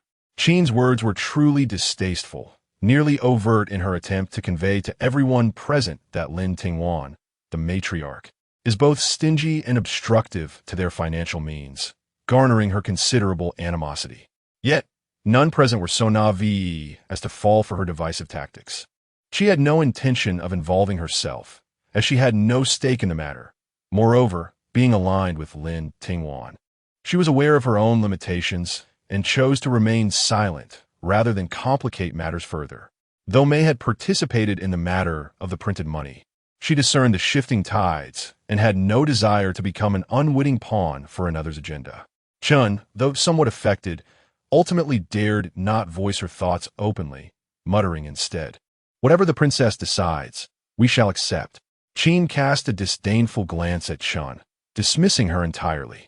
Lin Tingwan harbored a particular disdain for Qin, but her loathing for Chun was even more profound. With a stern expression, Lin Tingwan caressed her abdomen and inquired, "Have you all said your piece?" Scanning the assembly, she noted that all eyes were cast down, none daring to meet her gaze. Even Qin, who had previously been so outspoken, now lacked her earlier fervor. "Is there anything else to be said?" Lin Tingwan pressed once more. Silence reigned in response. Leaning back, her demeanor grave, she addressed Qin. "Since you find my inquiry into the printed money objectionable, I suggest you state your case before Her Majesty the Empress tomorrow." "Let me clarify. This investigation was initiated by His Majesty. It encompasses not just you, but the entire capital. Those guilty will face severe punishment without exception. Rather than reflecting on your own situation, the Eastern Palace, or your family, you come here to vent your frustrations. How absurd." Lin Tingwan regarded the now visibly anxious Qin with a cold smile. "I know what you're thinking, that the law does not punish the many. Would you like me to enlighten you on the notion of making an example of someone? This matter is far from the simplicity you imagine. Those who manipulate these funds to form factions have committed a grievous offense, one warranting the extermination of their entire lineage. I am, in fact, protecting your life." She paused momentarily before continuing, "and the lives of all present." The assembly, now gripped by fear, remained silent. Qin's pallor was striking as she clasped her abdomen, speechless. May's expression was similarly troubled. However, she understood that if trouble befell her, it would also reflect poorly on the Eastern Palace, leading Lin Tingwan to act with caution to safeguard her own interests. She felt a twinge of trepidation. Qin's humiliation was palpable, her indignation evaporating as she struggled to form a retort to Lin Tingwan, her lips moving without sound, ultimately achieving nothing. Lin Tingwan scoffed. "I have yet to hold you accountable for your transgressions, yet you audaciously lay blame at my feet.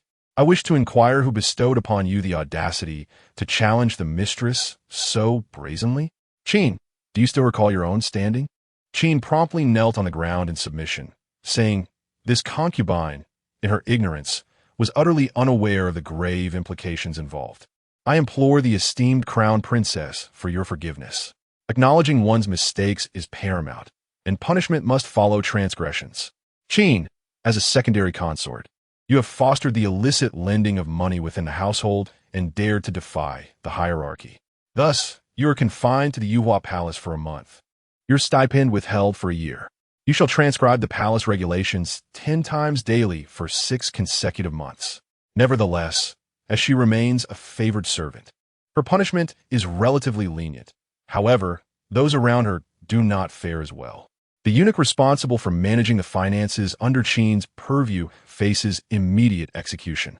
The eunuchs at her side receive 20 lashes, while the maidservants endure 10. And that wretched Gua, who incited the consort's actions, is to be punished with 20 slaps. Qin's eyes widened in disbelief as she gazed at Lin Tingwan, feeling as if she were in the presence of Yama, the king of hell. She could scarcely fathom that a woman, so innocently pregnant, could wield such ruthless authority, truly a living embodiment of Yama. Your punishment is excessively severe. Qin could not restrain her voice, lamenting that she merely accepted funds from the household and had not engaged in the illicit lending. In contrast, Mei and Chun had genuinely disbursed funds from the Eastern Palace. Why are they not held accountable? Such a lack of fairness from your ladyship. I cannot acquiesce. Lin Tingwan cast her a sidelong glance, stating, all servants involved in the lending will receive 30 lashes. This bears no distinction from the decree of execution.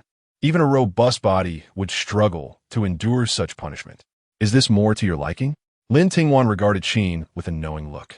Qin realized that her intention was to persuade Lin Tingwan to issue a lighter sentence.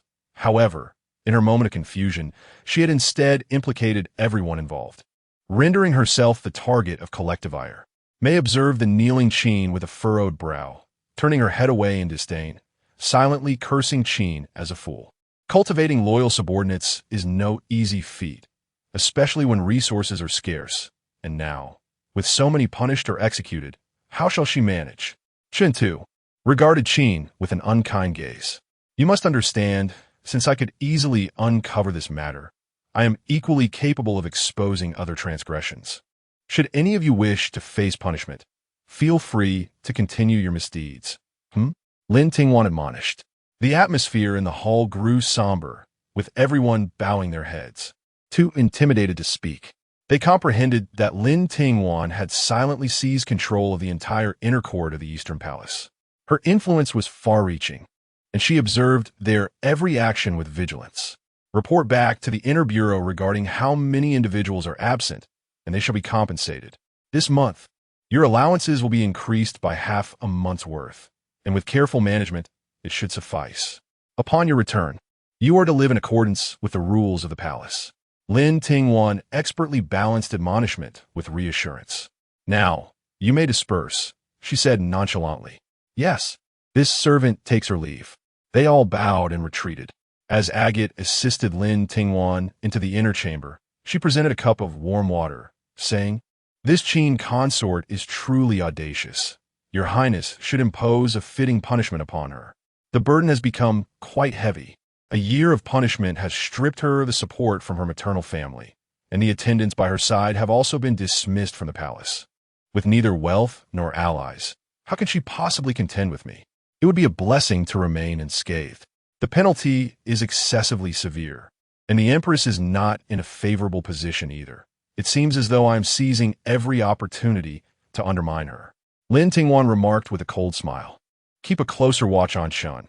Her pregnancy is inherently unstable, and if someone discreetly gives her a nudge, she will surely lose the child. Lin Tingwan commanded. Understood, replied Agate. Why must the Empress be so protective of her? It was she who secretly ingested the contraceptive, leading to her ailment and the frailty of her pregnancy.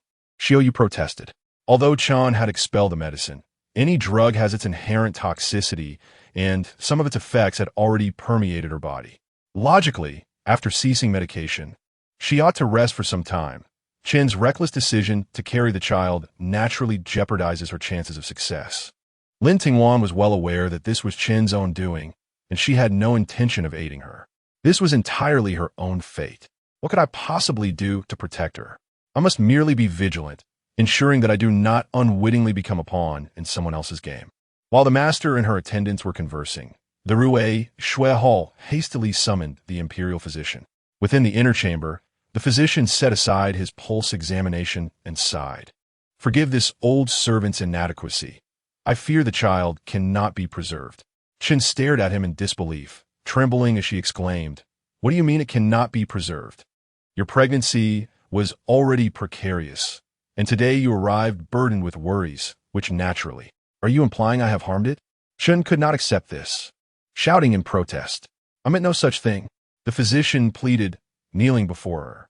Chen grasped the bedding and wept bitterly, while Fu Lu and Fu Yu hurried to comfort her. How long can it be sustained? Chen's face was streaked with tears as she glared at the physician. At most, it may last another 2 months, he stammered.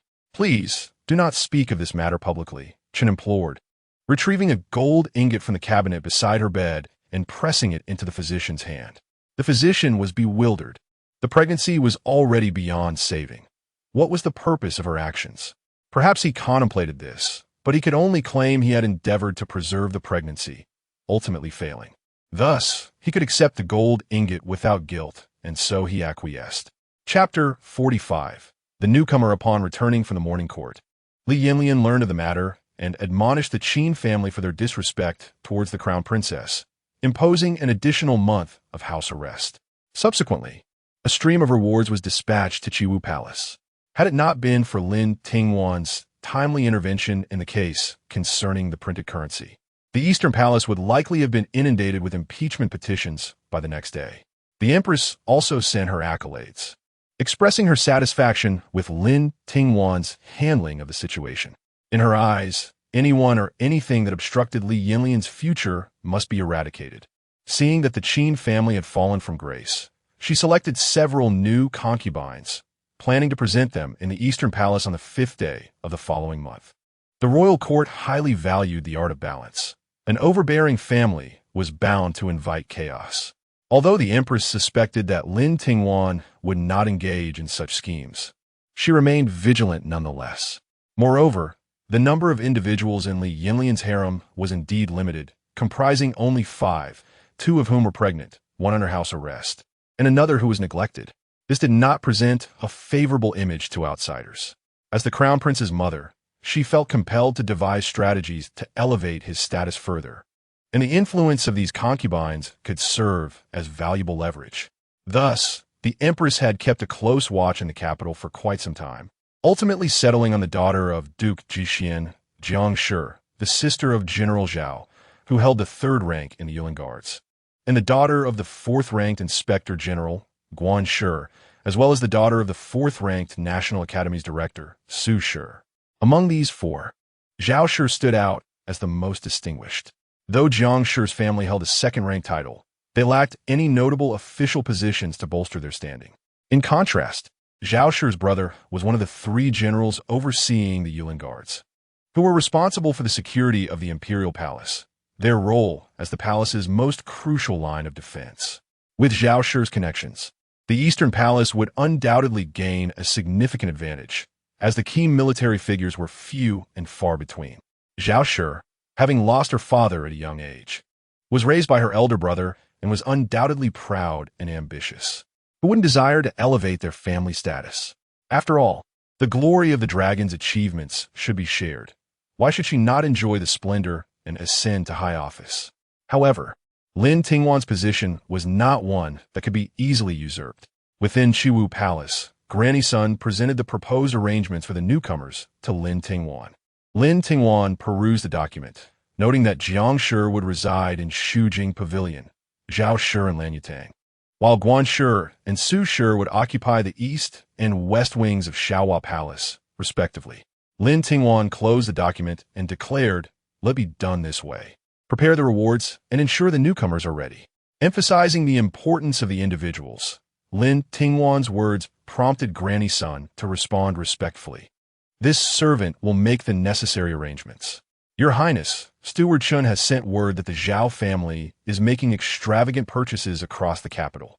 Now the entire city is aware that Lady Zhao is to enter the Eastern Palace," said Ma Now, handing Lin Tingwan a note. Lin Tingwan glanced at it and carelessly tossed it aside, allowing the emerald and coral to evenly apply ointment to her abdomen. "The Zhao family is being rather ostentatious," Xiaoyu remarked with a frown. "One should not be deceived by the ostentatious demeanor of such individuals, for it is precisely the guise of the pig eating the tiger that we must fear. Humans are the most adept at masquerading, outwardly devoid of scheming, yet inwardly harboring a plethora of cunning stratagems." As Lin Tingwan spoke, she picked up the letter, gently bringing it to the oil lamp, where it ignited in an instant, subsequently cast aside into the ashtray, reduced to ashes. It came without a trace and left without a shadow. A month later, on the 5th day of the lunar month, for newcomers were ushered into the inner court of the Eastern Palace. That evening, Li Yanyan visited Jiang Shi. Undoubtedly, Zhao Shi held greater value for him. Yet to shower her with excessive affection from the outset would undoubtedly breed suspicion. Upon hearing this news, reactions were mixed. Some rejoiced while others despaired. Jiang Shi was delighted, having secured the top position, while others felt that not being the first to emerge was not necessarily a misfortune. The ones burdened with worry were Qin Shi and Mei Shi.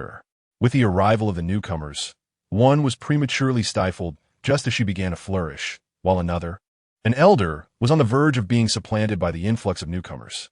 This night in the Eastern Palace's rear courtyard was destined to be a sleepless one. On the following day, as Lin Tingwan was assisted out to pay her respects, everyone promptly knelt and greeted, "We pay our respects to the Crown Princess. May she be blessed with good fortune. Rise and take your seats," Lin Tingwan replied once settled. "Thank you, Your Highness." The four newcomers were quite obedient, all lowering their gazes submissively. Among them, Su Shi exhibited a vivacious charm and sweet demeanor, even eliciting a hint of fondness from Lin Tingwan. Jiang Shi, seated beneath Mei Shi, made a concerted effort to diminish her presence, aware that attracting attention on her first day of favor would be conspicuous. Yet, the mere thought of marrying the one she had admired for years quelled her fears. Zhao Shi held her head high, resembling a proud peacock. Her silence belied the disdain she harbored for anyone not named Lin Tingwan. Guan Shi, even more unreserved, appeared indifferent, as if merely visiting for attendance. Following the customary distribution of rewards, Lin Tingwan offered a few perfunctory admonitions before dismissing them, feeling quite fatigued with her heavy belly. She had presumed they would at least feign decorum for a time. Little did she know, a genuine personality had infiltrated the harem. That day, Lin Tingwan was engaged in discussions regarding the management of the palace, maids with Aunt Sun and Granny Chong, when Agate entered, her expression fraught with difficulty. "Your Highness," she addressed. "What is it?" Lin Tingwan paused and looked up. Madame Zhao and Madame Guan have clashed in the southern garden, like thunder from a clear sky. Lin Tingwan was taken aback. Both were daughters of noble families within the capital, each hailing from households of the fourth rank. How could they resort to violence merely 2 days after arriving? Amused despite herself, Lin Tingwan could hardly suppress a laugh. What prompted such a confrontation? According to the palace maid delivering the news, it began with some unflattering words from Madame Zhao, and Madame Guan, known for her fiery temper, retaliated with a scathing reprimand, which infuriated Madame Zhao, leading to a physical altercation. Lin Tingwan frowned, "Summon the two of them to my presence. This is utterly intolerable." Aunt Sun, observing the situation, remarked, "I shall go." "No need," Lin Tingwan replied. "I still have matters to discuss with you." Lin Tingwan called out to her and then turned to Mother Chong, saying, "I must trouble you to run an errand for me." Mother Chong, understanding Lin Tingwan's intentions, bowed respectfully and replied, "Your Highness is too kind. This is but my duty. I shall attend to it immediately." With that, she departed with several palace maids and matrons. Lin Tingwan lowered her gaze, intentionally sending Mother Chong, for the former was closely associated with Li Yanyan, and the two would not dare to act recklessly. As for Aunt Sun, Lin Tingwan had personally elevated her, making it possible for the two to seek an opportunity to vent their frustrations. Furthermore, Mother Chong would undoubtedly converse with Li Yanyan in the front courtyard, allowing Li Yanyan to discern the temperament and disposition of the concubine she had introduced. In the span of a single tea, Zhao and Guan had already found themselves in a disheveled state, kneeling awkwardly on the floor. Their clothes were in disarray, hair unkempt, and the passing servants dared not look, while those who did were too fearful to laugh, and even those who dared to chuckle remained silent. Once Lin Tingwan concluded her discussion with the two, she dismissed Aunt Sun, leaving Mother Chong to accompany her in silence. "You are all quite bold, willing to engage in physical altercations," Lin Tingwan remarked with an impassive expression. Zhao, filled with indignation, and Guan, exhibiting stubbornness, were both obstinate in their ways. "Who instigated the fight?" Lin Tingwan's stern gaze swept over them, causing Zhao's bravado to wane. She hesitantly replied, "Replying to your Highness, it was I." "But Guan provoked me first. Did you not utter any unkind words?" Lin Tingwan shot her a sidelong glance. I. Zhao pouted, falling silent. I do not concern myself with what transpired in your private quarters. In the Eastern Palace, fighting is strictly forbidden, especially for you, the masters. You should not lead such behavior. Lin Tingwan, refusing to allow Zhao to continue her defense, stated coldly. Zhao instigated the altercation. You shall transcribe the palace rules 100 times and forfeit your salary for 1 month. Guan, disregarding palace rules and engaging in combat with another, shall transcribe the rules 50 times. Your Highness, Zhao protested slightly, but Lin Tingwan calmly turned her gaze toward her and said, if you are dissatisfied, you may return home now. Zhao immediately fell silent, lowering her head in submission. Guan, throughout the ordeal, remained silent, accepting her punishment. She understood Lin Tingwan's message. The issue was not about her resistance against Zhao, but rather the violation of palace rules through fighting. It was her fault, and she accepted it, feeling a sense of acquiescence. Chapter 46. The Chun family's misfortune after the two departed. Xiuyu, brimming with curiosity, supported Lin Tingwan and inquired, Your Highness, is it not rather bold for Lady Guan to provoke Lady Zhao so soon after entering the palace? Lin Tingwan chuckled at the remark and replied, Are you aware of the position held by Lady Guan's father? He is a fourth-rank official, the Deputy Censor-in-Chief. The Deputy Censor-in-Chief oversees impeachments, investigates judicial cases, participates in judicial trials, and is responsible for maintaining court decorum, not to mention the generals of the Imperial Guard. Even my own grandfather must submit to the scrutiny and impeachment of the censor. If their accusations are unfounded, it may be overlooked, but should they hold truth? Given His Majesty's temperament, one might not escape unscathed. Moreover, this censor Guan is notorious for a foul temper and is the sole daughter in her family. The Zhao family is not without its dubious background either. Should a confrontation ensue, the outcome is far from certain. Lin Tingwan settled onto the couch, as Fei Zue and Shan Chao approached to drape a blanket over her, while Xiuyu knelt beside her, providing a gentle massage. Jing Cheng entered, announcing, Your Highness, Granny Shou has returned. Lin Tingwan, her eyes fluttering open from a drowsy state, turned to him and asked, Is there something significant?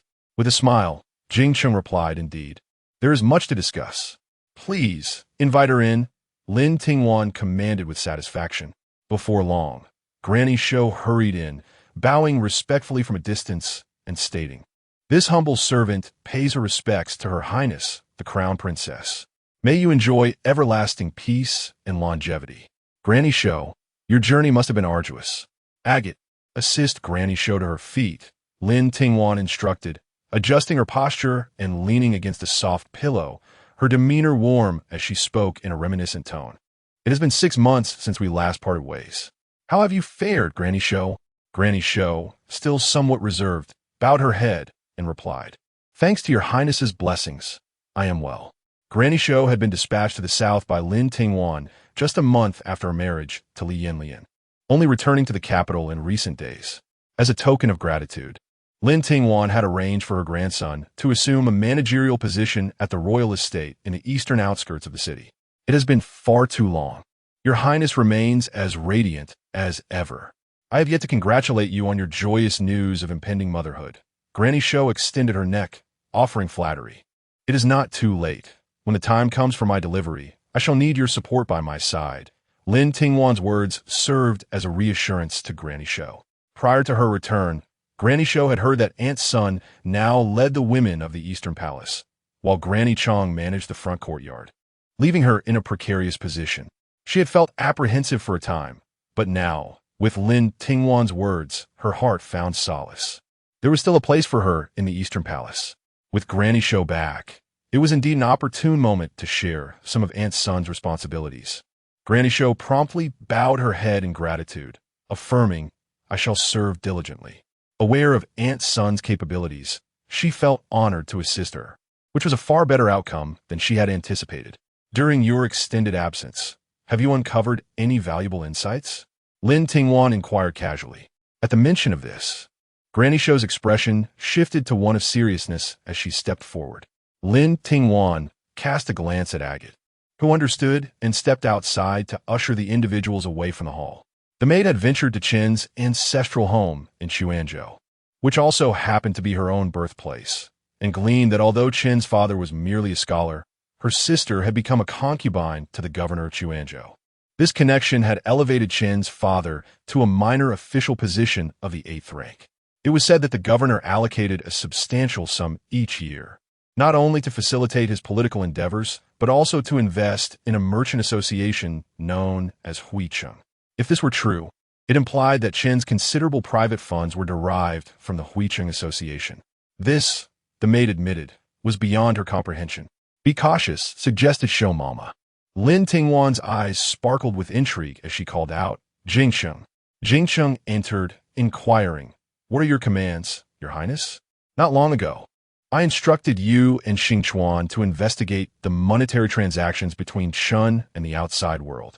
Have you uncovered anything?" she asked. "In response to Your Highness, Chen's private funds are consistently brought back from outside the palace by a young eunuch named Ruifu, who is responsible for purchasing on behalf of Ruixutang. I have also dispatched someone to investigate, and it appears Ruifu indeed received the silver from the Huicheng Merchant Association." "Then that aligns perfectly," Lin Tingwan remarked, spreading her hands. "Your Highness, since Chen has ties with the Huicheng Association, it would be unwise to retain her any longer," Jingsheng advised. Lin Tingwan gently caressed her round belly, a glimmer of cunning in her eyes. "No haste. It is still premature to ensnare them. Have Xingchuan keep a close watch on Ruifu, ensuring he does not vanish mysteriously." "Understood. Now you may both withdraw," Lin Tingwan gestured. The two bowed and retreated. "Chuzhou, Xuanzhou, the two governors. This situation is growing increasingly intriguing," Lin Tingwan chuckled softly, lost in contemplation. While Lin Tingwan focused on the concealed dynamics of power, others were quietly shifting their attention toward her.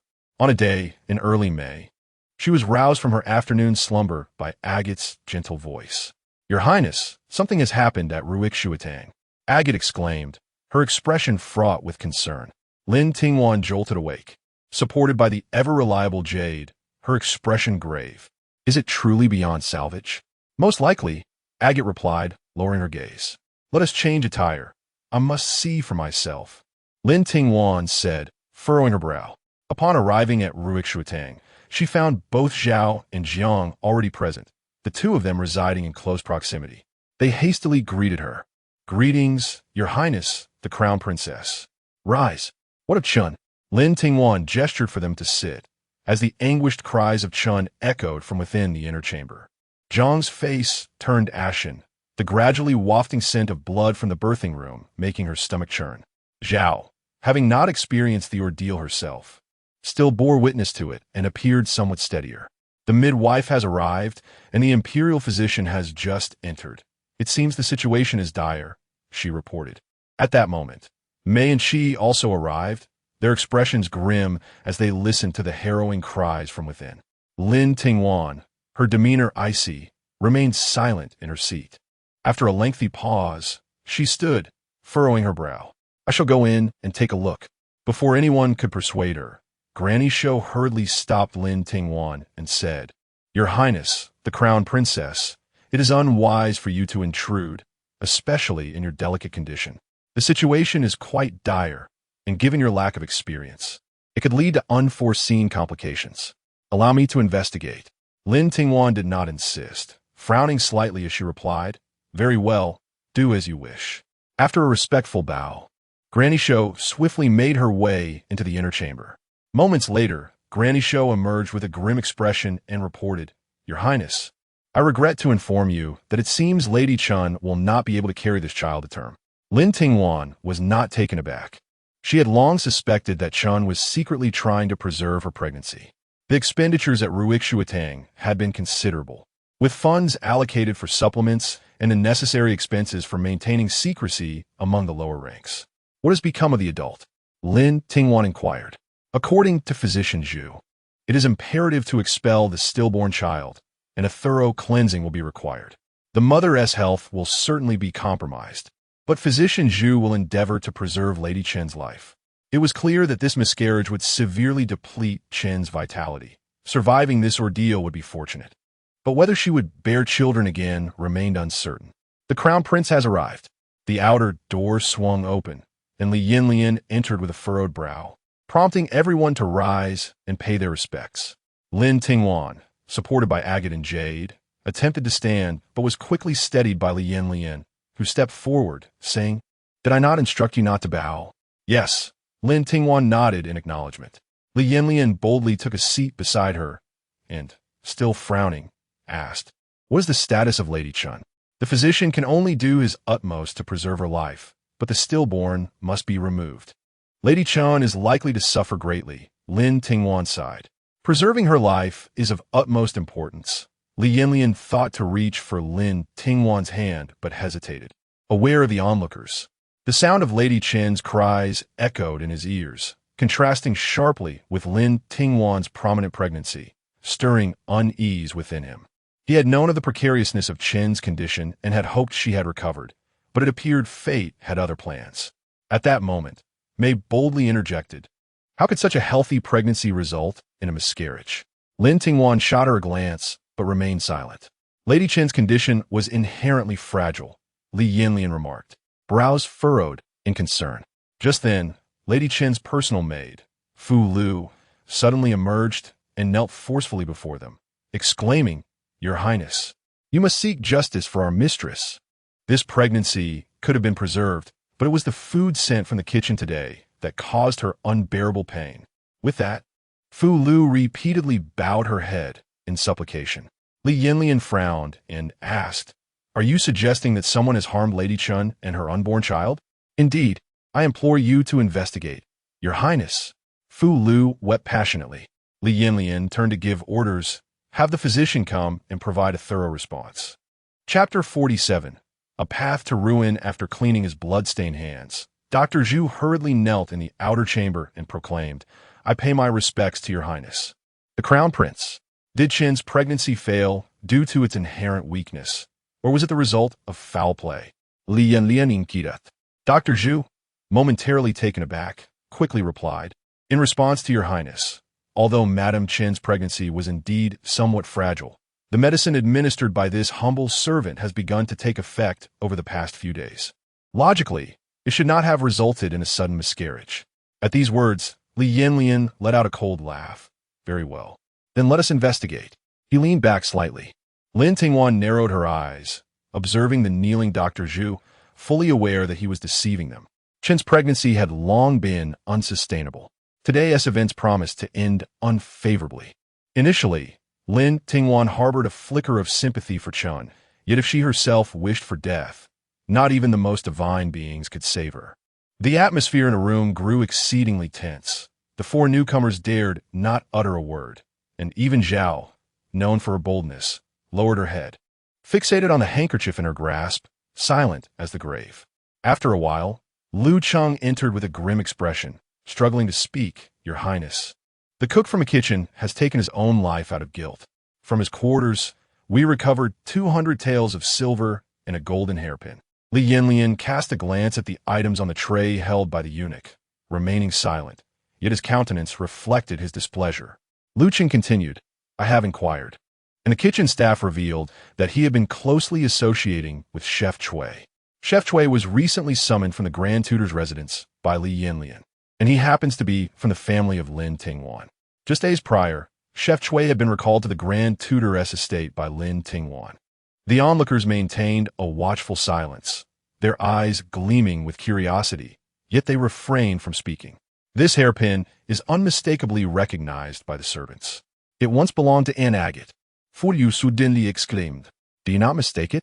While this hairpin is indeed of considerable value, it cannot be claimed solely based on your assertion," May interjected softly, subtly guiding Fu Lu. Upon hearing this, Fu Lu's gaze grew increasingly resolute as she pointed to the golden hairpin, declaring, "I cannot be mistaken. It is indeed this one." The ladies in waiting beside the Crown Princess possess similar hairpins, albeit adorned with different gemstones. "We servants are well aware of this." Fu Lu spoke true. The four maidens attending Lin Tingwan each bore a hairpin, each inlaid with a gemstone corresponding to their names. This particular hairpin sported an agate gem. The collective gaze of those present subtly converged upon Agate, who regarded Fu Lu with indifference. Calmly stepping forward, she knelt and said, "Your Highness, Crown Princess, this hairpin belongs to me, but it was lost over a month ago. I reported it to the Inner Court Bureau, and both the Kaiwood Pavilion and the Bureau can attest to this. How can we be certain you are not the thief accusing another?" Fu Lu retorted, her agitation palpable. "Enough," Li Yanyan admonished sharply. "Is this a place where a mere servant can interject at will?" Fu Lu immediately begged for mercy, her body trembling increasingly. Lin Tingwan had seen enough of this farce. She gently patted Li Yanyan's hand and said, "Your Highness, do not be vexed. Let the investigation unfold at its own pace." Her words astonished everyone present.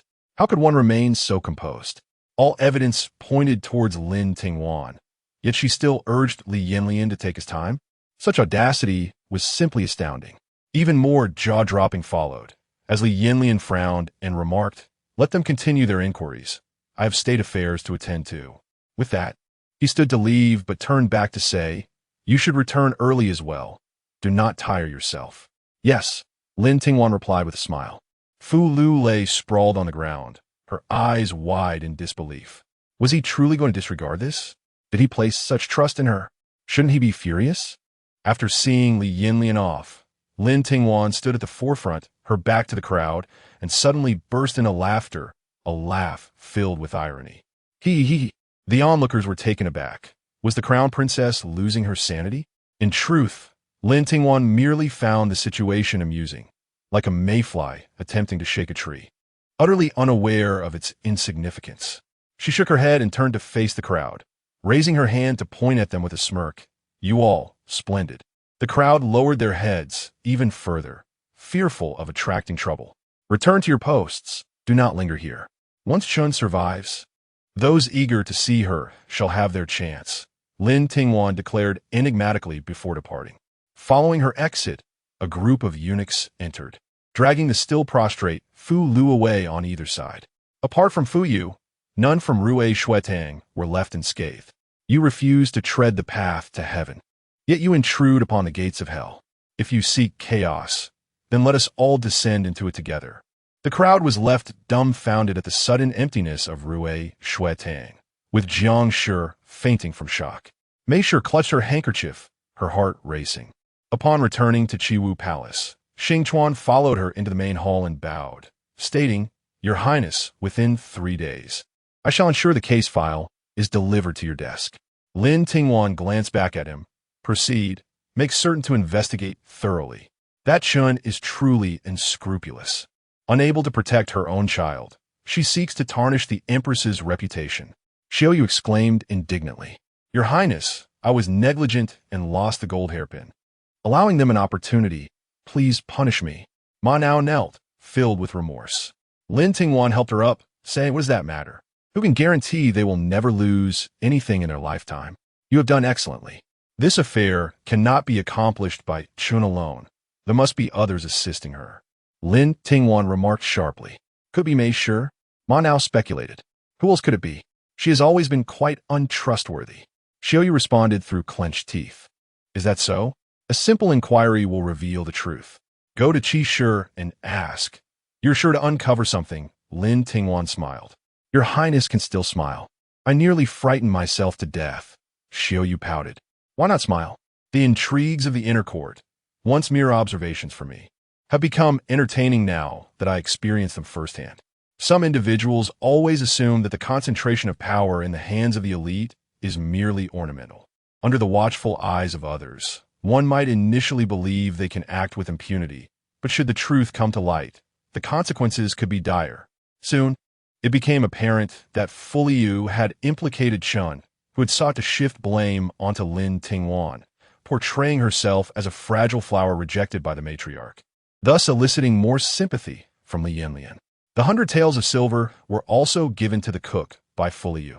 As for the golden hairpin, she merely stated it was a gift from Chun. However, this matter cannot simply be dismissed with mere words. Under Xing Chuan's influence, the gatekeeper of Ruishua Hall confessed, revealing he had seen Solan, a maid in Mei's service, delivering a parcel to Fu Yu, wrapped with a handkerchief from which a corner protruded, unmistakably showcasing the agate from the hairpin. That night, May was unable to find solace in sleep, her heart heavy with unease, tossing and turning upon her bed.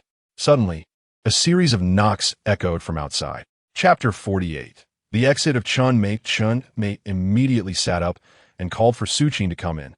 Soon after, a clamor arose from outside, causing her heart to race with an unsettling premonition. Suqin hurried in to assist her with changing clothes. "What is happening outside?" Mei inquired with a furrowed brow. "I have yet to learn, but it sounds as though the people from Kawudian have arrived," Suqin replied while helping Mei dress. Mei hastily donned a garment and rushed outside, only to find a group of eunuchs encircling Nanshuan Pavilion with torches, leaving no room for escape. Two of her palace eunuchs lay incapacitated on the ground, while the remaining attendants cowered in fear. As she looked further, she spotted Su Lan being restrained by two eunuchs. Her mouth gagged. Seeing Mei, she struggled desperately, but her efforts were futile, akin to a trapped beast. "Who are you to act so brazenly in my Nanshuan Pavilion?" Mei demanded in indignation. "Kawudian has come for a person. There is no need for explanations," a frigid voice replied. The crowd parted, revealing a tall eunuch stepping forward, slowly raising his head to reveal a terrifying scar across his face. His eyes shone brightly, yet were filled with an icy severity. "I am Xingtian, at your service." "Lady Mei," he said with a slight bow. "Xingtian? You are a servant of the Crown Princess?" Mei inquired. "Indeed," he confirmed. "Even if you serve the Crown Princess, you cannot humiliate me in this manner. I am, after all, a concubine of His Highness. You arrive at this late hour with so many eunuchs, and instead of merely taking my personal maid, you resort to such tactics. Do you not recognize the law? Or is your behavior sanctioned by the Crown Princess?" Mei pressed sharply. Xingtian scoffed. "I am commanded to investigate Lady Chen's miscarriage. Su Lan is implicated in framing the Crown Princess. I am merely requesting her presence for a routine inquiry. If I have offended, I ask for your understanding, Lady Mei." "Ah, so you think a mere apology will suffice? I assure you, I shall report this matter to His Highness and seek his judgment, so he may witness what kind of person our Crown Princess has raised." "If you dare," Mei insisted, unyielding. Xingtian's smile faded, and he coldly interrupted. "Lady Mei." Startled by a sharp tone, Mei instinctively recoiled. "You must comprehend that both Su Lan and yourself fall under the jurisdiction of the Crown Princess. Su Lan's servitude is to the Eastern Palace. She is a servant of the Eastern Palace. The Crown Princess can demand her cooperation at any time, regardless of the circumstances, and you are no exception." With that, Xingtian turned away, disregarding Mei's protests, and commanded the gathered eunuchs, "We shall depart." No one paid heed to the furious and powerless Mei as they took Su Lan away. Mei had no grounds for a complaint, as it was Lin Tingwan who had summoned her first. Inside Kawudian, Lin Tingwan stood in the main hall, feeding a parrot, while Mei knelt in the courtyard. "Your maid, Su Lan, has confessed.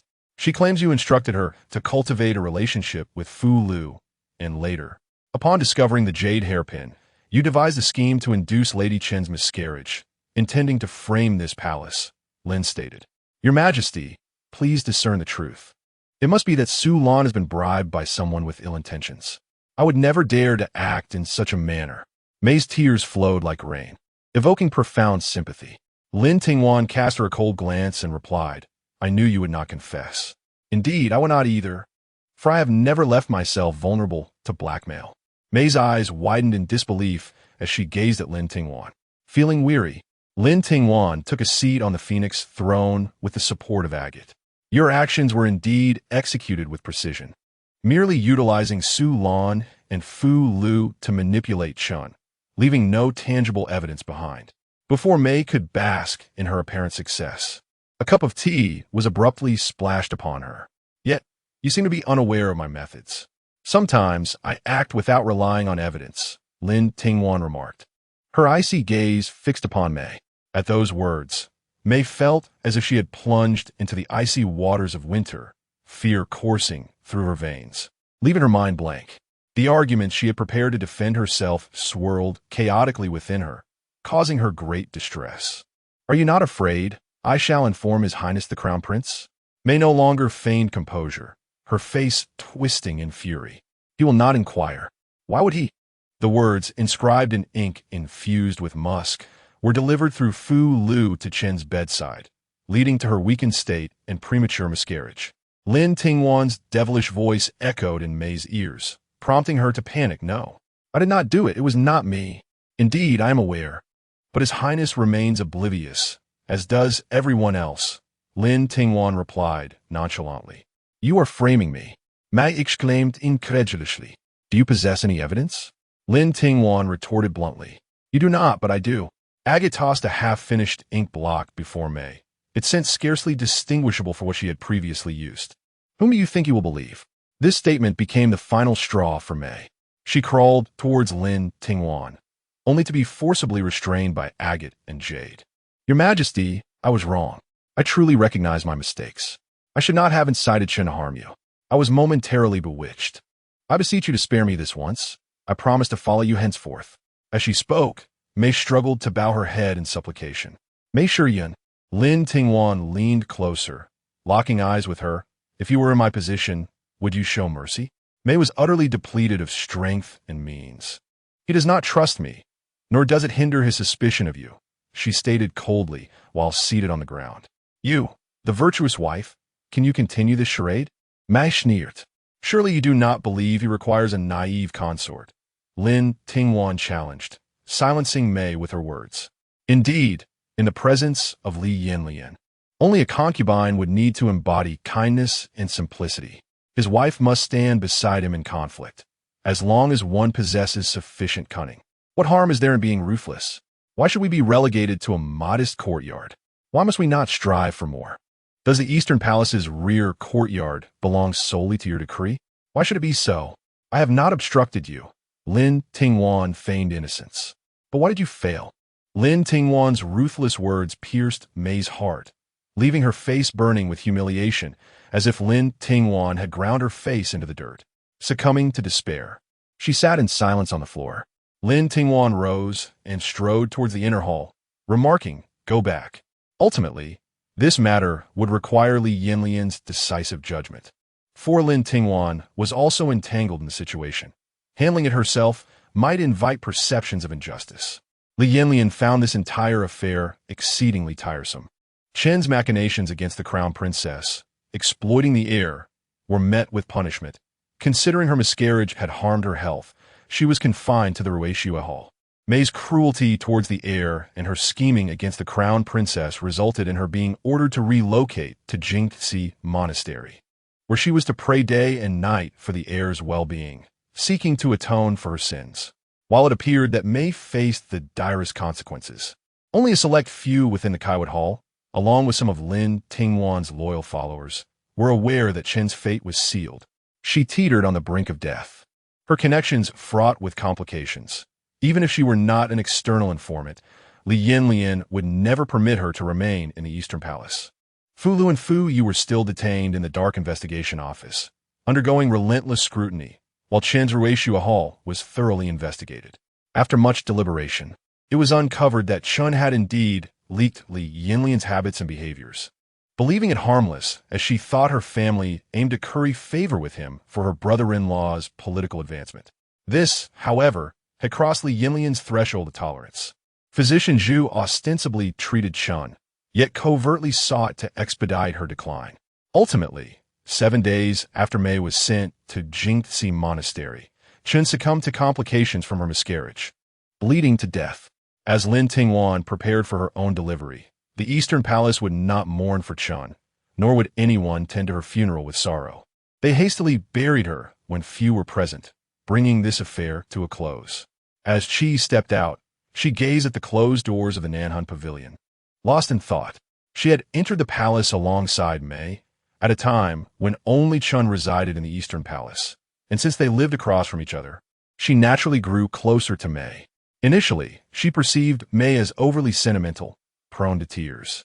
However, through their prolonged acquaintance, she realized Mei was a person of profound depth, and she hesitated to forge a deeper bond, fearing she might lose herself in the process.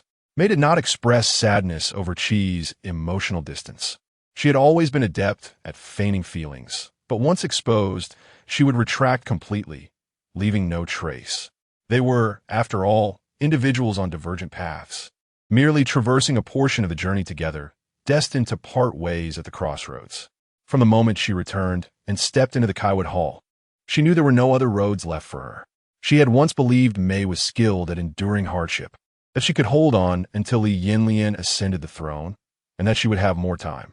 On that fateful day, as she casually visited the Nanhan Pavilion and accidentally spilled tea on Mei's garment, she hesitated while she changed in the inner room, contemplating whether to place that half block of ink in her quarters. Yet, she proceeded nonetheless, for she did not act. Her own fate would be bleak. She needed a bright future. She lacks the talents of Mei, the gentle charm of Chun, and certainly the means to assist the Crown Prince as the Crown Princess does. All she can do is cling to others. In hindsight, her choices have proven astute and fortunate. The Crown Princess now occupies an unparalleled position in the Eastern Palace, her authority unchallenged. As a recognized subordinate of the Crown Princess, her status has naturally risen in tandem. Many now seek to curry favor with her, including those supervisors who once troubled Lying Pavilion, now eager to offer their own resources in tribute. She understands that all of this has been earned through loyalty, a gift from Lin Tingwan, which compels her to show even greater respect. My lady? My lady! A palace maid called out to her. She suddenly snapped back to reality. We must hurry. We cannot delay in paying our respects to the Crown Princess, the maid reminded her. She cast one last glance at her counterpart and said, Let us go. Mei Shiyun, I have my own path to tread. Though our acquaintance has been brief, I can only wish you well as we part ways. Chapter 49. The birth in the blink of an eye. Time flowed like water, and Lin Tingwan was on the brink of giving birth. For the past few days, Li Yanyan had remained by her side, even relocating his work to her study. On the day of Lin Tingwan's delivery, the sun shone brightly, and a warm breeze swept through, neither too hot nor uncomfortable. While still enveloped in slumber, Lin Tingwan dreamt of falling into a river, just as she sought to converse with a small golden dragon that had come to assist her ashore. She was abruptly awakened by Li Yanyan's anxious calls. Wan wan wan wan. As Lin Tingwan gradually roused, she became aware of a warmth trickling from her lower body, soaking the sheets beneath her. Realizing that labor had begun, she noticed Li Yanyan had already summoned help. Gazing at his worried expression, Lin Tingwan felt a moment of disorientation, as if she had never witnessed him in such a state before. Assisted to the couch, she was soon surrounded by a flurry of activity, people changing the bedding, offering her food, bringing midwives and physicians, and preparing the necessary instruments. Once again, she was helped to the bed, where the midwife and physician arrived. The physician took her pulse through the curtain, while the midwife observed, confirming that all was well. Li Yanyan remained in the room, unwilling to leave, as the labor had not yet commenced, though the onset was evident. Meanwhile, the Empress and the Defei received word and hurried to the scene, with the Gui Fei following closely behind. Upon entering, the Empress found Li Yanyan sitting with a grim expression, frowning as she remarked, The Crown Princess is in labor. What are you doing sitting there? Have you forgotten the decorum? The Defei cast a glance at the Empress, but chose not to comment. She entered the inner chamber, inquiring about the Crown Princess's condition. Your Highness, the Crown Princess is 3 fingers dilated. It will still be a while before the birth, replied the cautious Mama Shou. Has she had her meal? The Defei asked. Yes, Your Highness, she has eaten, came the response. As the Empress and the Defei approached the bedside, the maidservant lifted the bed curtain, revealing Lin Tingwan, who was clearly in considerable pain. The maidservant Emerald knelt beside her, gently wiping the sweat from her brow. Despite the agony, Lin Tingwan managed a strained smile, saying, Mother Empress and Aunt, I have not come forth to greet you. I hope for your understanding. Dear child, at this moment, you need not concern yourself with such matters. Focus on your labor. I, the Crown Prince, and your aunt are all here, the Empress reassured her. Lin Tingwan furrowed her brow, unable to suppress a sharp intake of breath as pain surged through her. The curtain was drawn once more, and the Defei, with a serious tone and commanding presence, instructed, attend to her carefully. Both the Crown Princess and the heir must not suffer any mishaps. The others bowed in acknowledgement. Turning to the Empress, the defaced smiled. "Your Highness, let us wait outside. The attendants are busy, and we would not want to disturb you." The Empress said nothing, casting a disapproving glance at Li Yanyan before stepping outside. Li Yanyan offered a few more words of encouragement before taking a seat to the side. Lin Tingwan felt as though her abdomen were being torn apart. The wait for full dilation was excruciating, stretching each moment into an eternity. After 4 long hours, the sensation of pain was replaced by pressure and a heavy weight, as she distinctly felt the baby's head pressing downward. The 2 midwives exclaimed simultaneously, "It's time. The baby's head is emerging. Your Highness, apply some effort." "Good, just like that." Lin Tingwan exerted herself with great effort, and after a moment of exhaustion, she paused. "All right, once more with vigor." "Yes, again, come on, good." "Your Highness, take a moment to rest." "Very well, we shall continue." "Your Highness, do not clench your legs, good." "Breathe, breathe, come on." "Excellent." Overwhelmed by an unrelenting pain akin to the breaking of bones and an all-consuming fatigue, Lin Tingwan could no longer suppress her cries. Outside, muffled sounds of commotion and something crashing to the ground echoed. But Lin Tingwan could not afford to concern herself with those distractions. Her sole desire was to give birth swiftly. "Your Highness, the baby's head has emerged completely. Put forth more strength," urged the midwife. Lin Tingwan took a brief respite, gathering her strength before she began to push once more. At last, just before Lin Tingwan could bear no more, the midwife helped pull the child through the passageway. Gasping for breath, Lin Tingwan felt as if she had traversed the gates of the underworld. The midwife and palace maids hurriedly cut the umbilical cord and cleaned the newborn. One of the midwives joyfully exclaimed, "Congratulations, Your Highness, the Crown Princess. You have given birth to the Crown Prince's legitimate eldest son, His Majesty's legitimate grandson." Lin Tingwan sighed with relief, knowing that as long as her precious son grew up safely, she would be spared from such suffering in the years to come. With a frail smile, she softly said, "Go and report the joyous news to the Empress and the Crown Prince. Rest assured, your rewards will be plentiful." "Thank you, Your Highness." The crowd expressed their gratitude. Nurse Shou cradled the child and went out to share the good news. 2 midwives remained in the inner chamber, as the placenta still needed to be delivered, a significant undertaking. However, this pain was considerably lighter than childbirth itself. Lin Tingwan endured the discomfort as the midwife detached the placenta. Before long, the grandson Li Zhiheng was brought back and placed beside Lin Tingwan. Hearing the infant's cries, she struggled to open her eyes and catch a glimpse of him, a wrinkled little being, yet remarkably fair-skinned, which brought Lin Tingwan some solace. Drowsiness gradually overcame her, and she closed her eyes, slowly drifting into sleep. When Lin Tingwan awoke, she found Li Yanyan watching her intently from the bedside, as if trying to discern something from her expression. "Is Your Highness trying to see something blooming on my face?"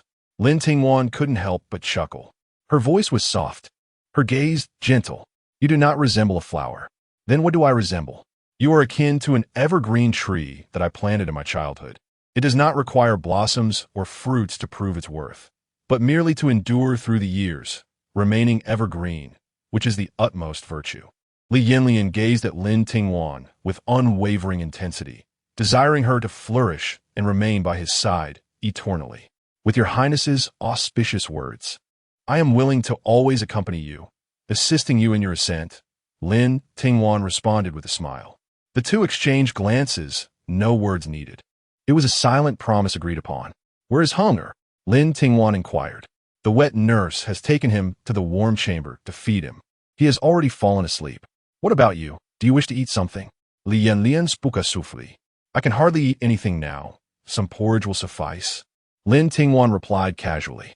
"Very well, I shall have them prepare it." Li Yanyan smiled. He gently tucked the blanket around Lin Tingwan, concerned that she might catch a chill. Throughout the day, Li Yanyan remained by her side, and it was only on the following day, when he was reluctantly summoned to court, that he appeared somewhat disheartened as he boarded the palanquin. Before departing, he took a moment to glance at his beloved son, a tiny bundle with a face full of wrinkles that Li Yanyan found difficult to behold. Ultimately, he took a sidelong glance at Lin Tingwan before he left. Lin Tingwan slept for a long while, and upon awakening, she propped herself against the bed, gazing at her peacefully slumbering son. He was so small and soft, resembling a fluffy cotton ball. She tenderly cupped his tiny hand and kissed it, causing the young prince to frown slightly, yet remain in the depths of his dreams. Lin Tingwan marveled at the wonder of it all. Though time had scarcely passed, she had already become a mother. Madame Pei and Lady Lu hurried into the palace to visit her. Upon their reunion, it was Lady Lu who wept first, for in her eyes, Lin Tingwan was also her child, and how could she not feel a pang of maternal love? After they had seen the baby, they allowed the wet nurse to take him away.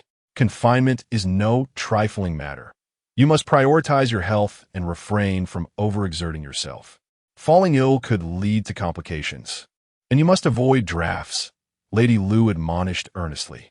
Mother, I understand. I have already entrusted the palace affairs to Aunt Sun and Granny Shou, Lin Tingwan reassured her. That is good. Since you have relinquished your duties for these couple of months, you must focus on recuperating, Lady Lu replied. Do not worry, Mother. I am mindful of my well-being. You should also take care of yourself. I can see that you have grown thinner, Lin Tingwan expressed with concern. I am fine. The weather has warmed, and my appetite has waned. I shall be well once it cools down, Lady Lu responded, her eyes glistening with tears, for she was no longer young and had become a grandmother. They could not linger for long. After sharing a meal, they departed the palace. Following their departure, Ma now entered the room to find Lin Tingwan lost in thought. Your Highness, what occupies your mind? She inquired. Lin Tingwan sighed. Now that I am a mother, I can empathize with my own mother-esque concerns. A parent's love for their child often leads to profound considerations. I once thought her worries were excessive, but now I wish to converse with her more often. Do not dwell too much on sorrow, Your Highness. You are in confinement, and such thoughts are not beneficial for your health, Ma now advised gently. Indeed, Lin Tingwan replied absent-mindedly. Your Highness, Shou Yu entered with a smile. What is it? The eunuch from His Majesty's side has arrived, bearing gifts from the Emperor, she announced eagerly. Quickly, invite him in, Lin Tingwan urged. Shou Yu exclaimed with delight. Chapter 50. Our first child, the esteemed Taiyan, personally arrived by Emperor Jingyu's side, a clear testament to his regard for Lin Tingwan's impending childbirth. This servant pays respects to the Crown Princess. Please rise, Grand Eunuch Taiyan, she replied. By the Emperor's decree, Your Highness is excused from kneeling to receive the edict. Yes, Lin Tingwan acknowledged respectfully. The Crown Princess, having successfully given birth to the legitimate grandson, was bestowed with 1,000 taels of gold, 100 bolts of silk, 1,000 acres of fertile land, and numerous treasures. Additionally, she was gifted a phoenix coronet and a set of ceremonial garments, along with a string of imperial East pearl mourning beads. May you henceforth conduct yourself with propriety, diligently fulfill your responsibilities, nurture the royal heir, and serve as a model for the concubines of the Eastern Palace. I accept the edict with gratitude. During the month of Lin Tingwan's convalescence, the Eastern Palace's rear courtyard was far from idle. Newcomers entered the palace, each in their prime, all eager to secure a promising future. From the moment the newcomers arrived, it was tacitly understood that the customary avoidance of pregnancy potions was waived. Following the precedent set by the Chen family, Li Yanyan realized that forbidding them from bearing children would only lead to clandestine attempts. Rather than have them consume the potions and suffer the consequences, it was better to lift the prohibition altogether. Among the first batch of maidservants to enter the palace, only Qi remained, now the solitary one among them. However, with Lin Tingwan's care, her life had improved considerably. At least her basic needs were met, freeing her from constant worry. She was diligently nurturing her health, for consuming too many pregnancy potions previously had taken its toll. The newcomers were fiercely vying for favor, each unwilling to concede. The most intense rivalry was between the Zhao and Guan families. They had clashed since their arrival, and their animosity could now be described as a fierce fire and raging water. Qin had also been released from her confinement. With her period of house arrest over, she returned to her normal routine. However, she was utterly unprepared for the seismic shifts that had occurred in the Eastern Palace during her absence. The Chen family, with whom she had never seen eye to eye, had perished, and the Mei family had been dismissed. Before she could regain her footing, for new entrants appeared. A significant blow to Qin. Outwardly, she feigned disdain for competing with the younger girls, yet she still craved favor. At her youthful age, only 2 or 3 years older than them, it was impossible not to vie for attention. Jiang had fallen gravely ill after fainting at Ruishua Hall and had been hesitant to venture out since her recovery, resulting in diminished favor. Though she refrained from competing, she remained watchful. The Su family, weakened, sought to align with a stronger figure, and the best candidate was undoubtedly Lin Tingwan. However, given her own standing, Su could not boldly approach her, so she chose to first cultivate a friendship with Qi, subsequently leveraging that connection to reach Lin Tingwan. Though the process was gradual, it was the most stable route. She paid no mind to the mockery from others, knowing that ultimately, only those who endure will triumph. Lin Tingwan's focus was not on them. Her current priorities lay in her recovery and the care of her child, alongside matters concerning the previous dynasty and the world beyond the palace walls. Since the birth of her legitimate grandson, Li Zhihong, Lin Tingwan's position within the Eastern Palace has been firmly established. Now, all she desires is for this little one, whom she carried for 10 months, to grow up safely. Beyond that, her primary focus is to pave a secure path for him. However, the journey ahead for the child cannot solely rely on her modest influence in the Eastern Palace. It is imperative for Lin Tingwan to cultivate her own power in the former court. She is unwilling to place all her bets on the Lin family and does not wish to be entirely dependent on her maternal and marital families, as such a passive existence renders her deeply insecure. Yet, exerting influence within the harem is no simple task, particularly when it cannot be overtly displayed. How then could she extend her reach into the former court? Lin Tingwan pondered deeply, ultimately deciding to begin with her own family.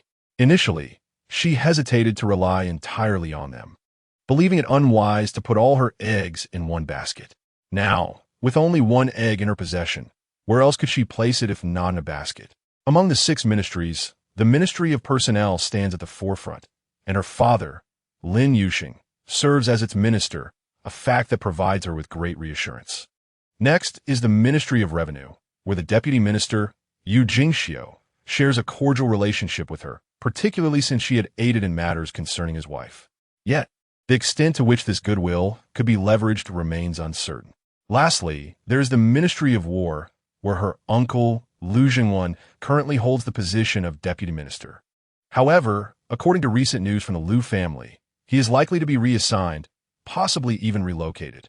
Merely these connections are insufficient. Lin Tingwan also intends to seek out promising young officials from humble backgrounds to nurture and elevate discreetly, so that when Li Yanyan ascends the throne, they may stand independently. As Lin Tingwan was lost in contemplation, the bright cries of her little Zhihong pulled her back to reality. "What is the matter?" she inquired, frowning. "The Crown Prince has wet himself, but it's nothing to worry about. I shall change him into a fresh swaddle," the nurse replied promptly, anxious not to incur Lin Tingwan's displeasure. "Be cautious in this warm weather. We must ensure he does not develop a heat rash," Lin Tingwan advised. Once the nurse brought the child over, Lin Tingwan cradled him in her arms, marveling at how rapidly he was growing, a wonder in itself. She amused herself by teasing him, offering her fingers to his tiny hands, which he would grasp and then release. A wave of warmth surged through her heart, enveloping her in a tender affection. Just as she was immersed in her deep love for the child, a light laugh suddenly echoed from nearby. Lin Tingwan looked up sharply to see Li Yanyan standing at the door of the inner chamber, a gentle smile illuminating his face as he observed the mother and son. "Why are you back so early today?" she asked playfully, gently rocking little Zhihong. "It's simply a group of stubborn old men bickering endlessly, which holds little interest.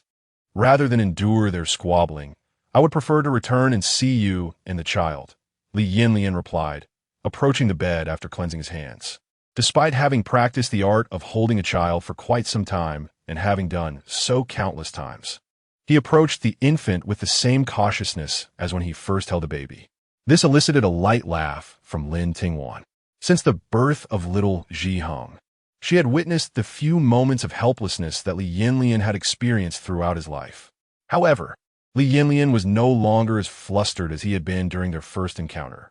He cradled the child against his shoulder, one hand supporting the little one's bottom and the other gently cradling the head, all the while patting him to help him burp. Lin Tingwan leaned back against the headboard, observing the father-son duo, and playfully pinched little Ji Heng's tiny hand, remarking, "Your Highness, you seem quite adept at this now." Li Yanyan glanced at her, then looked back at the child in his arms, a smile playing on his lips as he quipped, "You may as well tease me." He then laid little Ji Heng on the bed, meeting his gaze, and found himself smiling back at the child's innocent laughter. Evening, he called softly, "Yes, I never pondered whether I could be a good father. This is my first experience of fatherhood, and I must admit, it stirs a whirlpool of emotions within me. I wish to bestow upon him the finest treasures of this world, and I cannot help but harbor great expectations for his future, hoping for his safety and for him to achieve greatness. Why burden yourself with such thoughts? He is still but a child," Lin Tingwan replied with a sigh. "Then it seems you shall be the indulgent mother, while I will take on the role of the stern father," Li Yanyan said with a resigned sigh. Lin Tingwan was puzzled by the depth of his sentiments and playfully tugged at his voluminous sleeves, saying, "Let go of the past, for it cannot be changed. Focus instead on guiding him through the crucial moments of his life with love and care. There's no need to fret excessively about everything else." Li Yanyan found wisdom in Lin Tingwan's educational philosophy and thus set aside his worries, captivated by the sight of his beloved son, unable to tear his gaze away. "You will have many children in the future. Why are you so enamored with this one?" Lin Tingwan mused, having momentarily forgotten her earlier jest. "It's not the same. This is my eldest son, the first child we share together, and it holds profound significance," Li Yanyan replied earnestly. Lin Tingwan was taken aback. She had merely been jesting, yet he took it to heart. Nonetheless, being cherished in this manner was undeniably wonderful. She truly hoped that Li Yanyan would always hold this child in such high regard. For the future remained uncertain. Chapter 51. The Fief of Yuzhou today marks the 5th day since Lin Tingwan has emerged from her confinement. And it is also the day when the entire royal palace celebrates the full moon banquet for the newborn royal grandson. Lin Tingwan, cradling the grandchild, walks alongside Li Yanyan towards the Chonghua Hall.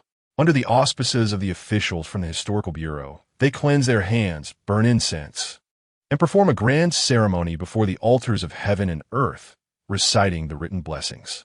Following this, they travel together in a sedan chair to the Qingyan Hall to partake in the banquet.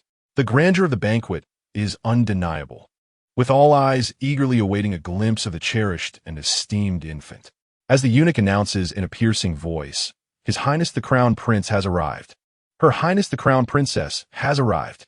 Lin Tingwan, adorned in a resplendent red phoenix robe, enters the main hall surrounded by eunuchs and palace maids. Perhaps due to the sheer number of onlookers, the little Ji Heng nestles quietly in his mother's embrace. Those fortunate enough to be near strain their eyes to catch a glimpse of the royal grandson, observing that the child bears a striking resemblance to his mother, with large, innocent eyes. Guests begin to bow and offer their respects, showering blessings in jubilant exclamations. With a decree from Emperor Jingyu, the banquet officially commences with the distribution of wine.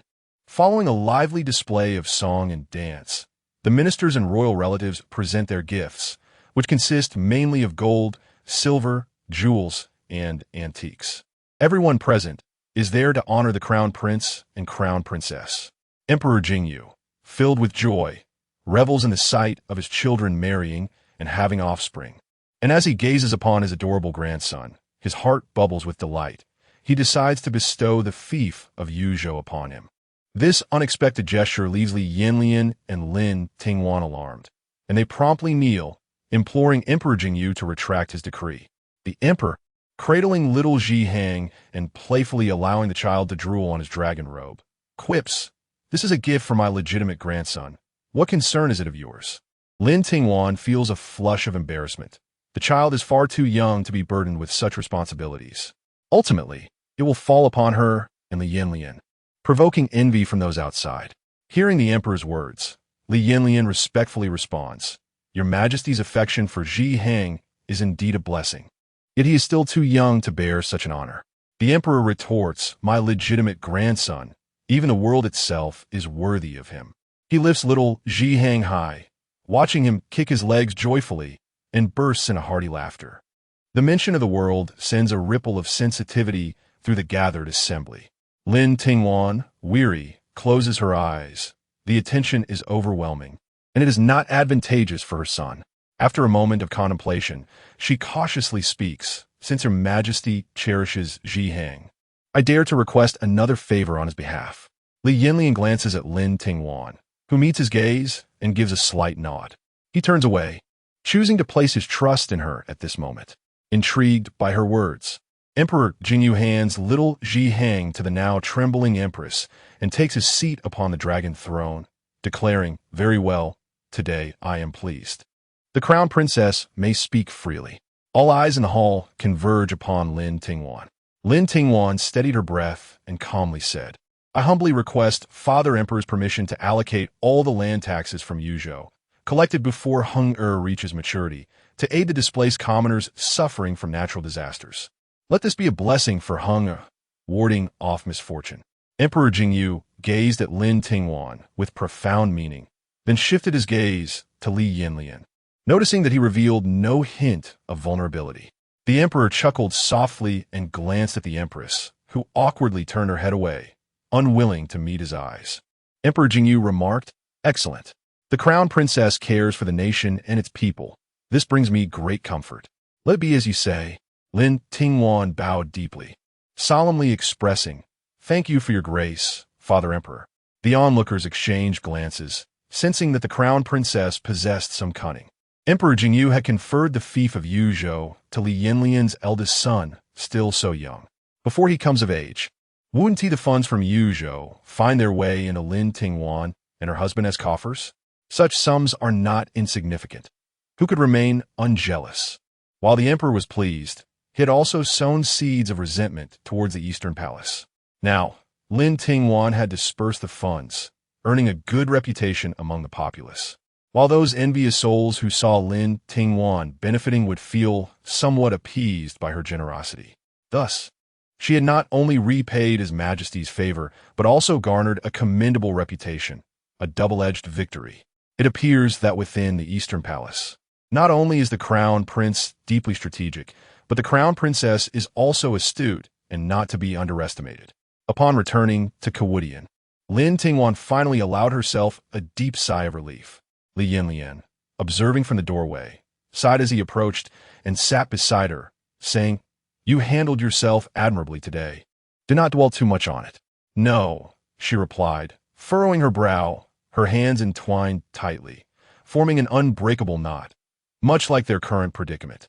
Li Yanyan glanced at her, reached out to free one of her hands, intertwining his fingers with hers, and said, I assent it merely a show of humility and respect. I have done so before. We shall endure. Lin Tingwan looked up at Li Yanyan, who avoided her gaze. Yet in that fleeting moment, she caught the glimmer of fragmentation in his eyes. Indeed, how could one find peace? He, born the legitimate son, should have been cherished and revered. Yet, his mother had never been favored, while concubines came and went. The fifth prince still had unobstructed access to the imperial hall, seated beside Emperor Jingyu, charming him. Such a reality was beyond Li Yanyan's imagination. Now, having finally become the crown prince, he was compelled to suppress the brilliance he longed for his father to acknowledge, remaining cautious and humble. He needed to convince Emperor Jingyu of his capability in this role, while simultaneously demonstrating that he was not so formidable as to threaten his father's reign. What Li Yanyan desired, beyond the title of crown prince, was at odds with his heart's true inclinations. Ironically, even the position he held was gained effortlessly due to the fifth prince and the favored consort's lack of ambition to contest him. Even though he and others were aware, even if the fifth prince contended with him, he was not necessarily destined to lose. Yet a mental barrier lingered in his heart. Lin Tingwan felt a sense of relief that Li Yanyan had not acted with malice, should he ever harbor resentment towards the Empress Dowager and the fifth prince, and decide to strike against them. Both she and Heng would find themselves in a plight far worse than that of the Empress and Li Yanyan, potentially facing utter ruin. Li Yanyan remained oblivious to the depth of Lin Tingwan's dread. He jestingly remarked, "Rest assured, if one day Father Emperor grows displeased with me, you may always seek refuge with the fifth brother." With her head bowed, Lin Tingwan replied, "If the Lin family were to betray, turning to my aunt and the fifth prince, you may as well slay me as a sacrifice." Li Yanyan's heart tightened, and he furrowed his brow, saying, "Lin Tingwan, do you comprehend the weight of your words?" She lifted her gaze to meet his, her eyes glistening with unshed tears, a poignant blend of sorrow and acceptance coloring her expression. "If that day truly arrives, rather than wait for you to be compelled by ministers to discard me, I would prefer to seek my own end, at least to endure less suffering." Since the Lin family chose this path, there was no turning back. They had to remain loyal. Any deviation would lead to certain death. Perhaps they could never escape the emperor's suspicion, but one lives only once. With actions to take and principles to uphold, Lin Tingwan acquiesced to the currents of fate. She was irrevocably bound to Li Yanyan. If he lived, she might not. But if he perished, her demise was assured. Li Yanyan embraced Lin Tingwan, smiling as he declared, "As long as I draw breath, I shall protect Lin Tingwan. You assist me in ascending to power, and I shall safeguard your dignity. I intend to spend my life with you. Even if that day comes, I would not wish for your death." Gently stroking her silky hair, Li Yanyan continued, "Moreover, you are my first wife, a loyal minister of the Lin family. If I were to discard either of you, would the world not rise in condemnation against me? Provided the Lin family remains loyal. By that time, you will be the emperor. What do you have to fear?" Lin Tingwan murmured. Li Yanyan sighed. "The people are of utmost importance, the state comes next, and the ruler is the least significant. I certainly value the opinions of the populace. So many scholars and youths observe me, and I do not wish to be remembered as a tyrant or a fool." "They would not dare," Lin Tingwan retorted with a self-deprecating smile. "But I would live in constant anxiety, forever haunted by the loss of my wife and children," he countered. "If you truly entertained thoughts of murder, you would not think this way," she replied. "Ah, your perspective is fundamentally flawed," Li Yanyan protested. "How is it flawed?" Lin Tingwan challenged him. "Let us consider the present. We do not face such dilemmas, for we share mutual interests. Let us speak of the future after success is achieved." "Very well, then let us discuss the future. Once I have succeeded, what need would I have to trouble you? Concern? What do I have to fear from you? Your grandfather's influence, the Lin family's potential for political maneuvering, and the very threat posed by the fifth prince himself. Your grandfather will eventually retire. A new ruler brings new ministers. Bloodshed is not a necessity. And what of the Lin family? Hanger requires the support of her maternal lineage, just as I have for the Wang family. Are you not apprehensive about the influence of maternal relatives in governance? Setting aside your courage, even if you dare, I shall not completely relinquish power to them. You should comprehend the art of balance. Your Highness, do you possess confidence in yourself?" "Indeed. And what of the fifth prince? If he remains dormant until I achieve my ambitions, will my endeavors not become even more arduous thereafter? Should he desire it, does His Majesty not have the means to comply?" Li Yanyan let out a bitter smile. Lin Tingwan was left utterly speechless. Li Yanyan spoke the truth. It is precisely because it is the truth that it pierces like a blade. Wan, you find yourself with no alternatives, do you not? Why not attempt to place your trust in me?" Lin Tingwan hesitated to meet his gaze, yet inexplicably raised her head, only to witness the shattered depths within Li Yanyan's eyes. Throughout history, emperors and heirs have been synonymous with cold-bloodedness and capriciousness. It is often said that to serve a sovereign is akin to courting a tiger, and society generally assumes a stance of respectful distance. But who decrees that no individual can embody both the qualities of a ruler and the capacity to love, while steadfastly upholding their principles? Li Yanyan is reluctant to forsake his true self, even if he cannot emulate the kind of emperor his father is. He has never aspired to follow in his footsteps. At his core, he harbors disdain for such cold-heartedness, having endured considerable suffering due to such individuals, and having witnessed his mother's tears all too often. He cannot fathom why possessing warmth in one's heart precludes one from being a good emperor. He refuses to believe that. Chapter 52. The Permeation of Hope as night fell. The only solace in the summer's embrace was the gentle evening breeze that finally rustled through the phoenix trees in the Chiwu Hall, awakening a chorus of cicadas.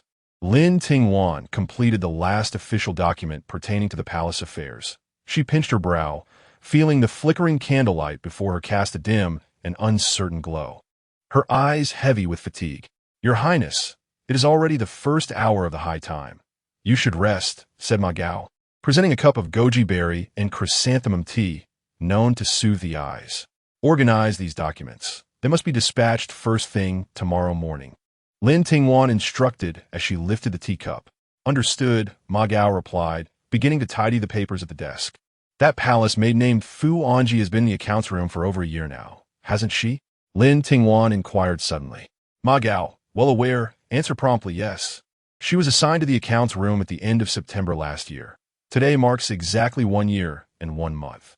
Starting tomorrow, transfer her to the Neishi Hall, where she will assist the head accountant at the Shanggong Bureau, Lin Tingwan decided. In less than a year, Lin Tingwan had meticulously managed the internal affairs of the Eastern Palace, earning the acknowledgement of both Emperor Jingyu and the Empress. The Empress, whose health had long been frail, had delegated authority to the consorts beneath her. Initially, the management was shared among the noble consort, the virtuous consort, and the former wise consort, Xie.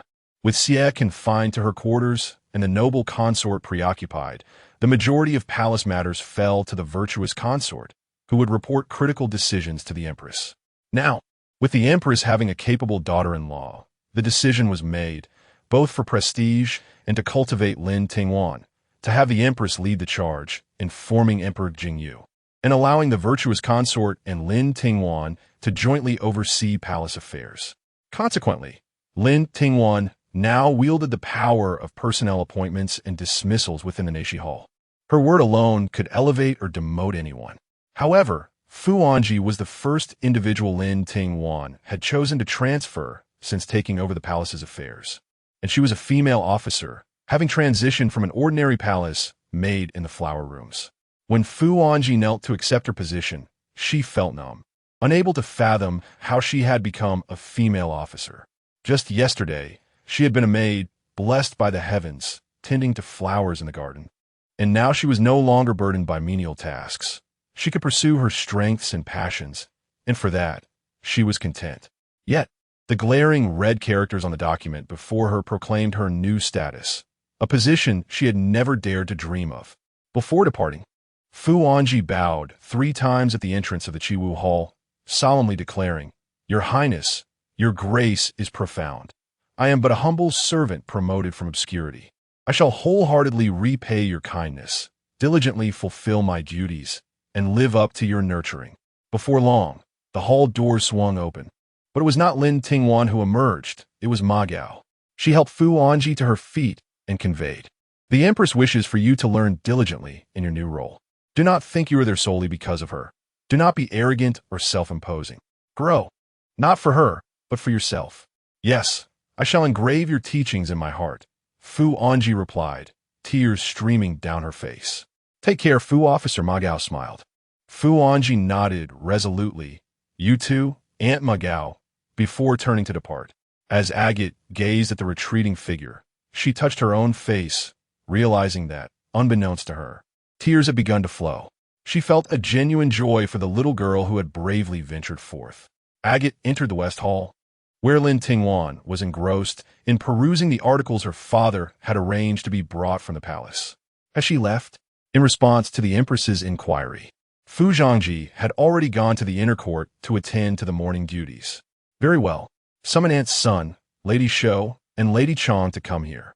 Lin Tingwan cast the articles into the flames of the candle holder, reducing the words that reflected their owner's talents and aspirations to ashes, incinerating them completely. A faint scent of charred paper began to waft through the air, soon overshadowed by the delightful fragrance emanating from the incense burner in the main hall outside. Inside the main hall, Shouyu retracted the golden spoon used for adding incense and glanced at the young palace maid beside her. The maid, understanding the signal, promptly sealed the incense burner. Amidst the young maid's bustling activity, Shouyu discreetly cast a glance at Lin Tingwan's desk in the West Hall. finally exhaling with relief once the acrid scent dissipated. In less than a quarter of an hour, Lady Shou was the first to step through the grand doors of Kuodang. Lady Shou, have you adapted well to handling the affairs of the Eastern Palace alongside Aunt Sun these past few days? Lin Tingwan initiated casual conversation, intending to discuss matters of importance once everyone had gathered. Your Highness's great kindness in entrusting such significant responsibilities to a humble servant fills me with trepidation. I fear I might disappoint your Highness's expectations. Having lived in the palace for several years, I have grown somewhat accustomed to it. As long as you are accustomed, that is sufficient. Aunt Sun has immense skills acquired from the inner court, skills that even I cannot fully comprehend. Although Lady Shou is much older than her and should ideally seek her counsel, I still wish for you to prioritize your health, Lin Tingwan replied. Your Highness's consideration is deeply appreciated, and I am truly grateful for your benevolence. Aunt Sun's capabilities far exceed mine. It is only fitting that I assist her. Lady Shou responded. It is wonderful that you can think this way. Lin Tingwan nodded approvingly. At that moment, Agate presented a stack of official documents, prompting Lin Tingwan to pick them up and begin reviewing them, leaving Lady Shou to stand by in silence. Soon, Aunt Sun and Lady Chong arrived together. Tomorrow marks the Lotus Viewing Festival. The daytime will be bustling with guests, not to mention the concubines and princes from the inner palace. His Majesty has also designated several ministers to join the festivities. You three must keep a close watch on the master and servants of the Eastern Palace. This is not the time for anyone to wander about. If any collisions occur and a scandal arises, it will surely tarnish the reputation of the Eastern Palace, and I will not show leniency. Naturally, I will not extend any mercy to you either. The three women quickly acknowledged her directive. Lady Chong, I cannot inquire too deeply about matters in the front courtyard, but I must stress the importance of caution. The former court was fraught with bloodshed, treachery, and hidden dangers. Ensure that everyone keeps a watchful eye on each other, and be vigilant against any unauthorized sharing of information. Anything related to the prince must remain within the confines of the Eastern Palace. Not a single word must escape. Yes, I will certainly exercise great caution, Lady Chong affirmed. Hearing this, Lin Tingwan smiled and said, I have faith in your character, lady. Having watched the prince grow, I know that your heart for him will not allow you to neglect any matters that may endanger him. With your Highness's words, I would consider it worthwhile to expend my last breath, Lady Chong replied, her voice choked with emotion. Madam, what is your purpose? You are the prince's wet nurse and destined for a life of comfort. However, aside from you, I find no one in the front courtyard whom I can truly trust. Hence, I have burdened you with additional toil for a few more years. Serving the prince and the princess, I do not feel weary, replied Madame Chong, bowing slightly. Well said. I have observed the diligent efforts of everyone during these days, the princess declared. Mineo, convey my words. There will be rewards. Thank you, your highness. The three responded hastily, bowing in gratitude. The modest expanse of the Eastern Palace's rear courtyard could hardly compare to the entirety of the imperial harem. Since Lin Tingwan entrusted the management to the three of them, it signified her confidence in their capabilities. Lin Tingwan intended to delegate authority at this juncture, yet the control over finances and personnel remained firmly within her grasp. Any changes concerning them required her approval before execution. During this period, several talented young men from humble backgrounds received mysterious patronage from an individual who identified himself as Mr. Shimin. He could not bear to see promising talents stifled by the shackles of their origins, their potential obscured, hoping they might become pillars of the nation. Though these individuals harbored doubts, they found it impossible to decline an opportunity to realize their aspirations. Even if they followed her, their situation could hardly worsen. It is said that a scholar would die for a true friend, yet how many genuinely regard them with esteem? The aristocrats, upon encountering them, would only feel disdain. The noble families often perceive themselves as inherently superior, some even entertaining the notion of indulging in extravagance, relishing resources forever beyond the reach of the common folk, with few considering the plight of the populace as they live for their own families. Moreover, Mr. Shimin had never imposed any excessive or morally dubious demands upon them. Rather, He provided encouragement and guidance akin to that of a higher authority. Within and beyond the palace walls, the seed firmly held in Lin Tingwan's hands. With the gentle breeze of midsummer scattered to their rightful places, allowing them to strive to take root and flourish, showcasing their talents. Yet amidst this period, the intrigues and deceptions within the Eastern Palace's rear courtyard never ceased for a moment. Chapter 53. His impudence, as the early autumn breeze grew increasingly brisk. It discreetly dispelled the lingering warmth of summer nights. Apart from the midday sun, which still managed to capture fleeting remnants of the season, all else had been relinquished.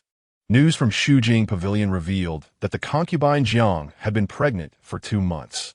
Shortly thereafter, the imperial physician attending to Lady Qi confirmed that she too was with child, having been pregnant for over a month. Both Emperor Jingyu and the Empress were elated upon hearing this news, bestowing generous rewards upon the 2 concubines, which naturally included a token for Lin Tingwan, serving both as a commendation and a gentle admonition. Lin Tingwan and Li Yanyan received their due rewards, marking a positive turn of events for them. The more offspring the Eastern Palace had, the more favored they would be by their elders. Upon returning from the Qian Palace, Li Yanyan made his way directly to the Kaiwood Hall. As he entered through the main gate, a refreshing autumn breeze brushed past him. In the courtyard, the sycamore tree shed its yellowing leaves, which fell softly with a rustling sound. Xiaoyu and Jingcheng were busy gathering the fallen leaves when they noticed Li Yanyan's arrival. Quickly kneeling to pay their respects to the Crown Prince, Li Yanyan nodded slightly and waved his hand for them to rise, proceeding into the main hall. The autumn chill was still quite pleasant, prompting the doors and windows of the hall to be opened wide. The air inside was infused with the warm scent of sandalwood, merging seamlessly with the coolness, enveloping the space in a soft, ethereal veil that bestowed a tranquil and comfortable atmosphere. Lin Tingwan, upon hearing the announcement, emerged to greet him, cradling their 3-month-old son, Ji Heng, in her arms. The little one had begun to lift his head and could occasionally roll over, albeit clumsily, often amusing Lin Tingwan and the other wet nurses to the point of laughter. Upon seeing his son, with his round, grape-like eyes and joyful smile, Li Yanyan felt a surge of warmth in his heart, as if the burdens of courtly affairs had dissipated with the wind. Taking his son from Lin Tingwan, he gently patted the baby's back, stealing glances at him as the little fellow always responded with a grin. "You only smile when you see your father? What about the tantrum you threw with the nurses just a moment ago?" Lin Tingwan teased. Li Yanyan, cradling his son's small head and locking eyes with him, replied, "Is that so? He is still a baby, after all, so naturally he won't pay me any heed. Soon he'll be blowing bubbles and drooling." He chuckled softly, allowing the infant to rest against his shoulder. "What's going on here?" They continued, entering the Eastern Hall together. Lin Tingwan laughed as she sat down, explaining he merely wanted a nurse, but the nurse refused, so he threw a fit. "Then let him eat," Li Yanyan responded, perplexed by the situation, feeling that he could not allow his precious son to go hungry. "He has eaten enough. If he continues, he'll surely feel bloated. When that happens, he'll cry all night without respite." Li Yanyan nodded in understanding, then smiled at Lin Tingwan. "You seem quite knowledgeable about these matters. I've never raised a child myself, nor have I seen anyone do so, but even without experience, listening to the nurses isn't a mistake. They wouldn't dare harm him. Besides, I have genuinely seen him eat quite a bit," Lin Tingwan replied with a hint of exasperation. "All right, you're in charge then," Li Yanyan remarked, casting a glance at her. Lin Tingwan cast a fleeting glance at him without uttering a word. Li Yanyan placed his son down onto his lap, one hand supporting the boy's collar, while the other encircled his back. The two shared a gaze, with Li Yanyan occasionally lifting his chin to tease the child. However, before long, little Ji Heng grew weary and, with a woeful expression, leaned into Li Yanyan's embrace. After soothing him for a while, Li Yanyan handed him to the wet nurse, who took him to the inner hall. Noticing that he had something to say, Lin Tingwan set aside her tasks and glanced at Ma Nao. Understanding her cue, Ma Nao led the others outside to keep watch. Li Yanyan adjusted his sleeves and casually remarked, "In a few days, the governor of Heshi will return to the capital to report on his duties, and his wife will accompany him this time. It is customary for the governor's wife to visit Her Majesty the Empress. What do you suggest I do? The governor of Heshi, in Pingyi, was well-versed in multiple languages and had previously served as the supervisor of border trade. He was later reassigned to military service by the Ministry of Revenue, rising through the ranks due to his strategic alliances and notable achievements, ultimately attaining the position of governor. Having been stationed at the border for 3 years, he had not returned to the capital for a formal report. And Pingyi's memorial indicated that, under his governance and the benevolence of Emperor Jingyu, friendly trade relations had been established with neighboring countries in the Heshi region, with little to no military conflict. The imperial inspector sent by Emperor Jingyu had found no discrepancies. However, a recent secret memorial accused Pingyi of corruption and unauthorized military expansion. Although there was no conclusive evidence, both Emperor Jingyu and Li Yanyan could not dismiss the allegations as mere rumors. To prevent the possibility that Pingyi's discretion had led to the inspector's oversight, or worse, that he had colluded with them to deceive the emperor, Jingyu decided to summon Pingyi back to the capital. Lin Tingwan had heard whispers of these matters, for she had her sources within the court. When Li Yanyan broached the subject, she understood that there were certain actions they could not take alone and that the imperial harem needed to exert further influence. Li Yanyan felt that Lin Tingwan had grasped the situation a tad too swiftly. "You need not regard me so intensely," he said. "The various treasures, silks, and fine wines presented by the governor of Heshi, all procured by the Ministry of Internal Affairs, are worth their weight in gold. A governor, no matter how affluent, must adhere to limits. Their annual salary is at most 500 gold pieces, and such tributes are evidently sourced from border territories rather than the unique products of our nation. If these tributes were indeed native to our land, Pingyi could easily levy them from merchants and commoners. Where then do these exotic treasures originate?" According to Pingyi's accounts, the border populace, although not affluent, was able to live in peace and prosperity. If he had not exploited the common folk, then from where did his wealth derive? Should he be found to have exploited them, he would be guilty of deceiving the throne. Li Yanyan comprende Lin Tingwan's implicaciones. Regarding her with newfound respect, "Your perceptiveness is truly remarkable, princess consort." Lin Tingwan lifted her teacup and replied nonchalantly, "He has been far too audacious. By so openly presenting gifts to Emperor Jingyu, he seeks to curry favor and subsequently return to his border domain, where he can reign as a local sovereign." Li Yanyan toyed with his son's little hat, sneering, "Indeed, he has become quite audacious."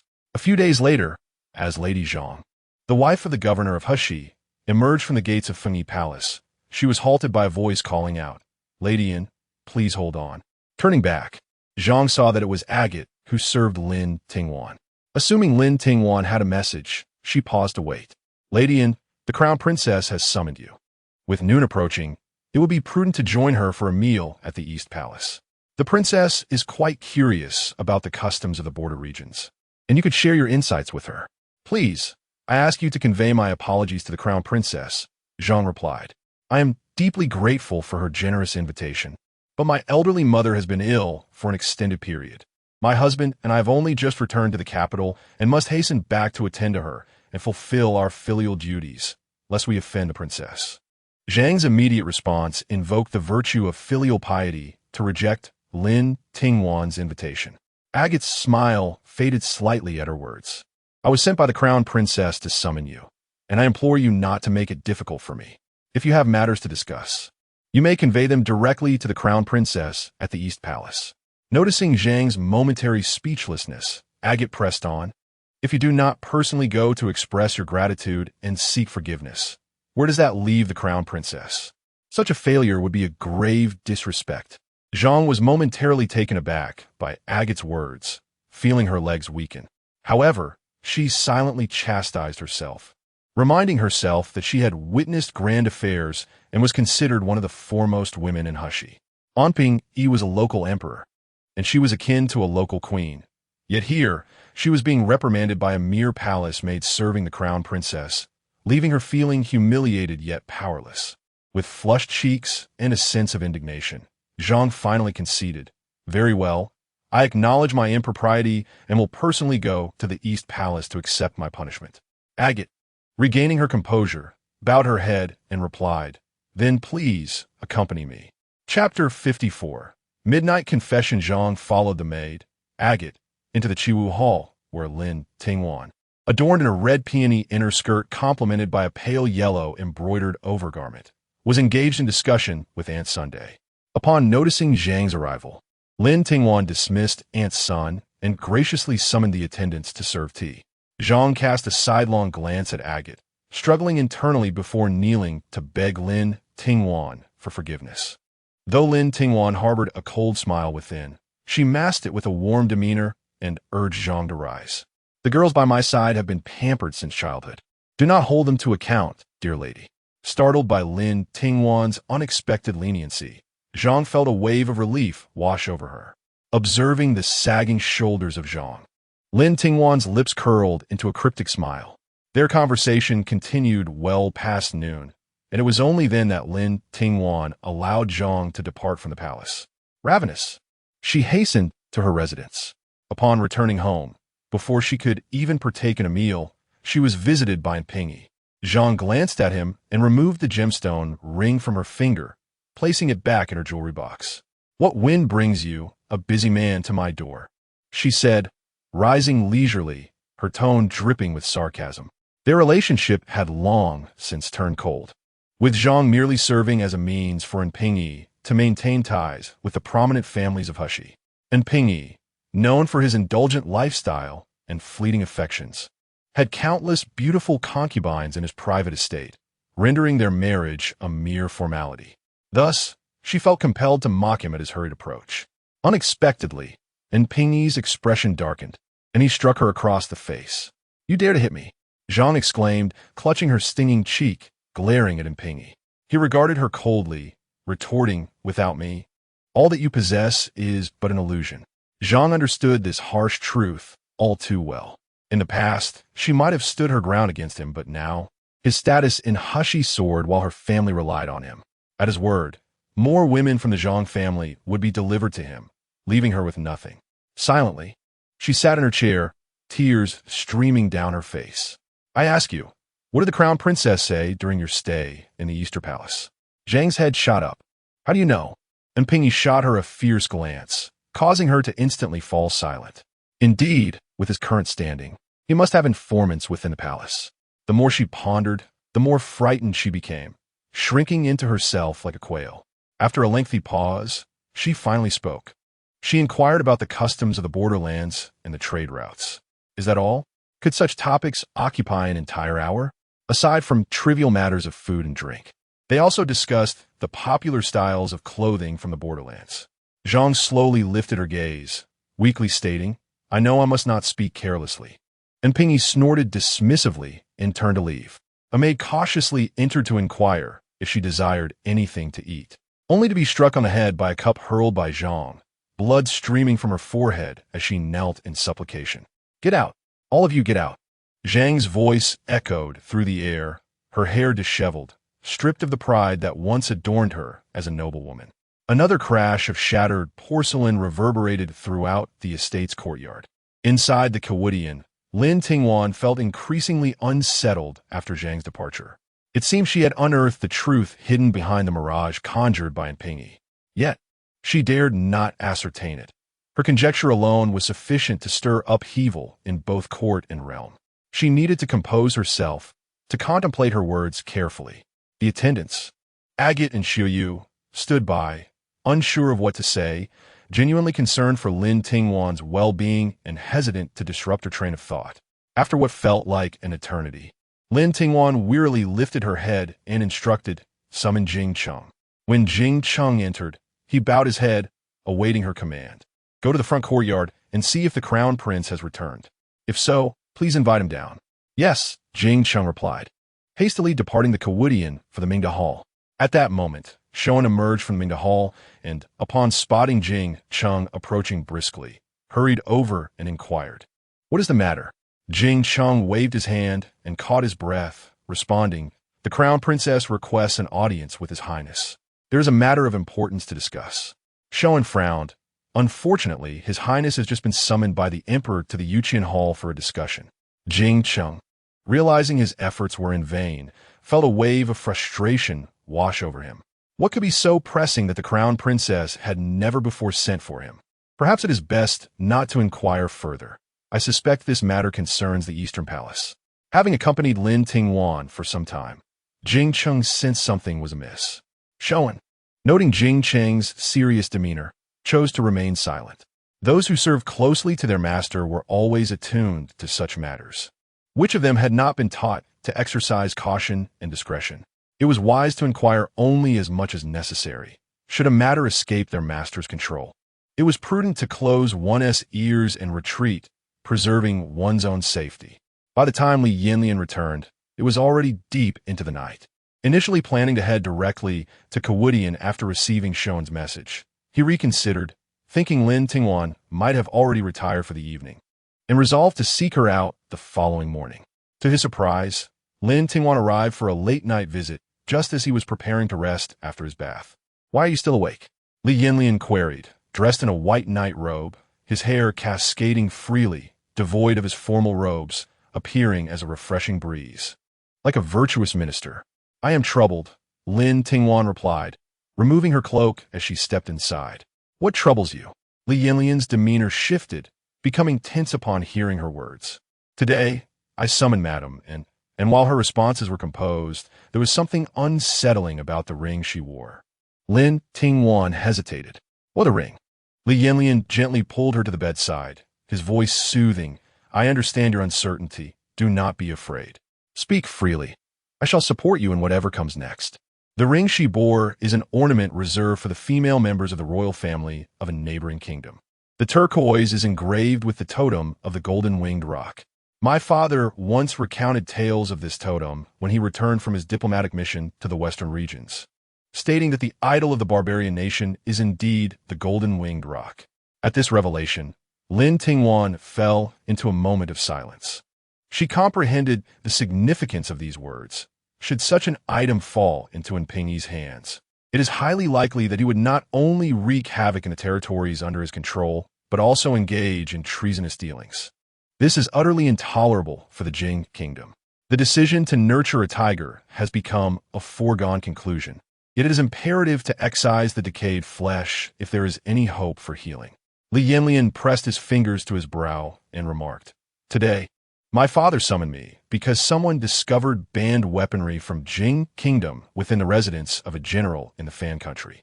Fearing for their life, they managed to flee back after enduring numerous trials, and they bribed a servant in the imperial court to deliver the message." Lin Tingwan was somewhat taken aback by this revelation. She raised her head and softly said, "There exists such a courageous individual. She is a dancer, left alone in the world, who went to the Fan country to earn a living through her art. After many tribulations, she was taken as a concubine by a general of the Fan country, and it was during her duty in the front courtyard that she made the discovery. Her father had once held the position of a minor official responsible for the keys to the armory, but he later fell into disgrace and was exiled to Hushi, where he ultimately passed away. A truly pitiable soul," Lin Tingwan sighed. "This matter is of grave importance. I shall report it to my father tomorrow. But you must not involve yourself any further. Your own safety is paramount," Li Yanyan urged, holding Lin Tingwan's hand. Lin Tingwan nodded in acknowledgement. "I understand. And you must also exercise caution." And Pingyi is a man of considerable cunning. His ascent from a mere clerk to his current status indicates that he is no ordinary adversary. I fear that in desperation, he might resort to reckless measures, risking everything. Li Yanyan gazed into Lin Tingwan's eyes, filled with concern, and felt a warmth within, perhaps in this moment. The only one who could stand by his side was Lin Tingwan. With a smile, he gently patted her hand and reassured her, "There is no cause for alarm. Rest assured, I will be vigilant." "Well then, it is getting late. I shall take my leave," Lin Tingwan stated as she prepared to rise. Having arrived so late, should she stay the night? Rumors would surely circulate in the courtyard the following day. However, Li Yanyan grasped her hand and declared, "I shall accompany you back." Lin Tingwan was momentarily taken aback, then smiled and replied, "Very well." Chapter 55. the perils of rumor. Lin Tingwan, having decided to remain uninvolved, regarded the matter as one for the former Emperor Jingyu and Li Yanyan to address, for she was not one to meddle in the affairs of others. Before relinquishing her hold, she took the initiative to inform the minor officials of the previous dynasty, urging them to remain vigilant regarding the situation. Should they manage to accomplish something noteworthy, it would be advantageous, albeit their personal safety must take precedence. The Emperor Jingyu was resolute in his intention to investigate Impingyi's collusion with foreign nations. If an inquiry was to be conducted, there could be no leniency afforded to the perpetrator. However, it was imperative to tread carefully lest they alert the culprit. What pretext could be employed to detain him? At this juncture, a minor official of the 8th rank, named Su Kejung, presented a memorial to Emperor Jingyu, accusing Impingyi's nephew, Suewu, of forcibly abducting maidens and assaulting citizens in the streets, among other transgressions. Although Suewu had already been apprehended by the Dali Temple, Impingyi was held accountable for his lack of supervision and failure to discipline his nephew. Upon closer examination, the rationale appeared tenuous. How could Impingyi, who had spent many years in Heshi, effectively oversee a nephew residing in the capital? Yet, a chink in the armor existed, and Suewu's father, Impingyi's own brother, had perished in the battle against the insurgents during the Jingxi conflict, resulting in Impingyi assuming responsibility for his nephew's upbringing. At that time, however, Impingyi was preoccupied with his own ascent and paid little attention to him. Now that Impingyi had amassed considerable influence, he had indulged his nephew, inadvertently nurturing him into a prodigal heir, thus bearing some responsibility for his actions. Consequently, the determination of Impingyi's fate rested solely with Emperor Jingyu, whose thoughts held paramount importance. What could the emperor possibly think? Naturally, he was elated. Just as he had been dozing off, an opportunity had presented itself. Without hesitation, he ordered the immediate detention of the accused in the capital, allowing for reflection behind closed doors. However, these developments reached Lin Tingwan only after Impingyi had been thoroughly dealt with. Ultimately, Impingyi was sentenced to death, with all males aged 16 and above executed by hanging. Those below 15, along with mothers, daughters, wives, concubines, grandchildren, siblings, and so forth, were to be enslaved by the state. Uncles and nephews were to be exiled 3,000 miles away. His assets, including land and property, were confiscated by the government. As for the new military governor of Heshi, it was fortuitously Lin Tingwan's own uncle, Lu Zhenwen. Although the position of Deputy Minister of War was of a higher rank than that of a military governor, the latter wielded considerable power. Should Lu Zhenwen be recalled to the capital in the future, he would undoubtedly rise above the 3rd rank. Moreover, Su Kejung, having earned a promotion for his counsel, ascended to the 8th rank as an inspector of the imperial censorate. While he remained at the 8th rank, the authority he wielded was vastly different. Notably, Su Kejung was aligned with Lin Tingwan. The resolution of this affair spanned a considerable duration, transitioning from early autumn to the depths of winter. A thick blanket of snow enveloped the grand palace of Beijing. The biting cold wind pierced like a sword, affecting all who traversed the palace pathways. Lin Tingwan sat with a stern expression upon the phoenix throne in the main hall of Kawudian, casting her gaze upon the kneeling Shou Mama. The oppressive aura emanating from Lin Tingwan compelled Shou Mama to bow low, scarcely daring to breathe. Since you were already aware of such rumors, why did you not intervene sooner? I did not place you in this position for you to live in luxury and amass personal wealth. Shou Mama flinked, immediately prostrating herself and replying, "This humble servant acknowledges her error. I beseech the esteemed princess consort for forgiveness and request the opportunity to atone for my transgressions." Madame Shou could hardly suppress her frustration, wishing she could strike herself for her negligence. Over the past couple of months, whispers regarding concubine Jiang had begun to circulate within the Eastern Palace's rear courtyard. It was unclear who initiated these rumors.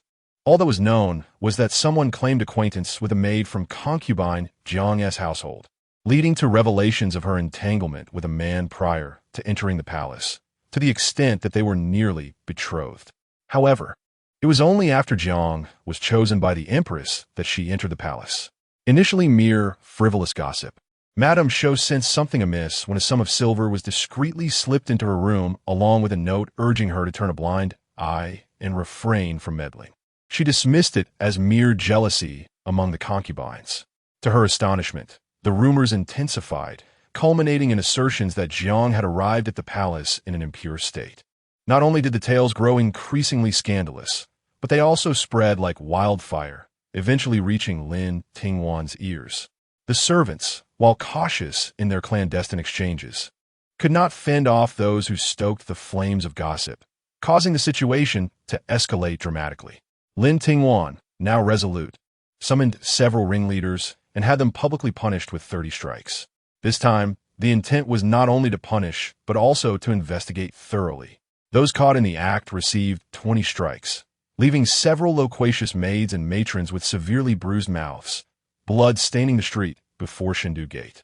In an instant, fear gripped everyone within the Eastern Palace, silencing any further talk of concubine Jiang. Inside Kaiwood Hall, Lin Tingwan sipped her tea with an air of composure, while Sui Mei, a maid by the side of concubine Qin, was pinned to the ground and reprimanded. Concubine Qin dared not voice her anger, for it was Sui Mei who had first mocked Jiang, albeit in hushed tones. To have broached such a taboo in Kaiwood Hall was tantamount to courting death. With her face flushed, concubine Qin lowered her head, and the atmosphere grew tense, with no one daring to speak. Concubine Jiang, cradling her 5-month-old belly, had become a mere shadow of herself, tormented by the rumors. The anguish she felt went unnoticed by others, and now, with the tide turning in her favor, she could only bow her head and shed silent tears. Concubine Qi, observing her distress, offered her handkerchief, which Jiang accepted with a silent nod of gratitude. Noticing the commotion, Lin Tingwan cast him a glance and remarked, "In matters of a woman's virtue, you ought to understand better than anyone else. I had hoped that knowledge would lead you to act with caution, yet it has become a weapon to inflict harm." Acknowledging the significance of virtue for a woman, they knew precisely where to strike to cause the most pain. Lin Tingwan continued, "I have nothing more to say. No kind words will soften your hardened hearts. Therefore, heed my warning. Having acted as you did, do not blame me for being unable to tolerate her." With a cold gaze, Lin Tingwan surveyed the crowd and commanded, "You may disperse. Qin, take your people back. Should you fail to control your tongue again, you may find your head in jeopardy." "Yes," Qin replied, her voice trembling. "Concubine Jiang, remain." "Understood." As the crowd dispersed, Jiang knelt on the ground, offering a devout bow and expressing her gratitude. "Thank you, Crown Princess, for advocating on my behalf." "You are with child. There is no need to kneel." Lin Tingwan gestured dismissively. Maneo stepped forward to assist Jiang, escorting her back to her seat. "Since you have entered the Eastern Palace, it is my duty to oversee you. This is my responsibility. However, to describe a mistress like you as rare would not be an exaggeration. The world observes with cold eyes, and even this awareness feels like a profound grace. Not to mention that I, as the Crown Princess, must bear the weighty commands on your behalf. I could perish 1,000 times and still fail to repay your kindness." Jiang wept, tears streaming down her face, as if all the grievances in her heart had transformed into bitter water, flooding forth uncontrollably. "You need not think so, for my actions are not solely for your sake. The palace is a place governed by rules and laws. If even I, as the Crown Princess, stood idly by, how many would dare to open their eyes to the truth of this world? Your Highness embodies great righteousness." Jiang rose once more to kneel, her gratitude from before now transformed into reverent worship. "Rise." Lin Tingwan assisted Jiang to her feet, gazing at her as she spoke. "I do not wish to utter any futile words meant to console you, for the wound is yours, and mere words cannot heal it. Yet, what lies within you depends on your survival. You must understand this truth. It may be harsh, but is all I can say." Jiang wiped her tears and bowed slightly, saying, "Please rest assured, Your Highness, I shall take care of it. Yet, I fear that His Royal Highness Lin Tingwan placed a jade hand warmer in Jiang's hands. He will not. Return now, eat well, and rest properly. In this life, much is illusory. Only your own well-being matters." As Jiang walked back, She looked up to see birds soaring in the sky. Look, my dear, even in such cold weather, those birds continue to fly. They must search for food. If even the finches can be so resilient, facing the harsh winter with unwavering determination, why do I have to live poorly? My dear, I may not become a phoenix like the noble mistress, but I am unwilling to relinquish this life. I will carry this child within me and strive to live well. Chapter 56. The premature birth of Lady Jiang on the 8th day of the 12th month. Emperor Jingyu personally led the civil and military officials to the grand ancestral temple for a sacrificial ceremony. Li Yanyan and Lin Tingwan were also to accompany him. The rituals on this auspicious day were intricate, involving the welcoming of deities, offering of silk and jade, presenting sacrificial vessels, and performing the initial, secondary, and final offerings, which collectively consumed nearly 3 hours. By the time Lin Tingwan returned to the East Palace in her palanquin, it was already past noon.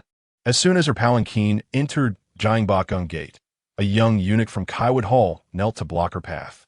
Lin Tingwan lifted the small curtain and cast a glance at him, inquiring, "What is the matter?" "Your Highness, Lady Jiang has seen blood." "When did this happen? How is she?" "In response to your Highness, at the 3rd watch and a quarter, Lady Jiang noticed blood upon rising. The Shujing Pavilion has summoned the imperial physician, and they are currently in attendance. The physician has stated that we can only attempt to assist Lady Jiang in delivering the child," the young eunuch stammered. "Proceed to Shujing Pavilion," Lin Tingwan commanded coldly, lowering the curtain.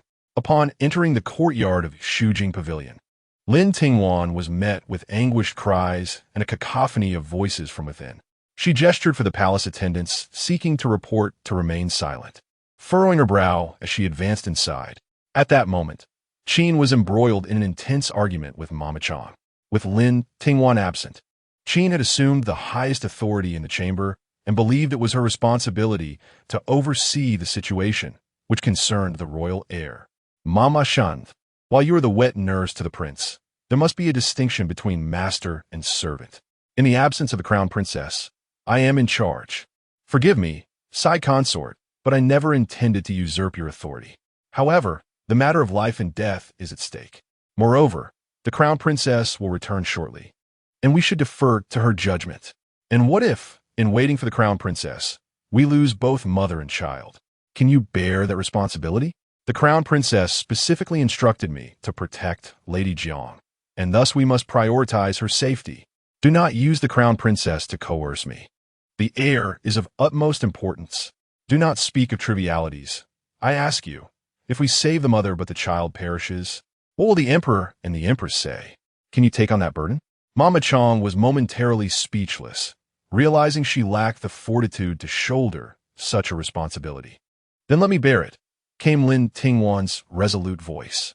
The gathered individuals turned to see the door swing open, revealing Lin Tingwan clad in a black palace robe embroidered with golden phoenixes, standing at the threshold. The palace attendants in the courtyard knelt in reverence, while Lin Tingwan remained silhouetted against the light, flanked by her attendants. The occupants within the room hastily knelt in greeting. "We pay our respects to the crown princess." Lin Tingwan cast a glance at them, offering no acknowledgement. "What is the condition of Lady Jiang?" Qin had not anticipated Lin Tingwan's early return, disrupting her prior plans. Now flustered and confused, she struggled to respond to Lin Tingwan's inquiry. Mama Chang, having navigated court intrigues for many years, was far quicker to react. She crawled a couple of steps towards Lin Tingwan and spoke. "In response to your highness, Lady Jiang is experiencing complications. She has seen blood, and the physician states that labor has commenced. However, her health is frail, and the fetus is not yet full term, placing them both in a precarious situation. It is a dilemma of preserving the mother or the child. As the saying goes, 7 live, 8 do not." Those present could clearly see that the Jiang family would surely face calamity today, and it would be a blessing if they could preserve their lives. "My lord, this is my decision. Should there be blame from above, I shall bear it alone," Lin Tingwan declared. Her words weighed heavily upon the others, who were perplexed by how a matriarch could protect the life of a concubine. In such circumstances, even a small life would typically be deemed unworthy of defense. given the lowly status of concubines in the Great Jing dynasty, particularly for those who perished during childbirth, for even their families would not inquire. Hin Si, one of the perplexed, remained kneeling, yet her head was lifted, and she scoffed. Did not the Empress instruct us that we must not disturb the royal heir? Lin Tingwan cast a sidelong glance at her, her voice icy as she replied, before the child is born, the mother's life takes precedence. Once born, the child belongs to the royal family. Both the mother and the child are equally significant. A pregnant woman is not merely a beast of burden. She is not. Nor are you. A crack appeared on Qin Shi's face. She had to concede that the Empress's words were indeed valid. In such a world, it was commendable for someone to voice such sentiments, and as a woman, she ought to feel gratified. However, since it was Lin Tingwan who spoke, her satisfaction was diminished. It implied that her earlier desire to protect the royal heir was malicious and absurd. Thus, even if she believed Lin Tingwan's words were correct, she was reluctant to acknowledge it. Qin Shi, begrudgingly, lowered her head and fell silent. "Everyone, please rise and take your seats," Lin Tingwan commanded. "Thank you, Your Majesty." The crowd collectively exhaled in relief as they expressed their gratitude. As the sun dipped below the horizon, the light faded, casting heavy shadows from the palace's eaves and brackets. A chilling wind howled, rattling the doors and windows, mingling with Jiang Shi's groans that pierced the ears of all present. Within the cramped main hall, the attendants brought in another charcoal brazier, fearful of the cold affecting their masters. Observing this scene, Lin Tingwan turned and instructed, "Relay my words. Double the charcoal fire in Shujing Pavilion." "Yes," replied Aunt Sun, bowing respectfully. After childbirth, women are most vulnerable to the cold. With adequate warmth, Jiang Shi would fare somewhat better.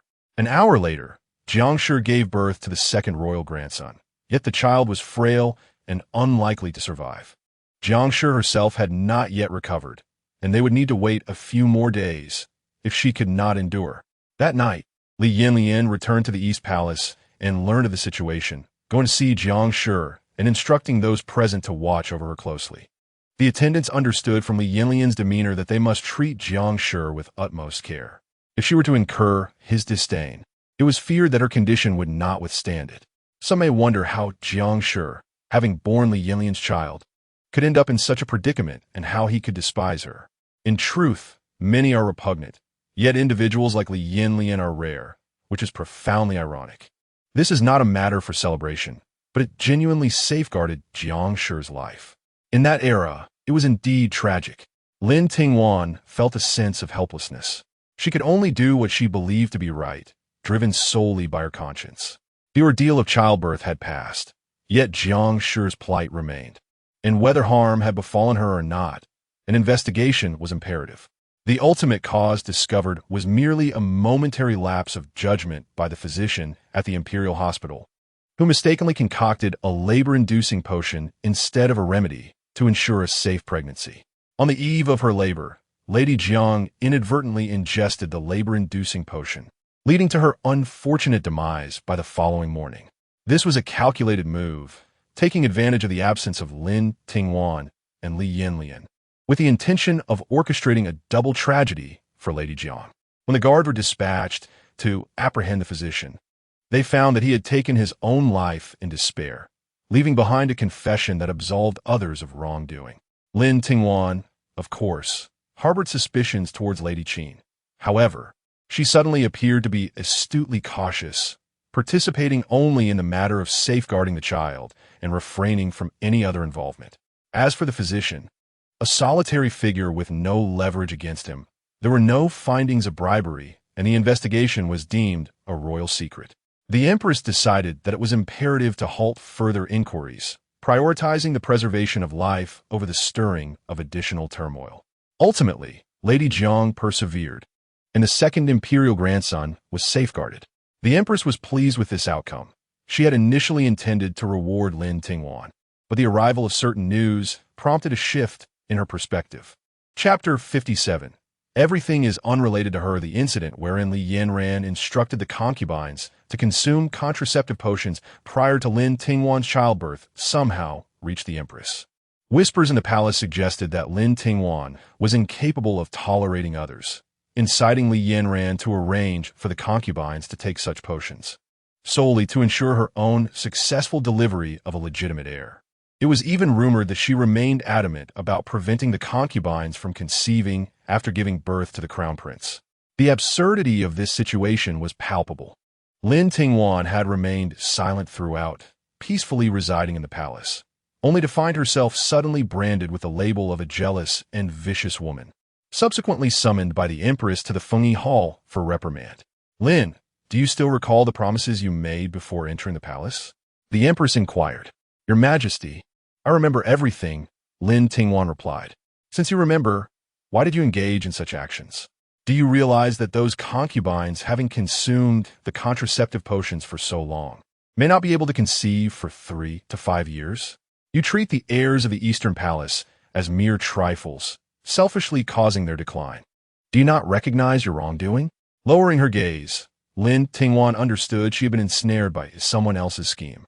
After a moment of contemplation, she spoke softly. "This matter is indeed my fault. In a moment of misguided thought, I believed it would ensure the orderly succession of the legitimate heir, and thus granted them the potions. I am willing to accept punishment, but I implore your Majesty to understand that I have not engaged in such actions since giving birth, and the accusations of harming the heirs are utterly unfounded." Lin Tingwan realized that shifting the blame onto Li Yanyan would yield no benefit for his husband and wife, and with Li Yanyan being the Empress's son, the Empress would never hold him accountable. Consequently, who orchestrated this matter had become irrelevant. What mattered was that Li Yanyan witnessed the consequences of her actions for his sake, and she wished for him to feel a sense of guilt towards her. This also served to allow her a glimpse into the true intentions of the one who had stirred trouble from behind the scenes. "I will ascertain what you have done. Until then, allow Qin, the side consort, to manage the affairs of the Eastern Palace. You shall reflect on your actions in the Kaiwat Hall for the next few days and contemplate what a crown princess of the Jing ought to do and what she ought not." The Empress seized this opportunity to admonish Lin Tingwan. Ever since her marriage into the Eastern Palace, Lin had consistently sought to outshine others, even encroaching upon the authority of the Internal Affairs Hall, showing no regard for her as the matriarch. Thus, the Empress deemed it necessary to establish rules, ensuring Lin understood who truly held power in the harem. A cold smile crept into Lin Tingwan's heart, despite the Empress's former affection. It was clear that the Empress could no longer tolerate Lin's burgeoning influence, which threatened to eclipse her own, while the Empress could accept being overshadowed by her peer, the Defei. She could not abide by such disrespect from a junior like Lin Tingwan. Kneeling on the ground, Lin Tingwan bowed her head and said, "I shall follow your command." With her demeanor yielding, Lin Tingwan left the Empress with no grounds for further reprimand. The Empress, with a wave of her hand, signaled her dismissal. However, at that moment, a eunuch outside called out, "His Royal Highness the Crown Prince has arrived." The Empress paused momentarily, casting a disapproving glance at Lin Tingwan. Yet, Lin remained steadfast in her position, a subtle smile gracing her lips as she awaited the arrival of the wind she had been anticipating. "I pay my respects to your Majesty." Li Yanyan discreetly cast a glance at Lin Tingwan, who was kneeling upright in the center of the main hall, adorned in a pale yellow cloud-patterned satin palace gown, resembling a proud plum blossom standing resiliently against the winter's chill within the imperial garden. No need for formalities. Li Yanyan remained kneeling alongside Lin Tingwan, not rising. What is the meaning of this? The Empress, seated upon her phoenix throne, spoke with a tone of sorrow. There is a saying among the common folk: once a man marries, he forgets his mother. Have you come here to plead on behalf of your crown princess? Li Yanyan showed no signs of concealment. Indeed, the Empress appeared greatly wounded. She has so recklessly abandoned the heirs of the Eastern Palace. I must punish her. Are you standing up for her? Yes, I stand for her, Li Yanyan replied calmly. You. The Empress sprang to her feet, for Li Yanyan had never spoken to her in such a manner throughout his life. Are you blaming your mother for her? The Empress, long out of favor, had come to place all her hopes upon her 2 children. She could not bear the thought of her son valuing another woman more than herself, oblivious to the fact that this was a distorted form of maternal love. I harbor no blame toward my mother. Li Yanyan spoke with composure. Yet the Empress's wounded expression was genuine. Then what do you mean? I stand for Lin Sure because she has suffered for my sake. Does my mother truly believe that this matter is solely her doing, that she merely obeys my orders? And what of it? As the crown princess, she has the duty to counsel you, not to indulge your every whim. Lin Tingwan, with a self-deprecating smile, remarked, "See, is still my fault." At this moment, Li Yanyan's expression mirrored Lin Tingwan's sorrow. Your words serve as my reason for standing up for her. Mother, you too have walked the path of the crown princess. Please consider the plight of a woman akin to yourself. Before your first pregnancy, there were no heirs born in the Eastern Palace either. Those concubines had also used child prevention potions. Why is it that Lin Sure is held to a different standard? Are you questioning me? I would not dare. The Empress was no longer as assertive as before. She wavered, yet she could never admit fault. I was young and ignorant then, and now, witnessing her repeat the same mistakes, I must remind her of the importance of ensuring the Eastern Palace's lineage. Li Yanyan felt helpless, for his mother had become so obstinate, a stark contrast to her former self. This matter is forced upon her by me. It has nothing to do with her. Please retract your decree. Punish me instead. You, unfilial wretch. As the atmosphere between mother and son grew increasingly tense, Lin Tingwan finally spoke. Mother, your highness, may I be allowed to interject? The Empress looked up, her expression darkening. Speak. This situation arises from the oversight of both your highness and myself. It is only natural for mother to be upset. However, his highness also acts in consideration of the child, with sincere intentions. Please, mother, see it clearly. Rest assured, the new concubines, the Jiang family, have not used child prevention potions and are in excellent health. They will surely contribute to the Eastern Palace's lineage. I will also take good care of them. The queen let out a cold hum and turned her head away, reluctantly acknowledging that Lin Tingwan was indeed born to be a consort, exhibiting an impressive finesse in both speech and action. Alas, it is for the sake of your offspring that I am concerned. Your elder brother's children are already of learning age, yet you, the crown prince, have only 2 children, one of whom is naturally frail. How can I not be anxious? Li Yanyan recognized the queen's softened tone and hoped for a mutual concession. Thus, he followed suit and said, Your Majesty speaks the truth. This matter reflects my son's oversight. However, I truly wish for my legitimate heir to be a source of pride, unlike my own situation, which has drawn criticism. Upon hearing this, the queen recalled the initial discussions surrounding the selection of the crown prince, where some had even suggested the honest eldest prince for the role, a proposal ultimately rejected by Emperor Jingyu. Very well, you too have your difficulties. Let the crown princess rise. Li Yanyan stepped forward, assisting Lin Tingwan to her feet, discreetly applying pressure to lean against him. The queen could hardly bear to watch. I am weary. You may return. There is no need to pay your respects for the next few days. Lin Tingwan wished to say something, but was swiftly halted by Li Yanyan, who preemptively declared, I take my leave. He then took Lin Tingwan by the arm, exiting the Fengyi Hall without pause. Chapter 58. The Humiliation of the Qin Family. Shu, don't move. Li Yanyan applied the medicinal ointment to the bruise on Lin Tingwan's knee. Observing her grimacing expression, he jested, You usually possess such clever ideas. Why have you turned into a gourd with its mouth sawed off in front of the Empress mother, bearing the burden alone? Do you think I am made of stone? As he spoke, he pressed down harder with his hands. Shu! Lin Tingwan exclaimed in irritation, swatting his hand away. Your Highness is the one causing chaos. Had you not come, Mother might have reconsidered my return. And what of the authority you hold? Li Yanyan recognized that this was what truly concerned Lin Tingwan. What do you think, Your Highness? Lin Tingwan tilted her head mischievously.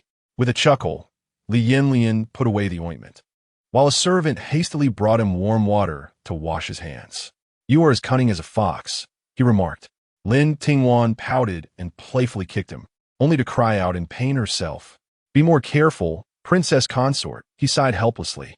The Empress claimed to have dismissed her grievances, yet deep down, she remained unsettled. Seizing the opportunity, Qin often sought to ingratiate herself with the Empress, hoping to lift her spirits, which in turn bolstered her own confidence within the Eastern Palace. However, her influence was limited, The servants disregarded her commands, and the concubines did not yield to her authority. Li Yanyan had not visited her even once since returning from Fengyi Hall, and Qin understood that he was defending Lin Tingwan. This left her feeling wronged and increasingly agitated. Coincidentally, a significant event transpired within the Eastern Palace.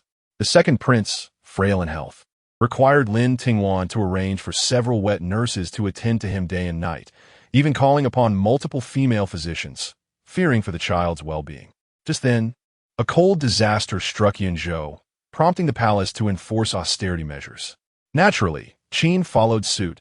As Jiang had benefited from Lin Tingwan's kindness, she was considered Lin's ally, making her the first target for Qin's cutbacks. Consequently, she dismissed the wet nurses and the physicians, retaining only 2 wet nurses while sending the physicians away entirely, arguing that the imperial physicians were already compensated with salaries and questioning the need for so many practitioners. This reduction led to dire consequences. The second prince began to run a fever in the dead of night, and both wet nurses were found lethargically asleep, their faces turning purple upon discovery. In a rush, Shujing Pavilion summoned the imperial physician, but unfortunately, only one physician was on duty that night, and he lacked expertise in pediatrics. Ultimately, Lin Tingwan dispatched one of her own physicians, and they worked tirelessly for 2 days and nights. Jiang, overwhelmed with distress, fainted multiple times, but fortunately, the young prince's life was spared. It is often said that a child is a mother's lifeblood. Jiang rushed to Fengyi Hall, clinging to the Empress's legs and weeping uncontrollably. The Empress, understandably heartbroken for her young grandson, lost any remaining goodwill she might have harbored towards Qin. In the rear courtyard of the Eastern Palace, at the entrance of Yuhua Hall, Guamama was dragged out by 2 eunuchs, her feet scraping against the ground, leaving behind a trail of blood. Strands of gray hair whipped against her face in the biting cold wind, rendering her a pitiful sight. Within the Kawudian, Lin Tingwan was absent-mindedly caressing the jade bracelet adorning her wrist. As if summoned by an unseen force, Agate entered, carrying tea, and presented it to Lin Tingwan, saying, "Your Highness, the esteemed Gonggong Xingchuan has sent someone to escort the wet nurse beside concubine Qin to the Dark Investigation Bureau. She has been interrogated, yet has divulged nothing, choosing instead to shoulder the blame herself." With a disdainful snort, Lin Tingwan set the teacup back upon the tray. If she wished to remain silent, then let her be. Both she and the messenger should be dealt with accordingly. Understood, Agate replied, her eyes flashing with a glimmer of resolve. Xiaoyu, silently organizing threads nearby, curled her lip in disdain. That nurse possesses a heart as cruel as her tongue is sharp. How dare she conspire with others to instigate discord against our mistress before her majesty? Were it not for her meddling, none of this turmoil would have arisen. Greed leads men to their doom, and birds perish for their hunger. Naturally, she acts for the benefit of her master, eagerly running errands for the Qin family. With their favor, she hopes to bask in their glory. Now, she is merely a scapegoat for the Qin family. Just as she spoke, Jing Cheng entered to report, "Your Highness, concubine Qin requests an audience." Rising, Lin Tingwan gathered her son from the nurse, and, without turning back, declared, "I shall not see her." "Concubine Qin, you may return. The crown princess will not grant you an audience," Jing Cheng stated, his demeanor neither harsh nor particularly cordial. With a glare, Qin lifted her head to confront Jing Cheng. "It is rather inappropriate for the princess to deny me entry without understanding the circumstances. Surely, the Gonggong has not conveyed my situation with due seriousness?" With a single remark, Qin deftly shifted the blame onto both Lin Tingwan and Jing Cheng. How could Jing Cheng fail to discern her intent? He scoffed and replied sternly, "The actions of Her Royal Highness the Crown Princess are beyond the purview of mere servants. As for what the concubine has stated, I have assumed the role of the chief eunuch of Kawudian, and thus bear the responsibility. If you are dissatisfied, you may take your grievances to the Crown Princess or His Highness the Crown Prince. Whether it be punishment or reprimand, I shall accept it. You." Qin was a loss for words, her anger flaring as Jing Cheng's words encompassed him within the category of servants, a subtle dig that nearly caused her to grind her silver teeth in frustration. With a feigned smile, Jing Cheng lowered his head and said, If the concubine has no further business, please return. It is rather cold outside, and should you fall ill, nurse will be unable to attend to you. What do you mean by that? Qin understood the implications of Jing Cheng's words, and her heart sank in panic. She knew that Nurse Guo would not return, leaving her without a vital ally. Suppressing her tears, Qin fixed her gaze defiantly upon Jing Cheng. Please convey to the Crown Princess that this humiliation shall be etched in my heart. Rest assured, I shall relay your message, Jing Cheng replied with a disingenuous smile. As Qin stormed away, Jing Cheng casually dusted off his clothing, casting a disdainful glance at her retreating figure. He turned to the young eunuchs by the door and commanded, "What are you all dawdling for? Close the door at once. Kawudian is not a place anyone can enter at will." The two eunuchs, hearing his words, hastily shut the door, ensuring that Qin heard every syllable as she walked away. She came to an abrupt halt, her body stiff as she stood rooted in place. Unable to contain her anger, she glanced back, only to find the young eunuch at the gate preoccupied with shutting the door. His gaze averted from her as he coldly closed the crimson gates of Kawudian. A biting gust of wind struck her face like a slap, and Qin's eyes bore into the door with a venomous intensity, as if she intended to pierce it with her glare. "Consort, let us return," Sui Xin urged gently. "This humiliation shall one day be repaid to Lin Tingwan 1,000-fold." Qin seethed through gritted teeth. "Consort," a delicate male voice emerged from behind her, causing Qin to freeze, as if she had fallen into an icy abyss. Lu Cheng, standing beside Li Yanyan, wore a mocking smile, his tone chillingly severe. "His Highness has decreed that Qin Consort has failed to her duty to oversee the rear courtyard, nearly endangering the air. You are hereby commanded to transcribe sutras in the small Buddhist hall at the northwest corner of the Eastern Palace day and night, 100 times. To pray for the second prince's blessings and to cleanse the sins that cling to you." Li Yanyan's final remark left no room for compassion toward Qin. A frigid dread enveloped her, yet her face burned with humiliation. She bowed to Lu Cheng, murmuring, "This concubine accepts the decree." Qin's pride was shattered, as though her dignity had been cast to the ground and trampled. In that very moment, the seeds of her transformation were sown. Chapter 59. The snow's cruelty and the wind's gluttony transformed the day this winter. The snowfall has been particularly heavy. As the new year approaches, the servants responsible for cleaning, clad in thick winter garments, struggle to wield their brooms against the relentless flurry, their efforts nearly sending their tools flying.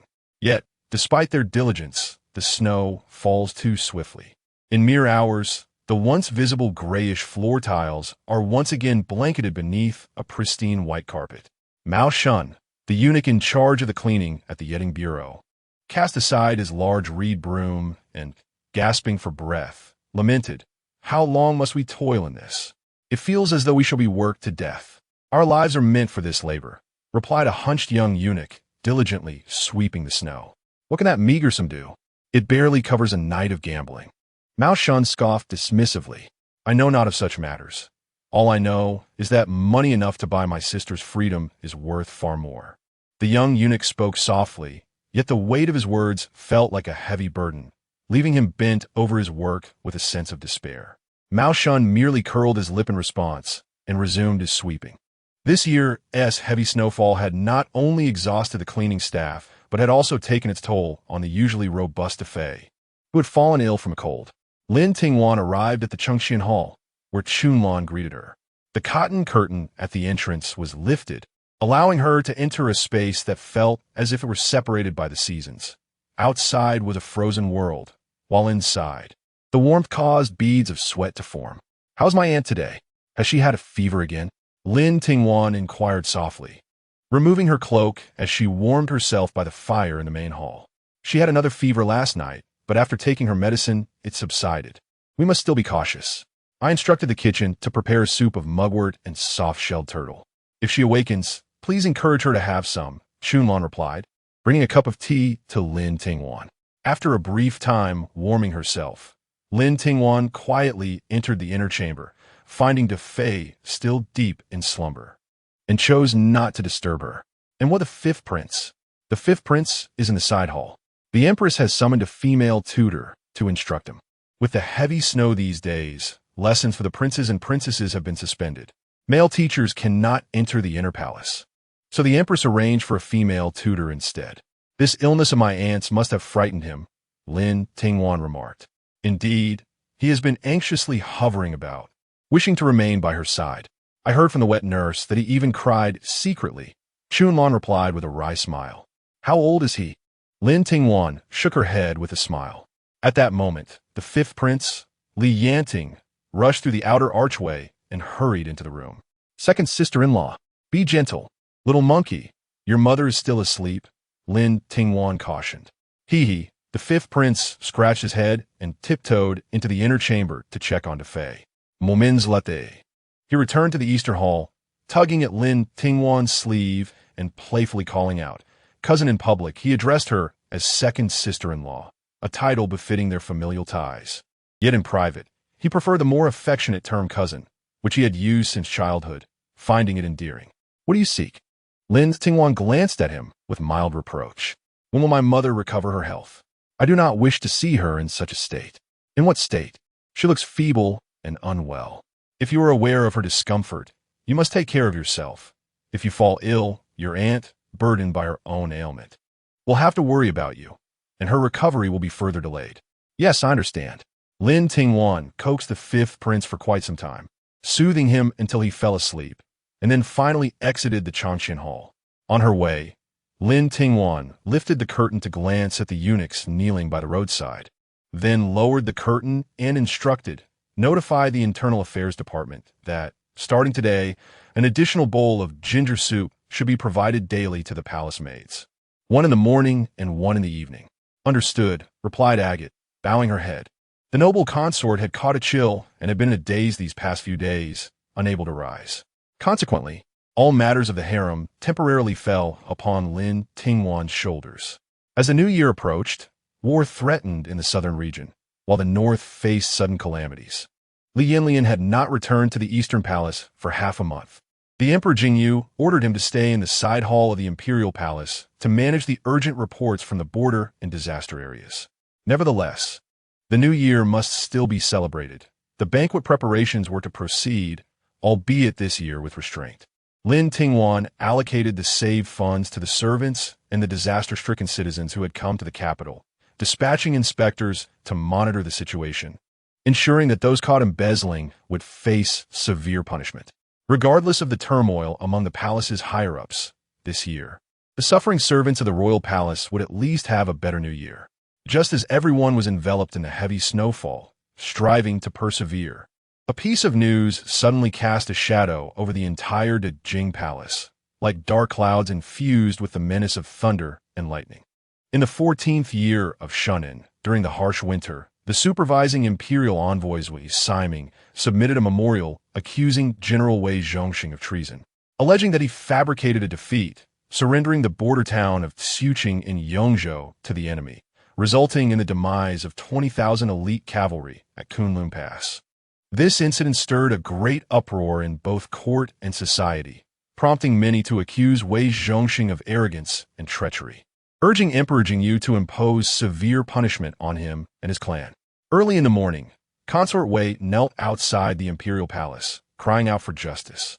Her head bloodied from her prostrations, proclaiming her family's loyalty to the emperor and their generations of sacrifices on the battlefield, pleading for a thorough investigation by Emperor Jingyu.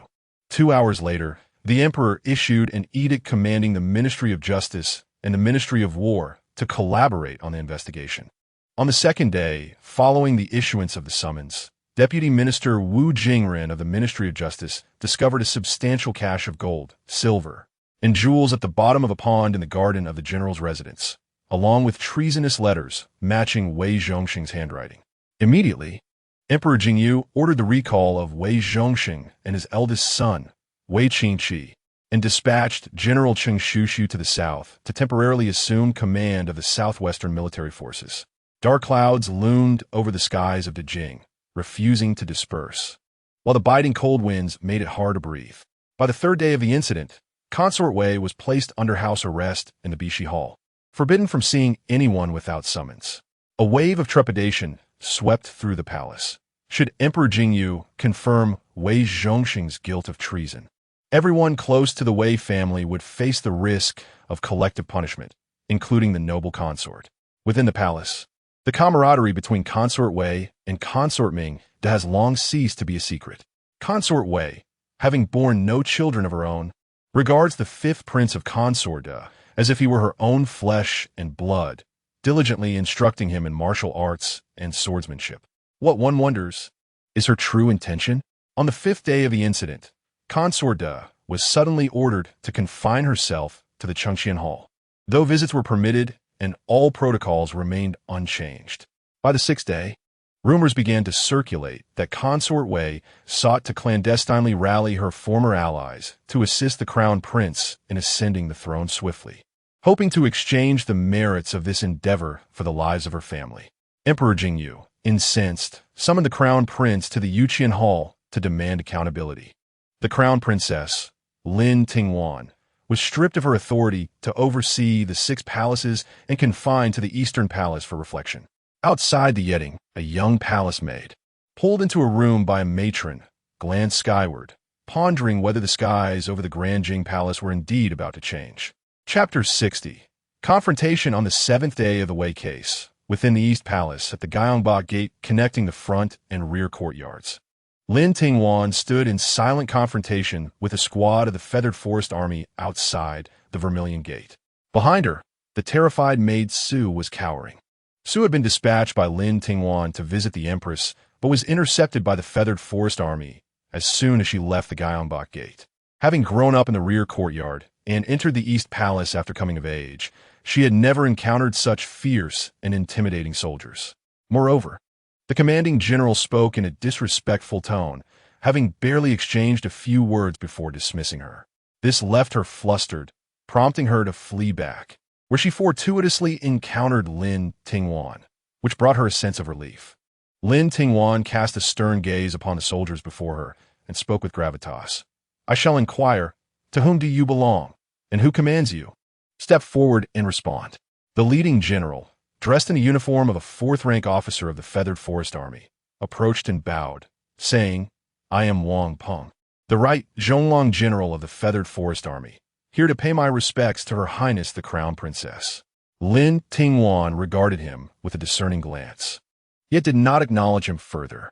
"General Wang, what brings your forces to the East Palace?" she asked. "I have come under the Emperor's orders to apprehend Song Baohui, a servant of the East Palace," he replied. "Since you are here to arrest a former official, what business do you have in the rear courtyard?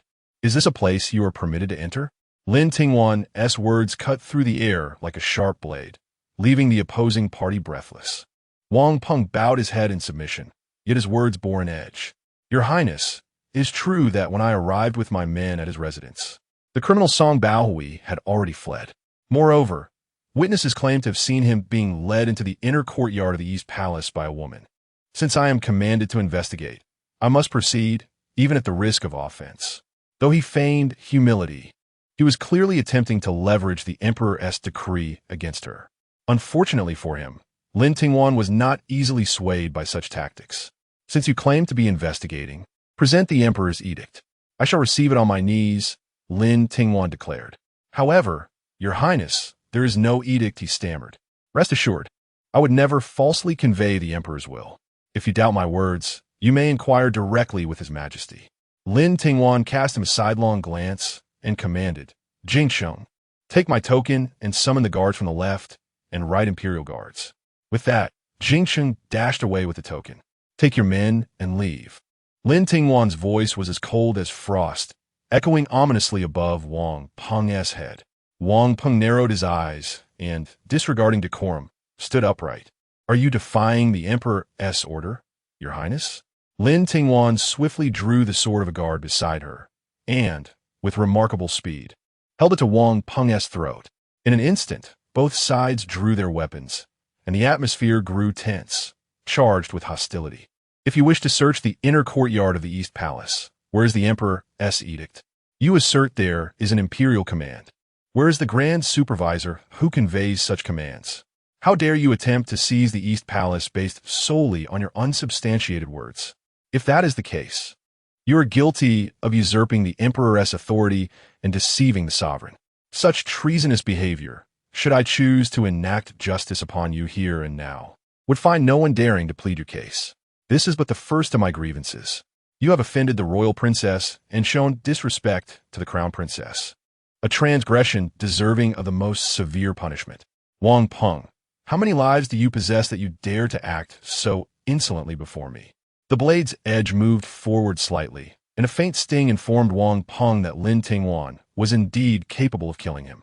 Instantly, his legs gave way, and he knelt upon the ground, exclaiming, "This subordinate is guilty. I have failed to comprehend the emperor's decree. I shall seek his majesty's edict at once."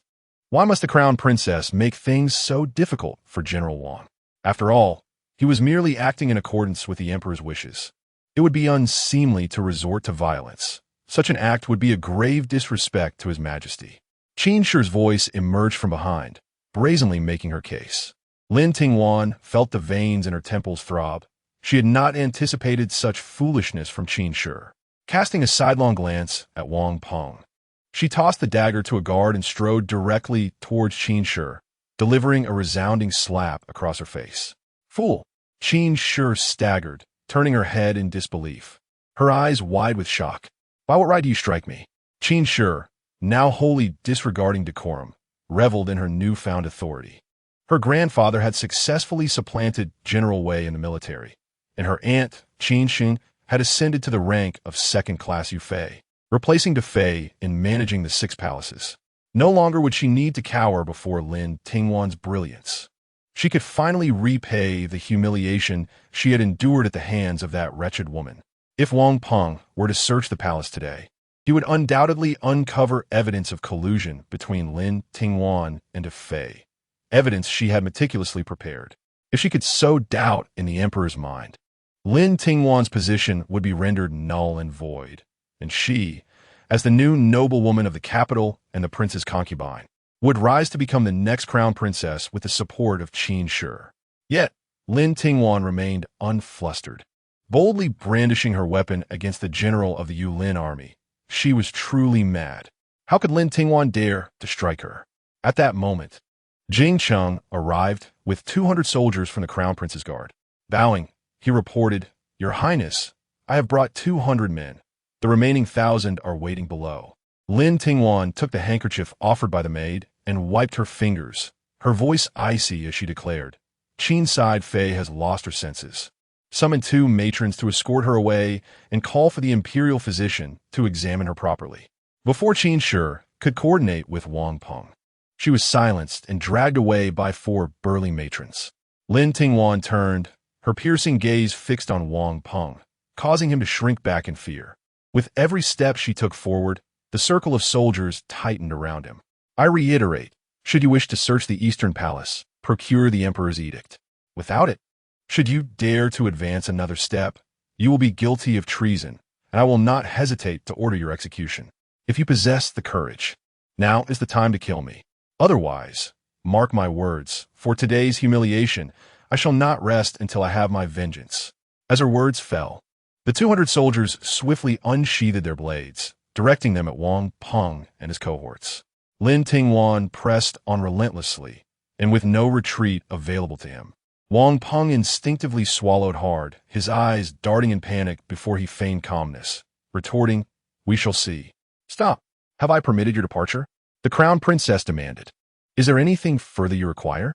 Offer your apologies to Lady Su." Wang Peng suppressed his discontent and, gritting his teeth, said, "Madam Su, we have just offended you. Please forgive us." Louder. "Please forgive us, Madam Su." Su had behind Lin Tingwan and said, "No need for such formalities."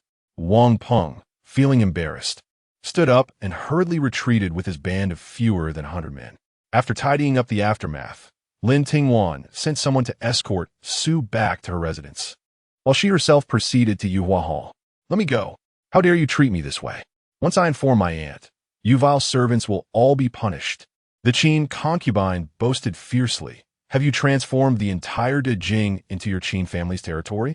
Lin Tingwan strolled into the inner hall of Yuhua Hall, while Qin struggled to reach out and claw at Lin Tingwan's face, only to be held down by 2 burly matrons utterly immobilized. What's this? I call you foolish, and you dare to dispute it? You are the one who is foolish. The crown prince is now entangled by you and your aunt, and he must surely detest you by now. You have lost all your support, yet you still dare to call me foolish. Listen well, Lin Tingwan. Be wise and have them release me. If you bow 3 times in apology, I will ensure your safety. At these words, Lin Tingwan nearly burst into laughter. She rose and approached, gazing at Qin with amusement. What I rely upon has always been myself. As for your aunt, she is currently conspiring alongside the released Xie family to seize the Li family's dominion. Tell me, will she aid you or will she depose the crown prince? Bear a son and elevate him instead? As far as I know, your aunt is merely 23 this year, a prime age for bearing children. Qin was thrown into disarray by Lin Tingwan's words and cried out, "You speak nonsense. Do not sow discord among us. I am the legitimate daughter of the Qin family's main branch. They will support me." Support you? Huh. Lin Tingwan chuckled as if hearing the most absurd joke. The crown prince is accused of treason. As his concubine, what fate awaits you if he falls? Why would General Qin choose a daughter of a legitimate heir when he could select a concubine of the crown prince who has fallen from grace? The Qin family will protect the crown prince, Qin insisted stubbornly.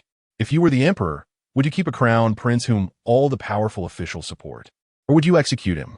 Qin was struck dumb by Lin Tingwan's pointed words and found herself at a loss for words, finally realizing that she had been deceived.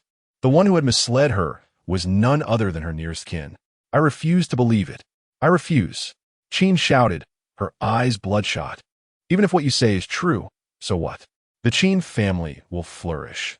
My aunt's son will become the crown prince and eventually the emperor, and I too shall bask in glory.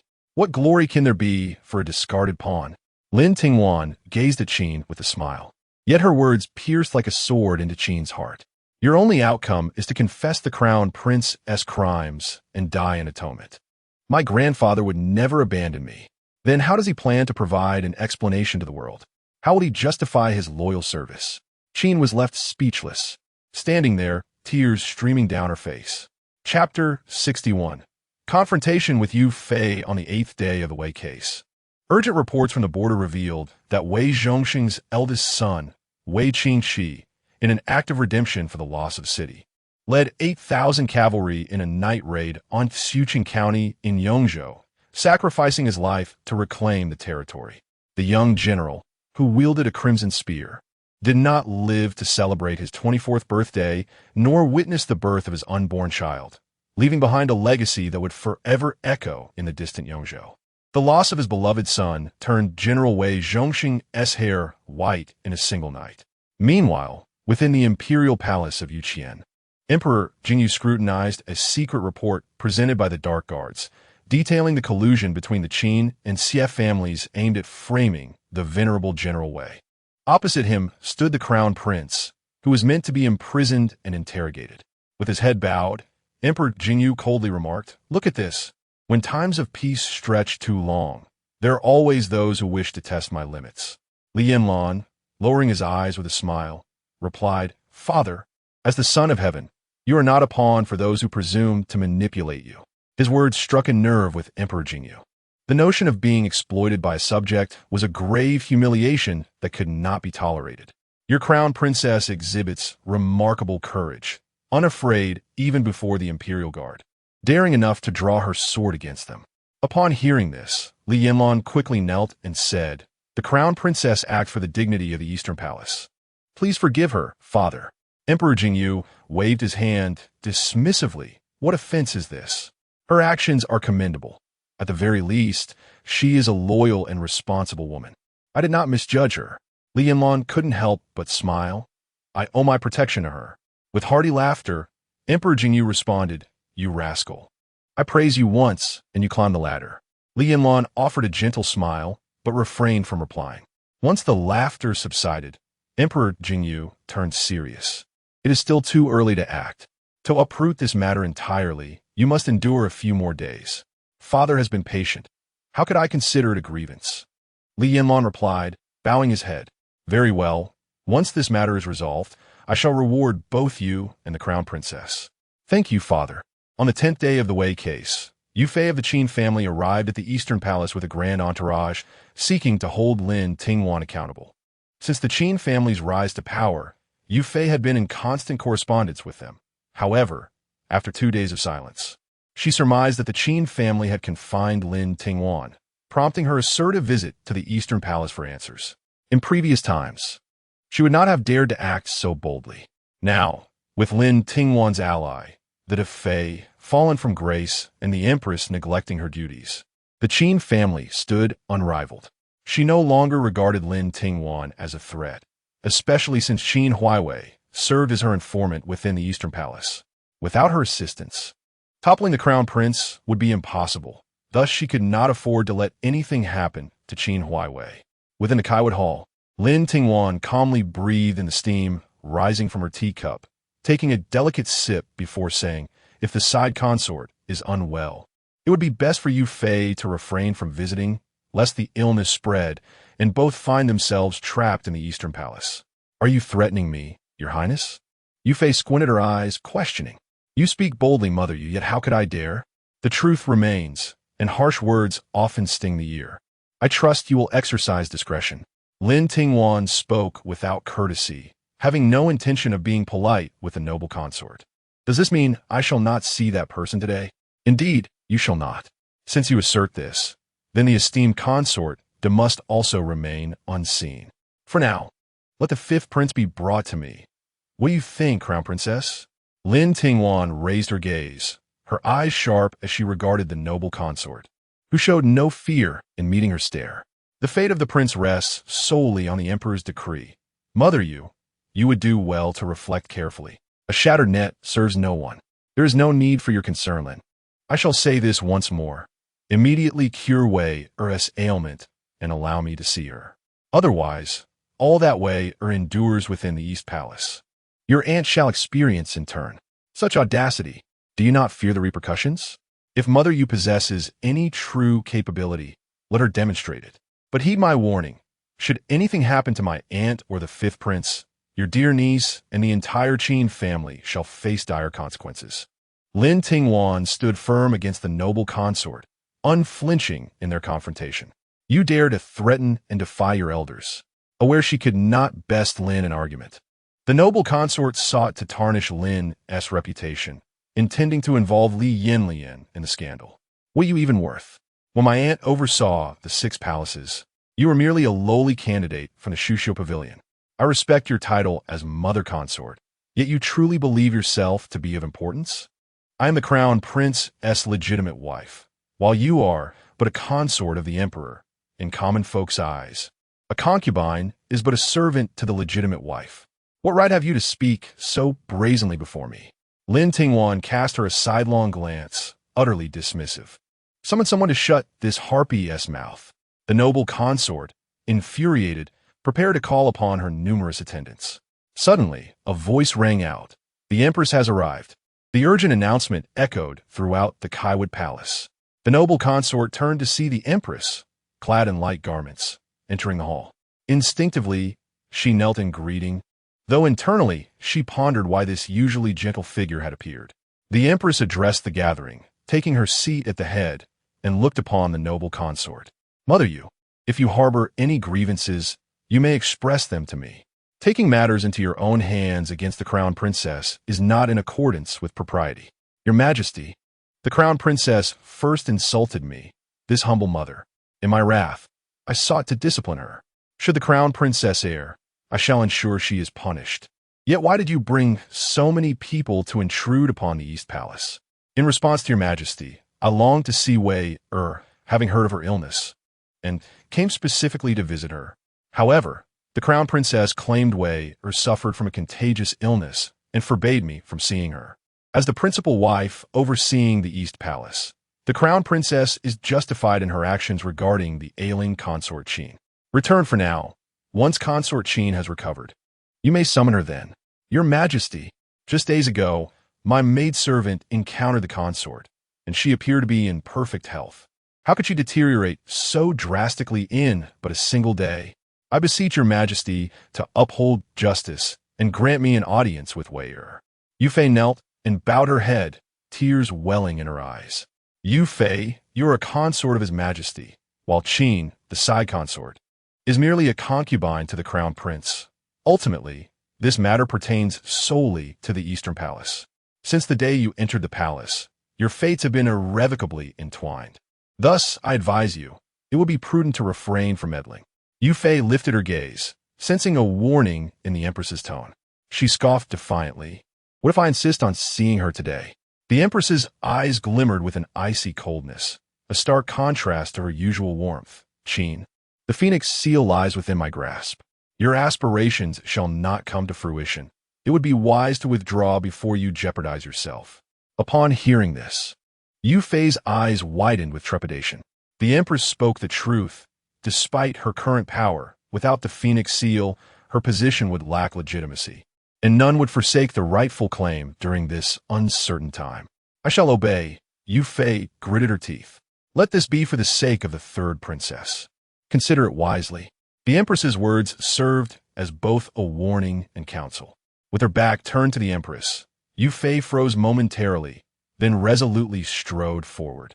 Lin Tingwan glanced at the Empress, aware that since the conflict between Li Yanyan and the Empress, the latter had excused herself from Lin's morning greetings, making it clear she wished to avoid her. When a relationship between Li Yanyan and the Empress had somewhat mended, Lin Tingwan still found herself unacknowledged.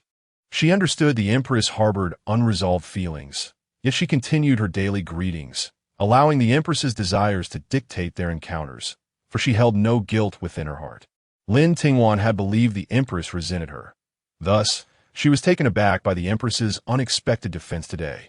The Empress appeared to sense her gaze and turned to Lin Tingwan, who bowed respectfully. I am grateful for your Majesty's protection. My actions are not solely for your sake. Should you encounter misfortune, so too would Li Yanyan. Lin Tingwan chuckled softly, stepping closer to link her arm with the Empress's. Your Majesty is not just the mother of the Crown Prince, but also of your humble daughter. Your affection for the Crown Prince extends to me, and I am fully aware of this. The Empress's demeanor shifted awkwardly as she turned away. Since there is nothing further to discuss, I shall take my leave. Farewell, Your Majesty. Once the Empress departed, Lin Tingwan rose, and the agate lifted her up. The Empress indeed possesses a compassionate heart. Just as the Empress stated, her motivations stemmed from her concern for her son, not for me. Lin Tingwan turned to gaze at the overcast sky, sighing inwardly, pondering when this web of intrigue and conflict might finally cease. Chapter 62. The clouds part to reveal the sun on the 11th day of the Wei case. Lin Tingwan could no longer glean any information regarding its progress. The imperial palace was under stringent control, with the Yulin guards doubling their patrol forces and sentry posts firmly established. Any connections between the former dynasty and the imperial harem were met with severe punishment. Emperor Jingyu was intent on severing ties between these two realms, and at such a critical juncture, any collusion would inevitably lead to disaster. All Lin Tingwan knew was that the officials from the former dynasty had divided into three factions. One faction, led by the old associates of the Xie family, was radical in their call for Emperor Jingyu to punish Wei Zhongxing severely and to investigate the Wei clan thoroughly. Another faction, headed by the Minister of War, Zheng Huai, consisted of elder statesmen who urged the emperor to clear the name of General Wei, asserting that he would never betray the nation. They recounted the sacrifices made by the general's kin on the battlefield and highlighted his own near brushes with death, questioning how he could possibly turn traitor. The final and most numerous group, led by Prime Minister Wang and Grand Tutor Lin, adopted a neutral stance, insisting that a thorough investigation be conducted before reaching any conclusions. The Eastern Palace was under strict orders from Lin Tingwan, who prohibited any messages from being sent out. Supplies were to be requisitioned from the Ministry of Internal Affairs, and until Li Yanyan's return, no one was permitted to leave the Eastern Palace. Late at night, Lin Tingwan was reviewing the harvest reports for the year, resting her forehead on her hand. This year's cold had arrived early, resulting in a harvest that was naturally less than the previous year's. However, the selling prices had surged to more than triple the usual rates. Other shops in the capital continued to operate as normal, with the festive season causing the winter sales at Jiaoyan Hall to multiply significantly. setting aside the report. Lin Tingwan straightened in her seat as the agate placed a new blank report on the desk, while the jade prepared the ink. Imperial edict from the Eastern Palace. The imperial estates, under the protection of national grace, must uphold public duty and serve as a model for the people. Yet, there are unlawful individuals who disrupt the market, leading to soaring prices and severe hardship for the populace. In consideration of the ancestral legacy and the welfare of the people, I hereby issue this edict. Effective immediately, all transactions at the imperial estates must adhere to market principles, ensuring fair pricing without any form of deceit or price gouging. Any violators shall face severe consequences. Those in charge will be dismissed and investigated, with no future appointments. The implicated estates will have their illicit gains confiscated, and serious offenders will be publicly punished to serve as a warning. This palace's words are law, and compassion will not be extended. I implore all within the imperial estates to remain vigilant and adhere to this edict from the Eastern Palace as we weather these trying times. Lin Tingwan paused, contemplating the decree for a moment. With this proclamation, the Eastern Palace was openly opposing the wealthy families profiting from national calamity. Yet, she soon tossed her pen aside. So what? She could not ascend the ranks by trampling on the blood and bones of the common people. How the noble families conducted themselves was a matter for Emperor Jingyu to address, at the very least. She would not engage in profiting from the nation's misfortunes in her own small domain. Lowering her eyes, she closed the report and said, "Send it out." Agate took the report, wishing to say something, but upon seeing Jade shake her head, she remained silent. With a clear conscience within and an unyielding stance against societal norms, Lin Tingwan reassured herself, "I have nothing to fear." Although she did not glance at the unspoken exchange between them, she still felt compelled to defend her own choices. "Your Highness, I mean no harm," Ma now hastily explained. "I understand. You have my best interests at heart," Lin Tingwan replied, casting a glance at her before rising to exit the hall. Ma now hurried after her, draping a cloak over her shoulders. "The winds howled all night. I wonder how he fared in the previous court," Lin Tingwan murmured. "The Crown Prince is calculating and strategic. You need not worry," Ma now reassured her. Lin Tingwan suppressed her swirling anxieties, striving to divert her thoughts elsewhere. "How is the imperial concubine? I have heard she is unwell. I visited her yesterday, and she is unable to rise from her bed," Ma now responded. "Has the imperial physician attended her?" As usual, the emperor did not forbid his visit. The Empress and concubine Shu are diligently caring for her. No one dares neglect Baishi Palace. "Very well, let us remain vigilant. Many eyes are on Baishi Palace now. Whether it be the imperial concubine or my aunt, both are ensnared in adversity. Even if momentarily, they must endure. Though I may only observe and offer no assistance, I must at least do my part. I remember those who have treated me kindly, and I must protect them, just as they once sheltered me in my youth." On the 12th day of the Wei case, General Wei was secretly escorted back to the capital, accompanied by half of General Wei Qingqi's armor and a red-tasseled spear. The Wei household was draped in white mourning cloth, and upon receiving the tragic news, General Wei Qingqi's wife was overwhelmed by sorrow, giving birth to a daughter before passing away. Tragically, the infant, bereft of parents from the moment of her birth, lay swaddled while her family faced trial and imminent confiscation of their estate. Unbeknownst to her, she was fortunate to remain ignorant of her family's plight. At that moment, she peacefully slumbered in her grandmother's embrace. Lady Wei wept over her granddaughter, struggling to maintain her composure, finding solace in the presence of the child, which rekindled her will to live. Meanwhile, the head of the Wei family, Wei Zhongxing, sat in the main hall of the Ministry of Justice, undergoing interrogation. He meticulously recounted every detail related to the Battle of Chu City, yet resolutely denied any treasonous conduct. This man, who had lost his eldest son, appeared aged overnight, his body marred with wounds, devoid of the grandeur he once possessed as a general. Minister Song Mian advocated for the use of torture, while the Ministry of War vehemently opposed it. Lacking the authority to conduct a preliminary examination, they could only submit a petition to Emperor Jingyu, seeking his decree. Ultimately, Emperor Jingyu declined to allow torture against Wei Zhongxing. By this juncture, his stance on the Wei case had begun to reveal itself. The most restless among them were the former allies of the Xie family and the Qin clan, who, like ants in a hot pot, frantically conferred strategies, oblivious to the fact that all was unfolding within Emperor Jingyu's grand scheme. On the 13th day of the Wei case, the long-reclusive Empress Dowager Xie finally made her move. However, she did not come to persuade Emperor Jingyu to execute Wei Zhongxing. On the contrary, she sought to protect him, albeit with fervent words that suggested her dissatisfaction with the emperor, almost accusing him of being a tyrant. Emperor Jingyu's face flushed with anger, and though he dared not retort, he also did not relent in releasing Wei Zhongxing.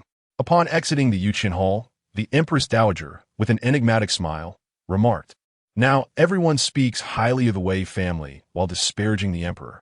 I am curious to see how the Wei family can evade the suspicions of a sovereign." Not only the Dowager, but those who initially opposed the Wei family also began fervently to plead on their behalf, even inciting the populace, fabricating rumors, and advocating for Wei Zhongxing. This tactic of elevating one to their demise proves to be immensely potent for the Wei clan. The seeds of a ruler's suspicion, once sown, quietly take root and flourish into a towering tree of desire and bloodshed. Even if Emperor Jingyu had no intention of acting against Wei Zhongxing, he would now be compelled to reconsider. Chapter 63. A glimpse of hope in the stillness of the night. The palace loomed like a slumbering beast, exuding an air of enigma and severity. Xing Chuan knelt at Lin Tingwan's feet, bowing his head as he reported.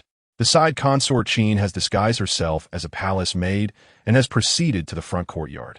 Lin Tingwan, seated upon the phoenix throne, flicked the flames of the candle holder thoughtfully, remarking, "It seems she has resolutely chosen a path of no return. If she refuses to seek a way out, she has no one to blame but herself. Inform Mother Chong. Apprehend her with the evidence in hand. The traitors in the front courtyard must be bound together and taken to the dungeons of the Dark Investigation Office," he commanded coldly. Understood. An hour later, Mother Chong approached, bowing as she presented an envelope. Lin Tingwan took the envelope, opened it, and let out a cold laugh that sent shivers down Mother Chang's spine. "Look at this. It seems she intends to drag everyone down with her."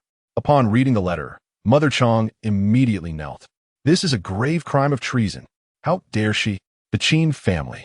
The letter bore the unmistakable handwriting of Wei Zhongxing, expressing his willingness to support Li Yanyan as the new sovereign, leading an army of 200,000 to facilitate his ascension to the throne.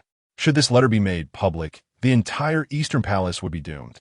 "Mother Shou, you must take people out through the corner gate at once and inform the Empress and consort that the Xie and Qin families have commenced their actions. They must be cautious in their responses." "Yes." Mother Shou complied and departed promptly. The Qin family was brought in, bound tightly, her mouth gagged, rendering her unable to speak, only able to struggle weakly, her eyes glaring fiercely at Lin Tingwan, as if she longed to charge at her in a final confrontation. "Since you are so obstinate, do not blame me for being merciless," Lin Tingwan said coldly. The Qin consort attempted to utter something, but before she could, she was struck unconscious and taken away. That night, Lin Tingwan remained awake. On the 14th day of the Wei case, at the first watch of the day, Xing Chuan brought news that consort Xie, in collusion with consort Yu, had forged a letter purportedly from the favored consort, intending to frame the Wei family for treason. Unfortunately for them, the letter was intercepted by consort Des people, leading to undeniable evidence against them. At the third watch, Emperor Jingyu's edict was proclaimed throughout the 6 palaces. Consort Xie was to be cast into the cold palace, and consort Yu was to be executed on the spot. The 4th prince born to the Xie family was entrusted to the care of Jing Juyu, a palace maid. Empress Dowager Xie, stricken with panic, suffered a stroke and retreated to the Shokong Palace. Meanwhile, during the morning court session, the grand historian Lu Jinsong accused the Xie family of meddling in military affairs and nurturing dark arts, harboring treasonous intentions. General Qin was charged with 7 crimes, the foremost being collusion with the enemy and treason against the state, betraying loyal subjects.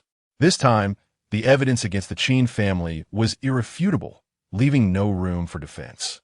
The Qin family was subjected to a thorough investigation, leading to their annihilation, while the Xie family faced complete dismissal from their posts. leaving only a few minor officials to maintain appearances. On the 15th day of the Wei case, Wei Zhongxing was exonerated and released back to his estate. Wei Qingqi was posthumously honored as the Grand General of the state and granted the title of Duke of Loyalty. His daughter, Wei Shijuan, was conferred the title of Princess Suaning with a fief of 300. On this day, the sky was clear and bright, the sunlight piercing through the clouds, illuminating the palace once more. Lin Tingwan stood at the entrance of the Eastern Palace, watching as Li Yanyan approached her step by step. The glaring sunlight poured down upon him, casting a vast shadow. He was adorned in a dark robe embroidered with golden thread, a jade crown atop his inky hair. Though his cheeks appeared somewhat gaunt, and the faint blue beneath his eyes betrayed his exhaustion. Li Yanyan, you have grown thinner. More so than I, Lin Tingwan remarked as she took his hand, guiding him toward the Eastern Palace. Have you been eating well and resting properly these past few days? Has hunger been troublesome? I have been confined in the Eastern Palace and relieved of my duties in the Rear Palace. It has been a challenge to find leisure. But how could I not manage? Hunger has been well behaved, though he has not seen you in quite some time and may not recognize you now. You rascal. Li Yanyan shukulat sufli. Qin, what do you intend to do? He then withdrew his smile, stating coldly, since she has acted, she must bear the consequences. Lin Tingwan nodded, relieved to have Li Yanyan's assurance. Together, they returned to the Kawudian. Lin Tingwan laughed lightly as she helped Li Yanyan remove his cloak. So many are waiting for you to discuss matters in the front courtyard, yet you found your way to the back first. They must be quite eager, having come all this way while being unable to see their wives and children. Li Yanyan spoke with a tone of mock grievance, prompting Lin Tingwan to giggle uncontrollably. If they were to hear you say that, it would surely frighten them.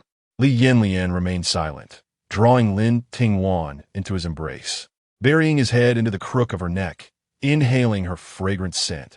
I shall not frighten them, nor will they mock me. We are all aware of the unspoken understanding. Ah, that tickles, Lin Tingwan protested as she gently pushed him away. Li Yanyan withdrew his head, closing his eyes as he pressed his forehead against hers, wishing for this moment of intimacy to linger a little longer. You have yet to wash up and change, she reminded him. Reluctantly, he rose at her urging, and she led him into the cleansing chamber, pouring water for him to wash. As Lin Tingwan tenderly caressed Li Yanyan's shoulder, she confessed, although I know you'll be fine, I cannot help but worry for your safety. Li Yanyan grasped her hand in return, speaking softly, for you and Hunger, as well as for myself, I shall return safely. Father Emperor still holds you in high regard.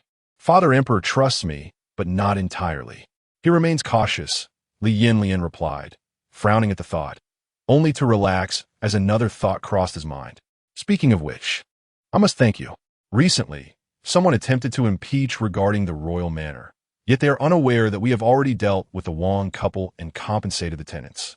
Initially, Father Emperor was furious, but upon investigation, he found my actions commendable. Father Emperor, as a sovereign, understands the difficulties of overseeing and monitoring. Everyone makes mistakes. What matters is how one rectifies them. As they exchanged words, the water in the bath gradually cooled, and the rising steam transformed into a damp haze. After changing, Li Yanyan lay upon the bed while Lin Tingwan sat beside him, watching over him. Wake me after an hour, he instructed. Indeed, I shall remain here. Sleep peacefully, she assured him. Li Yanyan slowly closed his eyes, enveloped by the scent that belonged to Lin Tingwan, which brought him a sense of tranquility. In less than a moment, he drifted into slumber. When he opened his eyes again, Lin Tingwan was still seated in her original position, never having left. For some inexplicable reason, he felt an unusual sense of peace within his heart. He dared not contemplate the days spent alone in the Mingda Hall. Those were periods of solitude, ineffable and desolate. From a young age, he had been taught that a true man must stand tall and unwavering, never displaying the demeanor of a child. While he relished the taste of power, it was equally true that he yearned for someone to accompany him on this journey. To stand atop the heights of solitude is often the most isolating experience. His teacher once imparted wisdom to him. Only a ruler who can endure loneliness is a worthy emperor. Throughout history, this has proven true. Li Yanyan shukulat bitterly, accepting that he might be ridiculed and scorned by future generations. Yet, if he were to lose Lin Tingwan, the pain would be unbearable, even if he were to survive. He would merely exist as a hollow shell of a being. Chapter 64. Suwaning enters the palace as the new year dawned. The Kingdom of Dying welcomed the 15th year of Shunin. However, this year, the Emperor Jingyu expressed his desire to keep the celebrations modest. With the Empress Dowager suffering from a stroke, the favored concubine gravely ill, and ongoing conflicts at the borders, the Emperor had little inclination to commemorate the new year in grand style. Instead, a family banquet would suffice. Lin Tingwan, having regained her authority over the 6 palaces, assisted the Empress in organizing the New Year's Eve banquet, accompanying her to meet the noble ladies and also going with Li Yanyan to pay respects at the ancestral temple. Little Ji Hang had begun to recognize people, and after not seeing Lin Tingwan for several days, he would open his mouth to cry, and the wet nurses could not soothe him despite their best efforts. Holding the little one in her arms, Lin Tingwan noticed that Ji Hang had fallen asleep, yet the traces of tears had not dried, lingering on his rosy cheeks. With a couple of drops staining Lin Tingwan's apricot-colored palace attire, heart aching, she gently kissed his little head. Li Yanyan returned under the cover of night, and, upon seeing the mother and child both in tears, could not help but frown and say, "I shall take him tomorrow." Lin Tingwan was taken aback, her almond-shaped eyes wide with surprise. "How can you take him? You are even busier than I am. Your matters are pressing. You must run around. For the next few days, will mostly be in the Yuchin Hall. He knows nothing, and I can have the wet nurse with me. When he becomes restless, I can simply take him to the main hall. Is that feasible?" Lin Tingwan hesitated. "No worries. The Emperor favors him," Li Yanyan said, bending down to stroke his son's little head. Lin Tingwan passed her son to the wet nurse and walked with Li Yanyan into the inner chamber. "I have heard that the favored concubine has not been well these past few days." "Indeed." Lin Tingwan felt her eyes grow redder at the mention. She nodded and said, "The imperial physician has stated that her will to live has waned. Even the gods would find it difficult to cure her." At this, Li Yanyan paused his actions of cleansing his hands and said in a subdued tone, "She harbors resentment towards the Emperor. She has long since ceased to resent him. She simply—" Lin Tingwan struggled to articulate her thoughts. The favored concubine sought to exchange her life for freedom. She could no longer endure her situation. Now, the imperial physicians were desperately administering medicine to prolong her life, and her aunt expressed a desire to appeal to the Emperor to allow her to return home for one last visit, fulfilling a long-held wish. "It is difficult."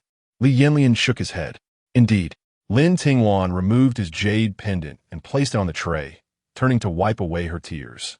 Li Yanyan followed her into the bedchamber, enveloping her shoulders in his embrace. Every person's fate is predetermined.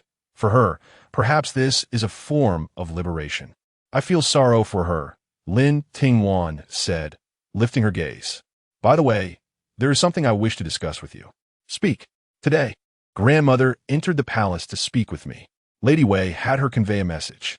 Though she is advanced in years, the young princess Suwaning still requires guidance, and it is likely that her future will be fraught with difficulties without parental guidance. If it were not for the favored concubine's failing health, she would not have lowered herself to seek grandmother's assistance. What she means is, Lady Wei wishes to send Princess Suwaning into the palace to be raised under my care." Lin Tingwan looked up at Li Yanyan as she spoke. Li Yanyan narrowed his eyes and pondered for a moment, saying, "What are your thoughts?" "I believe it is feasible." The two sat on the bed, nestled together in conversation. First, the Princess Suwaning lost her parents at a tender age, and General Wei sacrificed himself for the country, which is truly heroic. I admire him and wish to care for his orphan child. Second, the imperial concubine has treated me well, and she is as close as a sister to my aunt. With her days numbered, I can do little for her, and all I desire is to bring her peace of mind. Third, although the old General Wei has retired from office, General Wei Jiayu still fights on the battlefield. When he returns victorious, he will undoubtedly be rewarded for his merits. And maintaining ties with the Wei family is not a bad thing. Since you have made your decision, go ahead and act upon it." Lin Tingwan lay on Li Yanyan's chest, and upon hearing this, looked up and asked, "Do you not think I am being overly concerned?" "You have your reasons. and you would not engage in actions that would harm the Eastern Palace. Moreover, I believe this is a good thing. The princess is a girl, and His Majesty will not take offense." Hearing this, Lin Tingwan felt considerably reassured. The compassionate Empress, understanding the tragic circumstances surrounding the princess, consented to the proposal. Emperor Jingyu, moved by the ailing concubine's plight and unwilling to witness her earnest pleas, granted approval upon the suggestion of the virtuous consort. On a bright, sunny day, the less than a month-old Sui Ning was carried into the Eastern Palace's Kiwudian by her wet nurse. Young Ji Heng, curious upon seeing the even smaller child, crawled over to Sui Ning, tilting his head, lost in thought. Suddenly, he reached out to touch Sui Ning's face. The wet nurse instinctively moved to intervene, but remembered that this was the Crown Prince. They were no longer in the general's residence. Overwhelmed by emotion, the wet nurse could not help but tear up, her gaze fixed on the scene. Fearing that Ji Heng might inadvertently squeeze Sui Ning too hard. Not only was Sui Ning's wet nurse watching, but Ji Heng's wet nurse was also attentive, for the Crown Princess had instructed them to treat Princess Sui Ning kindly and without neglect. Fortunately, Ji Heng merely patted Sui Ning gently and giggled before crawling back to his wet nurse, who had just picked him up when Lin Tingwan entered. Greetings to the Crown Princess. Everyone knelt and paid their respects. Rise. Lin Tingwan stepped forward to embrace her son and kissed him. One of the wet nurses attending to Sui Ning remarked, "This palace will assign additional personnel to assist you in caring for Princess Sui Ning. You may rest assured and tend to her well. If there is anything lacking, do not hesitate to inform Agate." "Thank you, Crown Princess. This servant will do her utmost." The wet nurse, Dong, replied, kneeling to express her gratitude. From now on, the princess's treatment shall be equal to that of the Crown Prince. No one is permitted to harbor thoughts of comparison or rivalry. Should anyone fail to care for the Crown Prince and the princess, none shall fare well. Understood. After admonishing the wet nurses, Lin Tingwan took little Ji Heng and sat by the bed, gazing at the peacefully sleeping infant. Her long lashes framed a delicate face, with a rosy mouth pouting adorably, evoking a tender feeling. Lin Tingwan weighed her son in her arms and said, "This is your sister. You must protect her in the future. Do you understand?" Ji Heng remained silent, simply grinning foolishly. Lin Tingwan, with a sigh, wiped away the drool from his mouth. "In the afternoon, I must attend a meeting at the Fengyi Hall with Her Majesty, the Empress. Please ensure the little prince is soothed to sleep promptly. Excessive nursing may lead to an undesirable plumpness." After having a late lunch, Lin Tingwan hurried to Fengyi Hall. Upon her arrival, the Empress had already awakened from her slumber and was being attended to by the court maidens, who were styling her hair and attire. "Your son pays his respects to the Empress. Rise. Have you seen the child?" "In response to your Majesty, I have seen him. He is a preterm infant, yet appears to be somewhat stronger than the second prince. Oh dear, he is indeed a pitiable creature. You must take extra care of both mother and child." "Yes, I understand. Yesterday, I visited Shujing Pavilion. Although Jiang has not yet completed her confinement, she appears much improved. With time, she will regain her strength. The second prince seems more delicate than Princess Sui Ning. I have dispatched additional caretakers for her, so please rest assured, Your Majesty. Sui Ning is, after all, a descendant of loyal and valiant lineage. Do not neglect her. We cannot allow the outside world to mock us, as it would tarnish the royal family's dignity." "Indeed," Lin Tingwan replied dutifully. On the third day after Lin Tingwan returned to the Eastern Palace, news arrived from Yuhua Hall. Qin had hanged herself. Upon hearing this, Lin Tingwan sighed and said, "Prepare a fine coffin for her. Let us send her away respectfully." Onyx, standing nearby, advised, "Your Majesty, do not dwell on this matter. This fate is of her own making. You have granted her an opportunity." Lin Tingwan nodded in acknowledgement, but chose not to elaborate further. Chapter 65. The spring morning. As early spring approached, the air remained brisk, a transition from the lingering cold to the nascent warmth. While the ice upon the city moat began to fracture and thaw, nature renewed itself, with tender green shoots emerging from the earth. The palace eunuchs had shed their heavy cotton robes for lighter silk garments, while the maidens donned cotton skirts trimmed with fur, gathering in small clusters to indulge in floral games and amusements within the imperial garden. It seemed as though the past year's hardships had dissipated with the changing season. Everyone was swept along in the current of time, save for the noble consort, Lady Wei, who remained ensconced within this besieged fortress. When Lin Tingwan received news of her arrival, dusk had already fallen. She hastily donned simple attire in preparation for her visit to the Bishi Hall. Sui Ning, sensing the imminent loss of a loved one, wept inconsolably. Lin Tingwan cradled her in her arms, soothing her with gentle reassurances for an extended period. The night air was cool, and she deemed it unwise to take the child along. Lin Tingwan turned to Dong Shi, her eyes reddened, and instructed her accordingly. Dong Shi, voice trembling with emotion, acquiesced and carried Princess Sui Ning into the inner quarters. Li Yanyan returned to change his clothes, and Lin Tingwan chose to wait for him. Upon their arrival, they found the Defei in a state of overwhelming grief, nearly fainting from her sorrow. Emperor Jingyu promptly escorted her back, leaving a room full of individuals exchanging bewildered glances. Yet, the Empress remained composed, directing the proceedings of the morning rituals with unwavering authority, ensuring that all ceremonies were conducted with meticulous order. As the mother of the nation, the Empress bestowed the final dignity and respect upon the noble consort, a mere concubine. Within this besieged city, the most vibrant of women had departed, leaving the entire garden of springtime cloaked in sorrow. Emperor Jingyu decreed that Lady Wei be posthumously honored as the Jingyi consort, while General Wei Zhongxing was granted the title of Duke of the Nation, inheritable without replacement. The Duke, having lost both a son and a daughter in swift succession, fell into deep mourning and subsequently succumbed to illness. The Wei family dispatched Wei Jiayu, who had returned from the border to report on duties, to mourn for the Jingyi consort. After the funeral rites, Wei Jiayu sought an audience with Li Yanyan, expressing a desire to meet Princess Sui Ning.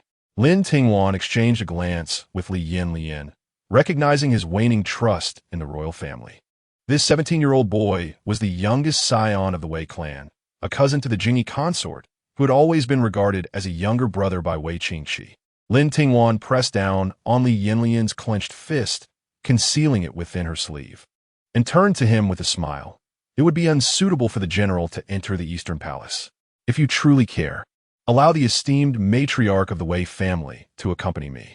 Wei Jiu, having garnered a stern look from the matriarch, realized his impulsiveness and quickly bowed, saying, I defer to the esteemed princess consort's judgment. The matriarch followed Lin Tingwan into the Cuting Hall, where she found Princess Sui Ning sleeping soundly in the arms of her nurse, her cheeks flushed and the room exuding warmth reminiscent of early summer. Surrounding her were Dong Shi and several other nurses, attentively caring for the child, responding knowledgeably to Lin Tingwan's inquiries. As a woman who had borne many children, the matriarch could discern the truth in their words. Furthermore, since the day she had approached the Lin family seeking assistance for Pei Shi, she had been endeavoring to secure a promising future for Sui Ning within the Eastern Palace. There was no reason to doubt their intentions or provoke the royal family. With her hair now graying, the matriarch humbled herself to an extraordinary degree, as if she were about to descend into the dust. Your Highness, please forgive me. My nephew is rather foolish and blunt, and he did not intend to offend you. Lin Tingwan lowered her head with a smile and said, Madam of the Duke of the State, please do not speak so. The child is young, and it is common for you to be concerned.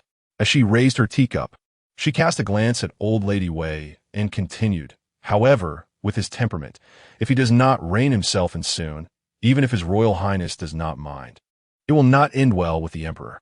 Indeed, I shall certainly educate him well when I return, old Lady Wei replied hastily, bowing her head.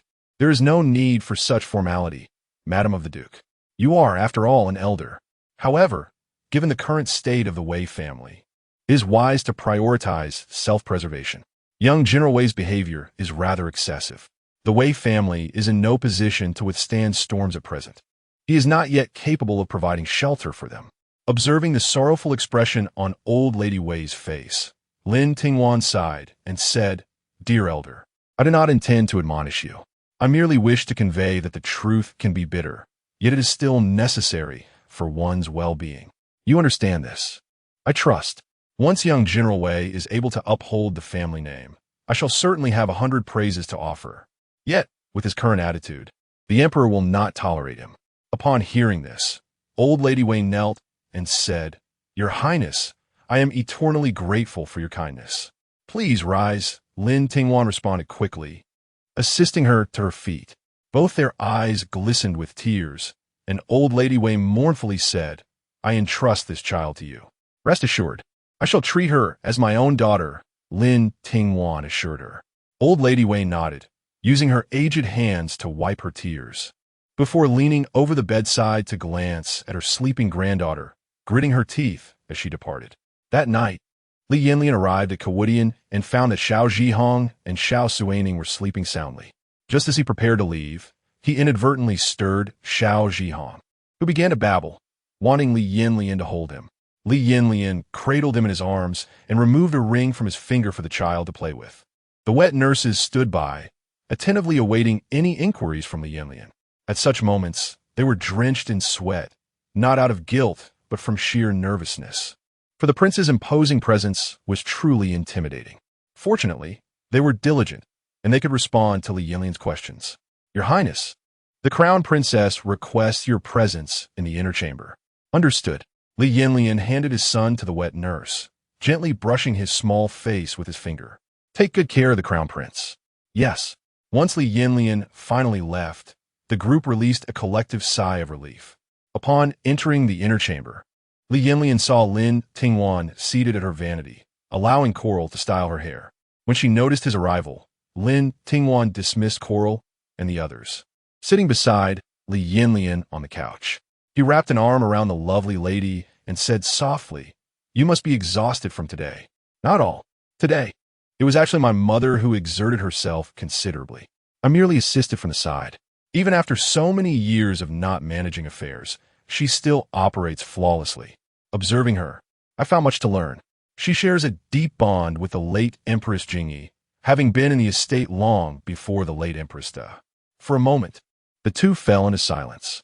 Lin Tingwan lifted her gaze to find Li Yanyan with his eyes closed, resting his head against the back of the Luohan couch. After a day of relentless toil, he was now to attend a mourning ceremony that evening, and the shadows beneath his eyes revealed his fatigue. "Your Highness."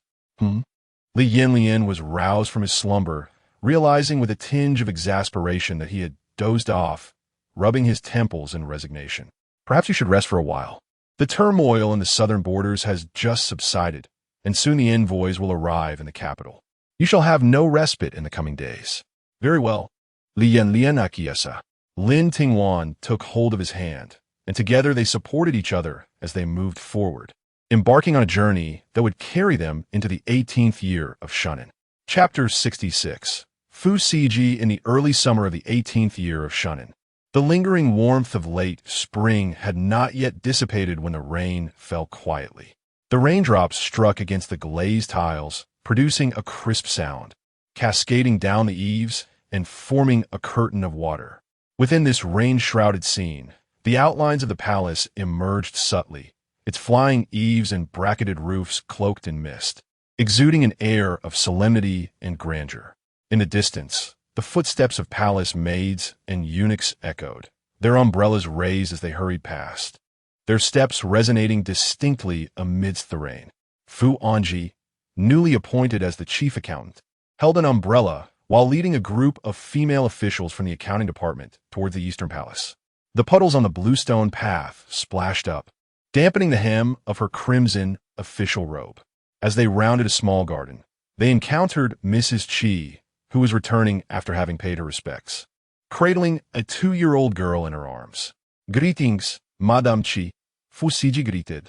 "Greetings, Fu Siji. Are you heading to visit the Crown Princess?" Mrs. Qi inquired. "Indeed, we must review last year's accounts once more, as His Majesty intends to retreat to the Summer Palace.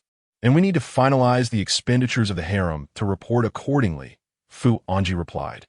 "Oh, you shall have much to attend to," Mrs. Qi remarked with a smile. "It is my duty," Fu Anji responded. "I shall not keep you any longer. Please take care."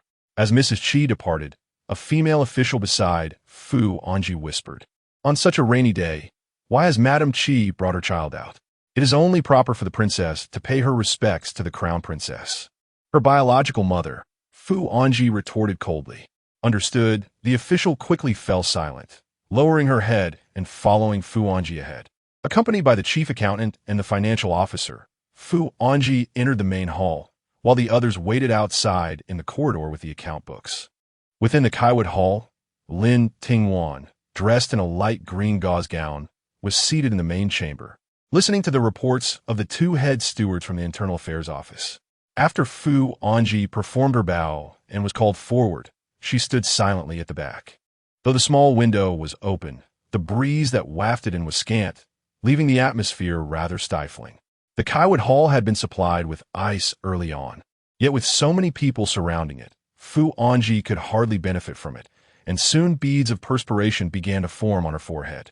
This matter had been abolished years ago. What is the intent behind its revival? Lin Tingwan remarked, dismissing the documents without regard for the stewards beneath her who were drenched in sweat. In the sweltering summer, it is prudent to prepare additional ice and medicinal herbs to prevent heat stroke, she instructed. Understood, the stewards replied. Consider these items carefully and calculate the necessary funds. The amount required is far less than you presume. Let the remainder be managed as previously agreed, Lin Tingwan concluded. Yes, the group responded. Fu Siji, Lin Tingwan called out. Fu Anji stepped forward and clasped her hands respectfully. I am here. Have last year's accounts been settled clearly? Lin Tingwan inquired, replying to Your Highness. The accounting department has reviewed the figures 3 times, and the final balance indicates a surplus of 32,000 taels, Fu Anji stated. Upon her words, the Kaiwood Hall fell into a profound silence, with those below daring not to breathe. Fu Siji, remain. The rest may withdraw, Lin Tingwan commanded. Yes, came the reply. As the crowd exited, a collective sigh of relief was palpable. Upon reaching the entrance of the Kaiwoodian, several stewards gathered to murmur among themselves. The accounts managed by the accounting officer are excessively meticulous. What advantage could there possibly be in offending her? Humph. There will come a day when she pays for it, one remarked with a fierce glint in his eye. Do not speak so lightly. She has emerged from the Kaiwoodian. Another countered. So what? She is merely a young maid. Could she truly cause upheaval? With that, the first person swept away, and the others followed suit, their displeasure evident. Inside the main hall, Lin Tingwan fanned herself with a handheld fan and inquired, How many years have you served in the accounting office?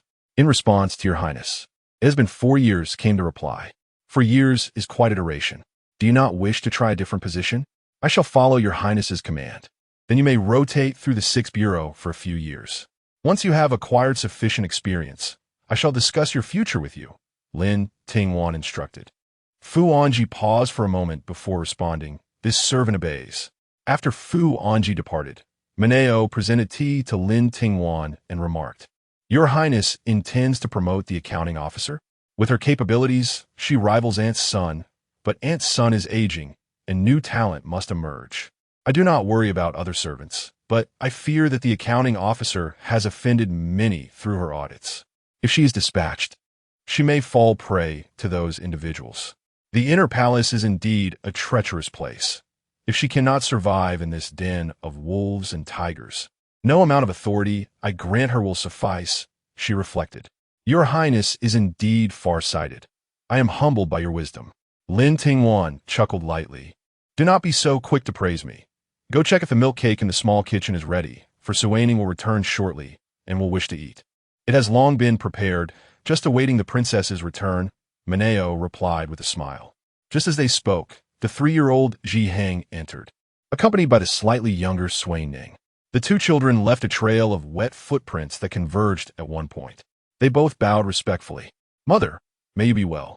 Please grant peace to the crown princess. No need for formalities, Lin Tingwan replied. In the blink of an eye, the previously proper Ji Heng rushed into Lin Tingwan's embrace. Such a delicate creature. You are far less composed than your sister, she teased. As soon as she finished speaking, Sui Ning, looking equally aggrieved, burrowed beside them. Both children clinging to Lin Tingwan in a show of affection.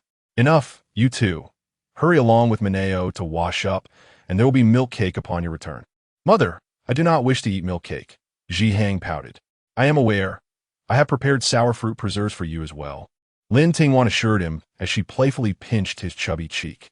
Haha, I love Mother the most, Zue Ning declared, raising his hand in defiance. And I love her most as well. He insisted not to be outdone. Lin Tingwan couldn't help but smile. Very well, you both love me. Now off you go to wash up. The two children joyfully held hands and followed Mineo into the inner room. The bond between Princess Sui Ning and the Crown Prince had blossomed, now truly inseparable companions. Having a playmate to share in joy is a wonderful blessing, a stroke of fortune not granted to everyone. Lin Tingwan glanced down at the account book in her hands. Granny Shou hesitantly observed, I fear that as they grow older, they may need to avoid suspicion. That is a matter for adults to concern themselves with, Lin Tingwan remarked with a smile. At that moment, Fei Zue entered and said, Your Highness, the Crown Prince has sent word that he will be staying in the front palace today and will not be coming over. Understood, Lin Tingwan casually nodded, setting aside the account book. She picked up a bright yellow memorial from the table, noting that the upcoming birthday banquet for the Empress had a list of attendees that included many unmarried noble ladies from the capital, a remarkable occurrence indeed. Lin Tingwan shook her head and chuckled, thinking to herself, her intentions are rather transparent. The Eastern Palace had not seen a concubine for 3 years, with Lin Tingwan's family holding absolute sway. Gazing at the memorial with a playful expression, she considered that if Zhao, who was 2 months pregnant, were to give birth to a son, there might be a chance for her to ascend to the position of concubine. Otherwise, it would simply be her fate. Xiuyo, observing Lin Tingwan's nonchalant demeanor, lamented, Your Highness, you are being rather too composed. With wolves ahead and tigers behind, you truly seem unconcerned. Amused by Xiuyo's pout, Lin Tingwan laughed and said, What is that saying again? Coral, understanding, responded with a smile, The master is not anxious, but the eunuchs are. Jing Chung poked his head in from outside, asking what is going on. This elicited peals of laughter from everyone, leaving Jing Chung bewildered and Xiuyo blushing with indignation. Your Highness, Xiuyo protested, I'm only thinking of you, and yet you mock me. Oh, Xiuyo, how could I not know your heart? Here, let me reward you with a bowl of ginger milk pudding, shall I? Xiuyo, somewhat begrudgingly, accepted. Lin Tingwan then composed herself and stated, regardless of who it is, once they arrive, they must live under my jurisdiction. They should be the ones feeling anxious, not me, nor you. Xiuyo nodded in agreement, saying, Yes, I shall take heed. Chapter 67. Granting you a path forward as May drew to a close, the Queen's birthday banquet was held in the Q Ingyan Hall. Remarkably, Emperor Jingyu was not preoccupied as usual and accompanied the Queen. The Crown Prince's son had already turned 3, and he ought to show some respect to the Queen. However, Lin Tingwan, as the daughter-in-law, did not sit in the place of honor beside the Queen, but instead shared a seat with Princess Chung. The Prince Chung was the eldest son of Emperor Jingyu, known as the First Prince, and his mother was Consort Zhuang, who had once served as a guiding maid in the Eastern Palace. Prince Chung had married several years ago and now had several children. Princess Chung leaned in closer to Lin Tingwan, using her fan to obscure their conversation, and whispered, Which young lady has caught the Queen's eye? Her inquiry was rather bold, but having established a rapport with Lin Tingwan over the years, she felt emboldened to ask. Lin Tingwan, casually holding her fan, responded in a nonchalant tone. Look at that girl in the second row, wearing the silver and crimson gauze dress. Princess Chung craned her neck to peer down, and amidst the sea of flowers, a striking figure emerged in silver and crimson. The young lady's eyes sparkled like brilliant stars, her skin was fair as snow, and her rosy lips added to her allure. Yet, she appeared quite young, perhaps around 14, with a slightly cherubic face that seemed rather innocent. Princess Chung, observing this beauty, thought to herself, though she is merely a budding flower, she is already breathtaking. She will surely blossom into an extraordinary beauty in the future. With this thought, she could not help but feel a twinge of anxiety for Lin Tingwan, along with a tinge of malicious relief. Grateful that this young woman was not destined to enter her household, lest her own later years be fraught with unrest. Stealing a cautious glance at Lin Tingwan, Princess Chung was surprised to see her maintaining a composed demeanor, her eyes revealing no hint of disturbance. With a dry smile, she remarked, "Whose daughter is she?" "She is truly remarkable. She is from a Romboa Duke's family. Her mother is the queen's sister," Lin Tingwan replied. "Ah, so there is this connection.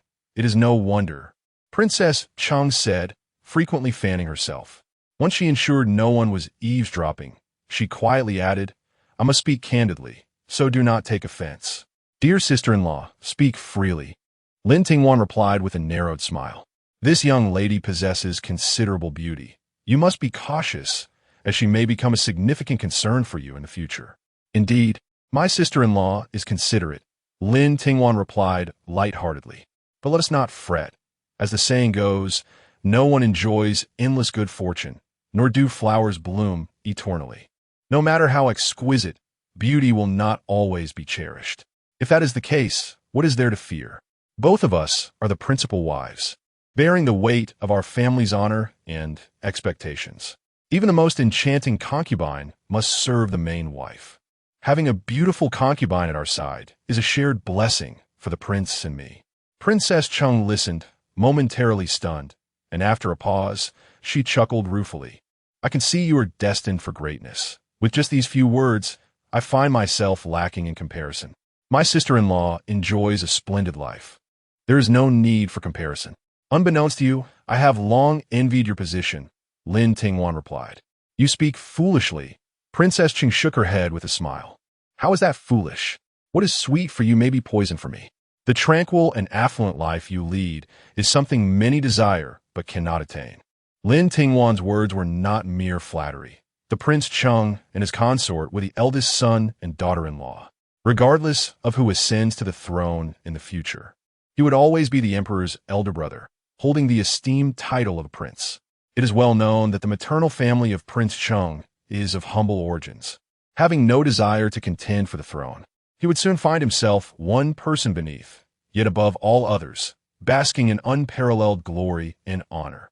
Who could deny that such a life is enviable? The consort of Prince Chung nodded thoughtfully. Meanwhile, the Empress had summoned Miss Pan from the Ronewood Duke's household to engage in conversation, and discerning eyes could easily perceive her intentions.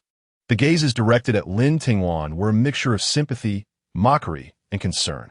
A mother invariably thinks of her children, and while the Empress did, so too did Lin Tingwan's mother, Lady Lu. Lin Tingwan raised her head, signaling her mother that she was well and to not worry. At this moment, the Empress sought not to give Miss Pan undue favor. It was inherently inappropriate for a concubine to overshadow a legitimate wife. She graciously rewarded Miss Pan with gifts before allowing her to return to her seat.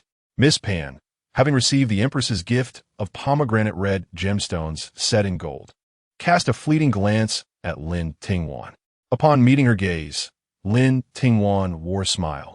Yet her eyes held no trace of the jealousy or anger Miss Pan had anticipated. Instead, they exuded an unsettling calm. Miss Pan, perplexed, lowered her head and departed. At the moment she bowed her head, Lin Tingwan cast her eyes downward, her gaze resembling an unfathomable abyss, instilling fear in those who beheld it. Li Yanyan arrived fashionably late, kneeling to offer his apologies. The Empress smiled and excused him from the formalities. Below, Miss Pan watched with rapt attention, her face flushed with embarrassment.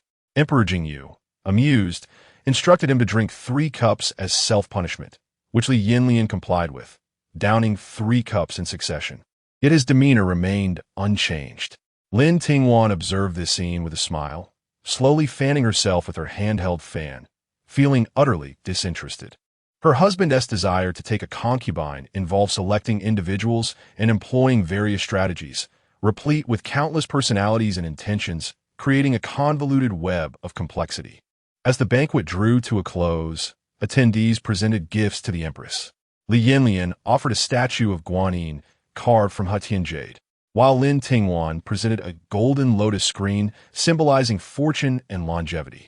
Miss Pan personally embroidered a tapestry depicting longevity and presented it, much to the Emperor's satisfaction, earning her further rewards. As she caught Li Yanyan's gaze directed towards her, Miss Pan felt a mixture of joy and bashfulness, turning her head away.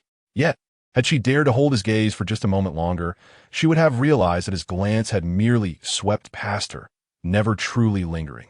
Meanwhile, an agate whispered a few words in Lin Tingwan's ear, prompting her to rise and pay her respects. Father, mother. The attendants say that my brother Hanger suddenly experienced abdominal pain. I am worried and wish to return and check on him. What is happening? How are the attendants managing? Hurry, summon the imperial physician for an evening consultation, the Empress urged anxiously. It is nothing serious. Perhaps Hanger simply overindulged. I shall return to tend to him. Lin Tingwan responded, rising to leave, only to be grasped by Li Yanyan at her wrist. I shall accompany the crown princess, he declared. The Empress paused momentarily before nodding in agreement. You may go. I take my leave, Lin Tingwan said. Li Yanyan held her hand and led her out. Miss Pan watched as the two figures passed her by, lost in contemplation as she stared at their retreating silhouettes for an extended period. Even if she is reluctant and unwilling, she cannot deny the undeniable compatibility of this couple. Madame Pan bowed her head, reassuring herself that it was merely because they were married. No matter how admirable Lin Tingwan may be, once she enters the Eastern Palace, she would inevitably match with Li Yanyan, just as Lin Tingwan does. This preconceived notion was the very source of her anguish within the palace walls. As Lin Tingwan entered the inner chamber, she found her son comfortably seated on the couch, sharing pastries with Suwaning. How could he be suffering from abdominal pain? The imperial physician diagnosed him with bloating and prescribed a ginger, pinelia, and ginseng soup, which had already greatly improved his condition. However, he should not indulge in too many pastries. Suwaning, hearing the commotion, glanced towards the entrance and caught a glimpse of Lin Tingwan's half-crowned head through the window beside the archway, exclaiming, "Mother!" Upon hearing this, Li Zhiheng eagerly struggled to put on his shoes and hurriedly approached when he saw both Li Yanyan and Lin Tingwan, his joy evident as he ran over to embrace her. Lin Tingwan scooped him up and kissed him, admonishing, "You are already bloated, and yet you still eat?" "Mother, I am hungry," he replied, a picture of innocence. "You little spoiled child, what will you do if your imperial grandmother punishes the wet nurse for your indulgence?" At this, Li Zhiheng's eyes widened in alarm as he recalled the recent incident where one of his wet nurses, Lady Kong, had fallen and scraped her skin while trying to keep up with him, resulting in his grandmother's reprimand. "Then what should we do?" "Mother, I don't want the wet nurse to be punished." "Then you must be less willful in the future, understand? I will be good from now on. Please don't punish the wet nurse, woo-woo." Lin Tingwan gently wiped away his tears, while Li Yanyan quietly watched, refraining from interrupting her maternal guidance, waiting until the boy had calmed down before offering him solace. After the wet nurses took the two children away, Li Yanyan sat alone, lost in thought, having not exchanged a word with Lin Tingwan. "Your Highness, will you partake in a meal?" she asked. "No, I have no appetite," he replied curtly. "Very well." Li Yanyan glanced at her, a hint of sarcasm in his gaze. "Are you truly this virtuous?" "What do you mean?" Lin Tingwan responded, her almond eyes wide with confusion. "I clearly observed today in the hall that my mother intends to take Madame Pan as my consort, yet you seem utterly unmoved. How do you expect me to react? Should I weep and wail, consumed by jealousy?" Li Yanyan chuckled bitterly at her words. "I know full well that you are not that kind of person. It is merely the absence of any possessiveness from you that troubles me, making me feel as though you do not cherish me." Lin Tingwan laughed softly, evading his question. "Would you allow her to surpass me?" Li Yanyan raised an eyebrow, somewhat taken aback. "Such a thing will never occur in my presence." "Indeed, you would not act thus. But what if you did? What would I do then? Are you leaving yourself an escape route?" Li Yanyan chuckled in exasperation. "Would you permit me a retreat as well?" Lin Tingwan gazed at him, her eyes reflecting an indescribable sorrow. Li Yanyan felt a pang in his heart as childhood memories flooded back, overwhelming him like a river. Once upon a time, the Empress gazed at the silhouette of the Emperor with a similar expression. In due course, she was cast aside, ultimately becoming a queen devoid of affection. The youthful Empress and Lin Tingwan overlap in this moment, while I have ascended to the position of the Crown Prince. Li Yanyan stepped forward, embracing Lin Tingwan gently, murmuring, "If you wish to stay, then stay. If I were to betray you, I would deserve such retribution." My beloved Wan, should I ever transform into a person I despise, becoming someone entirely different, please do not hesitate to cast him aside. Do not grant him forgiveness. Live your life well, even if he is but a reflection of me. Li Yanyan, Chapter 68. The blossoming of affection, the position of Pan's side consort has been firmly established, awaiting her coming-of-age ceremony, after which Emperor Jingyu will bestow a marriage decree. In the Eastern Palace, there are only two side consort positions. Pan occupies one, while the Empress shows a clear preference for Zhao. This is partly due to Zhao's brother being a general in the Yuan army, wielding substantial military power. Furthermore, Zhao's pregnancy adds to her merit, qualifying her for the title of side consort as she bears royal offspring. Additionally, Zhao is a woman of discernment, capable of balancing the influence of Pan and Lin Tingwan, preventing any one family from gaining excessive dominance. Lin Tingwan has long been aware of the Empress's intentions, yet that does not imply she will be submissive. Fortunately, Zhao's pregnancy is still in its early stages, not yet 3 months along, allowing ample time for Lin Tingwan to maneuver.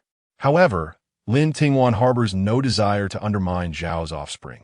Even if Zhao were to bear 10 or 8 children, it would not elevate Lin Tingwan to the position of side consort. Currently, Zhao resides in Lanyu Hall, nurturing her pregnancy and avoiding the spotlight. Lin Tingwan has instructed that she be well cared for during this period, resolutely refusing to become a pawn in anyone else's game. As summer waned, autumn gracefully approached.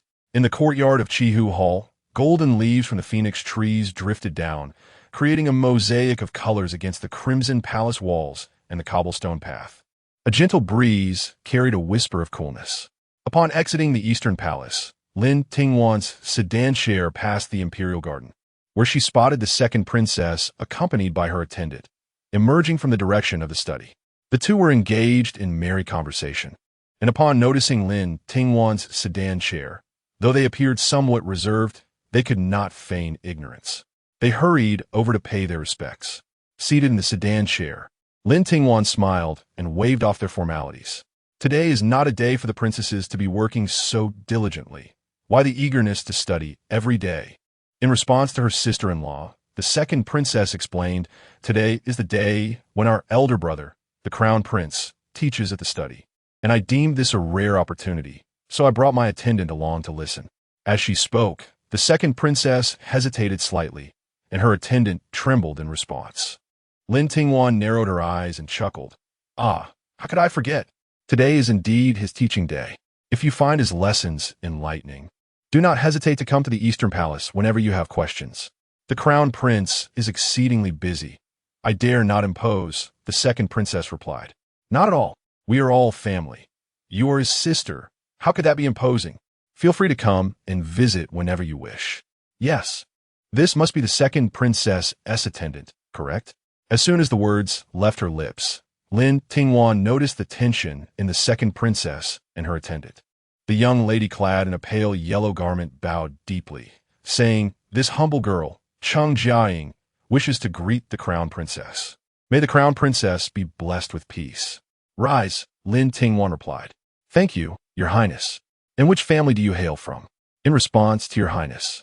My father is Cheng Lingxian, the governor of Bianzhou. Ah, so it is you.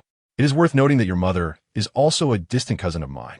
I hear your mother often reminisces about her childhood affection with our family, never allowing herself to forget. Dearest sister, do find the time to accompany the second princess to visit me at the Kaiwood Palace. I shall prepare tea for you both. We dare not, they replied in unison. Your Highness, it is getting late, and we still need to pay our respects to Her Majesty the Empress. Understood, Lin Tingwan nodded. Let us end our conversation here for today. We shall speak again on another occasion. We bid farewell to the imperial concubine, as Lin Tingwan's palanquin receded into the distance.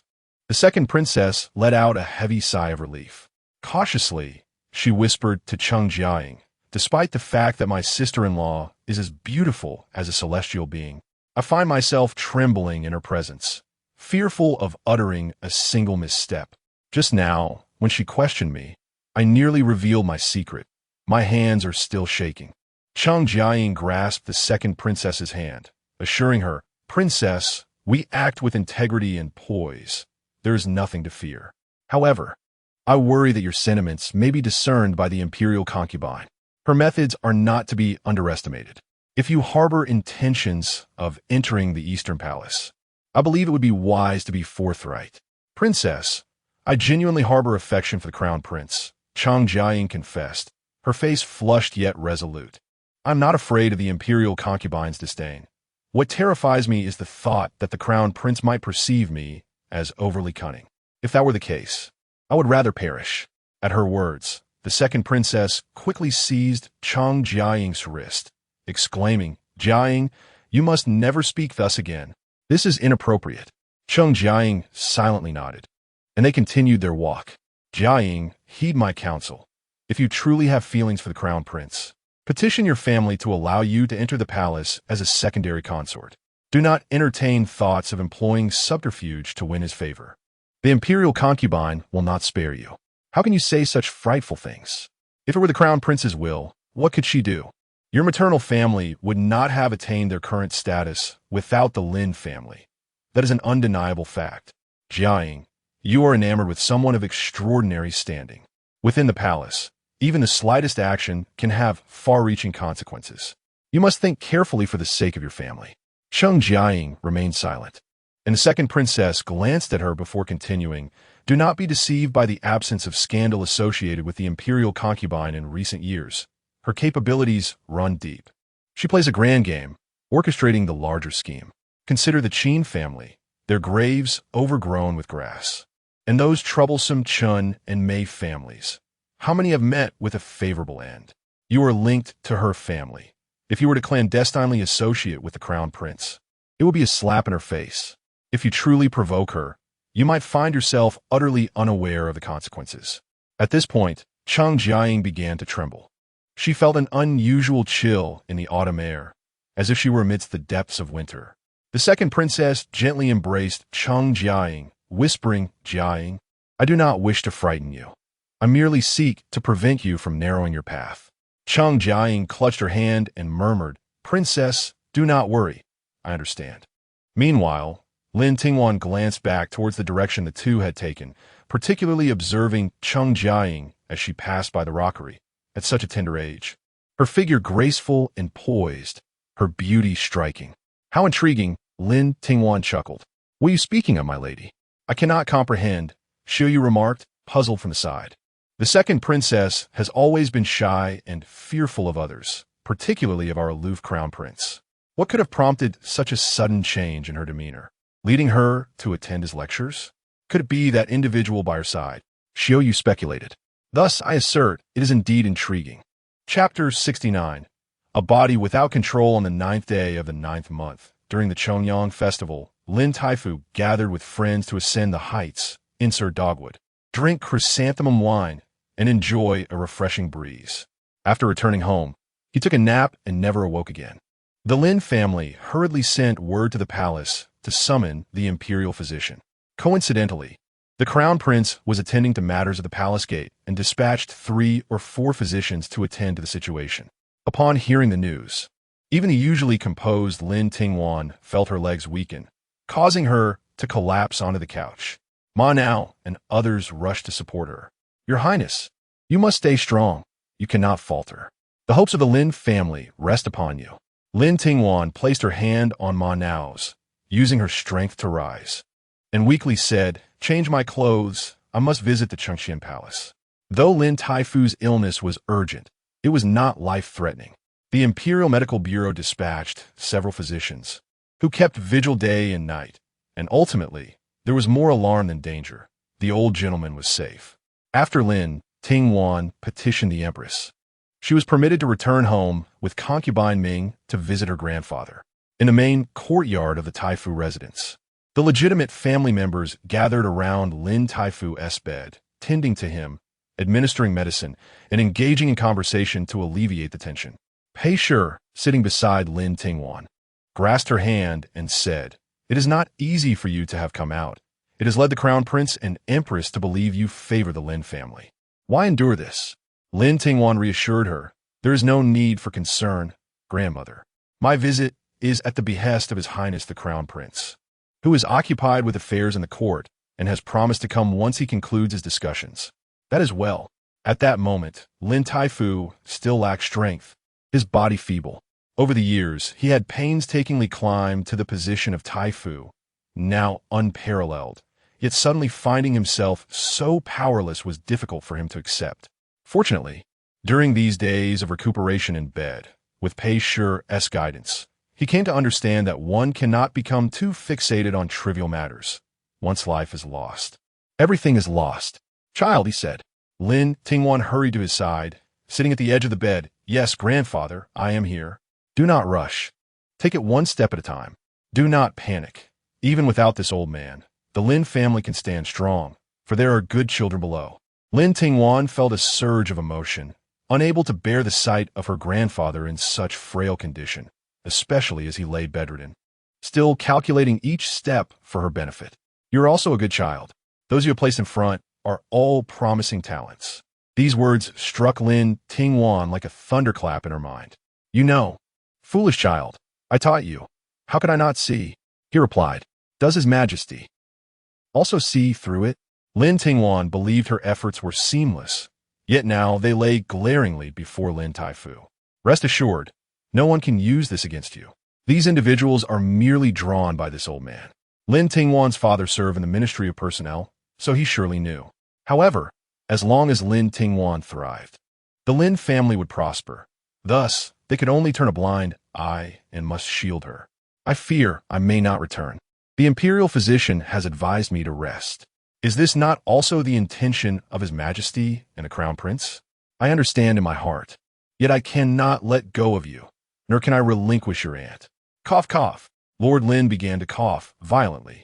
Lin Tingwan hastily covered him with a handkerchief. After a long moment, Lord Lin's eyes flickered with a fleeting sadness and despair. I have reached the pinnacle of my official career. However, my dear child, your life has only just begun. Now that you have a legitimate son, the Eastern Palace is selecting a side consort of the highest pedigree. This is the Empress's way of balancing your influence. Your prominence has become too overwhelming, and it must be tempered. Lord Lin spoke earnestly. Lin Tingwan, with reddened eyes, nodded. Grandfather, I understand, and I shall amend my ways. My dear girl, remember this. Concealing your brilliance is not a matter of shame. The most pressing concern now is to raise and nurture your eldest son. His future is intertwined with yours. Lord Lin took a breath and continued. Ultimately, the Crown Prince is the heir apparent. He will not place you above the realm. You must remain clear-headed and never adopt the demeanor of a naive young girl, for that will ultimately lead to your downfall. Do not worry, grandfather. While I have hopes for him, I do not dare to rely entirely upon him. I have my own plans. That is good. Lord Lin nodded. I have sent someone to investigate the Pan family. The silent consort Ming finally spoke. Her character is somewhat spoiled and recklessly innocent. She possesses a fiery spirit, but only a modicum of integrity. The Empress has chosen her merely for her beauty and lineage, which can rival yours. If it were up to me, I would never select her. Such a child would not turn back until she has met with grave misfortune in the depths of the palace. Hearing this, Pei remarked with a smile. Our dear girl is fortunate. If she were to encounter someone like the Sief family, it would truly be a challenge. The Sief family is indeed ruthless. Consort Ming said through gritted teeth, unable to let go of the fact that the Sief family indirectly caused the demise of Consort Jingyi. No matter how innocent she may appear, should she err, I will not show mercy. Lin Tingwan's gaze hardened, reminiscent of a wolf poised to strike. Upon exiting the Lord's residence and en route back to the palace, Lin Tingwan's carriage became ensnared in a throng of vehicles on the street. She lifted the curtain to take a glance and inquired, what place is ahead, and why are there so many people? A voice from outside responded, My lord. Ahead is the residence of the Crown Prince's tutor, Shunyan. Lin Tingwan lowered the curtain and scoffed. Let's take a detour. Yes, a clever rabbit dies, and the hounds are cooked. Whether human or object, once deemed useless, they are destined to be discarded. A sense of desolation enveloped Lin Tingwan as she bit her lower lip with resolve. Suddenly, a warm furnace was placed in her hands. Aunt, Lin Tingwan murmured. Dazed. If it were you, you would do the same. There is no need for sorrow. I understand, but it is all happening too swiftly. I cannot accept it. In just a few short days, people have already determined that Lord Lin would withdraw, eagerly queuing at the doors of the candidates. They are too hasty, for they are of the lower class, and only by aligning with the right faction can they hope for a chance to rise. Lin Tingwan raised her gaze, and even the cold, frosty visage of Consort Ming bore a rare softness in her eyes, as they began to reflect a compassion for the plight of others. Only by climbing higher and transforming the interests of others into our own shared benefits can we continue to progress downwards. I can endure this. Lin Tingwan clenched her fists. Every performance must eventually reach its denouement, and the old must give way to the new, a notion that has long ceased to be novel. As long as I remain steadfast, the Lin family shall never falter. Upon returning to the Eastern Palace, Lin Tingwan entered the Kaiwood Hall and immediately spotted Li Yanyan awaiting her beneath the phoenix tree in the courtyard. The fallen leaves danced in the air, rendering his silhouette somewhat desolate and solitary. "What are you doing standing here, Your Highness? You might catch a chill." "I was praying to the phoenix tree," Li Yanyan replied, turning and settling onto a stone bench beneath the tree, dismissing the maidservant and pouring tea himself. "Who prays to a tree? What do you seek?" Lin Tingwan couldn't help but laugh. He was ascending step by step, basking in the spring breeze of success, yet still had desires. "I beseech the heavens and the tree spirit to ensure that you hold no resentment towards me." Upon uttering these words, an uncanny silence enveloped the courtyard. The golden phoenix leaves scattered by the wind rustled against the ground, creating a somewhat jarring sound. "I do not resent you. It is merely a matter of time." This statement felt insincere. What else could she say? Lin Tingwan managed a bitter smile. "The illness of Lin Taifu cannot be cured in the capital. I will arrange for him and the old madam to return to Jiangnan." Lin Tingwan's eyes widened, and she sprang to her feet. "What did you just say?" Li Yanyan, with a sense of helplessness, placed his arm around Lin Tingwan's shoulders. "Do not be anxious. Let me explain slowly." "Go on." Lin Tingwan inhaled deeply. "Jiangnan's climate is more conducive to recovery. In the capital, one ripple can disturb the entire pond. As long as Taifu remains in the capital, there will never be peace. Is there no way to change this?" "There is no alternative." Lin Tingwan tightened her grip. She had thought she had already made sufficient concessions, but it now seemed woefully inadequate. The grandeur of the past was now replaced by a sense of utter disarray. "So this is what my aunt meant by being powerless to act. Listen to me. Take good care of grandfather. Not a single hair can be lost." However, she knew she could not quarrel with Li Yanyan now. She had to endure. Li Yanyan supported Lin Tingwan as they entered the room. "Very well. I shall heed your words. I have dispatched people along the way.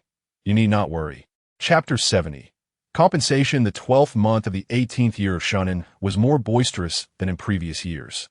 3 months prior, the Southern Territory had celebrated a significant military victory, prompting Emperor Jingyu to dispatch another army to relieve the troops stationed there. The grand forces were able to return to the capital, greeted by the jubilant populace, their cheers echoing through the streets. The biting cold of winter could not extinguish the fervent hopes of the people for the new year and its promises. They joyously called out the name of the Wei family army. Yet, unspoken was the reality that the generals of the Wei family were now aged and weary, and that their brothers and kin lay forever beneath the soil of the Southern Territory. Though these thoughts were left unvoiced, they could not be concealed. The celebration masked their sorrow, and their eyes betrayed a quiet sorrow. Young General Wei Jiu stood as the sole remaining head of the Wei family in the capital. After retiring, General Wei had returned to his hometown with the ashes of his wife and children, exhausted and yearning for rest. As Wei Jiu surveyed the jubilant crowd, witnessing the tears of joy in the eyes of the elderly and the admiration in the gazes of the children, he felt a sudden understanding of the significance upheld by General Wei and General Wei Qingxi. Upon the army's return, Emperor Jingyu naturally planned a grand banquet at the palace. The inner court and the Empress collaborated meticulously, sparing no detail. Lin Tingwan had intended to decline the task, but upon the Empress's insistence for her involvement, aimed at elevating Li Yanyan's status, she acquiesced without hesitation. since they still regarded her as a member of the royal family. It was only fitting that she wielded authority over the palace affairs. Should the Empress wish to reclaim her power, it would not be an easy endeavor. Lin Tingwan would not relinquish the morsel that had come to her lips. Seizing the opportune moment, Lin Tingwan boldly appointed her own people to various positions, ensuring her allies filled key roles. While she endured visible losses, she was determined not to suffer in silence any longer. By the time the Empress recognized the shift in power, it was too late. The banquet's proceedings relied heavily on Lin Tingwan's directives. As Lin Tingwan's influence in the inner court grew, the Empress felt a gnawing unease, retaining a measure of wariness towards the favored consort and her son. As for Li Yanyan, he had not seen Lin Tingwan for 3 days. She had been frequently visiting the Chengqian Hall under the guise of banquet preparations, even avoiding him at night. Coincidentally, he too had been preoccupied, causing their paths to diverge. Yet, he could not shake the feeling that Lin Tingwan was deliberately ignoring him, even going so far as to avoid him with the children. Ji Heng and Sui Ning had been taken to the Chengqian Hall, deliberately kept from his sight. Once more, Li Yanyan found himself in isolation. While his subordinates enjoyed the warmth of family life, he remained outside, exposed to the chill. On the 7th day of the 12th month, Li Yanyan finally had the opportunity to spend time with Lin Tingwan, as they were both required to attend the celebratory banquet together. Ironically, their separation had been for this very occasion, and now they were reunited under the same pretext. He gazed at Lin Tingwan, adorned in a resplendent purple and gold brocade palace gown, her beauty and poise more striking than when they had first wed. She is merely 21 this year, a vibrant age, her beauty surpassing even that of the past. At the beginning of the banquet, the Emperor Jingyu spoke of matters unknown to Li Yanyan, who has since forgotten the rituals he performed, lost in thoughts of the 3 days leading up to his wedding with Lin Tingwan. Though the memories are somewhat hazy, his heart assures him they were dreamlike days, for the mere recollection brings sweetness to his soul. After enduring the banquet, Li Yanyan found himself intoxicated, assisted back to the Eastern Palace. At some point, he opened his eyes to the flickering candlelight, illuminating the figure before him in a hazy glow. He reached out to grasp the delicate hand that was wiping his face with a damp cloth, regaining his senses to find Lin Tingwan seated at his bedside. A sigh of relief escaped him, a slight smile gracing his lips as he raised his arm to shield his eyes, asking, "What brings you here?" He had surveyed his surroundings. They were in the Mingda Hall of the Eastern Palace. "Is it not the esteemed Crown Prince calling upon me by name?" The servants, uncertain, have summoned me here. "Me?" he retorted, his displeasure resurfacing. "Since when have you begun to address me in such a manner? Do not blame me. It was my ignorance before." Lin Tingwan feigned innocence, returning the wet cloth to the basin. "Am I at fault, or do you harbor resentment towards me?" With a sigh, she continued, "Is it forbidden?" Li Yanyan fell silent, words escaping him. Lin Tingwan immersed a new cloth in water, wrung it out, and took his hand to wipe it gently. "It has been 5 years since I married you. We have a son now. Should you wish to harm my family, including my beloved grandfather, whom I regard as a dear mentor, if you demand I hold no grievances, you might as well beseech a bodhisattva to descend." Li Yanyan clasped her hand tightly, remaining so for a long while. Even as the cloth in her hand grew cold, he felt no chill. "I am at fault, but this is my father's wish. I cannot alter it. If you can forgive me this once, I shall repay you 100-fold. What would you repay me?" Lin Tingwan laughed softly. "A concubine who rivals my beauty and status?" Her words pierced Li Yanlian's heart like a sharp blade, leaving him breathless. "I told my mother that I would not marry her. Without her, it would only be a daughter of the Wang family. Are you truly willing?" The silence that followed was profound. Lin Tingwan shook her head with a smile, withdrawing her hand, placing the cloth down, and returning Li Yanlian's hand to the covers. She tenderly brushed aside the stray hair from his forehead, reminiscent of the day they wed. Yet she no longer wished to remain by his side. She intended to leave him. In that moment, as Lin Tingwan turned away, Li Yanlian sprang up and embraced her from behind, resting his head against her waist. "You promised to walk with me. You cannot go back on your word. What kind of honest person are you, Li Yanlian? Have you never broken a promise?" Li Yanlian remained silent, gripping her hand tightly. Lin Tingwan struggled to turn around, gazing down at him. In their private moments, the disparity between their ranks was indeed as vast as the heavens and the earth. Lin Tingwan bent down, gently caressing Li Yanyan's face with a sense of compassion, and coaxed, "Brother Lian, let us petition for our child to be granted the title of imperial grandson. Consider it for my sake." "All right," Li Yanyan readily agreed, his mind clouded by passion, at that moment solely yearning for her affection and unwavering commitment. The following day, Li Yanyan awoke early, only to find the space beside him devoid of warmth, indicating that she had departed. After summoning Lu Cheng to inquire, he learned that Lin Tingwan had gone to pay her respects to the Empress. Recalling the intimate moments they shared the previous day, Li Yanyan couldn't help but feel a profound sense of emptiness.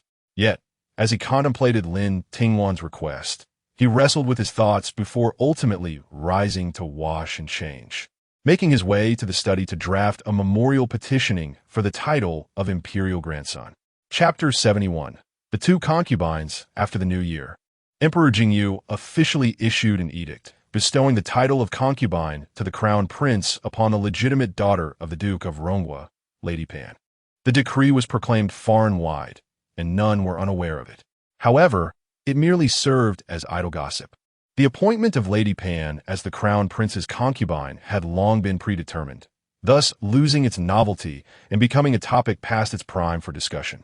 What added intrigue to the situation was Emperor Jingyu's unexpected decision to take two concubines for Li Yanyan without prior notice to the Empress. Alongside Lady Pan, there was also Lady Cheng, the daughter of the governor of Bianzhou, who happened to be a companion to the second princess.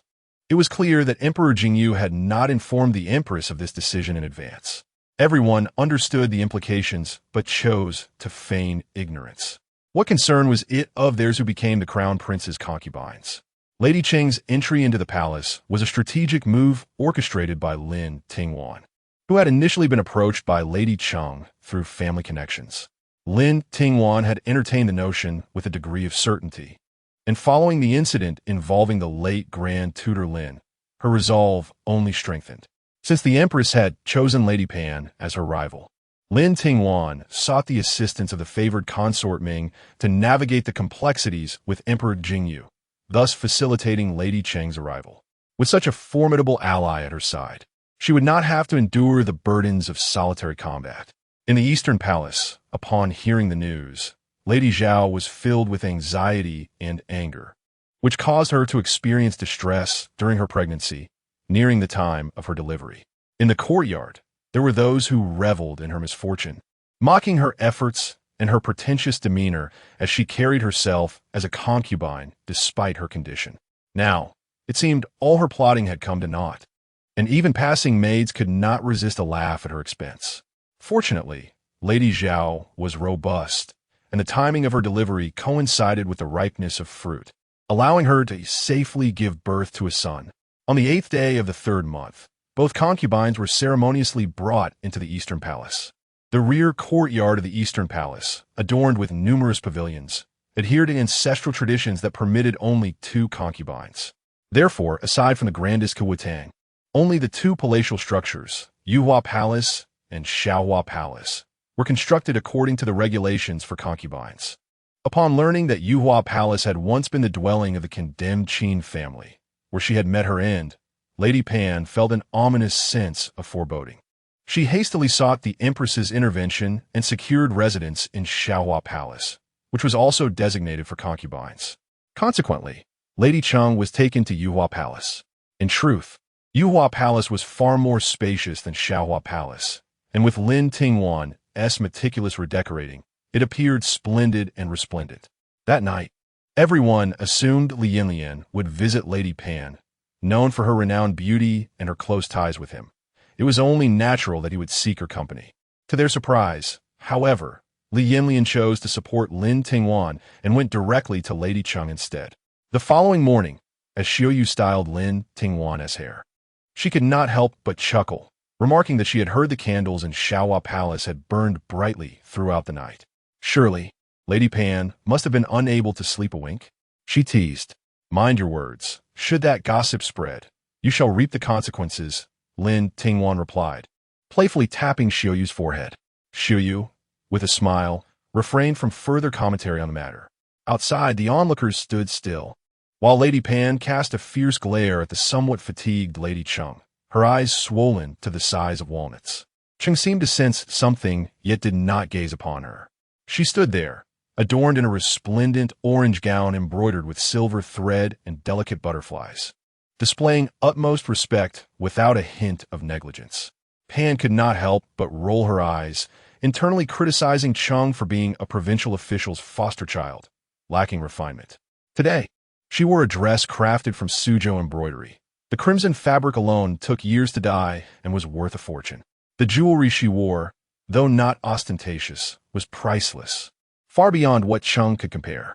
After all, today marked the splendid first day of our grand wedding. How could her sister appear in such an inexpensive outfit to pay her respects, not fearing to tarnish the prince's dignity? Cheng was 3 years senior to Pan, and thus could easily bear the title of sister. With poise, Cheng replied, "Now that we have entered the East Palace, we are both subjects of the Crown Prince and the Crown Princess. Our conduct should not be dictated by personal preferences." Pan scoffed at her words, eager to continue the debate with Cheng.